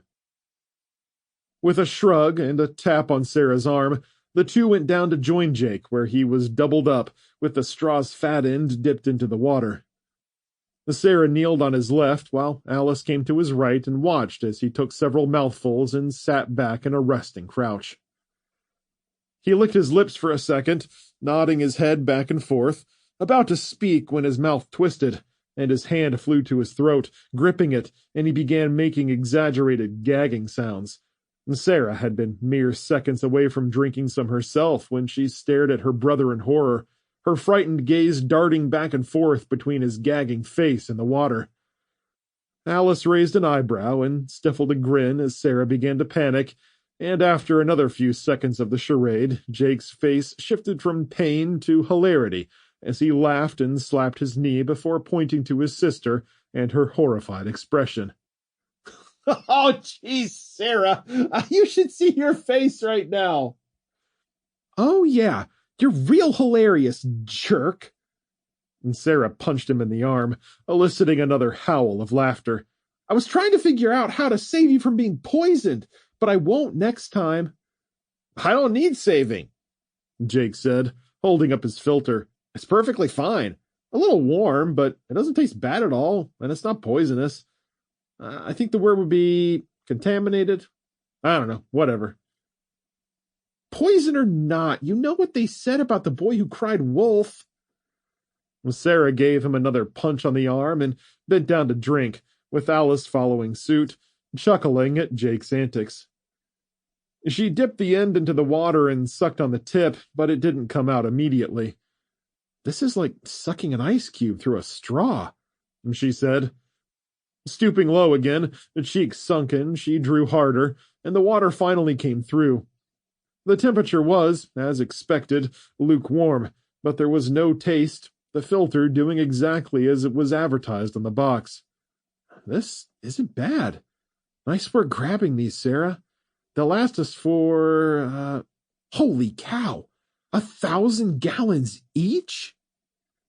Alice looked at the packaging and grinned. This is perfect. What if we don't have any water around to filter? Sarah asked, leaning down for another drink. Jake shrugged. We'll just fill up any empty water bottles with this, and when we get thirsty, we'll stick the drinking straws inside and slurp away. Easy enough, Alice agreed, retrieving a few of the plastic bottles that were running low and merging them into full ones before filling the empties in the creek, separating the dirty from the clean. We've got 4 bottles of dirty water we can use with the straws and 3 clean ones we can drink from if we're in a pinch. It should be easy to tell them apart since the dirty water is a little cloudy, but we should mark them just in case. I know what to do, Sarah said, putting her drinking straw in her pocket and taking her knife out of its sheath. I'll make grooves in the caps of the dirty ones that we can feel with our fingers. That way, if it's too dark to see or we drained one and aren't sure if it was filled with dirty or clean water, we'll be able to feel the caps. Smart thinking, Alice nodded. As Sarah was marking the dirty water bottles, Alice stood and stretched again, shaking off the exhaustion that was trying to creep up on her. Oh, okay, kids, let's mount up and get moving again. I don't want to take another break till tonight if we can help it. Yeah, we've got about 1 billion miles to get home. Jake grabbed their packs and began fixing them to Hercules' saddle using rope and a combination of knots he and Sarah had learned as more parts of their lessons for riding and caring for horses filtered back into their minds. The afternoon wore on as they traveled beneath the swirling skies, the flat Georgia landscape giving way to occasional hills and farmlands divided by highways and old country roads. There were sections of road with no wrecks at all, while at other times the clusters of debris and violent pile-ups were so thick they had to get off the horses and lead them through, picking up debris and tossing it aside to spare the animals from injury. The forests around the highway grew denser, oppressive woods like they hadn't seen around the cities and coasts, endless expanses of verdant green so vivid it almost hurt her eyes. All the wreckage against the world's natural beauty was a clash of imagery. Smoking vehicles and half-burned woods, the winding highway stretching through the rising hills. At one point, they came to a bridge that crossed a shallow waterway, the roadway ahead going north, packed with a single pile-up in the center that had left a scatter of debris pouring over the shoulders. The twisted chassis of a dozen vehicles had fused with terrible impacts, leaving a few off to the sides and a single truck on the right-hand shoulder, hanging off the guardrail and balancing precariously over the water flowing below. The southbound lane wasn't much better, with its share of still smoking wreckage and spread parts, tires and tailpipes and twisted fenders, the remnants of human beings scattered through the mess, all of it shaken up and cast across the pavement. Forced out by the median coming to a close, they headed up to the road again, stopping at the edge of the bridge where Alice looked down and saw the sharply sloping land dip 50 feet into a fast-flowing river. Oh, what a mess! Sarah stared at the wreckage on the road. Are we going to go through that? The only other option is to get off the highway and cross at the water. That could take hours or even all day. Alice frowned and focused on the span ahead, where it stretched 200 yards to the opposite side. No, we need to cross here. We'll only be on the road for a bit, and I see spots to get through the wrecks. It shouldn't be hard on the horses at all. It looks rough to me. Jake squinted. I mean, that's a lot of dead people. I guess it is. Alice chuckled morbidly. We've seen a lot already. Are you guys going to be okay? We can go back and look for another way through and... No, it's fine, Sarah said as she stared straight ahead with slightly narrowed eyes and a frown. We can go this way. Let's dismount. Alice swung her leg off and hit the ground on wobbly legs. It would be better if we led them across. Less stressful on them and easier for us to clear the way if necessary. The kids dismounted to lead their horses, and she tugged at her own pair of tethers and got them moving forward onto the bridge. At first it was easy going, but they soon reached the edge of the debris field and started weaving between pieces of wreckage. Car tires were lying on their sides, Splatters of oil and antifreeze created rainbow-tinted slicks, and glass and plastic were scattered all around them. Alice gestured and guided their group to the right, where things weren't quite so bad. They passed the first wrecked vehicle, all 4 tires blown out and hanging from their axles, with the chassis sunk to the pavement, ash blowing off of it as a breeze kicked up. Not a single window remained, and its once blue color had turned gray from the heat. The coal-black husk sitting in the driver's seat had a pair of stubs where the hands used to be, posed in a parody of driving. With a shiver, Alice kept them moving on a path that wound between the tangle of steel and past the dangling sedan hanging off the guardrail. "I wonder if it'll go over if I give it a push," Jake murmured. "Please don't," Sarah said before Alice could, and he rolled his eyes at her as they continued on. The reek of rotting flesh was ever present, mixed with cooked-off plastic and oil, and Alice's nose wrinkled as she waved her hand in front of her face. "Oh, wow, that's bad." "My nose is burning," Jake coughed and spat off to the side. Alice was trying to look anywhere but the surrounding wreckage, though navigating the horses through the mess required far more of her attention than she wished to provide. 3/4 of the way across the bridge, as they came around a particularly nasty wreck, she caught sight of something in the distance, in a small field just off to the right side of the highway, and a smile spread across her face. "Hey, kids, have a look at that, would you?" Sarah rose on her toes and grinned over the wreckage at 16 animals grazing in the field. "Deer!" The deer heard Sarah's excited exclamation and jerked stiff for an instant, their long, smooth noses held high, ears flicking before they turned and dashed into the woods, white tails raised behind them. "Darn it!" Alice frowned. "I was almost ready to get out my rifle." Sarah shot her a glance. "What do you mean, your rifle?" Alice shrugged. "We need to think about how we'll get our food once our supplies run out." Nodding up the highway, she moved ahead and left her daughter frowning. "As Jake said, it's 1,000,000,000 miles to home, and we don't know if there will be ready supplies for us anywhere along the way." "It's not 1,000,000,000 miles, Mom," Sarah offered reluctantly. "But, yeah, I guess we will need to think about hunting at some point soon." "Exactly. Shooting them is one thing." Sarah tugged Stormy ahead to keep up. "But what do we do with them after that? None of us knows how to skin and dress is the right word, I think. We don't know how to skin and dress animals." "Not true. When I was about your age, I helped your grandmother and grandfather butcher cows and pigs. I remember the basics and could probably fake my way through the rest. With a little practice, we could get pretty good at it." "I don't know, Mom." Sarah's face twisted up.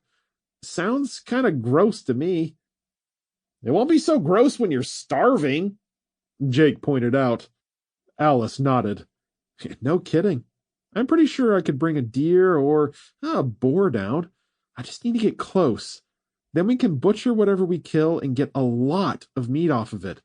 Way more than we'll be able to eat. I know it sounds gross and bloody, but imagine the meat sizzling over a fire at our next campsite. I remember it from when I was a girl. Once you have that, you'll want to throw those instant meals away." "Can't we just smoke or cure some of it?" Jake put his hand to his forehead as he searched the distant woods for any signs of the herd. "We don't have to eat everything we kill right away." Alice chuckled lightly. "Kiddo, I don't have any earthly idea how to smoke, cure, or sun-dry meat to keep it for very long. I wouldn't trust it to sit at an ambient temperature for hours, let alone days, and still eat it. Plus, making jerky can take days, I'm pretty sure. I doubt we'll have time to stop any place for too long. We'll see what happens, but I'm just trying to be practical. Once we get home, then we can figure out better methods of preserving extras." Jake was nodding as he led Rocky off to the left, around a bucket seat that had been flung free from its vehicle. Yeah, I guess you're right about that. Soon they'd cleared the worst of the debris and had reached the edge of the bridge where there was no more scattered glass or metal that Alice could see. We're through, kids. Let's mount up and get riding again. Jake mounted Rocky and went trotting out ahead while Sarah came next on Stormy's back with a swath of sunlight shining off his reddish flank.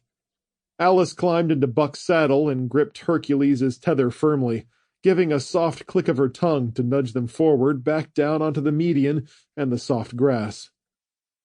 The strip of green was almost perfectly flat and short, likely tended to by highway road crews just before the world had gone up in flames. Relieved at not having to crane her neck and search for debris in the tall grass for a while, Alice relaxed back in her saddle and let Buck's natural motion carry her north. Chapter 13. James Burton, Hannibal, Missouri. The soft scent of forest green and honeysuckle drifted through the warm afternoon, the sky full of patchy clouds, pure white against stark blue heavens, and a welcome relief from the streaks of black and gray. The sunlight shined down for long stretches in bright rays, bathing them in light and heat whenever the road turned so they weren't in the shade, though as soon as sweat broke out on James's forehead, a cool breeze would blow through like a sigh, relieving him of having to wipe his brow. Eli was a quiet travel companion, the older Amish gentleman sitting straight in the seat, with his feet resting on the footboard and his knees angled outward. The only movements he made were an occasional flick of the reins or a clearing of his throat. The man seemed fascinated with the beautiful sky and the surrounding landscape, preferring to focus on them rather than the continual destruction that he had to navigate around. In the back, Clara rode with Esther and the grandkids, and gentle screams, laughter, and squeals of delight came as they played games with one another. Along with the rhythmic hoofbeats and the smooth sound of rolling wheels, it made for a gentle, relaxing ride. A poke on his left shoulder made him turn, and Esther was behind him, leaning between the curtain with a piece of bread on a soft cloth cupped in both hands. What appeared to be bright yellow butter and thick maroon jam with bits of berries was smeared on top. What's this? James asked. Esther laughed. It's sweetbread. Homemade. The last batch we made before we left the settlement. Oh, I couldn't eat your food. James shook his head, smiling appreciatively even as Esther's smile dropped. I have plenty of my own. I don't want to take yours. Eli grunted. Nonsense, James. You can have all the sweetbread you want. Not only do we give it freely, but the girls don't want it to go stale and spoil. Please, you'd be helping us out if you had a slice. With a reluctant sigh that vanquished Esther's frown, James accepted the bread. Thank you so much. It looks great.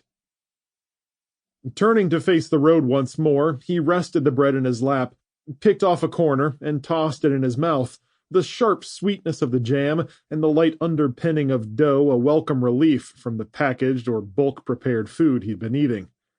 Wow, this is amazing! Esther nodded happily and disappeared behind the curtains, leaving the two men to chat. Seriously, Eli, this is delicious. James struggled to speak as he finished the bread before wiping his fingers and mouth on the cloth. My wife and daughters make this almost every day, Eli replied, selling the best of it at the market in town. Little did I know it would become a commodity rarer than gold. I'll miss it when we can't make it anymore. I guess it's not something you can make on the road, huh? Not without a good stove. We'll likely not get any more sweetbread made until we find a good wood-burning stove, which our relatives in Indiana should have. Eli cleared his throat gruffly and flipped the reins as he leaned back and turned to James. You say you're heading home to your family? Yeah, that's right.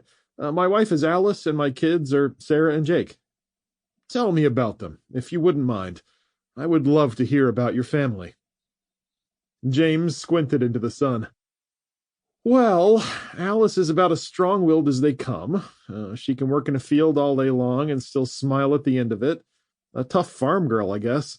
They called her a tomboy when she was a kid, but I don't really see it. There's such a sweet, motherly side to her, and no one else sees but me and the kids. The relationship between a man and his wife is truly a blessing. Eli nodded. What about your children? My son Jake is 14 and Sarah is 12, but by looking at them, you'd think they were twins. Same dark hair and eyes, and they're thin kids, but strong and wiry. But they're still kids at heart. Haven't really seen much of the teenagerness in them yet, thank goodness. Athletic, are they? Not overly so.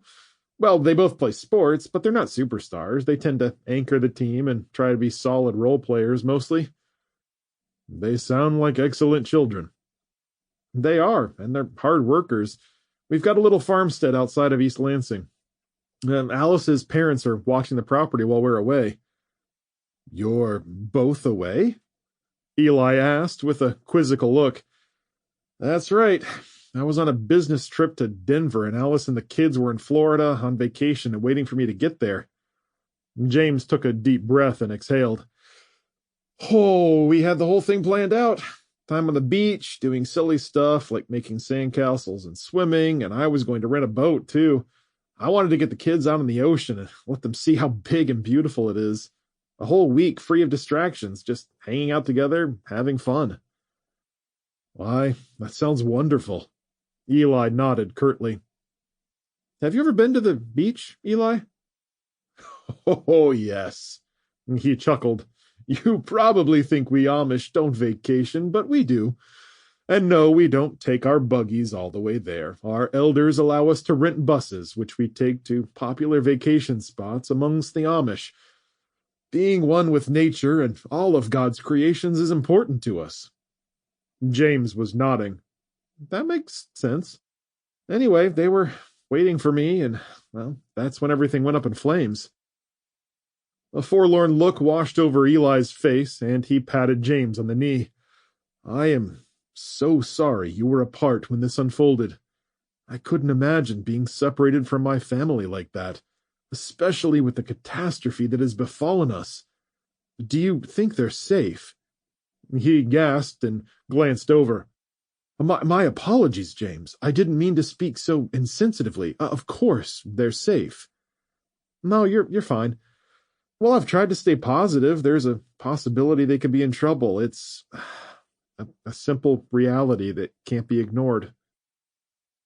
Aside from the occasional wreckage and decimated homestead, the rural landscape was astonishing, with sweeping hills, clusters of trees, and vine-covered fences running parallel to the road. Sometimes roadways and drives swept through harvested fields with an assortment of crops, though mostly corn prevailed, and he even spotted a handful of horses on a distant hill, casually grazing on the grass. Well, would you look at that? James pointed. I'm glad to see some other survivors, even if they are four-legged. The Amish man turned to look north and released an amused chuckle. Indeed. What a beautiful sight in all this travesty.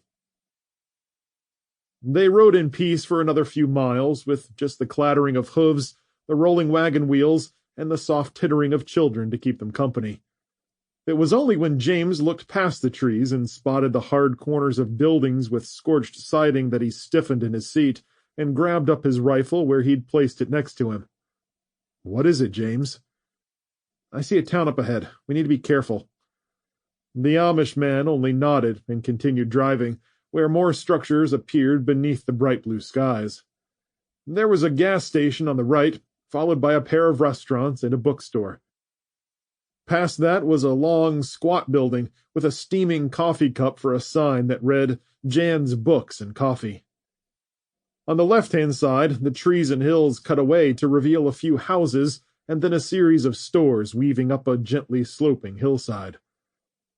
There was a small grocery, a feed shop, and a strip with a hardware store, post office, and an ice cream parlor. While several cars and pickups were wrecked on the sides of the roads and in parking lots, Most businesses remained unscathed by fires.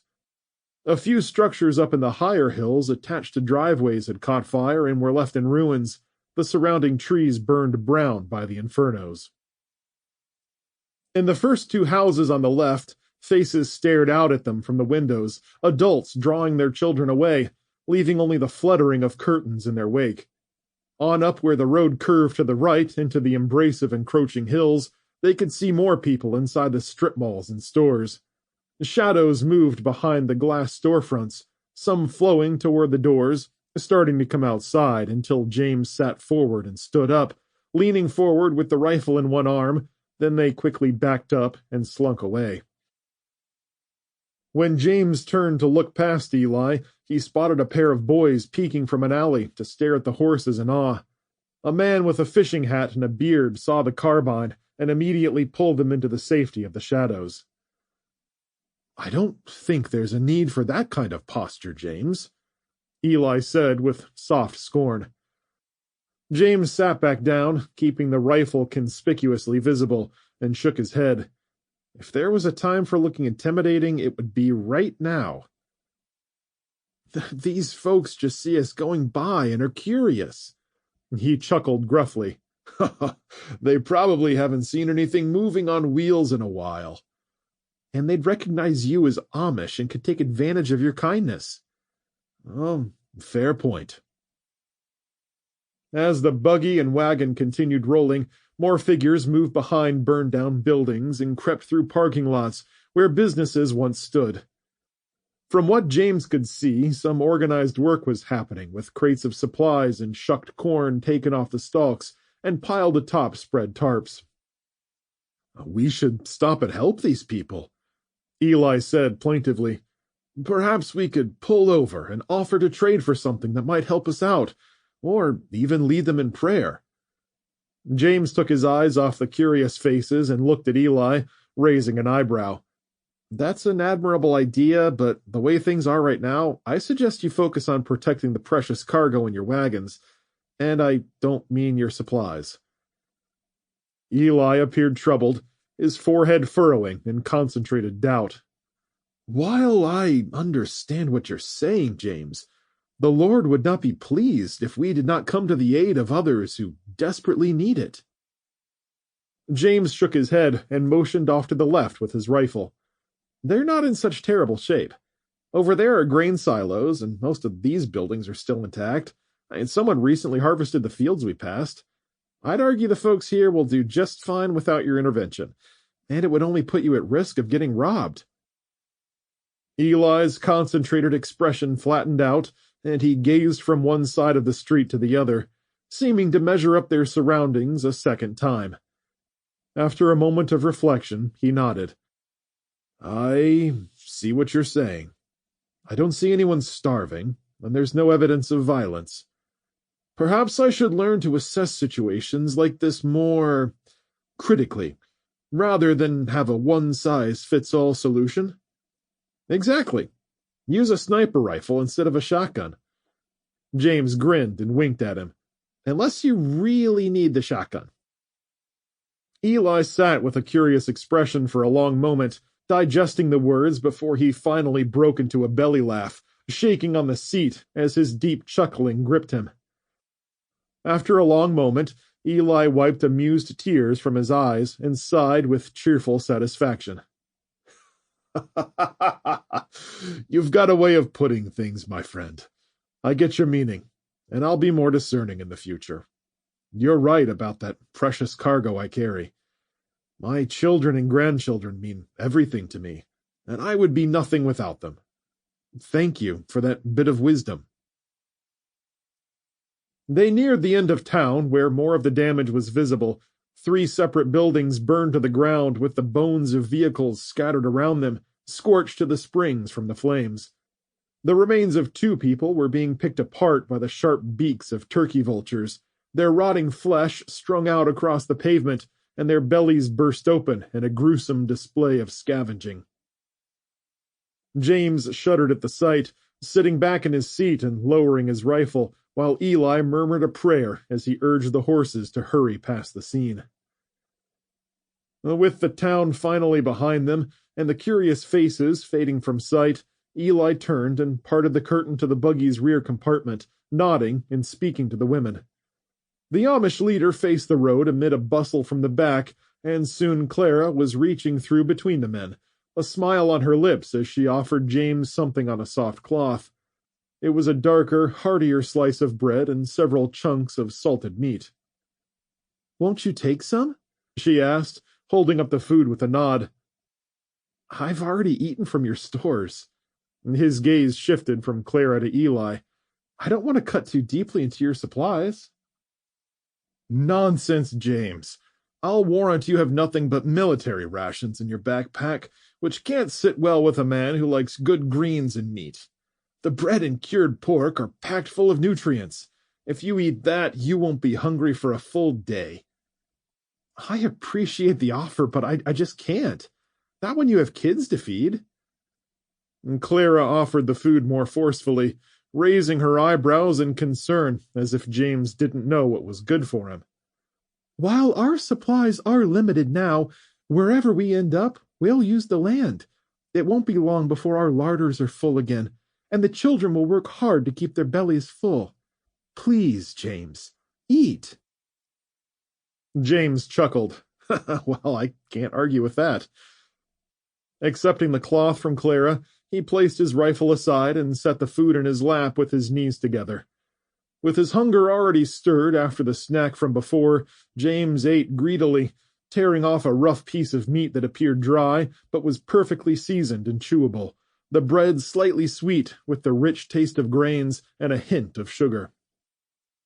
A moment later, Clara returned with a tin cup full of water, and James accepted it graciously, sipping to wash down the food. "This is superb," James said. "This is what we hope to make on our own eventually. Alice was just getting to think about bread making, and I was seriously considering doing some hunting and curing my own meat." He shook his head and chewed slower. "We just didn't have the time." "The ways of the land take a long time to learn," Eli acknowledged. "But once the secrets are in your heart, they will keep you and your family fed forever, thanks to God's graces." When he tried to hand Clara back the tin cup, she held it steady with one hand and poured a cloudy brownish liquid into it from a pitcher. "What's this?" James sniffed at it and caught the scent of cinnamon and apples. "Smells good." "Drink," she urged with a smile. James did as he was told, taking an experimental sip from the cup as a burst of sweet tartness exploded through his mouth. "Apple cider?" "Made by Esther." Clara nodded. "Do you like it?" James took another sip, the taste more intoxicatingly delicious than anything he could recall in recent memory. "It's great. More than great." "Thank you." Clara smiled and brought food up for Eli, and the Amish leader adeptly accepted it with one hand while holding the reins with the other, still driving while he ate. Gesturing to his backpack, which he'd placed just behind the seat, James said, "I must insist that you take some of my supplies too. At the very least, accept a handful of preserved rations and high-calorie energy bars." Eli laughed. "Oh, James, I don't think we'll need any of that." "Why not? You could run into another situation with the bandits on the road, and you may only be left with a few things. While I don't have a lot of these rations, just a few will give you and your family enough calories to survive days on the road." James pressed when Eli only laughed and popped a piece of cured pork in his mouth. "At the very least, try something. These are tried-and-true military supplies and would be good to keep on hand because they need minimal preparation." Eli turned. Clara dear." Clara pressed through the curtain. "Yes?" "Would you help James retrieve something from his backpack?" His gaze shifted to James in question. "What do you recommend?" "How about dessert?" James offered. "A dessert?" Clara looked doubtful. "As good as our sweetbread?" James chuckled and turned a gesture at his pack. Not even close. But they taste like brownies, and they're filled with plenty of calories and will keep in their packaging for years without going bad. Go ahead, Claire, get some out. You know, James, when we can food, it lasts for years as well. Eli gave him a bemused expression. We've canned as well, and you're absolutely right. Look, Eli, you're being far too generous. At least let me try to offer something in return. It'll make me feel better. With an agreeable nod from Eli, Clara opened James's backpack and dug through his supplies, glancing up as if asking for permission. It's okay, Clara, James said. Go ahead, that's it. Right there. Those are the brownies. There was a pack of 8 in a large plastic wrapper, and Clara tore it open to remove 4 brownies in their individual packaging.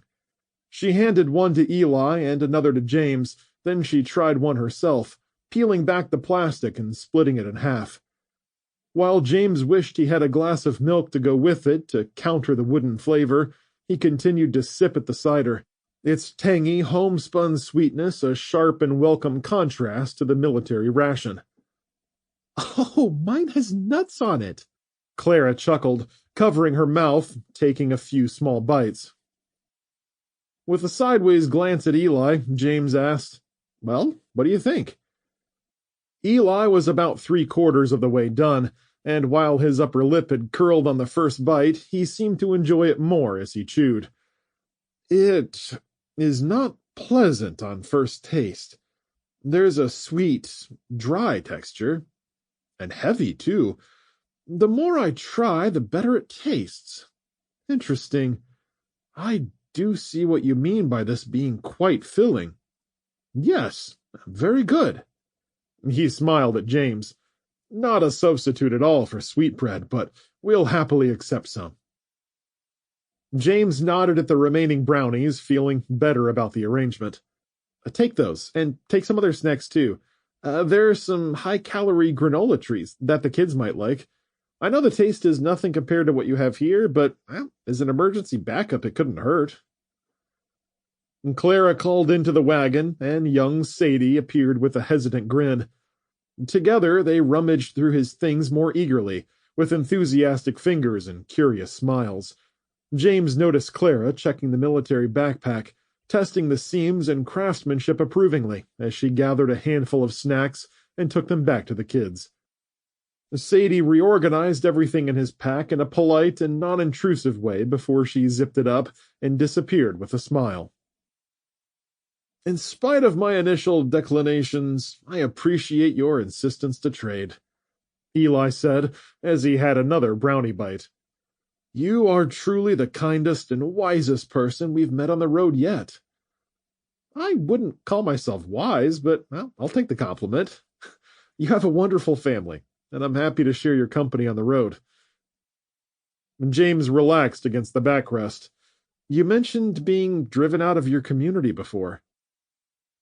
Not driven out, but split up by ill circumstances. What happened, if you don't mind sharing? Eli gazed into the sky, taking on a dark, dreamy look. We were a wonderful community. 150 of us, close-knit and working together in God's graces. The crops were plentiful, and we just finished settling another small family on the outskirts, building them a pleasant home on the hillside and raising their first barn with much joy, happiness, and hard work. We were mostly situated in a small valley, surrounded by 2 hills we called the Twin Knobs. Beautiful, gentle, sweeping slopes filled with trees and farmsteads painted bright against the lush landscape. The Amish leader took another bite of brownie and chewed it slowly, his expression shifting through different emotions before settling on troubled and sad. When things went wrong, we were getting a delivery from some English in trucks. Normally, we allow the trucks to pull into the main lanes leading into the neighborhoods. Of course, some of our flock were far too lenient for their own good. Trucks with lumber, feed supplies, and other goods we traded for from the world were allowed to pull up to our barns and warehouses until approximately 5 motorized vehicles had spread throughout the community. You can probably imagine what happened next. The trucks exploded and caught your buildings on fire. James's expression was blank as he stared at the road and recalled the insanity he'd witnessed from Denver to Kansas City. Fires raging everywhere, explosions, people screaming, and planes falling from the sky. I awoke from a short evening nap to the sounds of Clara's screams, alarm bells ringing loud and the roar of flames and smell of smoke. Eli cast his gaze downward. Upon going outside and gathering Clara and the children to see what had happened, my eyes took in a sorry sight. Fires raged through the hillsides, infernos that appeared as though they could have been torn from hell itself. Many were trying to put out the flames, but they were unquenchable. Did you try to call the fire department? Eli was nodding. We have one phone available in the entire community we can use for emergencies. When the elders tried to call, no one responded. And when I looked north from the heights between tossing buckets of water on raging flames, I saw the inferno burning everywhere, consuming parts of Hutchinson Township. That town contained the only means of our rescue. Leaving off with a heavy sigh, he used a finger to wipe at the corners of his eyes and sniffed. I witnessed things I couldn't have imagined. One of my cousins tried to rescue her son from their burning home, pulling the boy outside with their hair and clothes on fire. Abram tackled them to the ground, covered them with his jacket, and tried to put out the flames, but it was too late. To our heartbreak, he died smoking in her arms. Waves of cinders carried on harsh winds swept the fires through the field and trees, which have been dry this year because of a lack of consistent rains. It moved from house to house, sparing no board or human life. Eli's expression grew more strained. We continued trying to form bucket brigades, using spigots in our home and drawing water from a nearby well to attack the flames, but it was simply no use. Some of our bravest cousins perished, entering raging homesteads where their brothers, sisters, and parents cried for help, only to succumb to smoke inhalation and heat. I tried to stop my cousin Jed, but he was feverish with anguish, shook me loose, and sacrificed himself to save his wife and daughter. He disappeared into the smoke, and we never saw them again. Seeing there would be no saving our community, and having already lost so many to the devilish conflagration. Eli's head dropped with sagging shoulders, and James patted him on the back firmly in solidarity, though the man's pain was beyond consolation. And finally, he took a deep breath and continued. I had Abram and Jacob run to the other parts of our community and order them to load supplies while we did the same on our hill. We saved a few horses, this buggy, and the supply wagon, and filled them with stores we had in our basement and larder, and we loaded up as quickly as we could to flee what I can only describe as an apocalyptic place. By God's good graces, we made it out. What about the others? I'm afraid... Eli shook his head, and his voice trembled. Abram and Jacob returned to say the entry lanes into the other sections of our communities were consumed with fire, barring every pathway and trail up to the slopes to thwart any reasonable rescue attempt. Eli shifted uncomfortably in his seat and grunted to clear his throat. I must confess that I'm plagued with uneasy feelings about what happened. James was nodding. Something like that happening to your people must be devastating. I can't even imagine what it must be like. Eli's pained expression of anguish twisted his features into a grimace. We should have had better warning systems, and a better way to manage the fires. We should have done more to get people out of there. I should have. The man choked back a sob. His attempt at a stoic expression failed, succumbing to horror at the memory. You should have done what, Eli? James asked. What could you have done any better? I should have saved them, or... Another sob broke from his throat. I should have died with them. And clutching his shirt, wincing, he finally met James's gaze with bloodshot, bleary eyes. The guilt plagues me terribly to this very moment. I don't know if it will ever leave me, and rightfully so. I've seen what those fires can do, and witnessed entire cities burn to the ground. You're not alone in your grief or your feelings. You did what you could, and because of it, your family still lives. Eli didn't seem to hear him. For a moment, back there with those bandits, I thought for certain it was the Lord's punishment for being weak and not doing more. At that moment, I thought I understood the Lord's will and realized my failings as plain as a blade of grass in the morning light. James sat quietly for a moment. And now? Now, I'm not so sure. With your arrival and help, it seems God has changed his mind and sent an angel to us.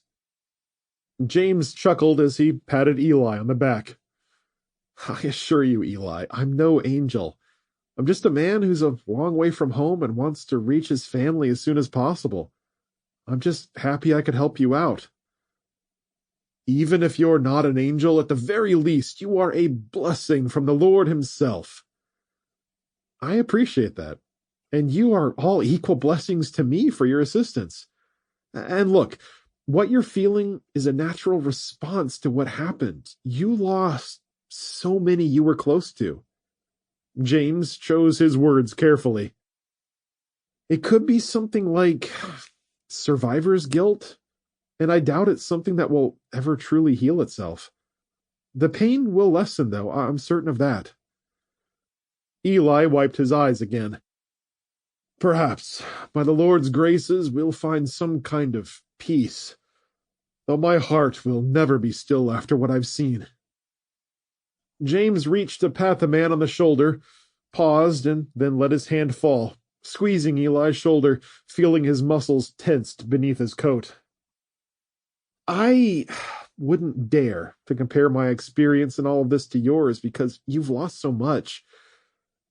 When this disaster started, I looked out the window at the airport terminal where jets were falling from the sky and maintenance vehicles were launching straight into the sky after their gas tanks blew.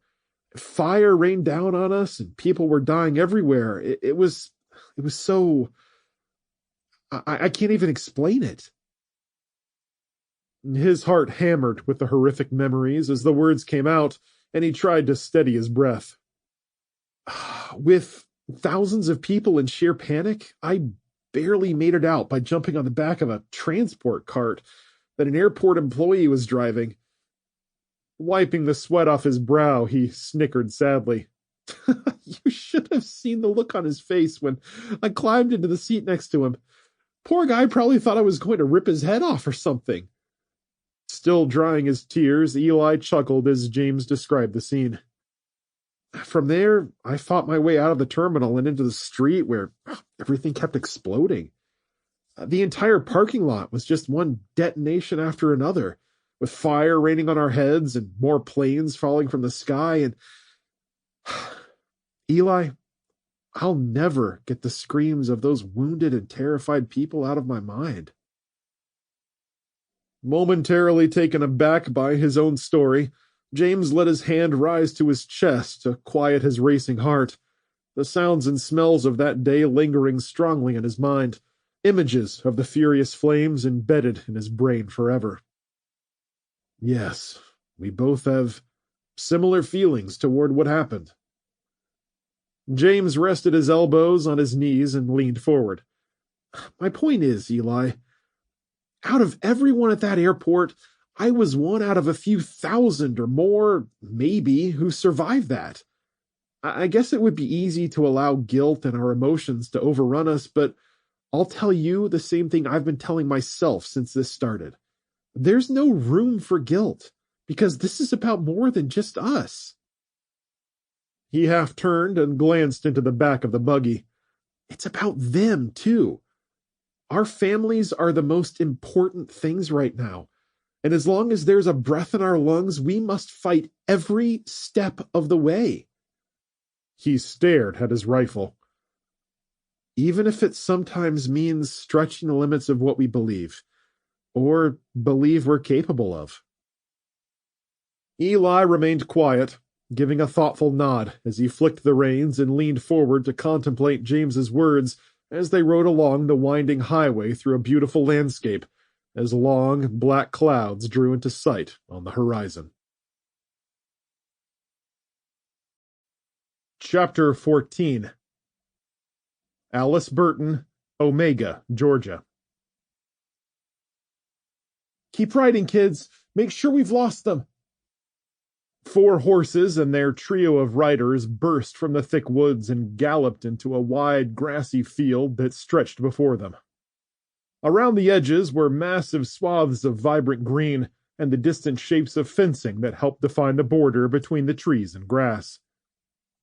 Alice glanced back with a ragged gasp, looking for any further signs of pursuit, waving for the kids to continue riding forward as she lagged behind, Hercules' rope lashed to her saddle horn to keep the riderless horse in line. Heading roughly northeast, they closed in on more trees that would provide cover, trying to keep Highway 319 on their left to avoid getting lost or losing their sense of direction. Alice's heart was pounding after they had barely managed to get away from a group of would-be thieves along the highway, her mind filled with fear at the thought of being dragged out of their saddles and beaten and robbed, or worse. The horses were acting differently as well, their heads tossed upward, nostrils flaring, and tails whipping as they ran hard. They'd been walking for most of the journey, barely breaking into a gallop for hours on end, and their pent-up energy was palpable as they sprinted toward the tree line. Buck's well-muscled body felt like a mountain beneath her, and the way they'd fled swiftly from their slower pursuers made her breathless where she perched in the saddle. The shade trees fell across her vision, Jake and Sarah following each other ahead of her in perfect coordination as they picked a path and blew through clusters of bushes, leaping logs, and turning on a dime to split between trees and cascading vines. Alice was more careful with Hercules in tow and fell behind, and by the time she caught up, the kids were picking their way down a shallow bank, working the horses right and left as they crossed a narrow stream, the water splashing up around the horses' hooves. Following in their tracks, Alice guided her horse across and flew up the next bank to enter another wooded section, where birds shrieked and burst from the upper boughs, and small animals scattered in the brush as they thrust through.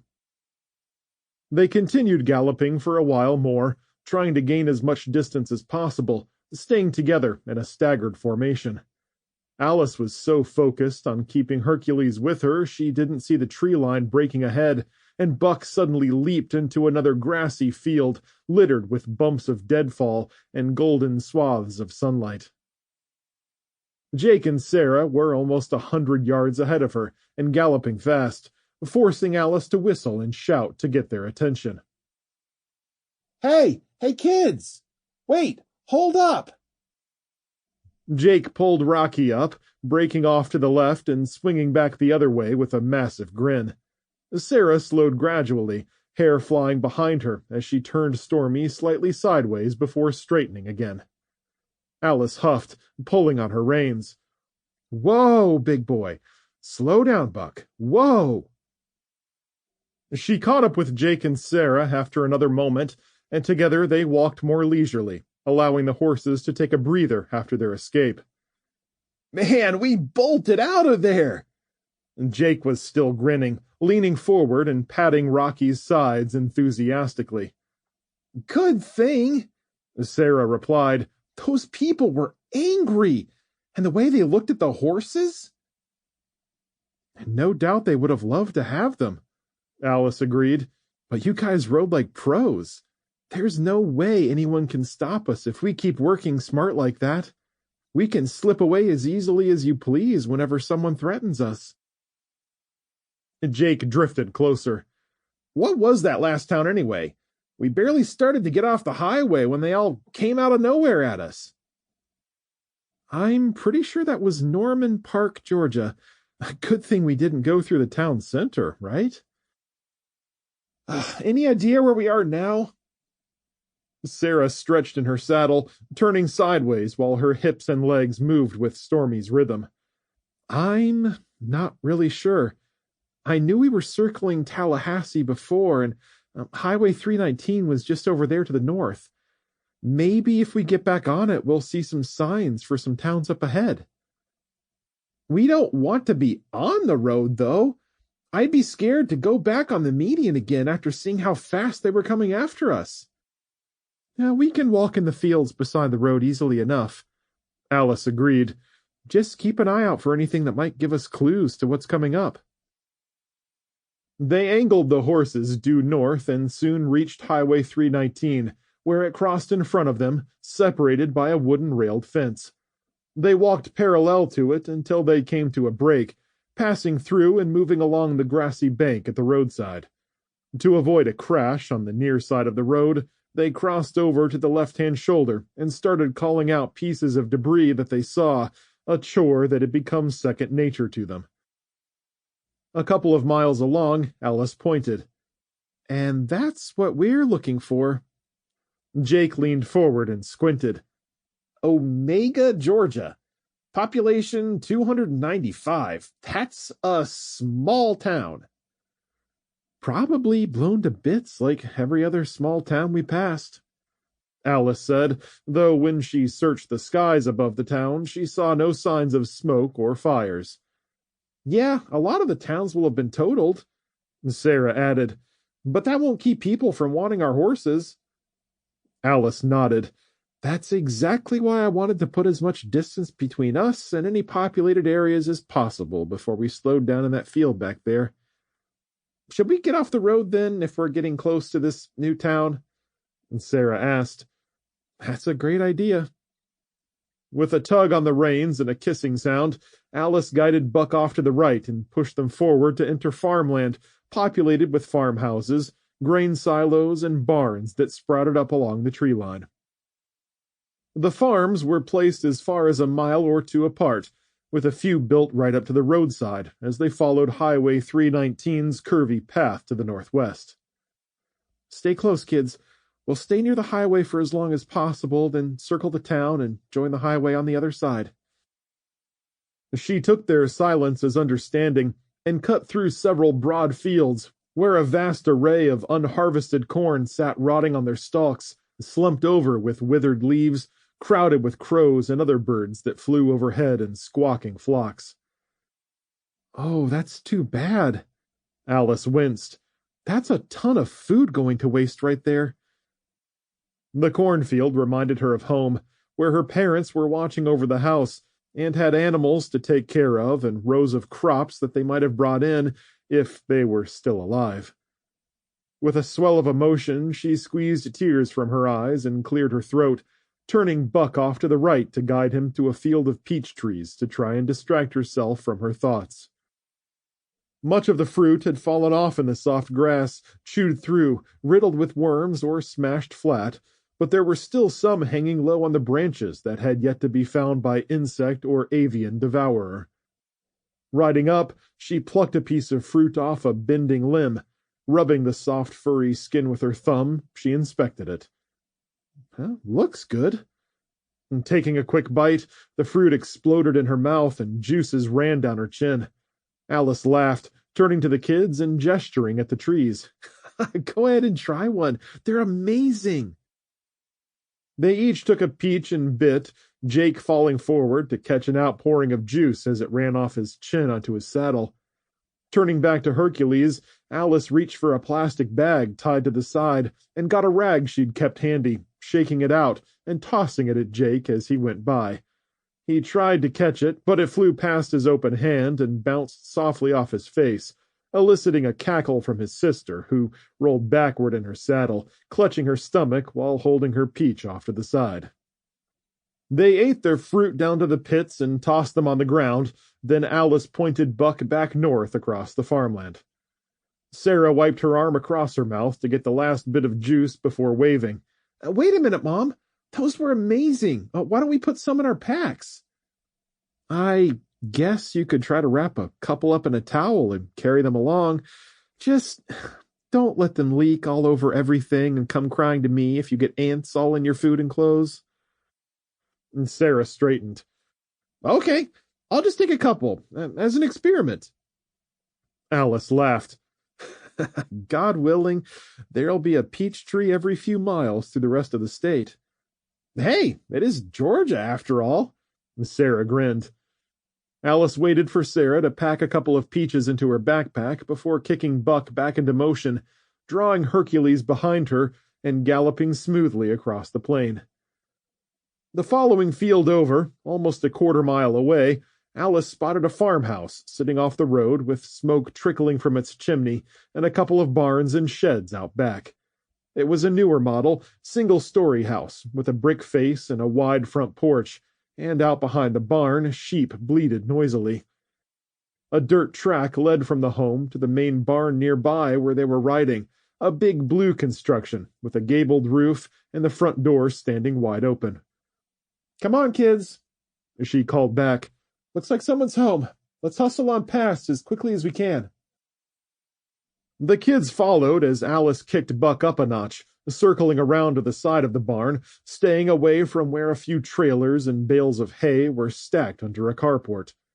Next to that, a large boat with a blue hull sat on a trailer with a cover over its deck, its back end blown out where the engine had been, though the damage was limited to the rear section, leaving most of it intact.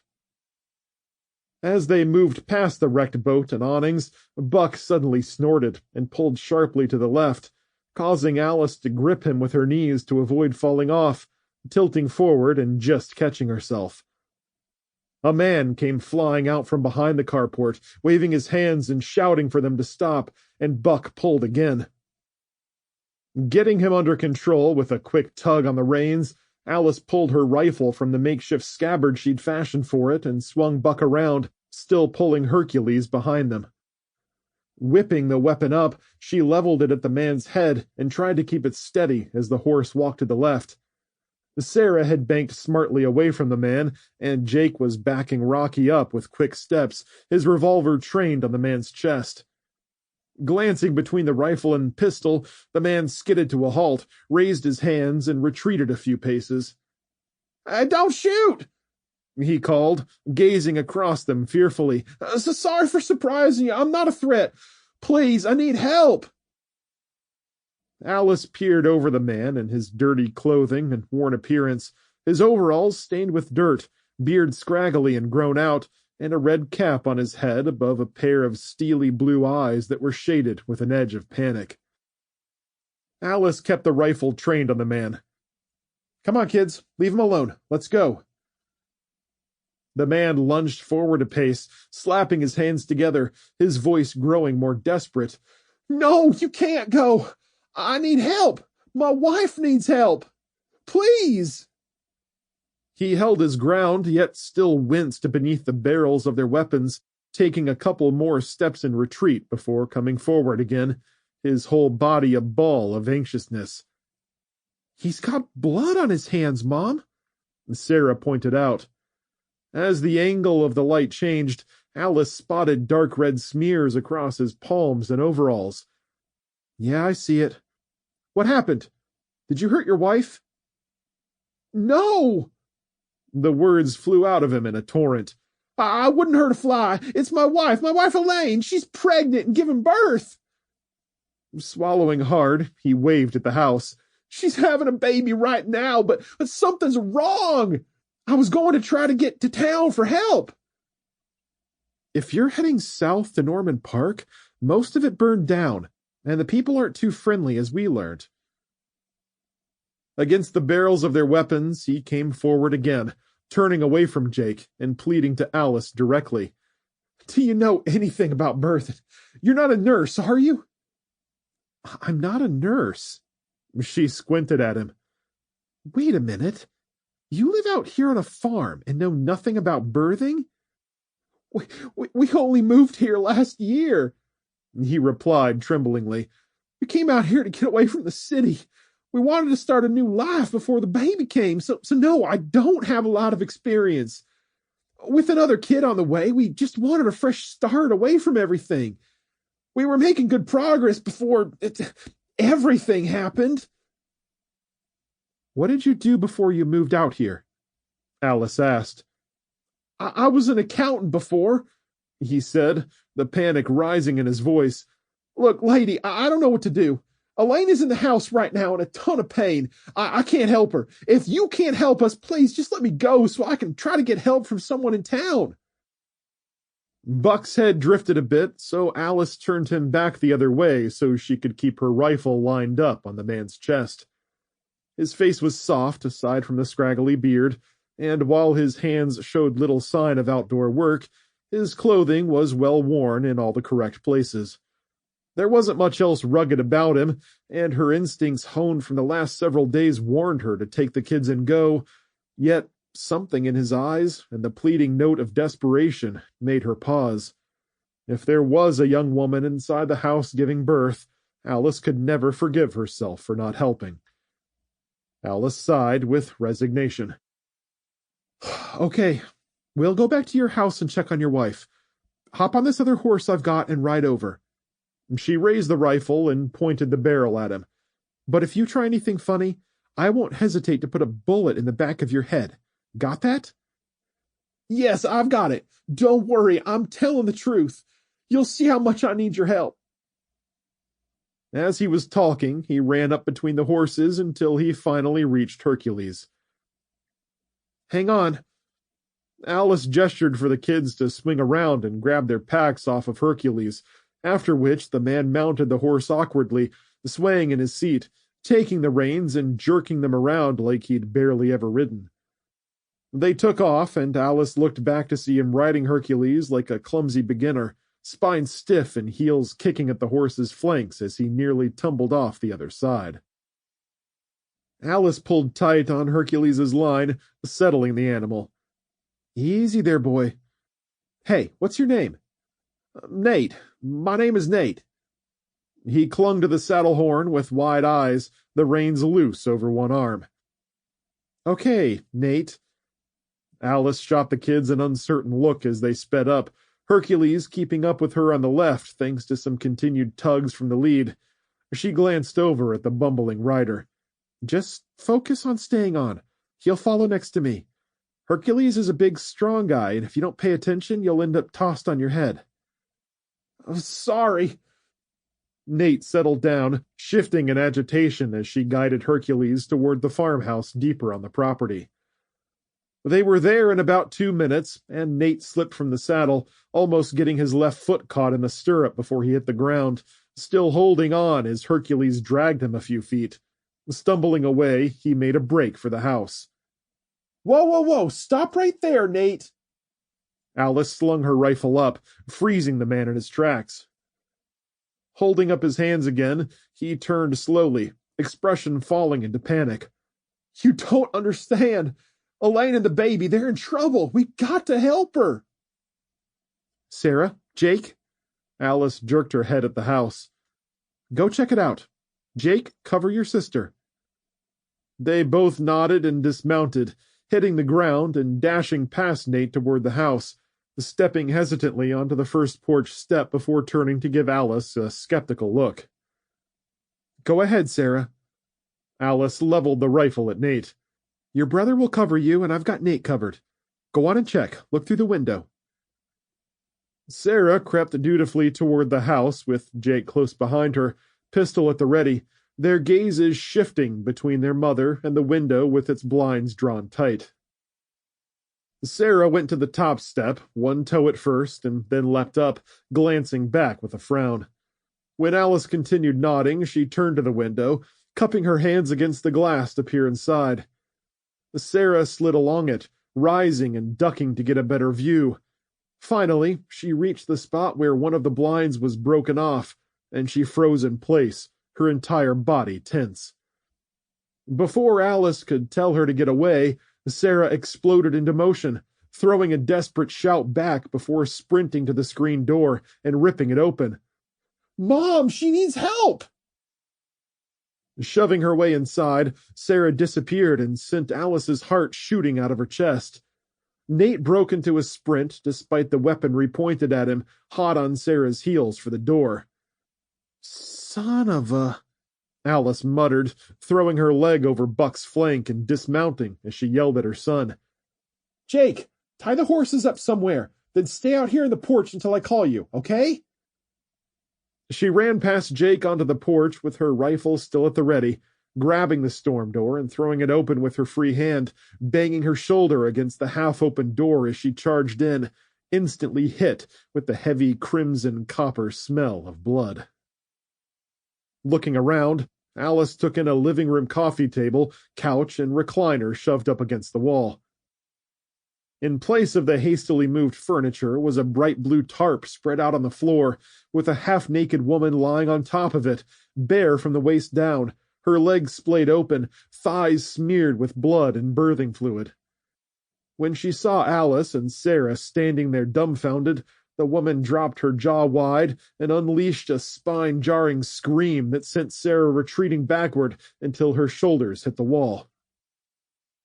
Nate pushed past Alice and Sarah and fell to the woman's side, grasping her hand and shushing her with whispers. "It's okay, baby. It's going to be fine." He gestured at Alice with a bloody, shaking hand. "Ma'am, this is Elaine. Please, you have to help us." Something moved on the opposite side of the room, and Alice lifted her rifle on pure instinct, lowering it immediately as she spotted a little girl with a dirt-smudged face and wide, frightened brown eyes. Her dark hair was greasy and unwashed, half hiding behind a doorway as she blinked at the strangers who'd just invaded her home. Alice groaned softly and called for Jake, the urgency in her voice bringing him in an instant.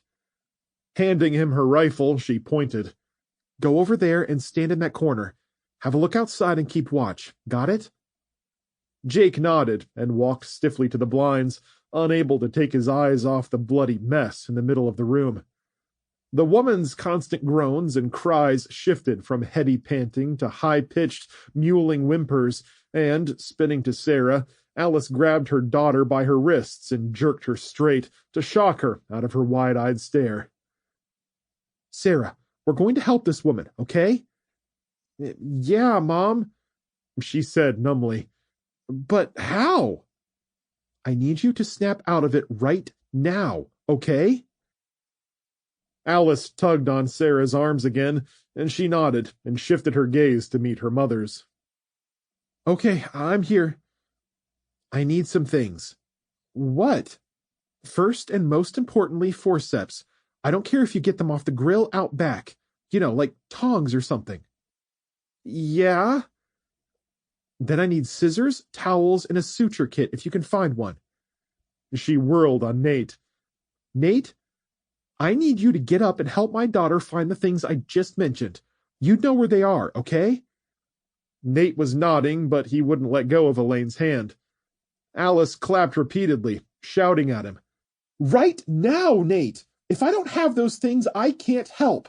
Go!" Nate leaped up and brushed past her to take Sarah into the next room, and Alice fell to her knees beside the struggling woman, grabbing her flailing hand and clenching it tightly. Locking with Elaine's dark and faltering gaze, Alice could see the woman trying desperately to hang on, but she was beginning to fade. The miracle of life was happening right in front of Alice, but Elaine's life and the life of her child hung dangerously on the edge of a knife. A chill of determination shot up her spine, and she gripped Elaine's hand harder.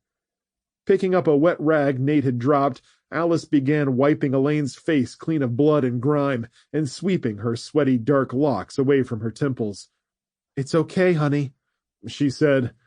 "I'm Alice. I'm here to help you." "Something's wrong," Elaine spat through tightly pressed lips.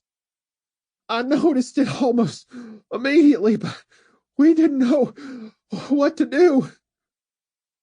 Her abdomen clenched tight, her belly undulating with throbbing and quivering spasms.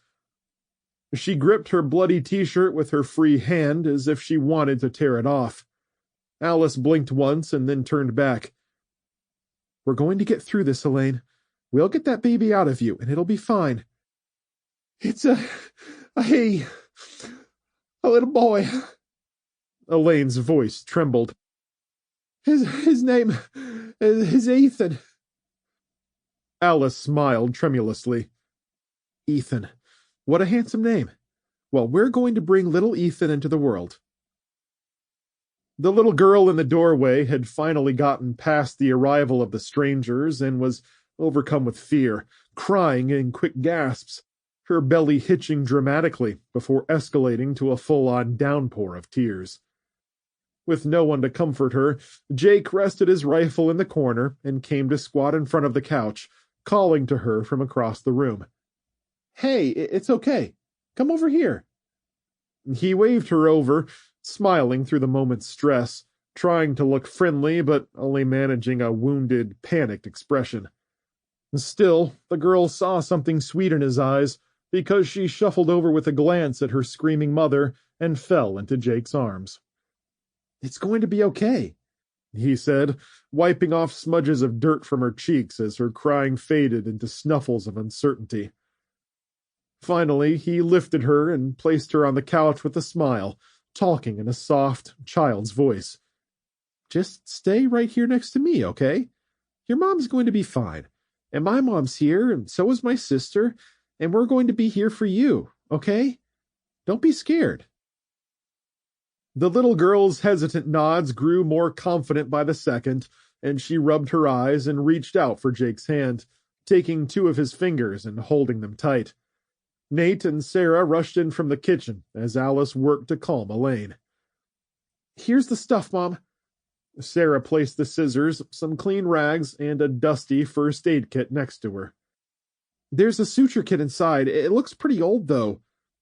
It should be fine. Alice nodded firmly as she turned to go through the kit and take stock of her supplies.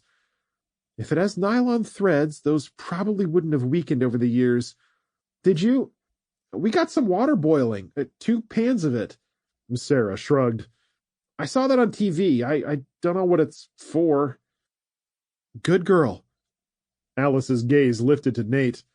We need as many clean rags as you can get. Use the boiling water to sterilize them if you need to, and do the same to the scissors and forceps. Nate turned and showed her a laundry basket with several stacks of folded towels and washcloths. We just did laundry before everything exploded in flames. Good. Put it down right there. As Nate put the basket to the side and rushed off to sterilize the tools, Alice shifted her position to crouch between the woman's knees and gently lift her shirt. I'm just checking things out, okay? Elaine was nodding. Is Ethan okay?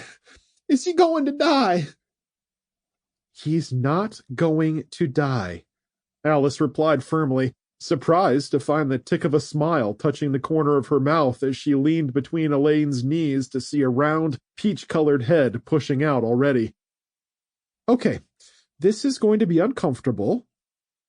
Alice quickly slipped on a pair of gloves from the first aid kit and reached inside, gently pushing against the boy, feeling to see what the problem might be. Damn it, Alice hissed. I think the cord's around his neck. Around his neck? Elaine's words came out in a howl as another contraction seized her. It's okay. Just wait through this contraction, then I'll get it off of him. It doesn't feel tight, so I think he's fine.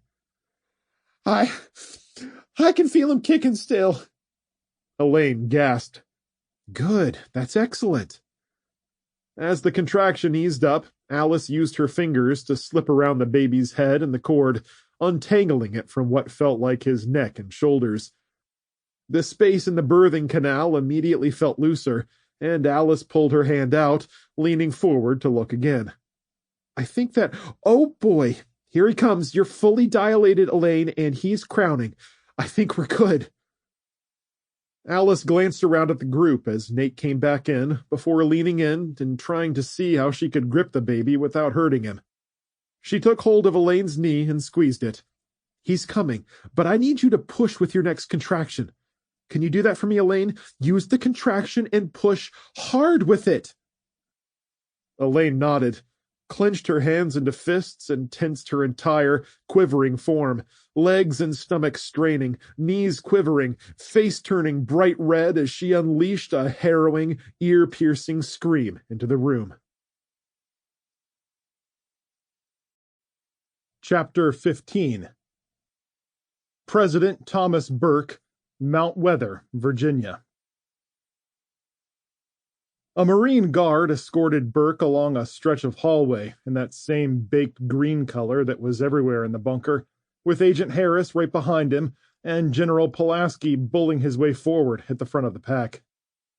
They took a quick left-hand turn and descended a narrow stairway where the guard shouldered open a heavy steel door, allowing cool air to wash over them as they stepped into a well-ventilated chamber with the humming of computers and murmuring of military personnel. It was a well-lit space with blue system lights glowing from the darkness at the room's far end as techs walked between rows of servers, connecting fiber cables up to additional gear they'd just wheeled in. Closer were sections of communications staff who relayed orders to distant military units via satellite, radio, or even horseback if needed. The room was awash with the odors of strong coffee and perspiration, and Burke noted with some amusement that almost everyone, even the most prim and proper ones, had tossed their jackets off, rolled up their sleeves, and unbuttoned their uniforms to give them some breathing space. Pulaski gestured for the president to follow him around a group he recognized as the Strategic Movement Team, who were poring over maps and charting paths through ruined cities and highways, with Major Jasmine Spencer leading them, her people jerking to attention when the president came in. "Back to work, people," Burke said absently, then he lifted his voice. "Everyone, back to work. Stick to the tasks at hand and keep working. Don't let me break the flow." Spencer's group went back to work, hunching over their maps and pointing at a path from Baltimore and Philadelphia. Pulaski led Burke and Harris between busy groups who were planning on how to section off other parts of the Midwest and South, and a separate team with a placard on the table that read, "California, West Coast," glanced up as he went by before returning to their work. The general led him to an oval table in the middle of the room with an empty seat at the head, which Burke took. Colonel Crow was on his right and Pulaski on his left. Before he addressed the group, Burke looked around for Agent Harris, nodding as the man quietly slipped in and stood behind him, hands clasped at his waist, constantly searching for any threats despite being inarguably one of the safest places in the world. "All right, people," Burke started. "General Pulaski tells me we've got some pretty good news. Ravi, tell us all about it." The president's chief science advisor, Ravi Anandon, stood 5 seats down on his right. The slight Indian man had a soft expression, and his side-parted hair was combed back, looking as neat and well-groomed as if it were any other average day at work. Despite everyone bustling and bumping as they passed each other and sometimes called out across the room, the scientist spoke softly, barely getting his mouth open before Pulaski interrupted gruffly. "Let me start, Dr. Anandon. I've got some initial information the president might be interested in." "Of course, General." Ravi nodded. "And please, just Ravi will do."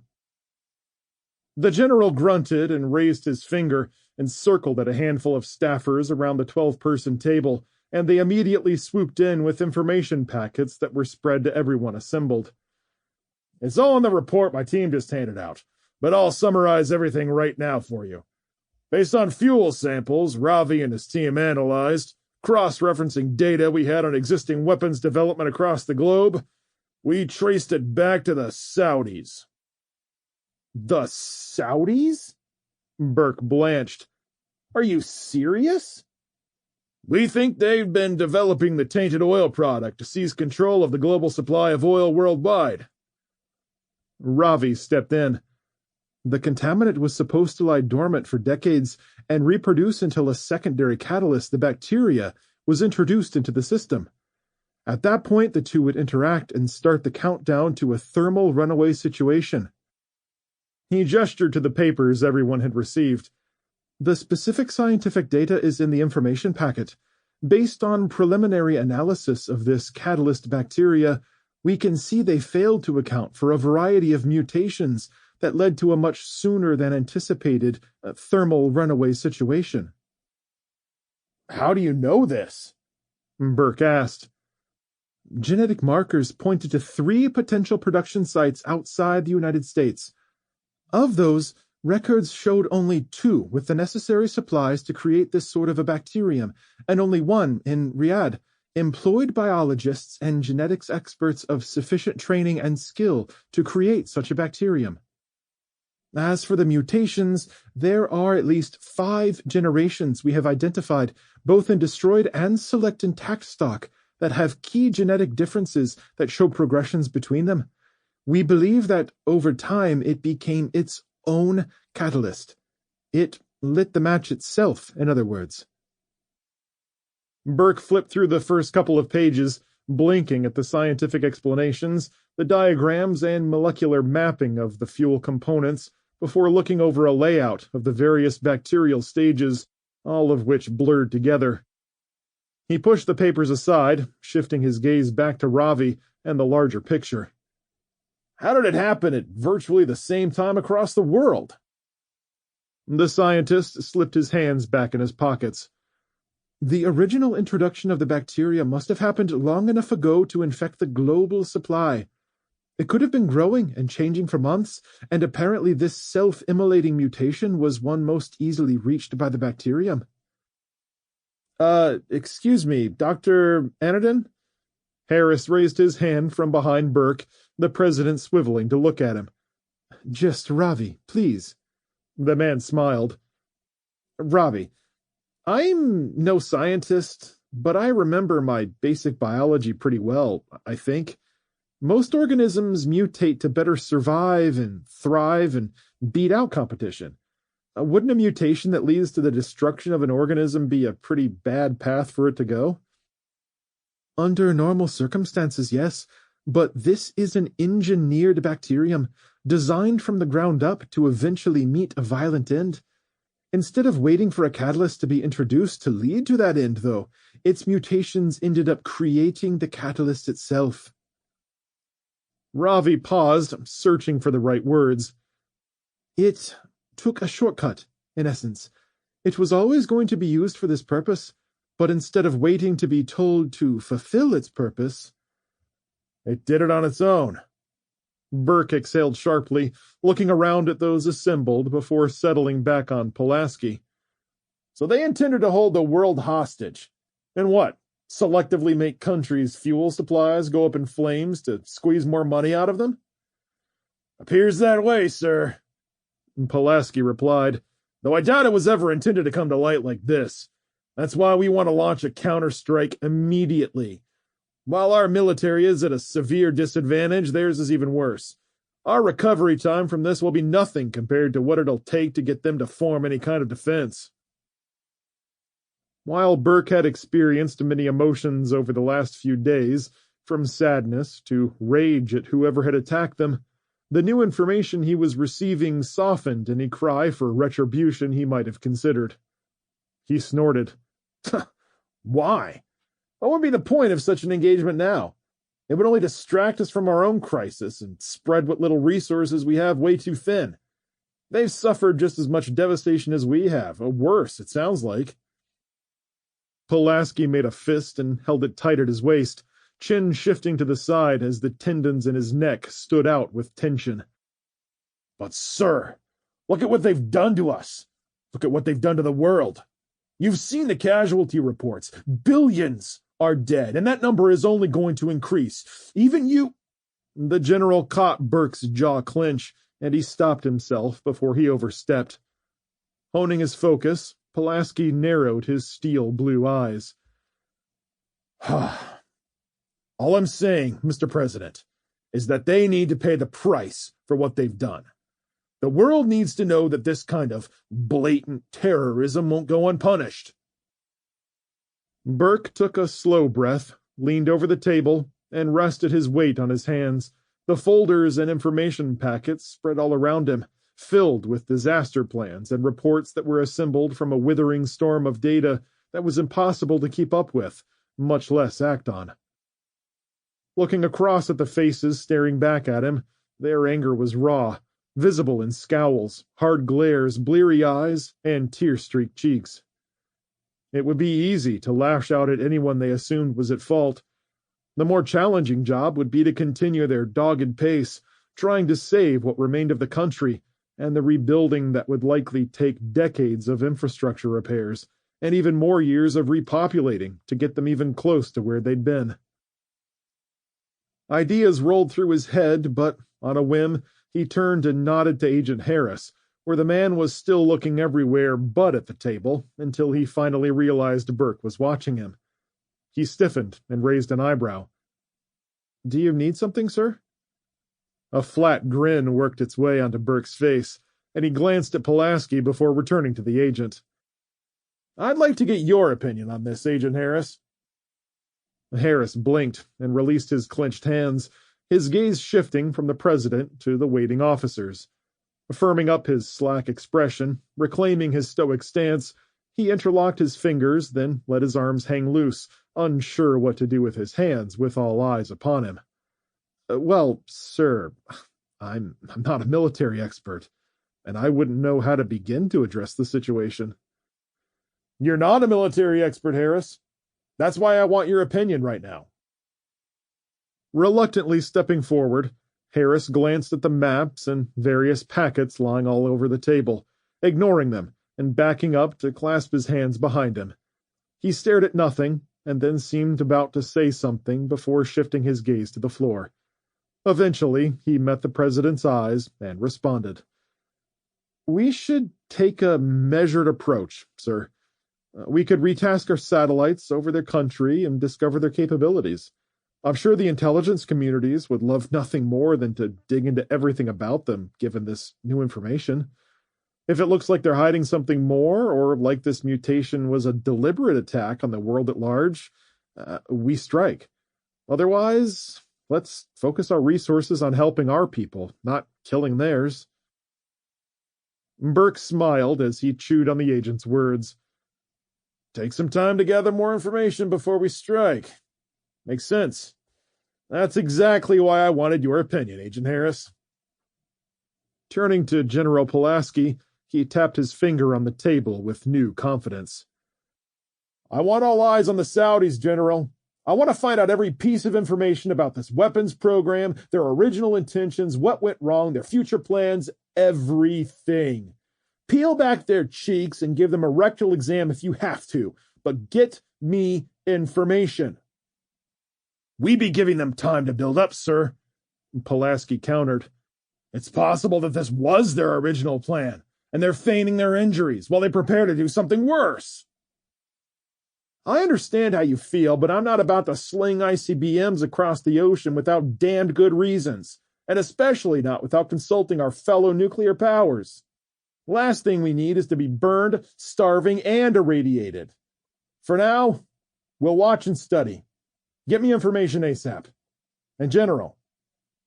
"Yes, sir. If attack is the answer, we'll rain hellfire. You have my word." General Pulaski nodded briskly, seeming satiated for the moment.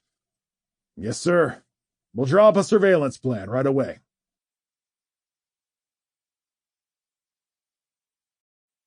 Chapter 16. James Burton, Hannibal, Missouri. The town of Hannibal, Missouri rose gently in the distance to the soft clipping of horse hooves and the near-silent spinning of the wagon wheels, the horizon scored by scorched building tops and smoke still trickling into the sky. The boyhood home of Mark Twain and a source of inspiration for many of his stories, the quaint farmhouses, lush fields, and woods surrounding them spoke of a quiet, peaceful town that had slowly stepped forward through the years. Remnants of a pizza shop stood on the left next to a flower store and an upscale coffee shop, and a corner entryway to a subdivision was demarcated with a brick wall, with Orchard Grove engraved on it in golden script, half covered in soot and ash. Eli seemed intrigued as they arrived at the edge of town, the man leaning forward in his seat with a tighter grip on his reins as he squinted at the surrounding destruction. Entering by a road on the west side, the Hannibal Hospital had once stood on the right, its parking spaces dotted with destroyed cars and pieces that had fallen off of the building in piles of brick and steel. Bodies lay amongst the wreckage, shot through and cut up by the flying shrapnel, with wide-winged turkey vultures surrounding them and picking at the corpses with their bloody beaks. "Oh, goodness," Eli stammered, quickly averting his eyes. James stared at the disaster with a cold, sad heart, taking in the building and looking for any signs of medical supplies they could scavenge, though the hospital was a pile of rubble, burned through with only parts of the corners standing. The rest had collapsed inwards in a pile of embers and broken floors, the layers pressed tight, forming an open pit where the hospital once stood. "Oh, what a shame," James whispered. "I wonder how many were inside when it happened." "Those poor souls."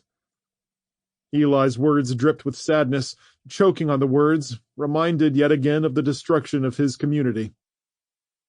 When the curtains parted and the riders in the back tried to look, Eli waved them back. "No, what's out here is too heavy for the heart. You don't want to see it. Please go back inside." As they entered a crowded main thoroughfare, heading for the bridge to cross the river, the initial fire damage became worse. All of the businesses had gone up in the conflagration, from small mom-and-pop stores to fast food restaurants, a small hotel and a bed and breakfast across the street, and a local gym, all changed into black rubble. Shadows of a few people were masked behind the drifting smoke, smudged faces of survivors living in makeshift hovels they had erected in open spaces away from the worst of the damage. James gripped his carbine with the barrel tilted at a high angle just above the horses' heads, ready to swing it in any direction if someone attacked them. Eli, meanwhile, grew visibly nervous as their trek through town continued, the damage giving way to a blackened hellscape that was from a place far worse than his worst nightmares. Off to his right in the south, a short line of a dozen survivors marched, ranging in age from young children to shuffling adults, trekking along silently as black-winged birds circled overhead, waiting for another meal. With a grunt, Eli scooted to the edge of the seat, watching the slow-moving line as they trekked off toward the hills, seeming to want to say something or take the horses in that direction, his desire to help nearly overwhelming him. At a glance from James, Eli nodded and leaned back with his eyes pinned forward. "I can't stop you from making the choice to help them?" James shrugged. "I'd still advise against it. Your supplies aren't abundant enough, and they could easily overwhelm us. It's your choice, though." "I know, but your wisdom is sound, and I see God's mission for me is to keep my own family safe from harm, for the time being. We'll keep moving." Things grew worse in the middle of town, and the horses shook their heads and snorted through the stinging smoke, parts of the woods to the north still burning in isolated fires that were slowly spreading through the thick greenery. They approached a bank of smoke drifting across the road, and Eli gave the reins a flick to drive the horses through despite their discomfort. Abram brought the supply wagon close behind them in a clatter of hooves, hurrying to keep up. Covering his mouth and nose with his shirt and squinting, James peered into the gloom, barely able to see beyond 30 yards, searching the road for anything that might bar their path. Eli spotted a 2-car wreck ahead and guided the buggy to the right to swerve around it, calling back without breaking pace. "Abram, up ahead!" The younger driver drew the supply wagon behind them until both vehicles broke from the fog bank into the clear midday sky, with spots of blue sunlight peeking through the clouds. James coughed and blinked to clear his vision, and the first signs of a bridge came into view ahead. "There it is, Eli. Should be our way across unless—" James's voice faded as they drew near, all sense of hope rapidly dwindling. As they passed ruined stores and demolished neighborhoods, James kept his eyes on the bridge, its upper girders painted yellow, with crisscrossing steel beams growing more twisted and bent toward the center, where pieces of concrete hung by threads of tangled rebar above the Mississippi River. Guardrails connected the span on the left side, the pavement split and broken off, and they eased the horses to a halt near the start of the bridge, not daring to go any farther. James and Eli both half stood in their seats, stretching out to look across the span, where the ruins of a fuel truck and a cluster of blackened vehicles half hung over the rails, with a few teetering on the edge of spilling into the river below them. "That does not look promising," Eli said. "I don't see a way through." "Yeah, this doesn't look good. There's no way we can cross here." James leaned out from the buggy to peer across the length, pointing to the left side where parts of the bridge were still barely connected. "I mean, we could probably cross on foot on the guardrails and sidewalks there, but it would be incredibly risky, and we wouldn't get the wagons across." "Then we must backtrack and go south to the next city to check if there's a bridge we can cross." Eli barely held in his disappointment. "I fear we may never find a good place to cross, though." "Oh, not so fast. Hang on a minute." James jumped from the buggy, reaching beneath his seat to grab his staff, checking that all of the sections were firmly attached before shouldering his rifle. "Where are you going, James?" Eli asked. Clara parted the curtains and rested her hand on her husband's shoulder. "Surely you're not abandoning us so soon?" "No, ma'am," he said. "I'm just going to backtrack a little and walk down to the shore. Maybe I can find another way for us to cross. I'll leave my pack here, if you don't mind." "Of course, but why don't you let me come with you?" Eli started to rise. James waved him off. "That's okay. It'll be quicker if I go by myself. You folks, take a breather, get something to eat." He looked both ways along the highway, empty but for the gently drifting smoke, the survivors having opted not to follow their horses and carriages. "You should be safe here for a while. I won't be long. Give a shout if you see anyone, though, and I'll come running." "Thank you, James. We'll have a hearty meal ready for you when you return, and we'll pray in the meantime." After checking his revolver, James headed west for 100 yards until he came off the raised highway. Soft voices came from behind, and he glanced back to see Eli and his family in a circle, holding hands with their eyes closed as they prayed. Stepping into the grass, he headed south toward a spread of neighborhoods and wooded areas near the shoreline. As he walked, James idly knocked aside debris from destroyed vehicles, taillights, and steering wheels, parts of engines he couldn't identify, and oversized bolts lying in the road, the titanium and aluminum alloy staff easily swatting pieces of plastic and metal aside.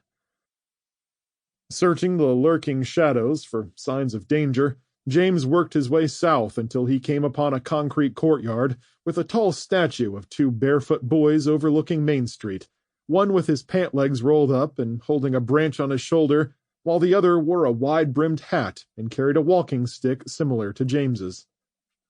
"Tom and Huck," he whispered, smiling as he reached out to touch the statue. James turned south and took connecting paths, alternating between gravel and pavement as he got closer to the river.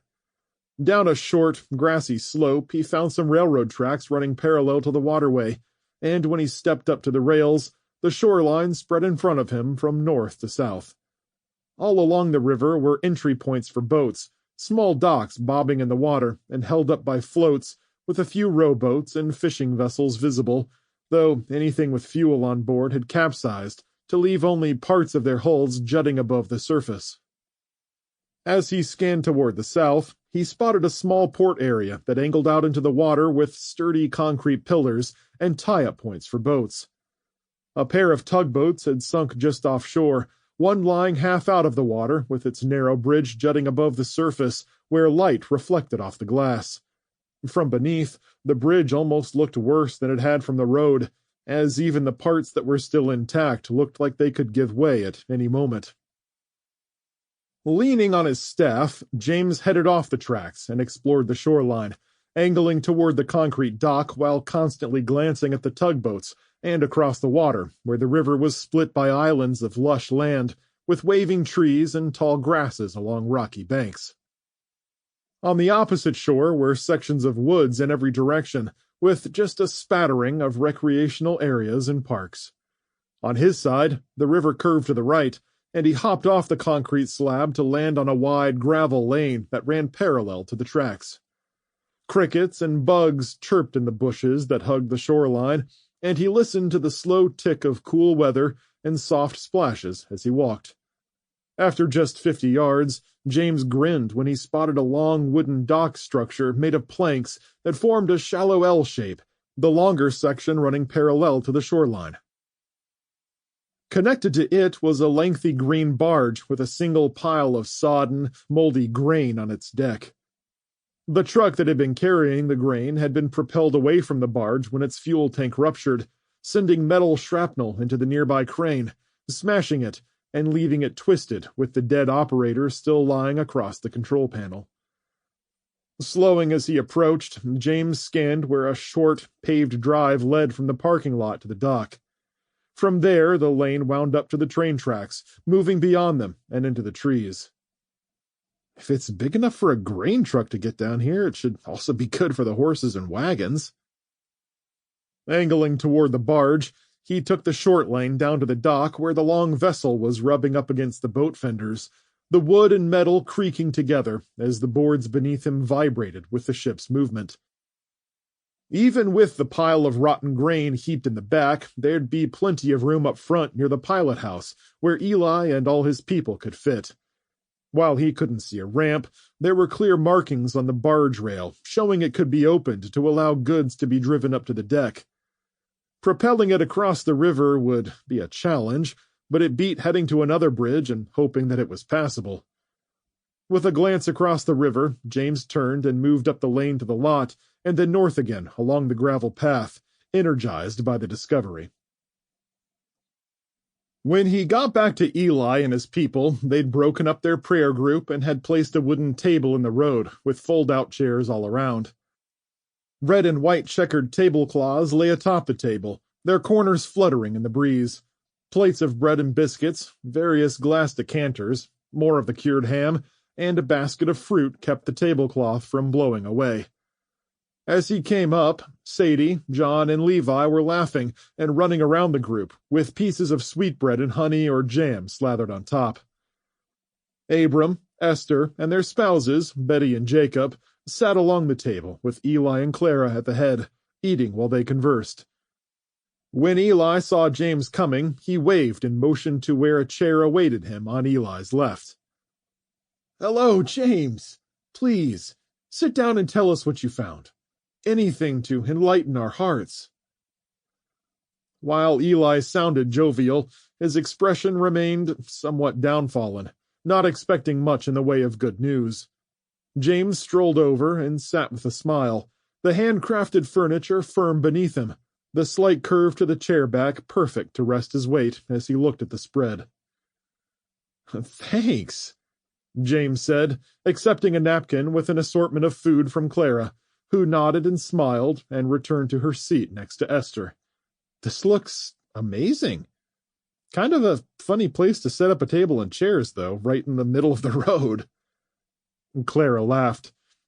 "These are special built just for this sort of thing, James.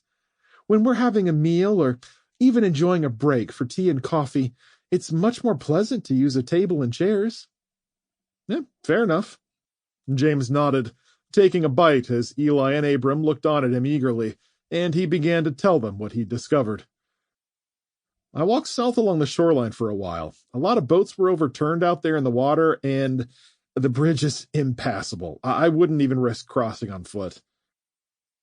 "That's a shame, but it confirms our fears." Eli sighed. James accepted a helping of honey on one of his biscuits, nodding in thanks to Clara.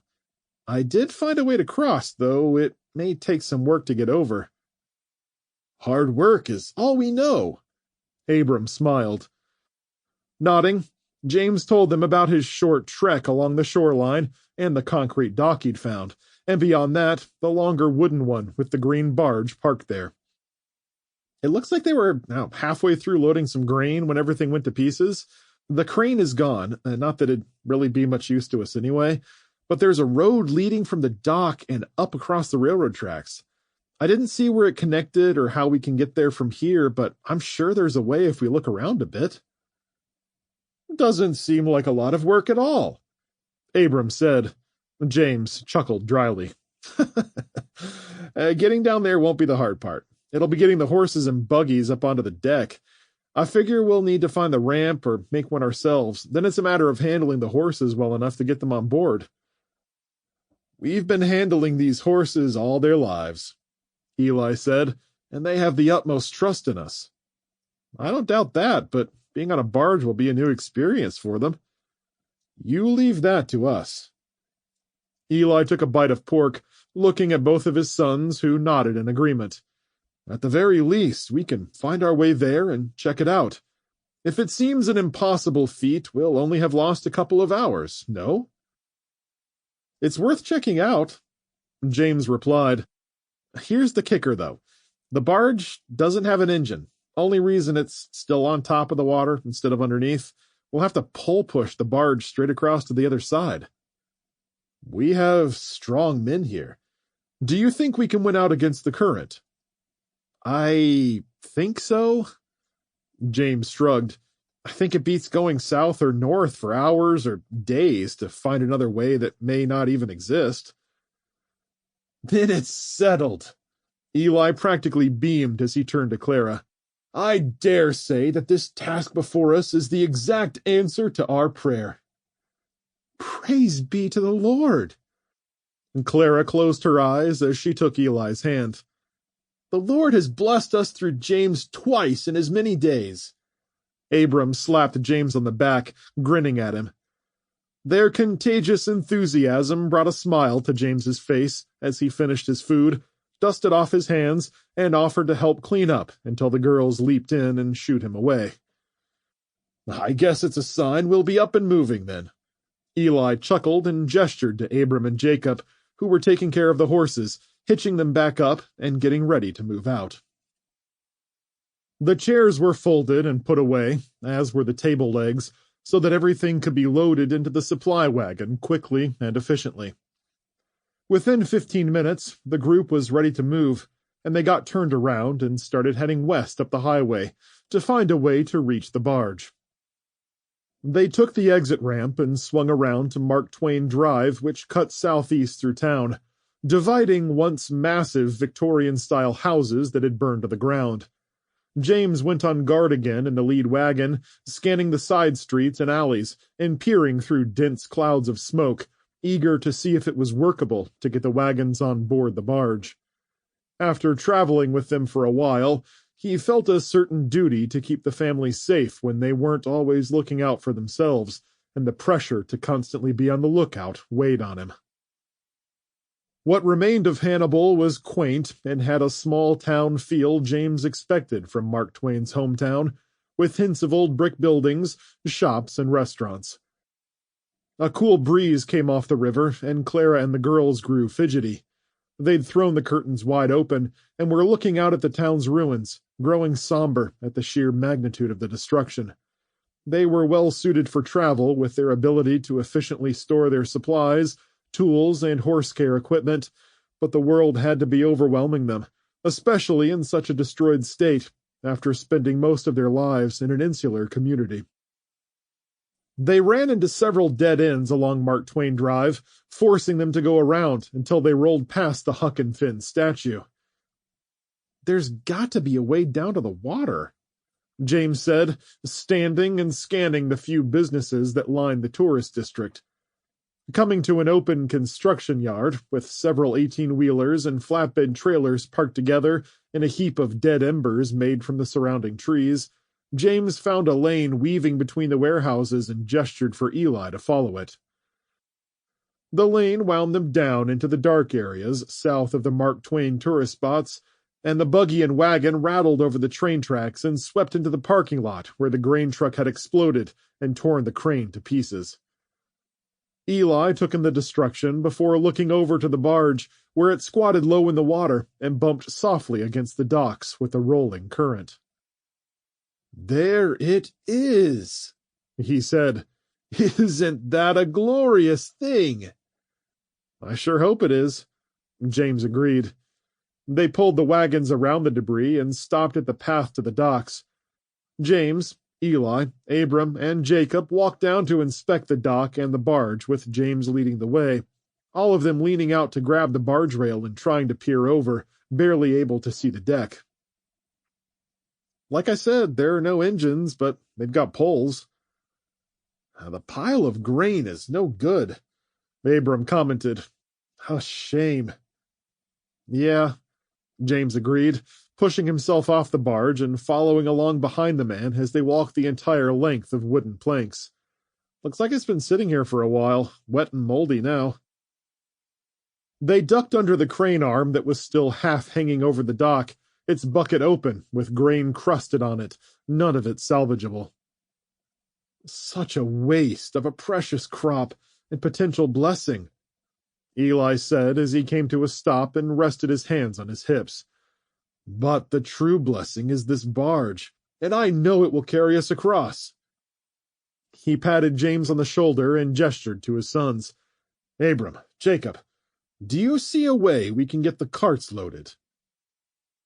Abram had stayed behind and had crossed his arms over his chest while stroking the scraggly beard on his chin. Deep in concentration, he studied the height of the barge compared to the dock and turned to look back up at the buggy and the supply wagon. "If there's not a ramp on the barge, we'll build one and run it up to the deck. We want to keep the climb less steep, so we could build it in sections. One short section angling out from the boat, and then a second section running down to the dock, keeping the incline rather shallow, in an L shape." James was nodding. "That might work, provided you can get the horses turned up the ramp and onto the boat without getting spooked." "We know our horses, James," Abram replied with a raised eyebrow. "They won't spook." With a grin, he jumped across to the barge, drawing a chuckle from Eli as he landed on a groove where the rail met the hull, grabbing the rail and balancing there. His momentum carried him forward, and he swung both legs up and leaped over to land hard on the deck. Walking the full length, he grinned and pointed to the front of the boat behind the pile of grain. "Our work is lessened! I found a steel ramp!" he called. "It has hooks to latch onto the deck." James leaped over and joined him, and together they lowered the rail and dragged the ramp over, sliding it down to Eli and Jacob until the metal hooks caught on the deck. The latter pair lowered the ramp until it touched down on the dock, giving them a way to climb on and off the barge. Rubbing his chin, James said, "That angle is pretty steep. We'll definitely need that second section to rest the ramp on. It'll make a shallower slope and be easier on the horses." Abram studied the angle and began looking at how they could build the L section. "We might build it from plywood and cinder blocks. There should be plenty of material up in the ruins." "Agreed," Eli said as he stood back and imagined the construction. "What about the wagons?" James asked. "The horses won't be able to make that turn with the wagons attached." "I think they will," Abram countered. "We just need to be ready with blocks in case we need to stop and keep the wagons from rolling backward." "You're the bosses. Just tell me what to do to help." Abram smiled. "I'll be in front and guiding the horses by their bridles, and the rest of you stay back and be prepared to help slide the rear of the wagons if necessary." "That's what I was thinking," Eli affirmed. "We just need to find those building materials," James said, looking around.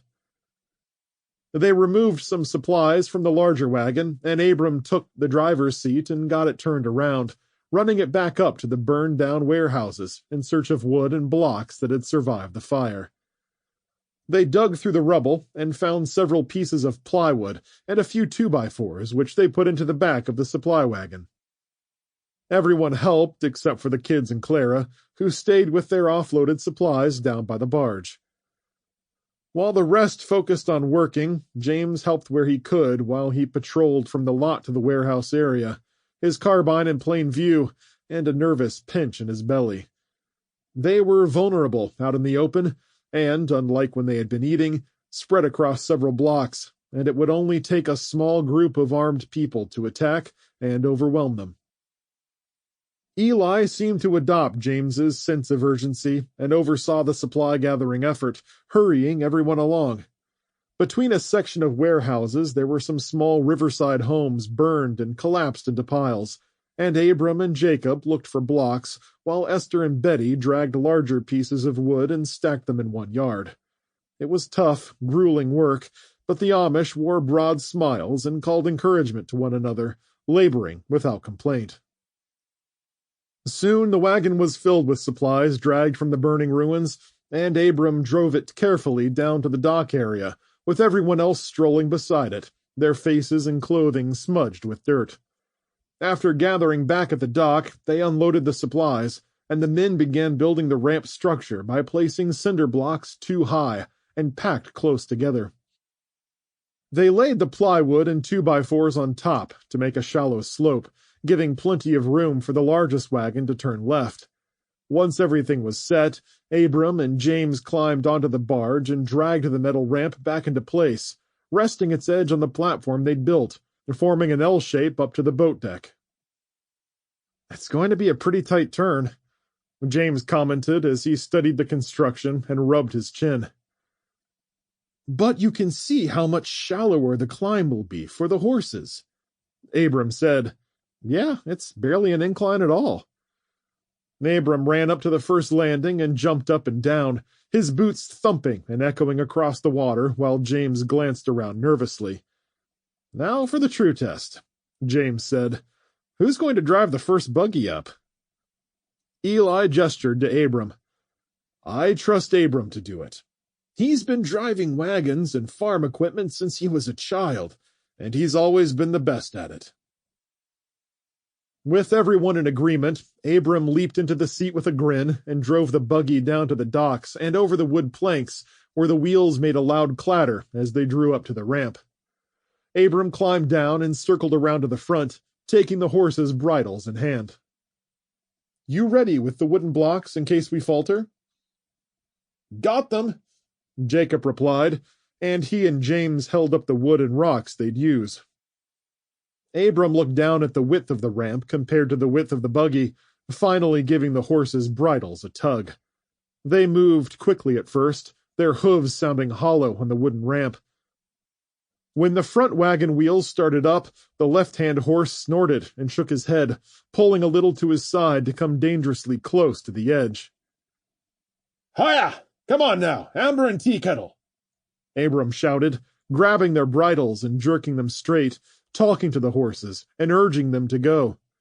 Still, they faltered to the left, one stamping in annoyance and chipping off a piece of plywood to send James's heart leaping into his throat. "Come now, beasts! Follow me, by God's will!" Abram growled. At the last second, he slapped Amber on the neck and lunged backward, hauling the horses after him with a grunt. With quivering shoulders and heads hanging low, the horses straightened and moved up the ramp, pulling the buggy with them until they were standing on the first landing. Abram turned them hard left, and they drew the wagon forward until the front left wheel rode toward the edge.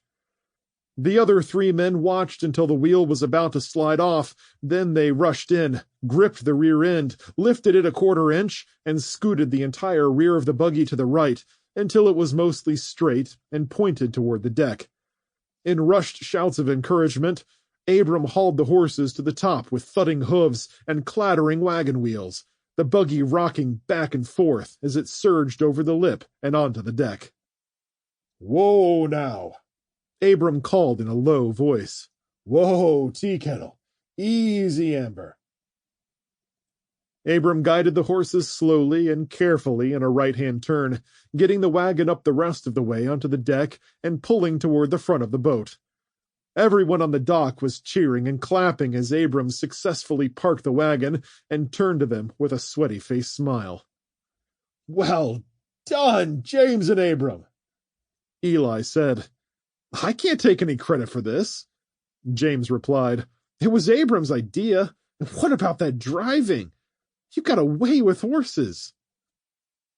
Abram blushed modestly, brushing off the praise and helping secure the horses and buggy to the deck, blocking it so it wouldn't roll out of control and cause them problems on the journey.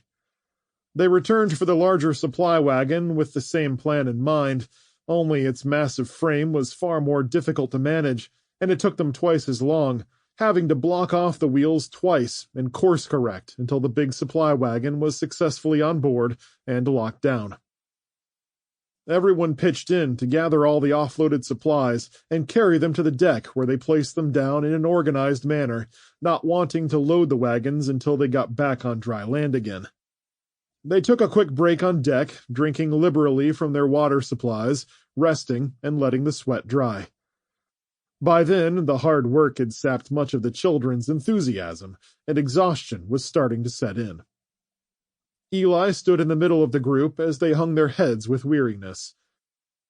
"Steel yourselves, my people, for we have a long way to go. Have faith in the Lord, for he will see us to the other side." After a collective amen, James stood and walked on sore legs around the deck while Abram and Jacob inspected the poles they'd be using to get across. He secured his own gear, with his carbine, backpack, and staff off to the side so none of the children would get into them. Clara leaned on the rail and stared to the other side of the Mississippi River, watching the water flow by. Coming to stand next to her with his arms crossed, James gazed at the large island across from them and a little south. The tree line left a shady outline in the water, inviting and cool aside from the swirls of bugs buzzing on the surface. Clara was looking north toward the mangled bridge, with its twisted girders still charred black from the fuel explosions near the middle, and spoke after a moment, her voice a whisper. "So much destruction. Seems impossible to survive." "It seems impossible," James acknowledged, "but there's still hope, for both of us. To the east lie family, and perhaps friends, both for your family and myself." Clara turned her eyes up and patted his hand in a hesitant gesture, her smile as calm as the waters rolling by. "You're right, James. We've all been blessed. And it's those blessings we must continue to count and appreciate. We are very glad you came along." James offered a tired smile. "Oh, me too. It won't be long until we're back on the road and you're closer to your people and me to mine. Just have to get across this doggone river first."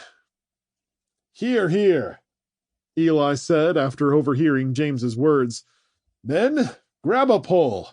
Abram, let us embark."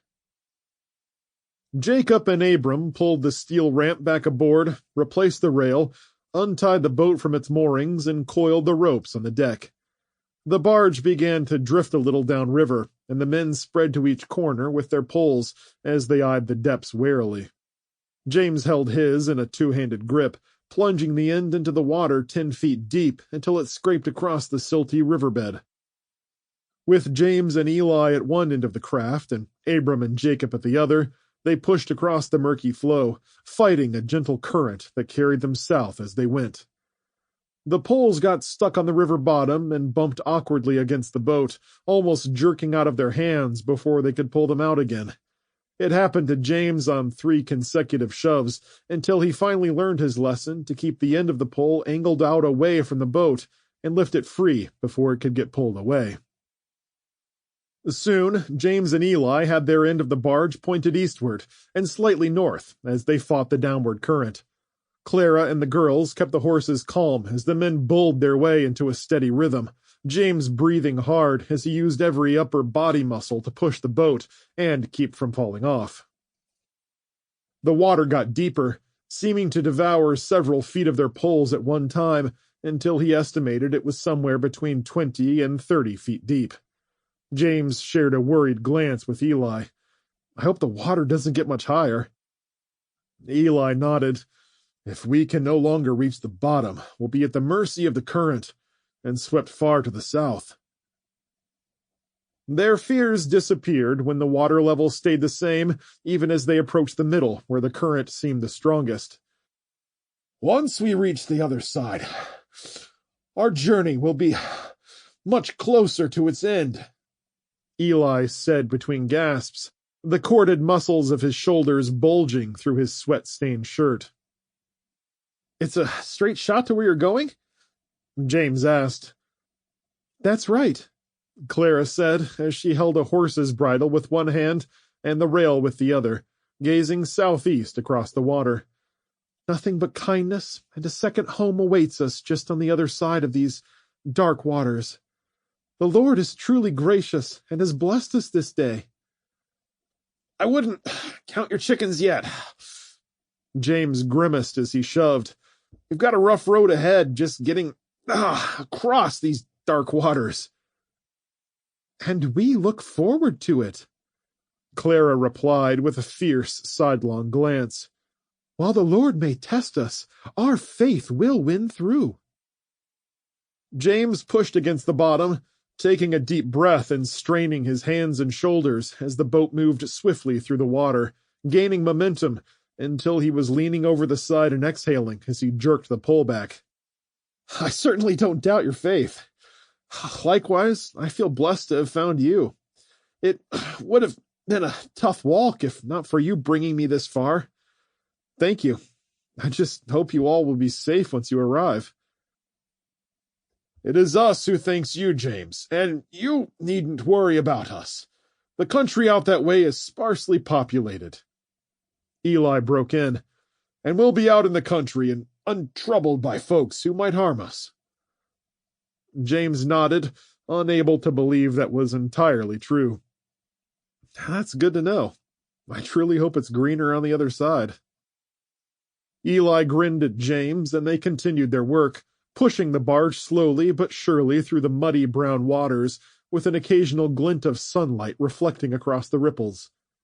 James studied the opposite shore, where flocks of birds broke free from the treetops and burst across the sky beneath the broken clouds.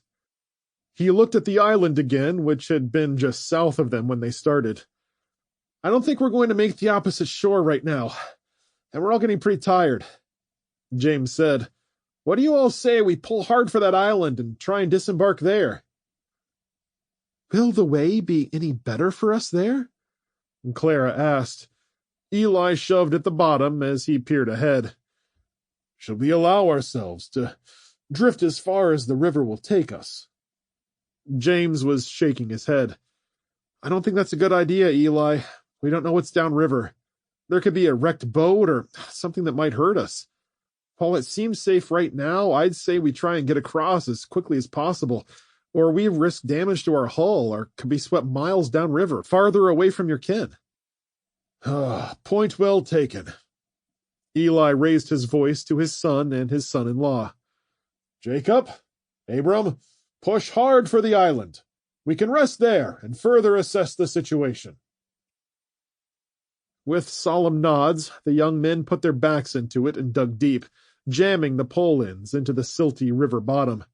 James pushed until his shoulders were screaming, and at one point Abram teetered over the water after overextending himself, Betty grabbing him by the waist of his pants to keep him from falling in. Esther rushed to help, seizing him and hauling him to safety, where they laughed with nervous relief. Scouting the island's shoreline, it appeared that, at their rate of speed, they could easily land somewhere along the south side, where the trees ended and a field of grass opened above the rocky bank. I say we head for the southern section there and drive right up to the bank, James said with a nod. We'll ground the bow first and let Abram and Jacobson slide around to come parallel to the shore. A couple of us can jump out and tie up to those trees. We'll have to move fast, though. Did you hear that, boys? Eli shouted. When both young men nodded, all four put their heads down and drove toward shore to the cheers and encouragement of the family. Soon they were cutting through the waters at a high rate of speed, and James saw the depths shrinking until it was only 10 feet deep, then 5, then 3. Random deadfall and rocks scraped the bottom as they buried the bow into the riverbank with a crunch of wood on stone, the front end rising as it rode into the grass a couple of feet. "Eli, come to my side and lock your pole beneath the boat!" James shouted, and Eli ripped his pole free, carried it across the deck, and shoved it into the ground.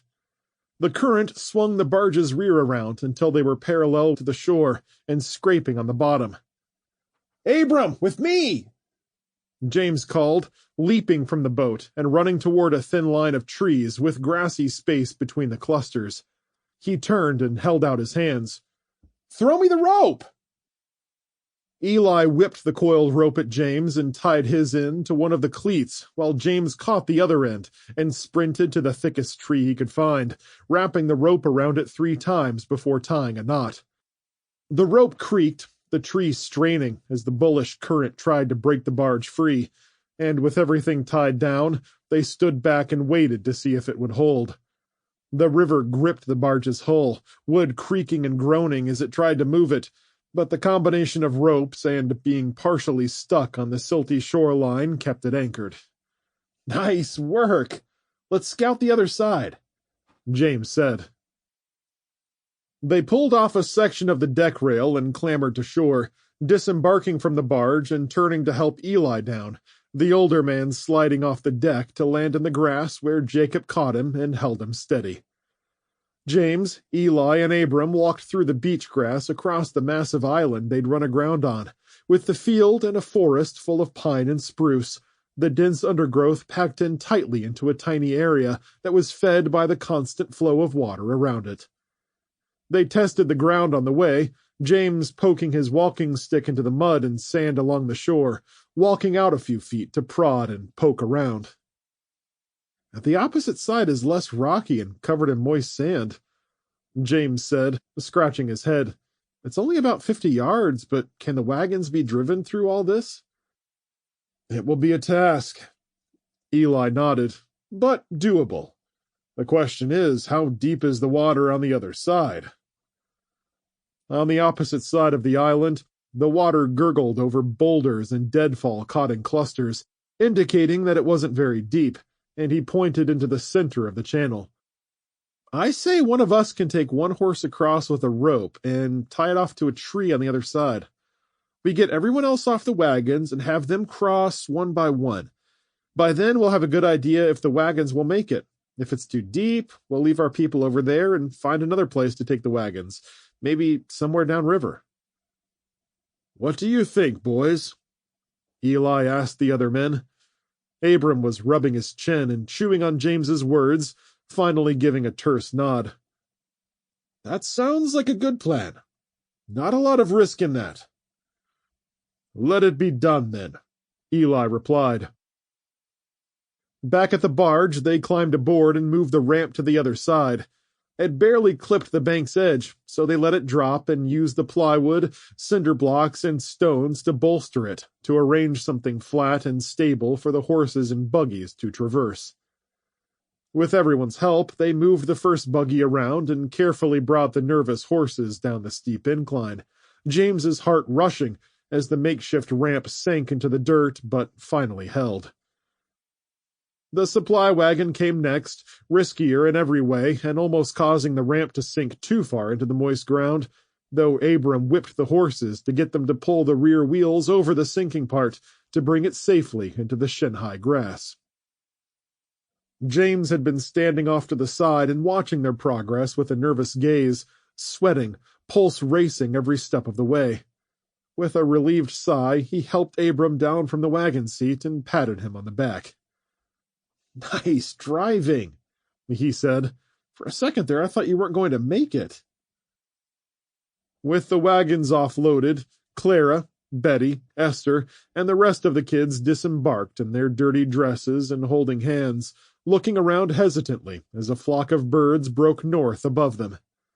The Amish moved their supplies from the barge deck to the wagons, carefully driving them to the other side of the island and parking them in the grass.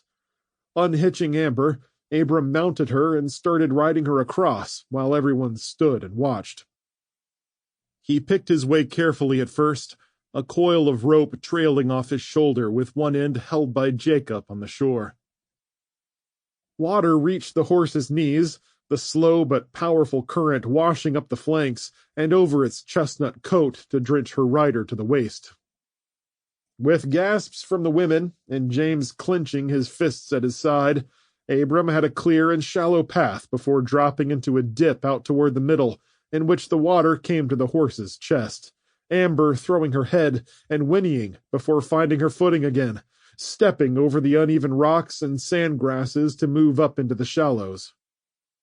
Soon after, Abram was grinning and waving from the opposite shore. Then he dismounted and looked for a place to tie off the rope. "This is going to be like the Oregon Trail," James remarked. "I don't catch your meaning," Eli said in confusion. Clara interjected. "He means when the settlers were traveling into the Wild West. A dangerous crossing, to be sure." "That's sort of what I was getting at," James replied with a chuckle. "But, never mind. Let's just get everyone across." Jacob tied their rope to a small tree that leaned over the water, and they began the long and careful process of transporting the children to the other side. Eli went first with little Levi in his arms, then came Clara right behind him. Betty brought Sadie and John, with Esther and James coming last, and leaving Jacob with the wagons. With his left arm hooked over the rope and fighting the powerful current, James kept an eye on those in front of him and ensured no one lost their grip on the rope. The Amish held on tenaciously, crossing with their children hanging from their necks and strapped to them, always turning back to warn each other of slick spots in the riverbed, being especially careful in the deep area Abram had run into. The water was cold as it soaked James's clothes and splashed his face, though the current was not so strong that it threatened to rip anyone off the rope and send them rolling down the river. Soon they'd reached the opposite shore, hand over hand, straining to hold the rope, trudging through the wet sand in heavy pants and dresses, turning to help those behind them until they sat on the opposite bank and squeezed water from their sloppy clothing. Abram returned to the other side on horseback and rehitched the mare. Climbing into the buggy's driver's seat, he slowly and carefully guided it down the sandy shore to the river, staring across at his father before edging forward. Eli raised his voice. "Everyone, let's pray for Abram's safe crossing." Standing in a line and holding hands, the family closed their eyes and followed Eli's soft words of prayer as Abram started into the water, gripping the reins tight and crouching to see past the horses. James felt a tug on his wet sleeve and turned to see little Sadie staring up at him with big brown eyes. James smiled and held her hand as he watched Abram, who'd already made it about a quarter of the way across. Water shoved against the buggy, splashing over the backs of the horses and up the side of the carriage, spraying Abram and filling the floorboard with an inch of muddy water. Still, Abram remained focused and drove the horses with a keen eye on the rope that lay just off to his left, correcting them so they stayed on track. The buggy jolted in shock as its wheels cracked across rocks and debris on the river bottom, and at the deepest part it lost its traction and started to drift away. Abram stood and snapped the reins hard with a hearty shout. "Yeah, come on!" With a final burst of speed, the horses pulled up the sandy shore with the buggy wheels sinking into the moist sand and water sloshing off the carriage. At last, they reached the bank, and without giving the horses a chance to slow down, Abram drove them up the steep and grassy slope until they reached a level point and stood with heaving sides, water dripping from their quivering hides. Abram leaped down and ran his hand along Amber's flank and patted it roundly.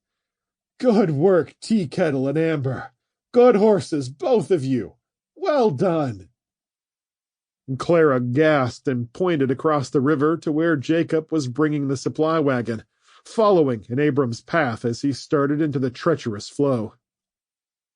Jacob moved slower as he was sitting on much more weight, and where the water hit him, it shot up the sides and onto the wooden top, rattling everything in the bed and sending Jacob lurching and rocking in the springy seat.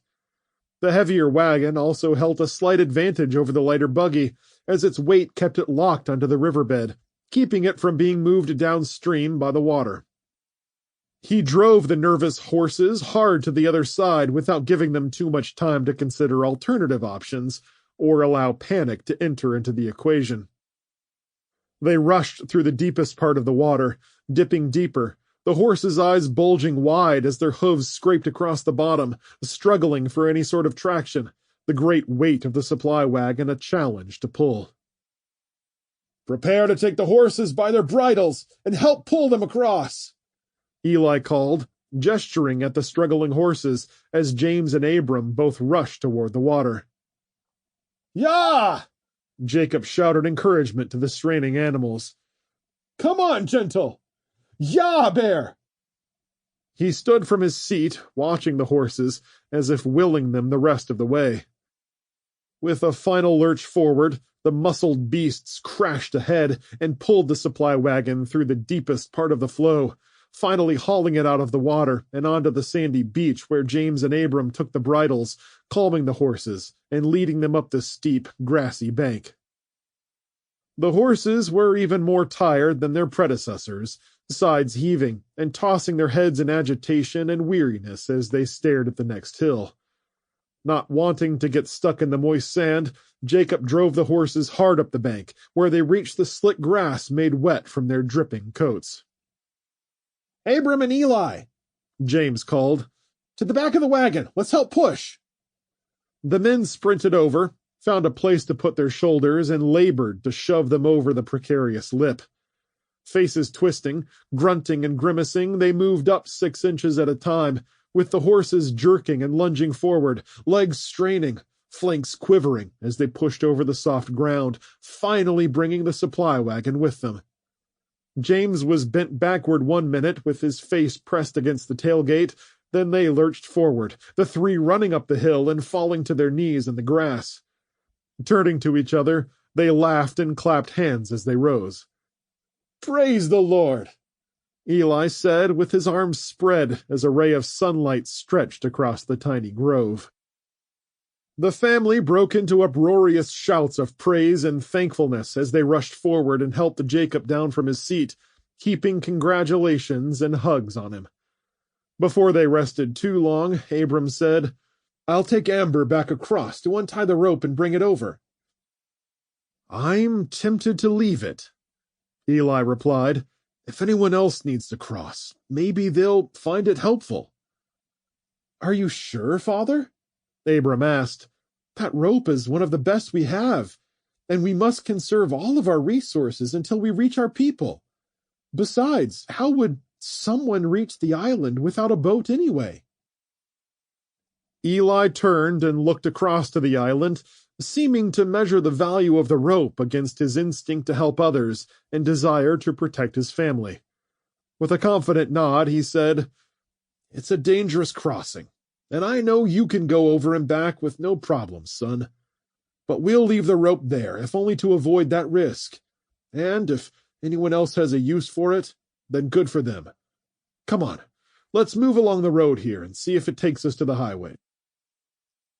With everyone still on foot, they dispersed deeper into the woods, with the softly flowing waters fading behind them.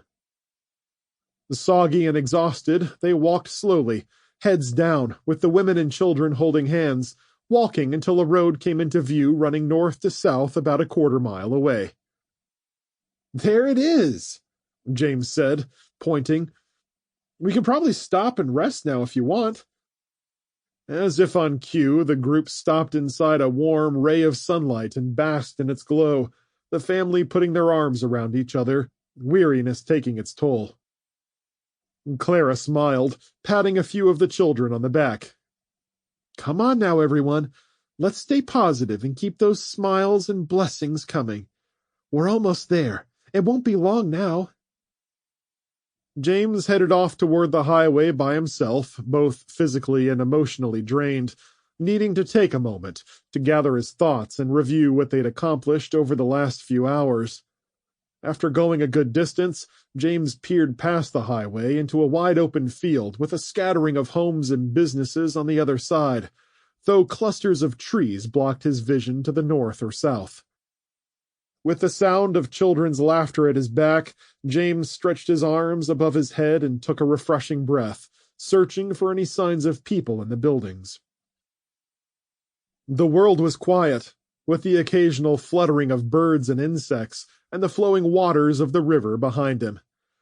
Distantly, he heard Eli call for them to break out some food and drink, and take a quick breather, when another sound cut through the peacefulness. A motor, an actual engine, running from somewhere nearby, its coughing and sputtering echoing off the surrounding trees and throughout the broad river valley. Chapter 17. Ryan Cooper, somewhere outside East Lansing, Michigan. Moonlight played across the front yard and the tops of the red maples, and the midnight glow captured the flowering trees in soft, golden light. The breeze had picked up, rustling the woods to the east, while the patches of bushes and brush spoke whispers between the house and the front gate. The stars shimmered off the pond waters, and the steady thrum of frogs calling out to each other reached him as Ryan circled through the top floor of the farmstead. They'd left all the upstairs windows open, and the house was cool and breezy. It might have been uncomfortable on any other day if not for his nervousness, continued movement, and constant sweating. Ryan had changed into a fresh pair of jeans with his ratchet belt cinched tight around his waist, and a black long-sleeved shirt to help blend in with the dark shadows inside the house.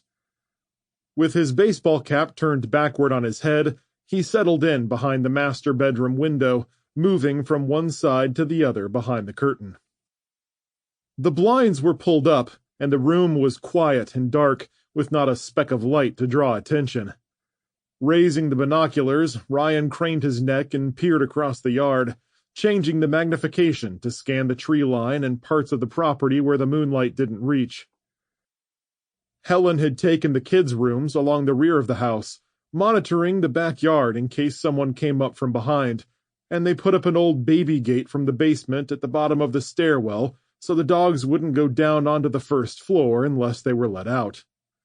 The Great Pyrenees were lying in the loft area near the stairs, except for Diana, who followed him through the house inquisitively. With a sigh, Ryan lowered the binoculars and backed away from the window, stepping into the loft and across the catwalk overlooking the foyer to the other side where there was a spare bedroom. Pictures of the extended family decorated the walls in the room Ryan and Helen normally used when visiting. The guest room featuring log-style accents and thick bedposts, the bedspread soft and comfortable, with an enormous pile of pillows by the headboard. The bed called to him, and though he yearned for a few minutes of quiet rest, there was no time for it, at least not until morning, when they were out of the woods for one more night. Over by the window, he eased into a chair and continued his search from a slightly different angle. The time between dusk and midnight had seemed to last forever, with his body aches untamed by the simple pain pills he'd taken. They didn't have anything stronger in the house, not that he would have taken them anyway. Pain was his body's way of telling him when something was wrong, and ignoring it would only make him careless and cause him more injury in the long run. Better to treat the root cause, he thought, than mask it. It was quiet outside, and he felt like if more people were coming, it would be soon. They'd want to attack them in the deepest part of the night, when they thought the darkness would conceal them, but the bright moonlight would work in Ryan and Helen's favor. Desperation would drive them, but Ryan and Helen still held the advantage in multiple ways. If they are desperate, it won't matter," he mumbled. With a soft growl, he started to rise from his seat when a pair of blinking lights way down by the gate caught his attention. Eyes narrowed, he sank back into position, raised the rifle, and pointed it toward the lights, looking through the scope to see at least 2 people walking around, with others following them as they spread out across the field approaching the house. Helen, we've got company. His words were barely louder than a hiss, just enough to get her attention, and a moment later her soft footsteps came across the catwalk into the room. What is it? She took a position on the other side of the window. 2 lanterns down by the gate and making their way up to the house. See them? They're spreading out across the property and coming up around the ponds. It's not James or Alice or the kids, is it? I doubt it. Ryan shook his head as he shifted the scope from east to west, watching several dark shapes break away from the others. There's too many of them, for one, and they wouldn't be spreading out across the whole front side of the property. No, definitely not them. Helen agreed with a nod, hefting the M&P-15 from its slung position on her shoulder. I'll get the dogs settled at the top of the stairs and go over to the master bedroom and get ready. Come on, Diana. Helen took the dog's leash and led her out of the room. Ryan nodded, a grim hardness settling at his chest. I love you, honey. Everything's going to be okay. Love you too. Yes, it will. With Helen moving into position, Ryan tracked the intruders with his scope as they approached around the pond, keeping his focus on one with a lantern coming up on his side as he swung back toward the driveway. The light stopped at the row of trees bracketing the lane, the light partially hidden as they peeked around to scout the house.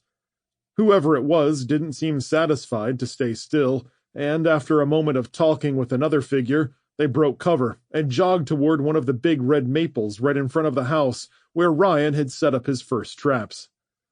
Sliding from his seat, he kneeled at the window, resting his forearm on the sill, and kept his sights pinned on the tree while the light bobbed in his periphery. The man reached the tree and paused where the stakes were sticking up, holding up his lantern and leaning in to stare in confusion. Ryan started to take a shot, but the light disappeared, followed by a shouted curse as the man leaped and howled from the other side of the tree trunk, dancing in a circle and yelling in pain after having stepped through the spiked booby traps, his lantern swinging madly in his hand. Grinning, Ryan squeezed the trigger, and the rifle bucked against his shoulder, his round hitting the ground at the man's feet. The looter froze, twisting toward the house with his face illuminated in his lantern light. Heart pounding with rushed energy, Ryan growled at himself as he shifted his aim and squeezed the trigger again, the second round striking the man square in the chest and pitching him straight back into the grass where the lantern crashed and broke and winked out. Sweeping his rifle around, he tracked the other group by their lights, and he was about to fire upon another rushing shape when the lantern suddenly went out and cast the backyard in darkness again. He'd been looking so hard at the light that it took a few seconds for his eyes to adjust, though he didn't stop searching for more figures across the yard, squeezing off another pair of shots before they disappeared behind the flowering tree and maples. He backed away from the window and called softly through the door, hoping his voice reached her. Helen, there are 4 more. Move to the top of the stairs with the dogs in case I don't get them. You're our last resort if they get inside.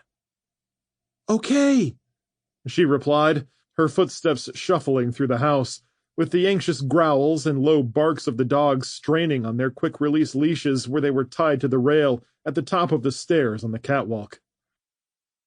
The clouds parted, casting the yard with the most light he'd seen all night, and he caught sight of figures moving through the tall weeds.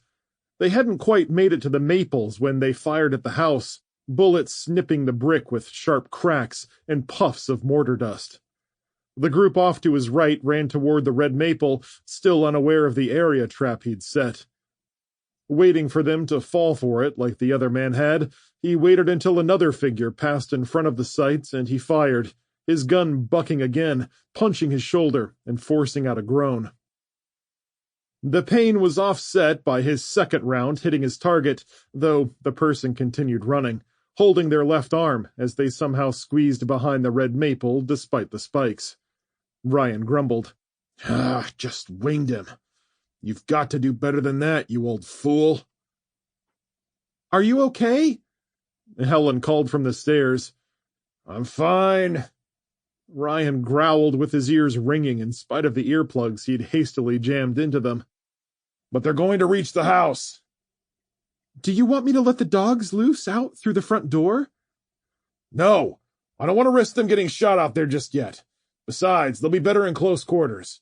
The sharp report of a gun broke their conversation, and the window shattered above him, glass flying everywhere as he jerked away and fell against the bed. When no follow-up shots immediately followed, he slipped to the floor and crawled out on all fours, rifle in his right hand, as more bullets struck the brick front and zipped over his head to hit the opposite wall. Outside the bedroom, he fell to his belly and crawled into the loft area, glancing back at the stairs where Helen was keeping the dogs, all three animals straining their muscled shoulders to head downstairs. More gunshots rang out, one punching neatly through the foyer's front glass and striking the ceiling somewhere above him. But when the intruders realized no one was shooting back, they stopped firing, and the house fell quiet once again. Ryan sniffed, catching the faint whiff of drywall dust and the cool outside air through the new holes in the house, before he crawled to the rail overlooking the foyer and brought his rifle to bear.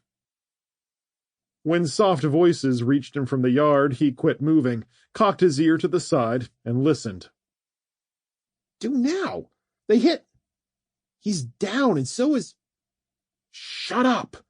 A man hissed. Stay down, or damn head blown off. A plan, or we're just sitting ducks out here. You take Trace around back. Rita and take the front. Get in any way you... That? Things grew quiet again, and Ryan prepared himself for another assault. He couldn't hear the people circling to the back, but the ones in front crossed the walkway and stepped into the landscaping along the front of the house, shuffling around for a minute until a woman yelped in pain and slammed her fist against a plank of wood he'd nailed up across the dining room window. Damn! Be careful, Jack! I got nails spread out in this mulch! Went straight through my boot! They went silent again as they pulled on the boards over the windows. Then a shriek burst from the rear of the house, followed by a rising scream that echoed through the night. My damn fingers! A man shouted from the back door in an ascending wail of agony.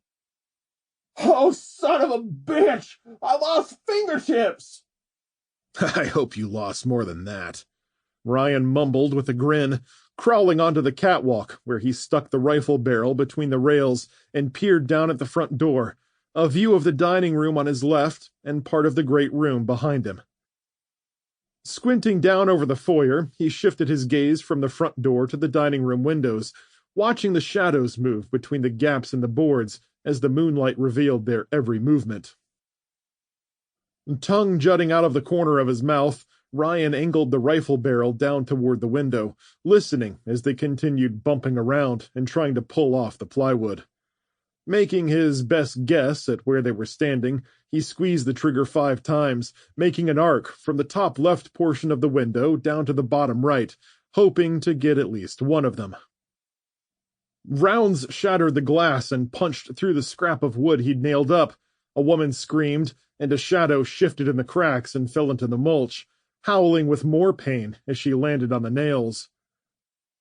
A second form swore in a pained, raspy voice and hauled the woman out of sight before Ryan could try to take another shot. The two out back came back around, more shadows moving across the yard, and Ryan fired several shots into the dining room windows, shattering glass and piercing the boards he'd put up, filling the air with gunsmoke as the intruders rushed to aid their fallen friends. There were harsh whispers from below, anger and pain flooding their voices. Then a man's voice said, "We'll be okay. Just get in there. Stop letting them take pot shots and just flush them out. Now!" Heavy hammers pounded on the wood, sledgehammer blows like a lumberjack hitting hard, Ryan wincing and cringing as the boards split. A hammer claw wedged between the cracks and began tearing pieces of the wood free, letting moonlight spill inside through the shattered windows. Ryan aimed his rifle and pulled the trigger, but groaned when nothing happened. "Oh, stupid, stupid old man!" He chastised himself as he ejected the spent magazine and reached for a new one in his pocket. Hurrying his shaking fingers, body twisted so his jeans were tight against his upper thighs, his position made it almost impossible to get out. He shifted, pulled his pants up, and jammed his hand deep into his pocket to rip the magazine free. As he was bringing it up to slam the magazine home, it slipped from his fingers and clattered on the hardwood toward the edge where it rattled between the rails. Reflexes kicking in, he slammed his palm on the magazine and pinned it down. Loading the magazine into the well, he snatched the charging lever, loaded around into the chamber, and aimed down at the window where the intruders had already torn a large hole. He fixated on the shadowy movements where the hammer ends were pounding around the edges, fired once, then again. A second later, he ducked and threw himself flat on the catwalk as hands with guns slipped into the gap and shot wildly upward into the foyer. Rounds peppered the catwalk, glancing off the railing with wood chips and splinters flying. The floor vibrated as some struck the hardwood and penetrated all the way through, while others hit the ceiling and struck the chandelier to send crystal shards raining on his head. Ryan ducked and buried his head between his arms, covering and keeping out of the line of fire as best he could. Something pinched him painfully below his knee, and he cried out and flinched, curling up as more rounds penetrated the floor and spat pieces of hardwood and carpet fibers into the air. Putting his rifle down, he reached for his leg and felt warm blood seeping into his blue jeans and running onto the floor. When he touched his calf, a lancing fire shot up his leg, and he slammed his knuckles to his bared teeth to stifle a scream of pain. Grimacing in agony, Ryan felt the punctured flesh where the bullet had gone through, shifting his hand around the wet denim to the other side to put his finger to the exit wound, with blood running into his palm and down his arm. He started taking off his shirt, jaw locked, forearms straining as his wet hands tried to grip the cloth and shred it into a long enough piece to make a pressure bandage. The firing stopped, the air suddenly quiet but for the dogs barking and the violent swirl of dust and smoke, the trickles of drywall from above sprinkling his sweaty face and arms and clinging there like batter. There was bumping and kicking of glass from the window panes as the remaining pieces of wood were ripped from the dining room window. Leaving his half-torn shirt aside, Ryan grabbed his weapon and aimed between the rails as a pair of dark shadows darted through the house, one diving into the dining room and the other sprinting across the foyer and into the great room. Ryan tracked the last one but bumped a rail as he fired, hitting the foyer floor just a foot behind them as they disappeared deeper into the house. Crawling backwards a few inches, resting on his left elbow with his rifle clenched tight, he glanced back to see Helen at the other end of the loft, crouched in the shadows, with three massive shapes straining at the ends of their restraints.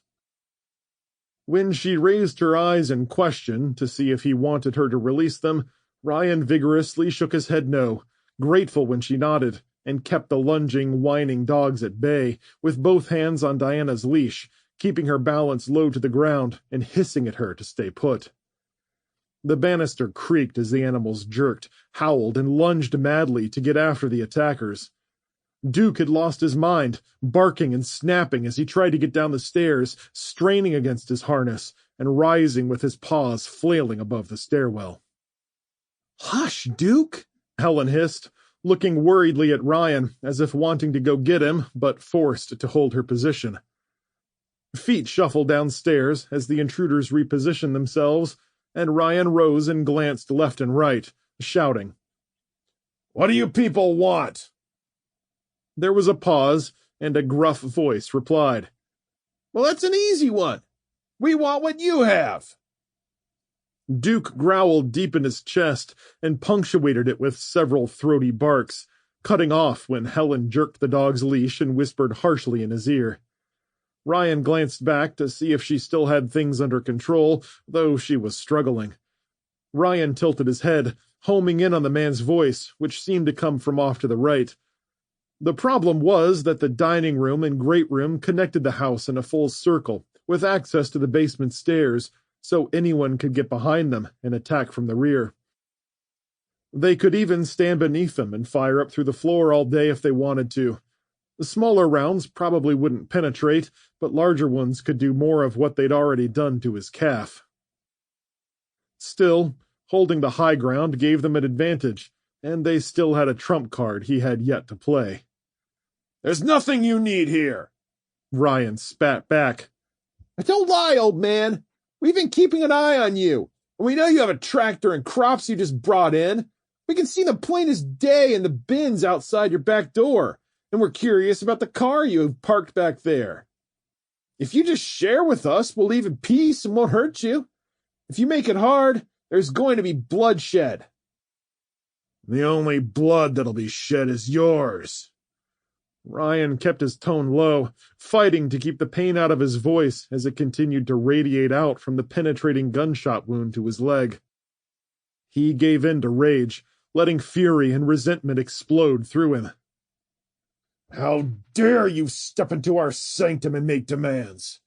How'd you like it if we did that to you?" The man chuckled darkly. "We'd be mad if we had any homes left. Put your gun down, old man. Make the right choice. Turn around and march right out the way you came. I won't shoot you in the back." That won't work. We've got mouths to feed out here, a lot more than what you have. You can't just not share." A wave of dizziness passed over Ryan, and the warm blood pooling on the carpet down his leg reminded him he needed to get it taken care of soon. Quietly, eyes streaming pained tears, he picked up his makeshift bandage and started tying it just below his knee, wrapping the thin material twice around the top of his calf where the wound was located to try and stem the flow of blood, wincing and taking long breaths to keep from groaning. A pause followed, then a woman spoke, her voice ragged and dripping with pain. "What about Mac? What did you do with him?" Ryan shook his head. "I don't know anyone named Mac." "We sent him up here yesterday to do some scouting, and he didn't come back. You people got him captured in the basement or something?" Ryan realized she was talking about the man Helen had shot out by the barn. They'd dragged him inside and locked the door, so the intruders wouldn't have seen him or known that he was dead, and Ryan broke the news to her. "Now we shot someone trying to steal from us last night. I take it your Mac was a thief, because that was probably him." The woman wailed, her anguished shriek echoing through the house, gripping Ryan's ears and piercing them as she held out a long note until it settled into hiccuping cries, and then an angry growl that set the dogs barking louder. Something shuffled below and behind him, deeper into the house, maybe someone in the kitchen crossing into the dining room. Hushed voices whispered in the darkness, the pair downstairs arguing, and Ryan catching pieces of it. "No, Rita," the man implored. "Not yet. Listen to me." "But they killed Mac," the woman cried. "They've got to pay for that." "I know, but stay with me now, you hear?" Helen grunted behind him, where she crouched in the shadows, her face anguished and the trickles of moonlight filtering in from the upper windows. "Are you okay?" she whispered, her voice barely audible over the dogs and the people shuffling downstairs. Ryan gave her a thumbs up in reply and returned to tying his bandage, pulling it tight and double knotting it before he shifted back to his rifle. Reaching deep for every ounce of strength he could get, he lowered his voice and gave their attackers one last warning. "This is your last chance. Get out of this house and you live. Stay and you join your friends." The woman cursed him and cried out, and Ryan grinned, her position revealed to be opposite of where she'd been just a minute ago, with her voice coming from the great room. And before you blame us for Mac's death, remember one thing. He shouldn't have been on our property to begin with. You should never have sent him, so his death is on you, not us. You'd let our kids starve? The man shouted back. What kind of heart do you have? I would have shared some things with you bastards if you'd have asked instead of sneaking around and trying to steal from us.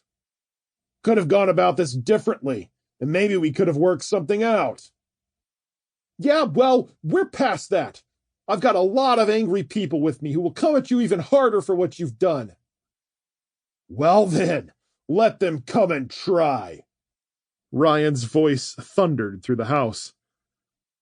There was a pause, more whispers and shuffling from downstairs, and Ryan looked back along the hall at Helen, who stared at him across the loft. He gave her a macabre grin, nodding slowly as he looked at her, then the three dogs. She nodded back, reaching for their leashes, and he gripped his rifle tight in his bloody hands, gathering his strength for a decisive end to the conflict, one way or another. Chapter 18. Alice Burton, Omega, Georgia.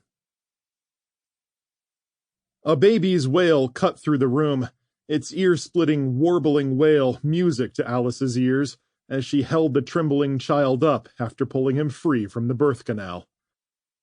His cherub face was squashed and compressed, colored purple and red as he squalled, and a shockingly thick tuft of wet hair lay curled over his head.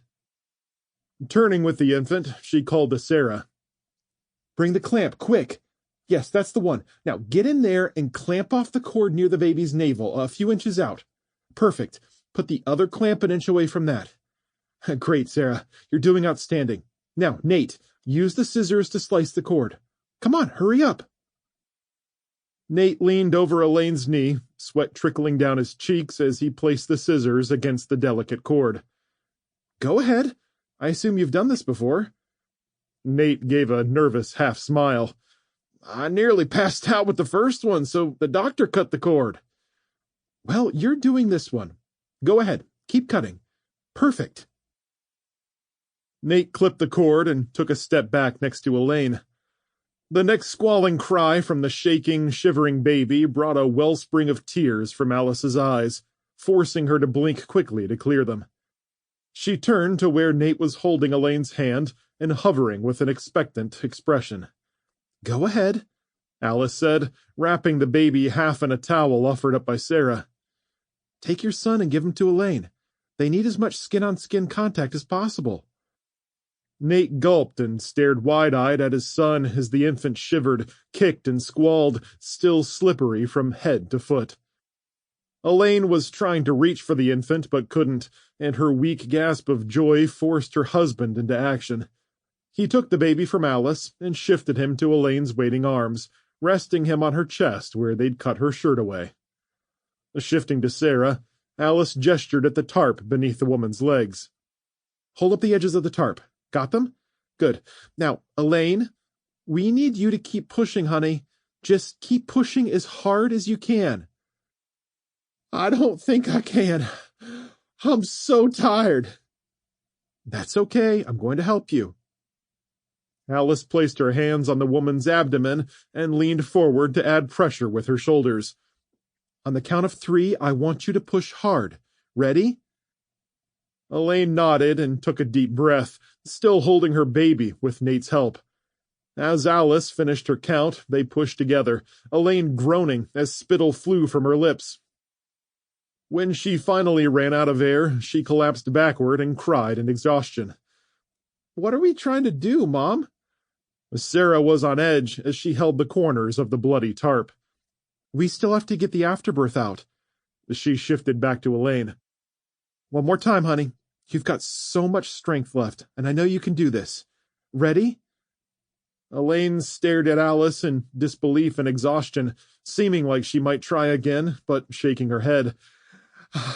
"I can't." "I'm not accepting that." Alice raised her voice. "You can do this." Leaning closer, jaw tightening, she gave Elaine a firm but appraising look. One more time. This is it, and it's the last thing I'll ask you to do today. Elaine closed her eyes, breathing hard, giving a faint nod in response. Come on, girl, Alice hissed. Without waiting for a response, she counted down again and pushed. Elaine joined her, coaxing a steady groan deep in her chest and squeezing her trembling body tight, digging for some impossible inner strength. Fist clenched on her leg and her entire body quaking, Elaine gave a gut-wrenching cry of pain, and the afterbirth came out in a splash of fluids. Sarah instinctively pulled the tarp from beneath her, wrapped it up, and carried it away, while Alice quickly replaced it with several layers of towels, leaving Elaine shivering in sheer exhaustion as she looked on at her child with unfaltering love. Nate propped Elaine up and placed pillows beneath her, piling them up so she could sit upright and hold the baby more comfortably. Alice sat back on her haunches, watching the doting parents stroke the baby's cheeks as his cries softened and he began to look around, blinking, coughing, and snorting. A sort of numbness passed over Alice, shell-shocked at being thrust into such a situation at the drop of a hat, and with a sigh, Alice backed up a little more, holding up one hand to see it shaking uncontrollably. Elaine craned her neck to peer over her baby. What's your name again, ma'am? I'm Alice, and these are my kids, Jake and Sarah. Alice nodded at the kids in turn, noticing for the first time that Jake was sitting on the couch next to the girl. She'd stopped crying, and her tears had been replaced with an awe-filled smile at the bundle her mother was holding. Hi, little one, Alice whispered. Introduce yourself to your little brother, Ethan. The young girl blinked at Alice before losing herself in the loving light of the squirming baby, who'd already latched onto his mother and was trying to start feeding. Ethan? The girl asked shyly as she tugged at the bottom of her dirty shirt. That's right. Elaine grinned. It's your new baby brother. Come closer, don't be afraid. Go ahead. Jake urged the girl off the couch. She hopped down and approached haltingly, falling to her knees beside her mother, leaning closer to the swaddled child and grinning softly. Hi, Ethan. I'm Missy. Nice to meet you. Alice turned to Jake. Looks like you made a friend, too. Jake shrugged, unable to contain a slight smile. I guess so. Is there anything else we need to do? Nate asked, looking up. With arched eyebrows, Alice turned her attention to Elaine's bottom half, shifting some covers around and peering at things below. Finally, she nodded and shrugged.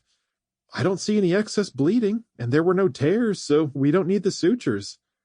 She clenched Elaine's knee and gave her a gentle shake. You're like elastic down there, girl. The new mother laughed as her pain seemed to fade beneath the glow of her child. I just can't believe it. Her tone was soft and loving. He's finally here. We did it. You sure did. Alice turned her sober gaze back to Nate. We'll want to keep an eye out for clots that might pass, especially large ones that would indicate an issue. What if we find something like that? What do we do? Alice shrugged. To be honest, Nate, I don't know. I'm just going off what I remember when I gave birth. She glanced at Sarah and then across at Jake. Every minute of that is seared into my memory. Mine, too. Elaine sniveled and chuckled.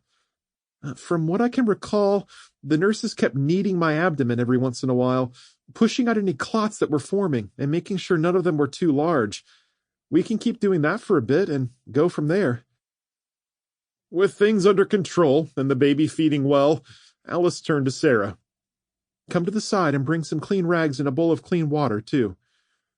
Alice held out her hand, and a clean cloth appeared, and together Alice and Sarah worked around the parents and wiped slick fluids off Ethan's arms, finally wrapping him in a fresh towel as he continued feeding.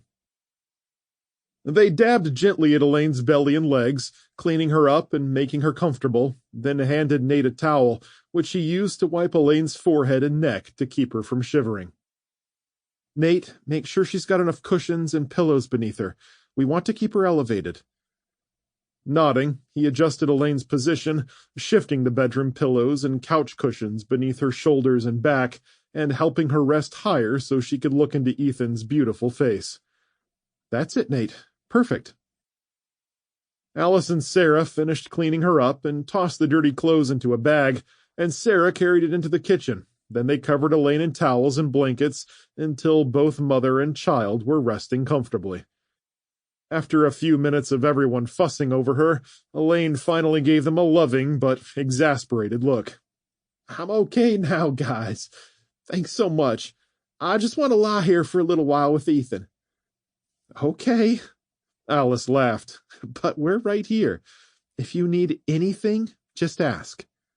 I will. The wind gently stirred outside, rattling a loose gutter as everyone sat down, taking a short breather while they listened to the baby suckle and feed with soft grunts of satisfaction. An hour later, the house was silent, the afternoon's chaos long past, leaving Alice with a sense of accomplishment and no small amount of pride. Standing by the blinds, she watched as Jake stood on the front porch, acting as both a guard to those inside and monitoring the horses while they figured out what to do next. Alice and Sarah had cleaned up around the house, washing the dirty bowls and soiled towels as best they could, so they didn't leave the place in a mess. They'd put back most of the furniture and made sure Nate and Elaine had plenty of water before the mother finally fell asleep on the floor with Missy curled up at her side. I've got a generator out in the shed, Nate said from where he sat in a recliner on the opposite side of the room, gently rocking with Ethan in his arms. I'll hook it up later and make sure we can run the washer and dryer for a little while. Your generator still works? Yeah, I heard on the radio this has something to do with fuel, right? You might say that, yeah. Alice chuckled.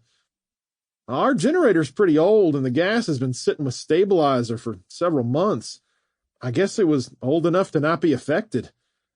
My truck, on the other hand, he groaned. I just worry about what we're going to do. I mean, a new baby and all of this? Alice patted his arm. Keep that generator secret and safe. Lots of people out there would love to get their hands on it. And don't worry too much. As long as you have plenty to eat and drink, that's the most important thing. Elaine and the baby will both be fine. You've still got a house here, which is more than a lot of people. Nate's eyes watered with tears. Thank you, Alice. I don't know what we would have done. Oh, you would have figured something out, Nate, she replied, raising an eyebrow and struggling to hide a bemused smirk. But I'm not sure trying to run to town was the answer. That's what I'm talking about. He laughed. I would have been in the next town like an idiot while Elaine was trying to have the baby alone. A shudder passed through him. Oh, that would have been disastrous. I'm just glad y'all didn't shoot me and were able to help. Alice laughed. I'm glad too, Nate. Her smile widened at the sight of little Ethan in his arms. We've had some bad run-ins with folks along our little journey, but also some good ones. I'm glad this has been one of the good ones. With a heavy sigh, Sarah came in from the kitchen and dusted off her hands. The kitchen is all clean. Boy, I'm beat. She turned and fell onto the couch near where Alice was standing, and Alice circled and plopped down beside her, feeling the tension in her neck and back loosen as she relaxed for the first time in hours. I'm just glad everything worked out. She smiled, placing her hand over Sarah's, and winked proudly. There's got to be something we can do to repay you, Nate said. Anything I can do to make it up to you for getting you off track, I will. Do you want to rest here for a while? Sarah shrugged. What do you think, Mom? Well, it is getting late in the day, and we should probably take care of the horses and find a place to bed for the night. Alice looked at Nate. If you had a barn or something we could sleep in, and a spot for the horses, that would be great. We've got food, but having a roof over our heads tonight would be icing on the cake. Absolutely not, Nate replied flatly, breaking down and laughing at Alice's surprised face. Sorry, I'm so tired. What I meant to say was, you absolutely will not stay in a barn when we have plenty of room in the house here. We got a guest bed and the couch, and you're getting the best dinner you've ever had. So, you're the cook in the household? Alice asked with skepticism. It just so happens I am in charge of the cooking around here. Nate gave a broad grin. I even slaughtered one of our pigs last week before all this nonsense started. If you stay, I'll make pork chops, potatoes, green beans, and the last bit of our store-bought bread and butter. What about the horses, Mom? Sarah asked. Nate laughed. Well, they can use the barn. We got some space out back and freshly cleaned stalls for those boys to spend the night in. I promise they'll be nice and safe, tucked away with the rest of our animals. Well, how can I turn that down? Alice asked with a smile. Of course we'll stay the night, if I get to hold the baby for a few minutes. Are you kidding? We're going to make you his godmother at this rate. Besides, Elaine is down for the count, so if I'm going to be in charge of whipping up dinner, I'll need some help with the little tyke. Nate's gaze lingered on his wife and children, and he shook his head in disbelief as emotion struck him out of nowhere, and a pair of tears streaked down his cheeks. Let it all out, Alice said warmly. Treasure the good moments as often as you can. It's so nice to hold them in your arms. The emotions can be overwhelming. With an elbow to Sarah, she snorted. At least until they get old enough to argue back with you. Sarah poked Alice playfully in the side as Nate laughed, and Alice's heart swelled with something like pride, relief, and love, an intertwining of emotion that brought back the feelings she'd had giving birth to Sarah and Jake so long ago. Well, let's get started on things, Alice said. How about I take the baby while you take Jake and the horses out to the shed and get them settled? I'm assuming you have some tools to brush them down properly? Yes, I do. No worries there. Nate swung himself up from his chair and tiptoed around Elaine where she still lay on the floor with a foam mat beneath her, leaving her there until she was strong enough to get up and move onto the couch or into the bedroom. Without hesitation, he held little Ethan out, and Alice took the baby from him, holding him close to her chest and bobbing him up and down. She nodded to Nate. I've got him. Go out with Jake, and we'll start getting things ready here. As Nate stepped outside and called to Jake, Alice motioned for Sarah to clean up more around the living room and then pulled her into the kitchen. It was a small area with a 4-person table and a stainless steel stove with plenty of counter space to work with. Back in the laundry room, Sarah had hung the washed clothes and towels to dry on the wire shelves, and Alice told her to take them outside and use the laundry line, which was tied between 2 trees. Sarah rolled her eyes good-naturedly. Sure, you get to hold the baby while I do all the hard work. We'll take turns, of course, Alice said, kissing Ethan on the forehead. But I get to hold this little one first. She winked at Sarah, then headed to the kitchen window, watching Sarah hang up the drying laundry as a beautiful swath of sunlight streaked across the backyard. Any concerns she had about Nate and Elaine had fallen by the wayside after spending some time around them. Plus, a small, cynical voice in the back of her head whispered there was no way they'd try to do anything nefarious to her or her children, with her holding Ethan. The property stretched for a few acres off to the left, where half the crops had been harvested, with many corn stalks still standing, and rows of greenery down low to the ground waiting to be picked. Off to the right, clusters of sawtooth oaks, pines, and lush vegetation rode up a shallow hill to disappear into a growing haze, though Alice wasn't sure if it was lingering smoke from the city fires or simply a fog rolling in. 2 sheds stood side by side out past the patio, and Missy's swing set stood between them, simple but clean, looking like it had been purchased within the last few months, as rust had yet to set in. The big barn sat at the end of the dirt trail off in the distance, with the wide doors facing them and a loft bursting with hay above it. All the buildings looked like they had either been newly constructed or had special care paid to their upkeep, from the barn to the farmhouse, the boards barely creaking beneath Alice's feet as she paced softly across the floor with Ethan resting comfortably in a blanket in her arms. Sarah came back inside, and Alice handed Ethan to her. Support his neck and head. I know, Mom. And make sure you keep your arm wrapped around. Mom, I know. I promise, he's fine. Turning and backing carefully into a kitchen chair, Sarah sat with one leg crossed and one eyebrow raised at her mother. You should check on Elaine and Missy and see what food we have to work with. I heard Nate say something about potatoes, and there's the basket of them over on the counter needing to be peeled and cut. Mm-hmm. You take the cute baby and leave me with the hard work. I see how it is. Alice snickered and shook her head, leaving with a grin as she checked on the mother and daughter where they slept on the floor, curled up and snoring lightly. With the sun going down, Alice opened the blinds to get the last bit of warmth she could. Then she returned to the kitchen, sorting through the potatoes and washing them. As she worked, Nate and Jake exited the barn, with Jake carrying 2 backpacks on his shoulders and Nate with their spare supplies, and several paper-wrapped packages of meat clutched against his chest. When they got inside, they all pitched in to get dinner started, dicing potatoes and tossing them into a pot of boiling water. Nate explained that he'd turned the generator on outside and it was okay to use some appliances sparingly for a few hours. We've been holding off until a little later to use the lights and stove at night or in the early morning, he said, but we can make an exception this once, if only to celebrate the birth of our new boy.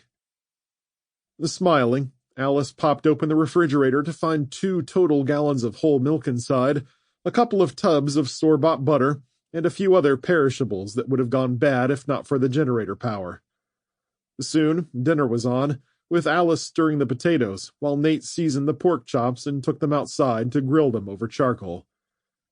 Sarah continued cleaning up, getting things ready for Elaine and Nate that they'd need most over the next few days. Missy woke up from her nap and started helping Jake break off the ends of the green beans, and soon the two were laughing and throwing the discarded pieces at each other, before Alice laughingly told them to stop.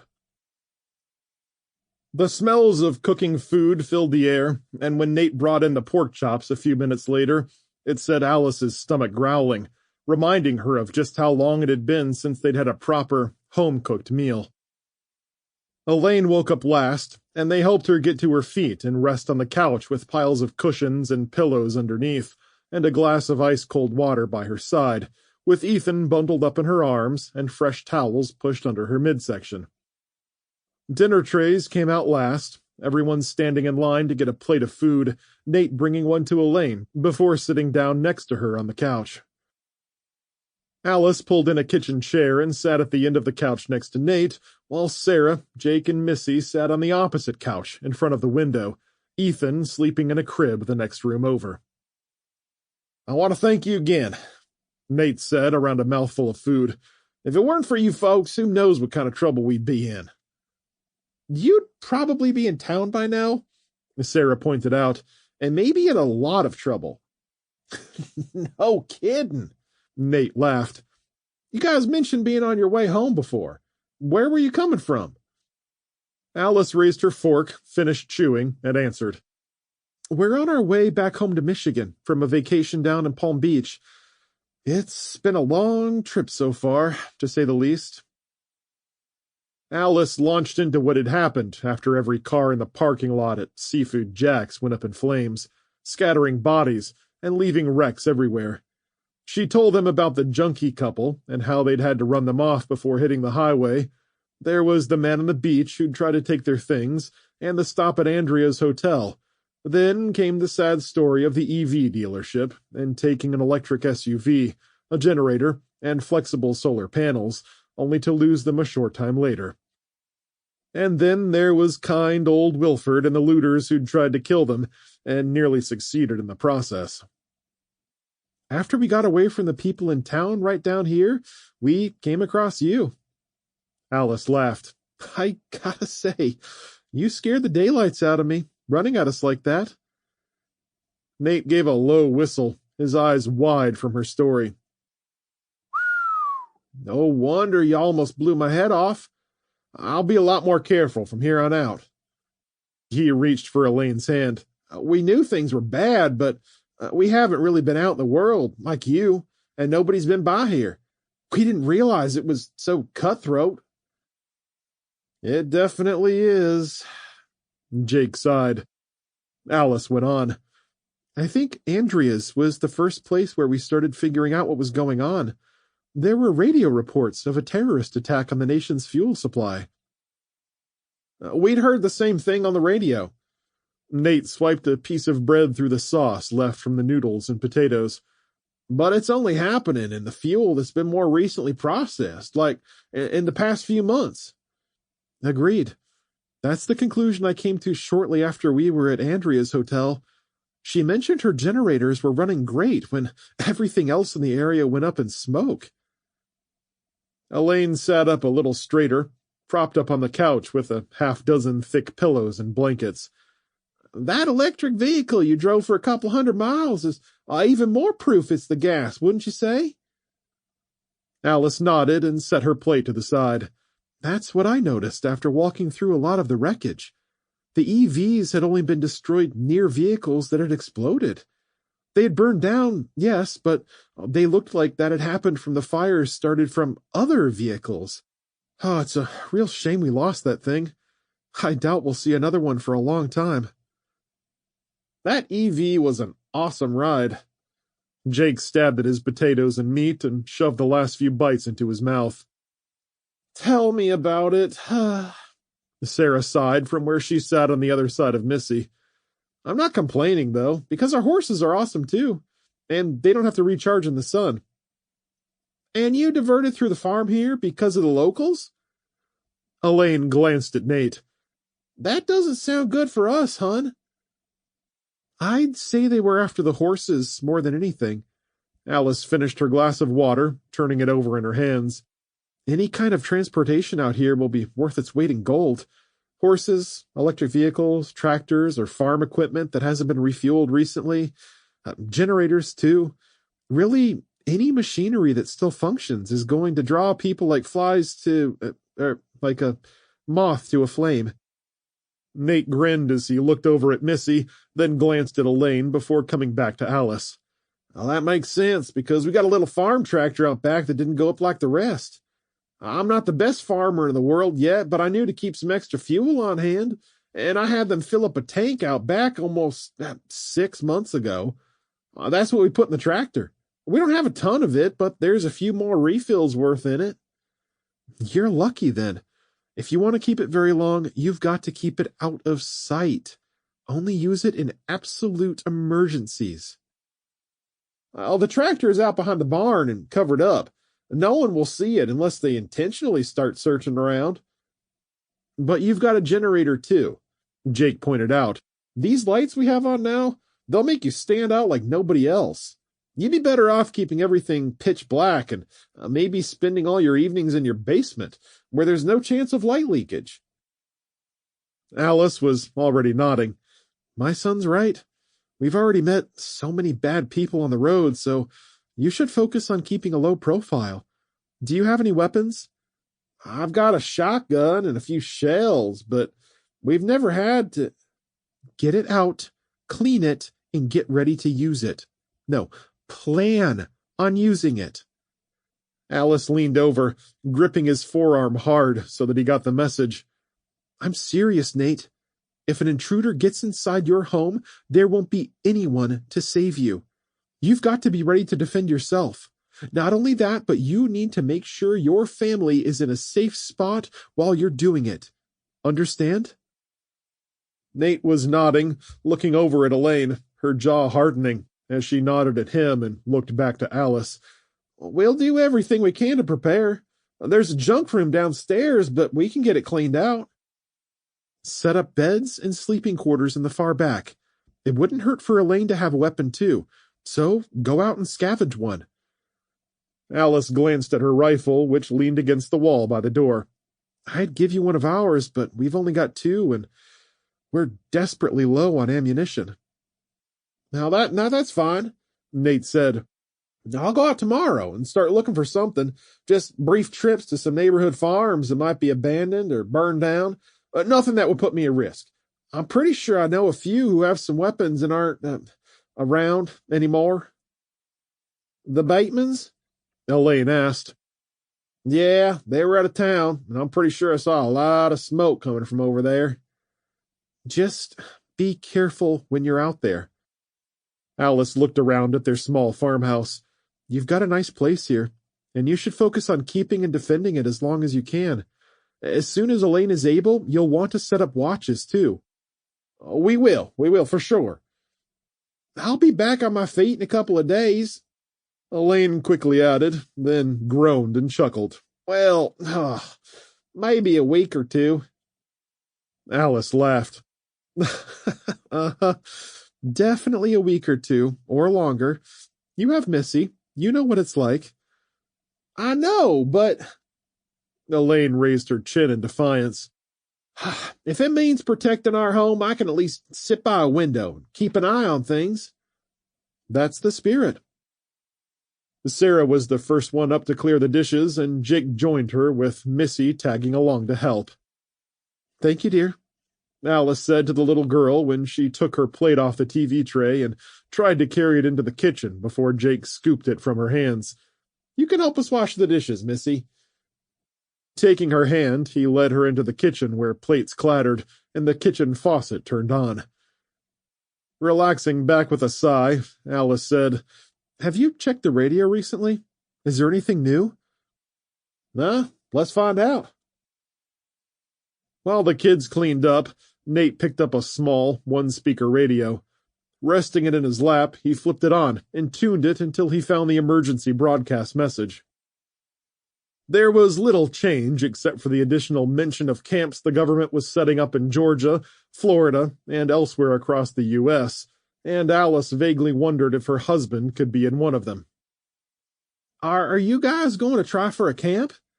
Elaine asked, or just head straight home?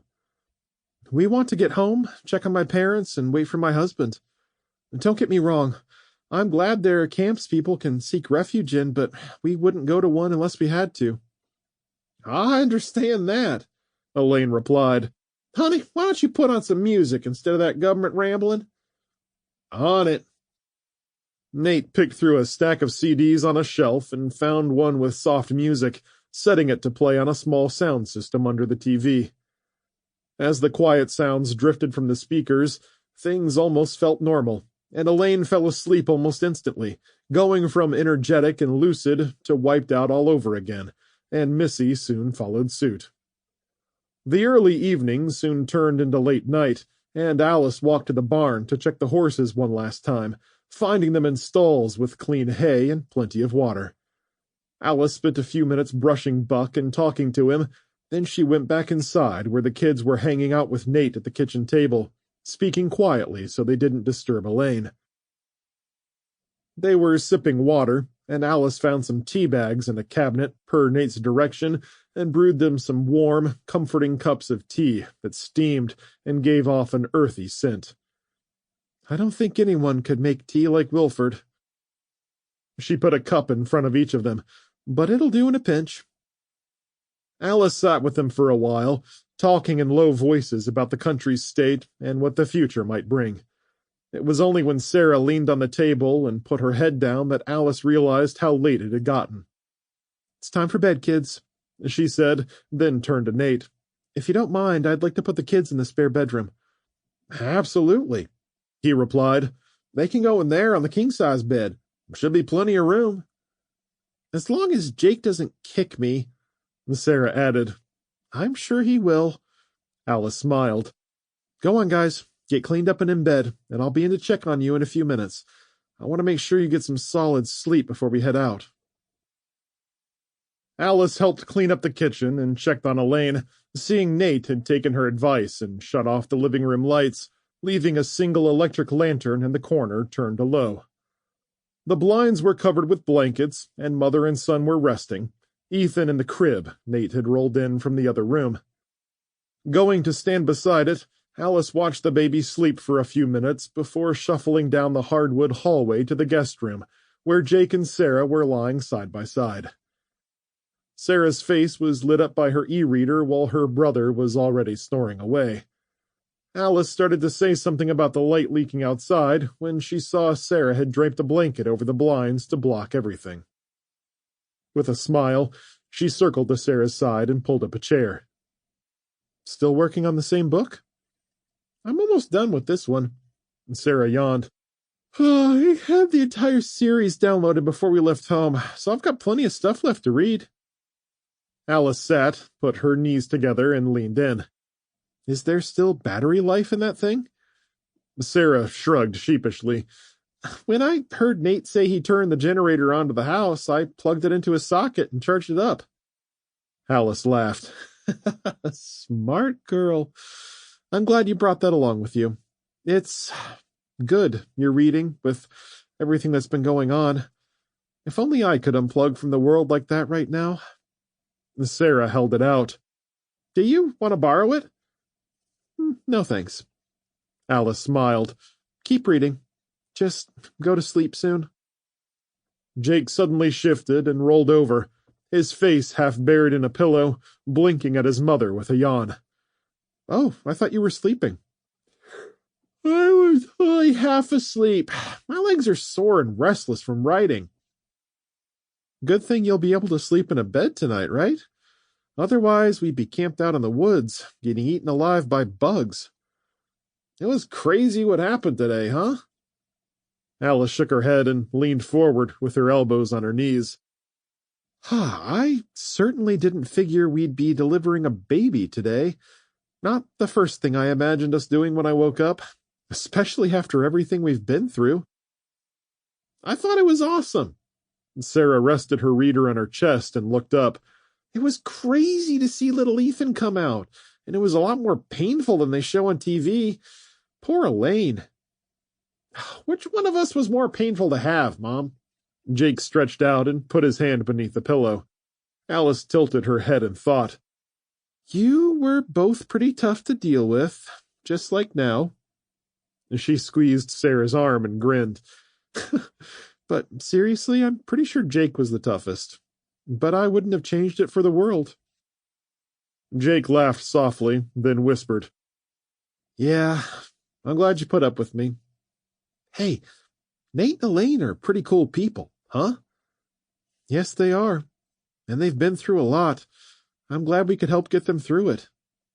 "It could have been a major disaster," Sarah said. "I'm sure us coming along made a big difference. Even though Nate is green about things, he's not as bad as he thinks. He's learning and adapting a lot faster than he probably ever imagined he'd have to." "We have to adapt if we want to survive," Sarah replied flatly. "That's right, honey." Alice drew her daughter's blanket to her chest and patted it, earning her an affectionate smile. "I keep thinking about Wilford," Jake said. "What do you think he's doing right now?" Alice shrugged. "Probably still chasing horses around the field." Sarah laughed, but Jake pressed on with a worried look. "Yeah, but he's an old guy. What if those people come back?" "He was setting up defenses when we left. And, come on, the guy tried to take our heads off when we walked up." Alice chuckled. "Don't be fooled by his accent and white hair. He's tougher than nails." "He's one of the good ones," Sarah whispered. "And he's so different from other people we met out there. Like that guy on the beach who tried to take our stuff." Alice snorted. "Well, I wouldn't be too hard on him, dear." "But he tried to hurt us," Sarah countered. "You said we should defend ourselves against people like that. That means hurting people like the ones who attacked us at Wilford's." Alice shifted in her chair and tilted her head as she struggled to explain. "People don't just fit into two categories. They didn't before all this, and they don't now. It's not like people are just good or bad. Some are good, but desperate." "The guy on the beach," Jake stated flatly. "Yes, at least that's what I believe. While he showed us kindness initially, panic and desperation changed him somehow. He lost a bit of his humanity because he was worried about his kids. I can't blame him for that. But he tried turning us into his enemies. And that was a big mistake. A dark look passed over Sarah's face, and her eyes narrowed in the light of the e-reader. Good people can become our enemies, right? I'm not sure enemies is the best word, but regardless, it doesn't mean everyone is our enemy. Alice sat back and blinked, their experiences over the past few days hitting her hard. But even those people in the last town that were looking at our horses, they probably weren't really our enemies, but more like the guy on the beach. Scared, hungry, and probably a little paranoid too. And just like him, we handled them well, by cutting and running. I guess we're learning fast, huh? Jake asked. We absolutely are. And I'm so incredibly proud of both of you for responding so quickly and doing exactly what I asked at all times. Both of you. Thanks, Mom. Sarah smiled. We're proud of you too, Mom. Jake sniffed and blinked, coaxing up a smile. We always knew you were a great mom, but I guess we didn't. He buried his face in his pillow. Alice pressed her mouth tight as his emotion touched her heart. What is it, Jake?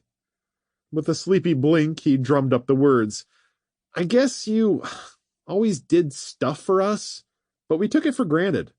Seeing you deliver that baby today and how you jumped in there and took over, I was so scared. And you just got in there and nailed it.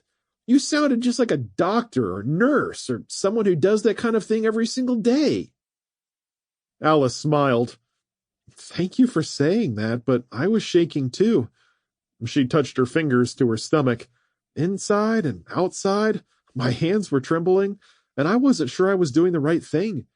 But I had to do something, or we would have lost Ethan or Elaine. Maybe both. Sometimes you simply have to act and figure out the details along the way. Make sense? Jake nodded, and Sarah stared at Alice until she finally smiled in agreement. Leaning down, Alice gave Sarah a quick peck on the cheek and then blew a kiss to Jake before leaving the room. She was taking the first watch over the farmstead, glad to give Nate and Elaine a peaceful night's rest, quite possibly their last for a very, very long time. Chapter 19. James Burton, Hannibal, Missouri. The forest trees moved by in a blur as James guided Amber between them, riding bareback, knees clenched against her sides, leaning and clinging hard to the reins. All of his strength and energy went into just holding on, fighting against gravity, and his body's attempts to overcorrect his balance.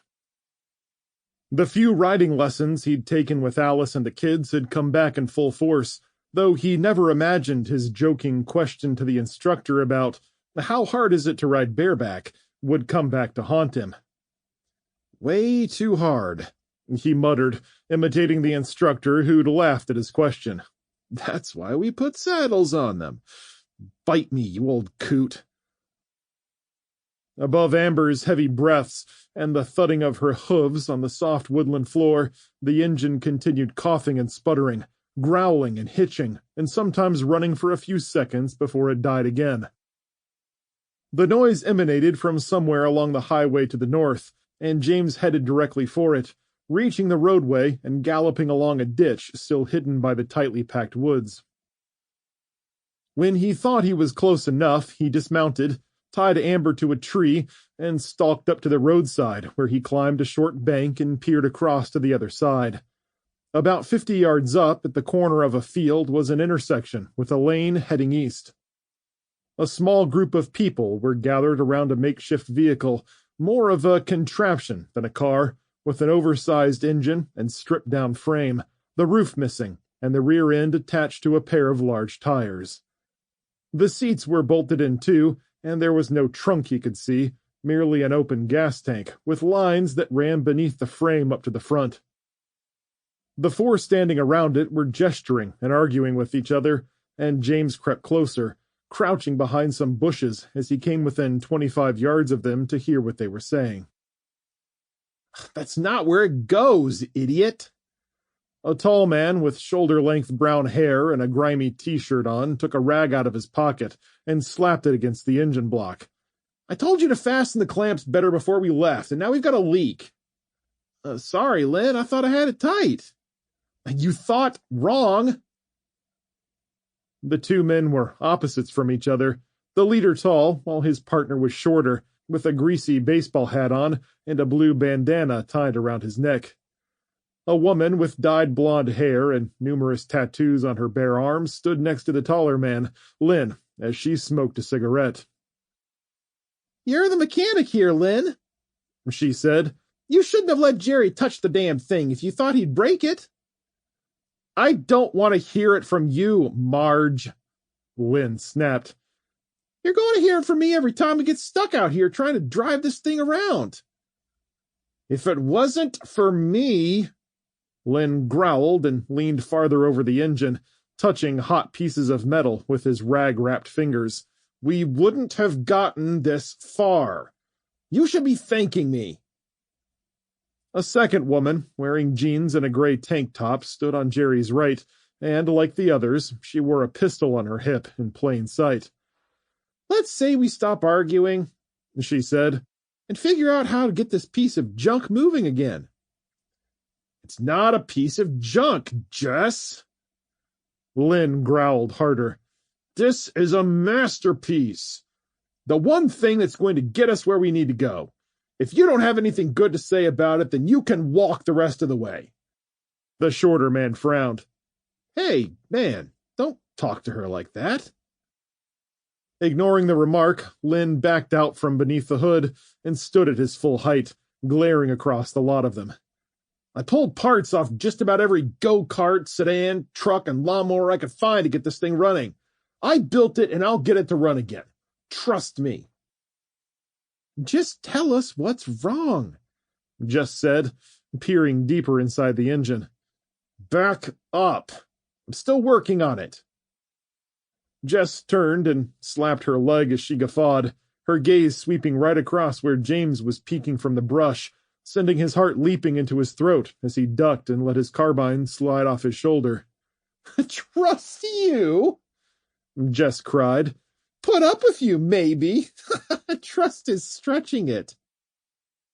When James raised up and peered between the branches and over the road, he saw Jess walking away, hands on her hips and shaking her head in exasperation. "It's got to be a part you put on wrong." Marge stepped back and crossed her arms. "It's not any of the parts," Lynn replied with a glance. "Most likely it's the gas Jerry filled the tank with. Stuff was probably sitting around for a few years or more. Stabilizer only works for so long, and from what I can tell, it's caused one of the fuel injectors to seize up. We're screwed until we can get another one." "What do we do?" Marge asked, squaring up to the taller man. "Are we just going to walk now?" Mimicking her posture, Lynn leaned in. "We're going to find a new fuel injector. That's what." Jess gestured at the field next to them. "So is a fuel injector just lying around out here somewhere?" "Not in the field, dummy." "Good grief, you're stupid. Up there by those buildings or from some of those wrecks down the road there." Lynn turned south and pointed down the highway, and James glanced that way to see the remains of several vehicles spread along the road, all burned up and beaten, their hoods thrown open, trunks blasted out, with car parts scattered everywhere. "Let's all spread out and start walking. Jess and Jerry, you two head south while Marge and I head up to those buildings. I see some wrecked cars in those rear lots, and I'll bet I can find something that will fit in my baby here." Lynn used his rag to shine the contraption's grill, grinning broadly at the others, who only rolled their eyes, and began meandering in different directions to search for a car with any sort of engine that was marginally intact. "And watch out for other people," Lynn called out to his group. "If anyone heard the engine, that might draw them in. Easy pickings for us." James watched Jess and Jerry laugh as they broke away and moved south past his position, panic flooding him as they inched toward the service road where Eli's family was located. Retreating quietly and slipping his rifle off his shoulder, James turned into the woods and slunk off, staying well hidden behind the layers of trees and brush and doing his best not to make a sound as he'd crept back to Amber, untied her, and walked her through the woods. Once he'd made it about 50 yards away, he slung his leg over her back, almost slipping off the other side before righting himself again. With a soft "Hi-yah!" James flicked the reins and galloped back to Eli and his family. The Amish leader was still squeezing water from his trousers when he glanced up to see James approaching, and he stood from his crouched position and shuffled up the service road to meet him. "What is it, James?" Eli asked. James drew Amber to a halt, threw his leg over, and dropped to the ground. Breathlessly, he explained, "There are people just north of us up the road. They've got guns, and they are trouble with a capital T." Eli's face darkened. "Oh, that's not good. That's not good at all." James glanced over his shoulder. "Two of them are walking down this way, looking for a part to fix a cobbled-together vehicle they built.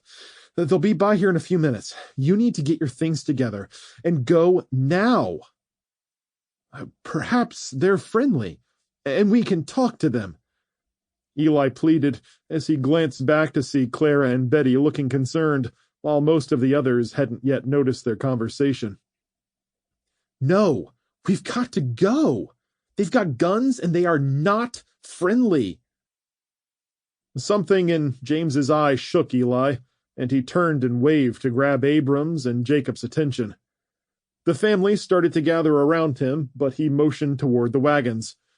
"Everyone, back in the wagons now. We must go." "Why, Father?" Esther asked, her long, dark, wet hair dangling in her face. "James says bad people are coming," he replied, taking her gently by the shoulders and turning her toward the buggy. "And we don't want a repeat of what happened before, do we?" While they prepared to go, James jogged down the lane about 40 yards, crouching and ducking, peering through the empty spots in the trees to see Jerry and Jess strolling toward them casually, stopping at a burned-up hulk in the road, leaning beneath the hood and checking the engine. James reeled and sprinted to where Abram was leading Amber away, patting his shoulder to stop him, and waved his other hand to get Eli's attention as he climbed into the buggy seat. "They're coming fast, Eli. Can one horse pull this buggy, or do you absolutely need two?" "One horse can pull the buggy fine." Eli's expression changed to confusion. "Why do you ask?" James hesitated, torn between self-preservation, the desire to keep traveling with the family, and the certainty of what would happen if he didn't go through with his plan.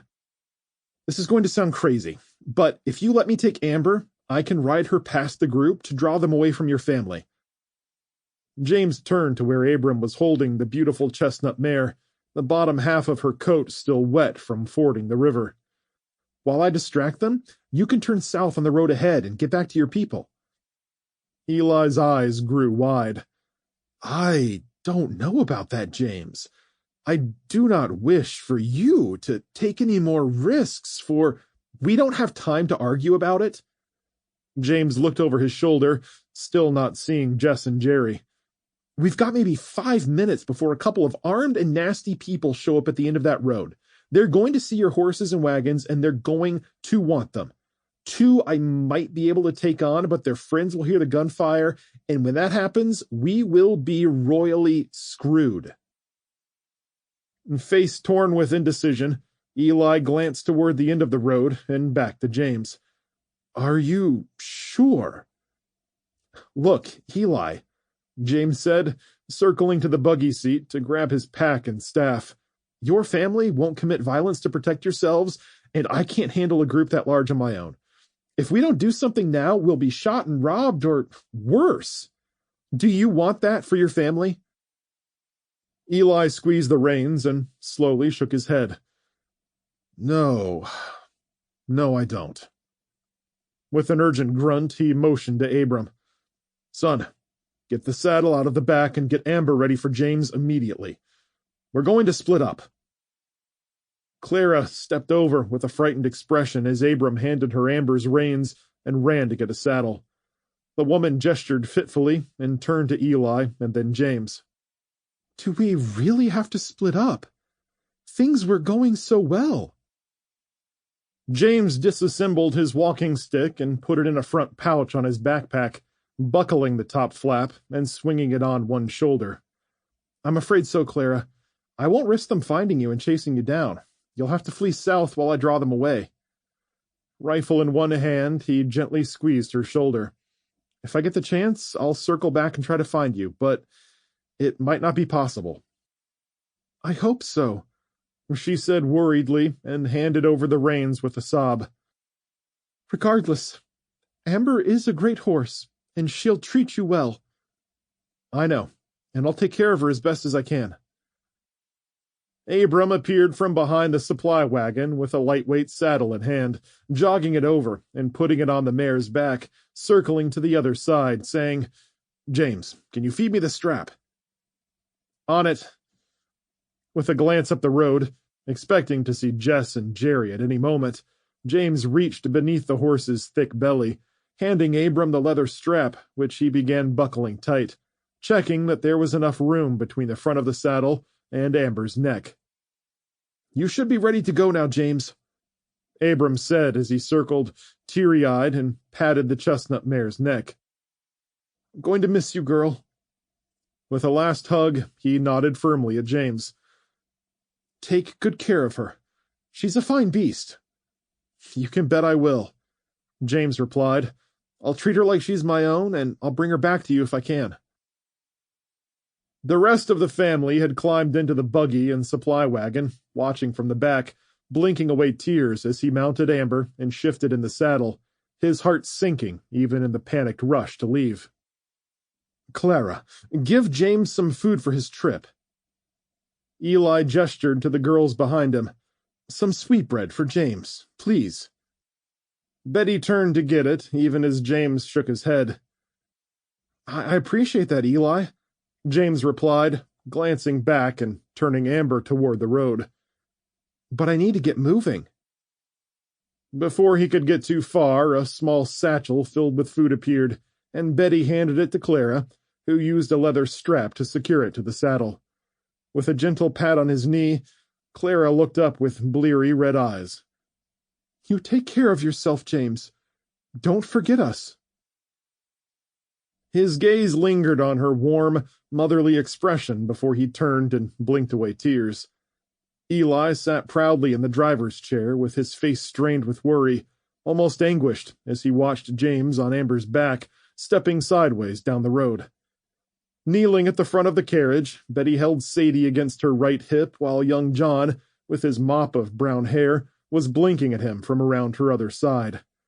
Abram was backing up toward the supply wagon and waving, and Eli stood from his driver's seat, holding his wide-brimmed hat and saying goodbye with a slow, somber nod. I am afraid, James, Eli's voice wavered, that this may be the last time we shall see you.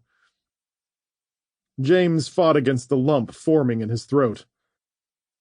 I'll do my best to circle around to you, but your safety is most important to me right now, so I'm going to draw them north and keep on riding. If we don't see each other again, I won't forget you all, Eli.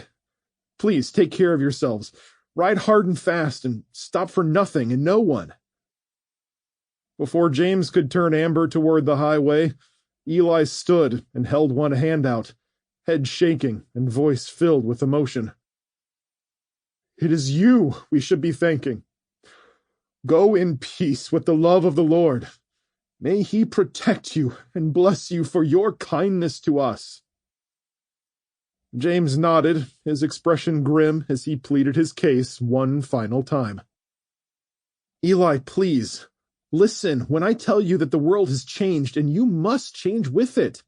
I know your beliefs are sacrosanct, but self-defense is not murder. Just think about it, please. For your family's sake." For the first time, Eli's response was hesitant. "I will think on your words, James. Your friendship won't be easily forgotten. Go forward in the Lord's light, and may your journey be safe." James nodded, then flicked the reins and turned Amber toward the highway, steering the horse with his left hand while swinging his carbine up in his right, partially resting it on his thigh. As he rode from the cover of the trees, Jerry and Jess came into view, finished with the car they were searching and walking south in his direction. The two caught sight of James and gawked before shuffling back to the edge of the road. James turned Amber north up the highway and kicked her flank so she leaped forward with a strained snort and flex of her rigid spine. Jess and Jerry went for their guns, Jess pulling hers hesitantly, giving James time to shoot first. The carbine swung up, and he aimed from his hip, squeezing the trigger 3 times as the weapon bucked in his grip. 2 shots missed, but the last one clipped Jerry in his left shoulder, the powerful round spinning him with a yowl as he stumbled and fell to the ground. Jess was caught between firing at James and going to her man's aid, deciding on the latter and falling to her knees next to him. James gave them 2 parting shots, his bullets spitting dirt and gravel around their knees, and Jess sprawled backward on her backside, drawing her weapon and firing wildly after him, the rounds passing harmlessly into the woods. She shouted something at his back, but James was already too far away to hear, and focused on the next intersection, where the makeshift vehicle sat stalled on the corner. Lynn and Marge were sprinting toward him from where they'd gotten about halfway to the homes and businesses they were going to search, Lynn jogging up ahead with his gun out, watching James race down the road on the galloping horse. He glanced at Jess and Jerry, both of whom were up and running, firing at James's back, rounds flying past him as he half expected to get hit, though he was already 40 yards away and gaining speed by the second. Amber's form was pure muscle beneath him, hooves crashing on the pavement as he hunkered low over her neck and urged her on with sharp commands. "Hiya! Amber, let's go, girl. Show me what you've got." Lynn and Marge had stopped and were walking slowly toward James with their pistols raised, firing at him until he raised his carbine and shot back, swinging the weapon in their direction and squeezing the trigger a handful of times, not expecting to hit anything, but scattering the pair to either side of the road. He was past them in a flash, Amber's hooves clattering on the pavement as they rode up a hill, her metal shoes sparking over the hard surface, flanks heaving beneath James's knees. In the space of 30 seconds, he'd ridden out of range, and he drew Amber to a trot with a gentle flick on the reins. Lynn and his friends were rushing up the road behind him, shouting and gesturing obscenely. "I'm going to kill you, you bastard!" Lynn bellowed, firing one more time. James fired back at them, sending them diving and causing their attention to focus entirely on him. More wasted rounds flew in his direction, but they finally stopped shooting as James moved Amber into cover, taking potshots back at them to keep their attention focused on him. Back at the far intersection, the Amish buggy and supply wagon were barely visible from the top of the hill as they pulled through and angled south in a rush of clopping hooves and quaking, bouncing carriages. Faces peered from the backs of the wagons as they swayed on their springs.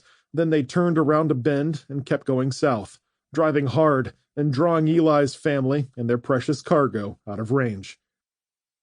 Shouts from Lynn's group drew closer, yelling about killing James and taking his horse, and he grinned at the success of his distraction, faced forward again, and continued riding north away from his allies. He began to slow Amber down another half-mile up, preparing to turn back east and south when movement caught his eye. Several people alerted to the gunfight, running toward him down a side street, each of them brandishing a firearm, and he sped up again. After 3 more attempts to stop and circle around, and 3 more sightings of people who had spotted him and the horse, he gave up, and kept riding until he was well out of the urban area. 2 miles later, with no signs of people nearby, he slowed Amber to a trot, his anxiety fading as he spoke confident and loving words to her and patted her neck. "Good girl, Amber. Good girl." They'd reached a series of farmsteads, some still smoldering from old fires, while others remained standing and unchanged. James ignored them all and kept moving north along the desolate highway, walking the mare between burned-up hulks of vehicles stranded in the road, squatting in a sea of car parts and scattered debris, nothing to salvage, and no one else around but corpses. Hoping that he was out of danger for the moment, James slung his rifle on his right shoulder and relaxed, reaching back to dig his canteen out and take a long drink. He didn't know where he was, except that he was north and slightly east of Hannibal, but he kept riding north until he hit I-72. Once on the expressway, he checked his compass to see that he was going northeast, and he settled back and reached for a side pouch on his backpack that held his map. Getting it open one-handed, he spread it across Amber's neck. After some finagling, he traced his finger to Hannibal, Missouri, and then followed miles of major highways and smaller ones to the northeast, looking for the best way back to the south and east, but failing to find a route that wouldn't take him directly back through the urban areas he'd just escaped. Son of a gun! Amber snorted beneath him as he muttered to himself, her neck tickled by the edges of the map, and he patted her side as he looked around at the farmland and back at the road he'd taken to get to I-72. "Oh, sorry, girl. It looks like we're going to be riding together longer than I had hoped." With Eli's family having successfully escaped, James's primary objective was done. Returning Amber to them was important, but less so than his own survival, particularly with very few options left to him to try and deviate south as well as east to try and link up with them along the road.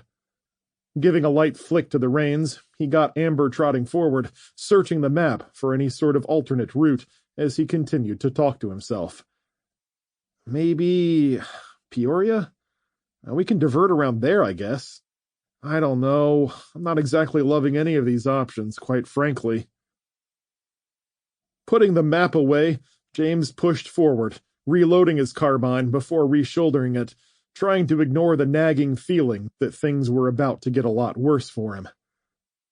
A gunshot rang out to his right, the round impacting on a nearby vehicle, and he pushed Amber into a gallop as he looked over, seeing a pair standing on a hill near the expressway, one of them with a rifle trained on him. "Hi-ya, Amber! Let's go!" James flew like the wind, leaving yet another set of would-be attackers behind, his confidence in himself and the world, thanks to Eli's family's kindness, rapidly shrinking as he realized his path would not be dictated solely by himself, but by others around him, both good and evil.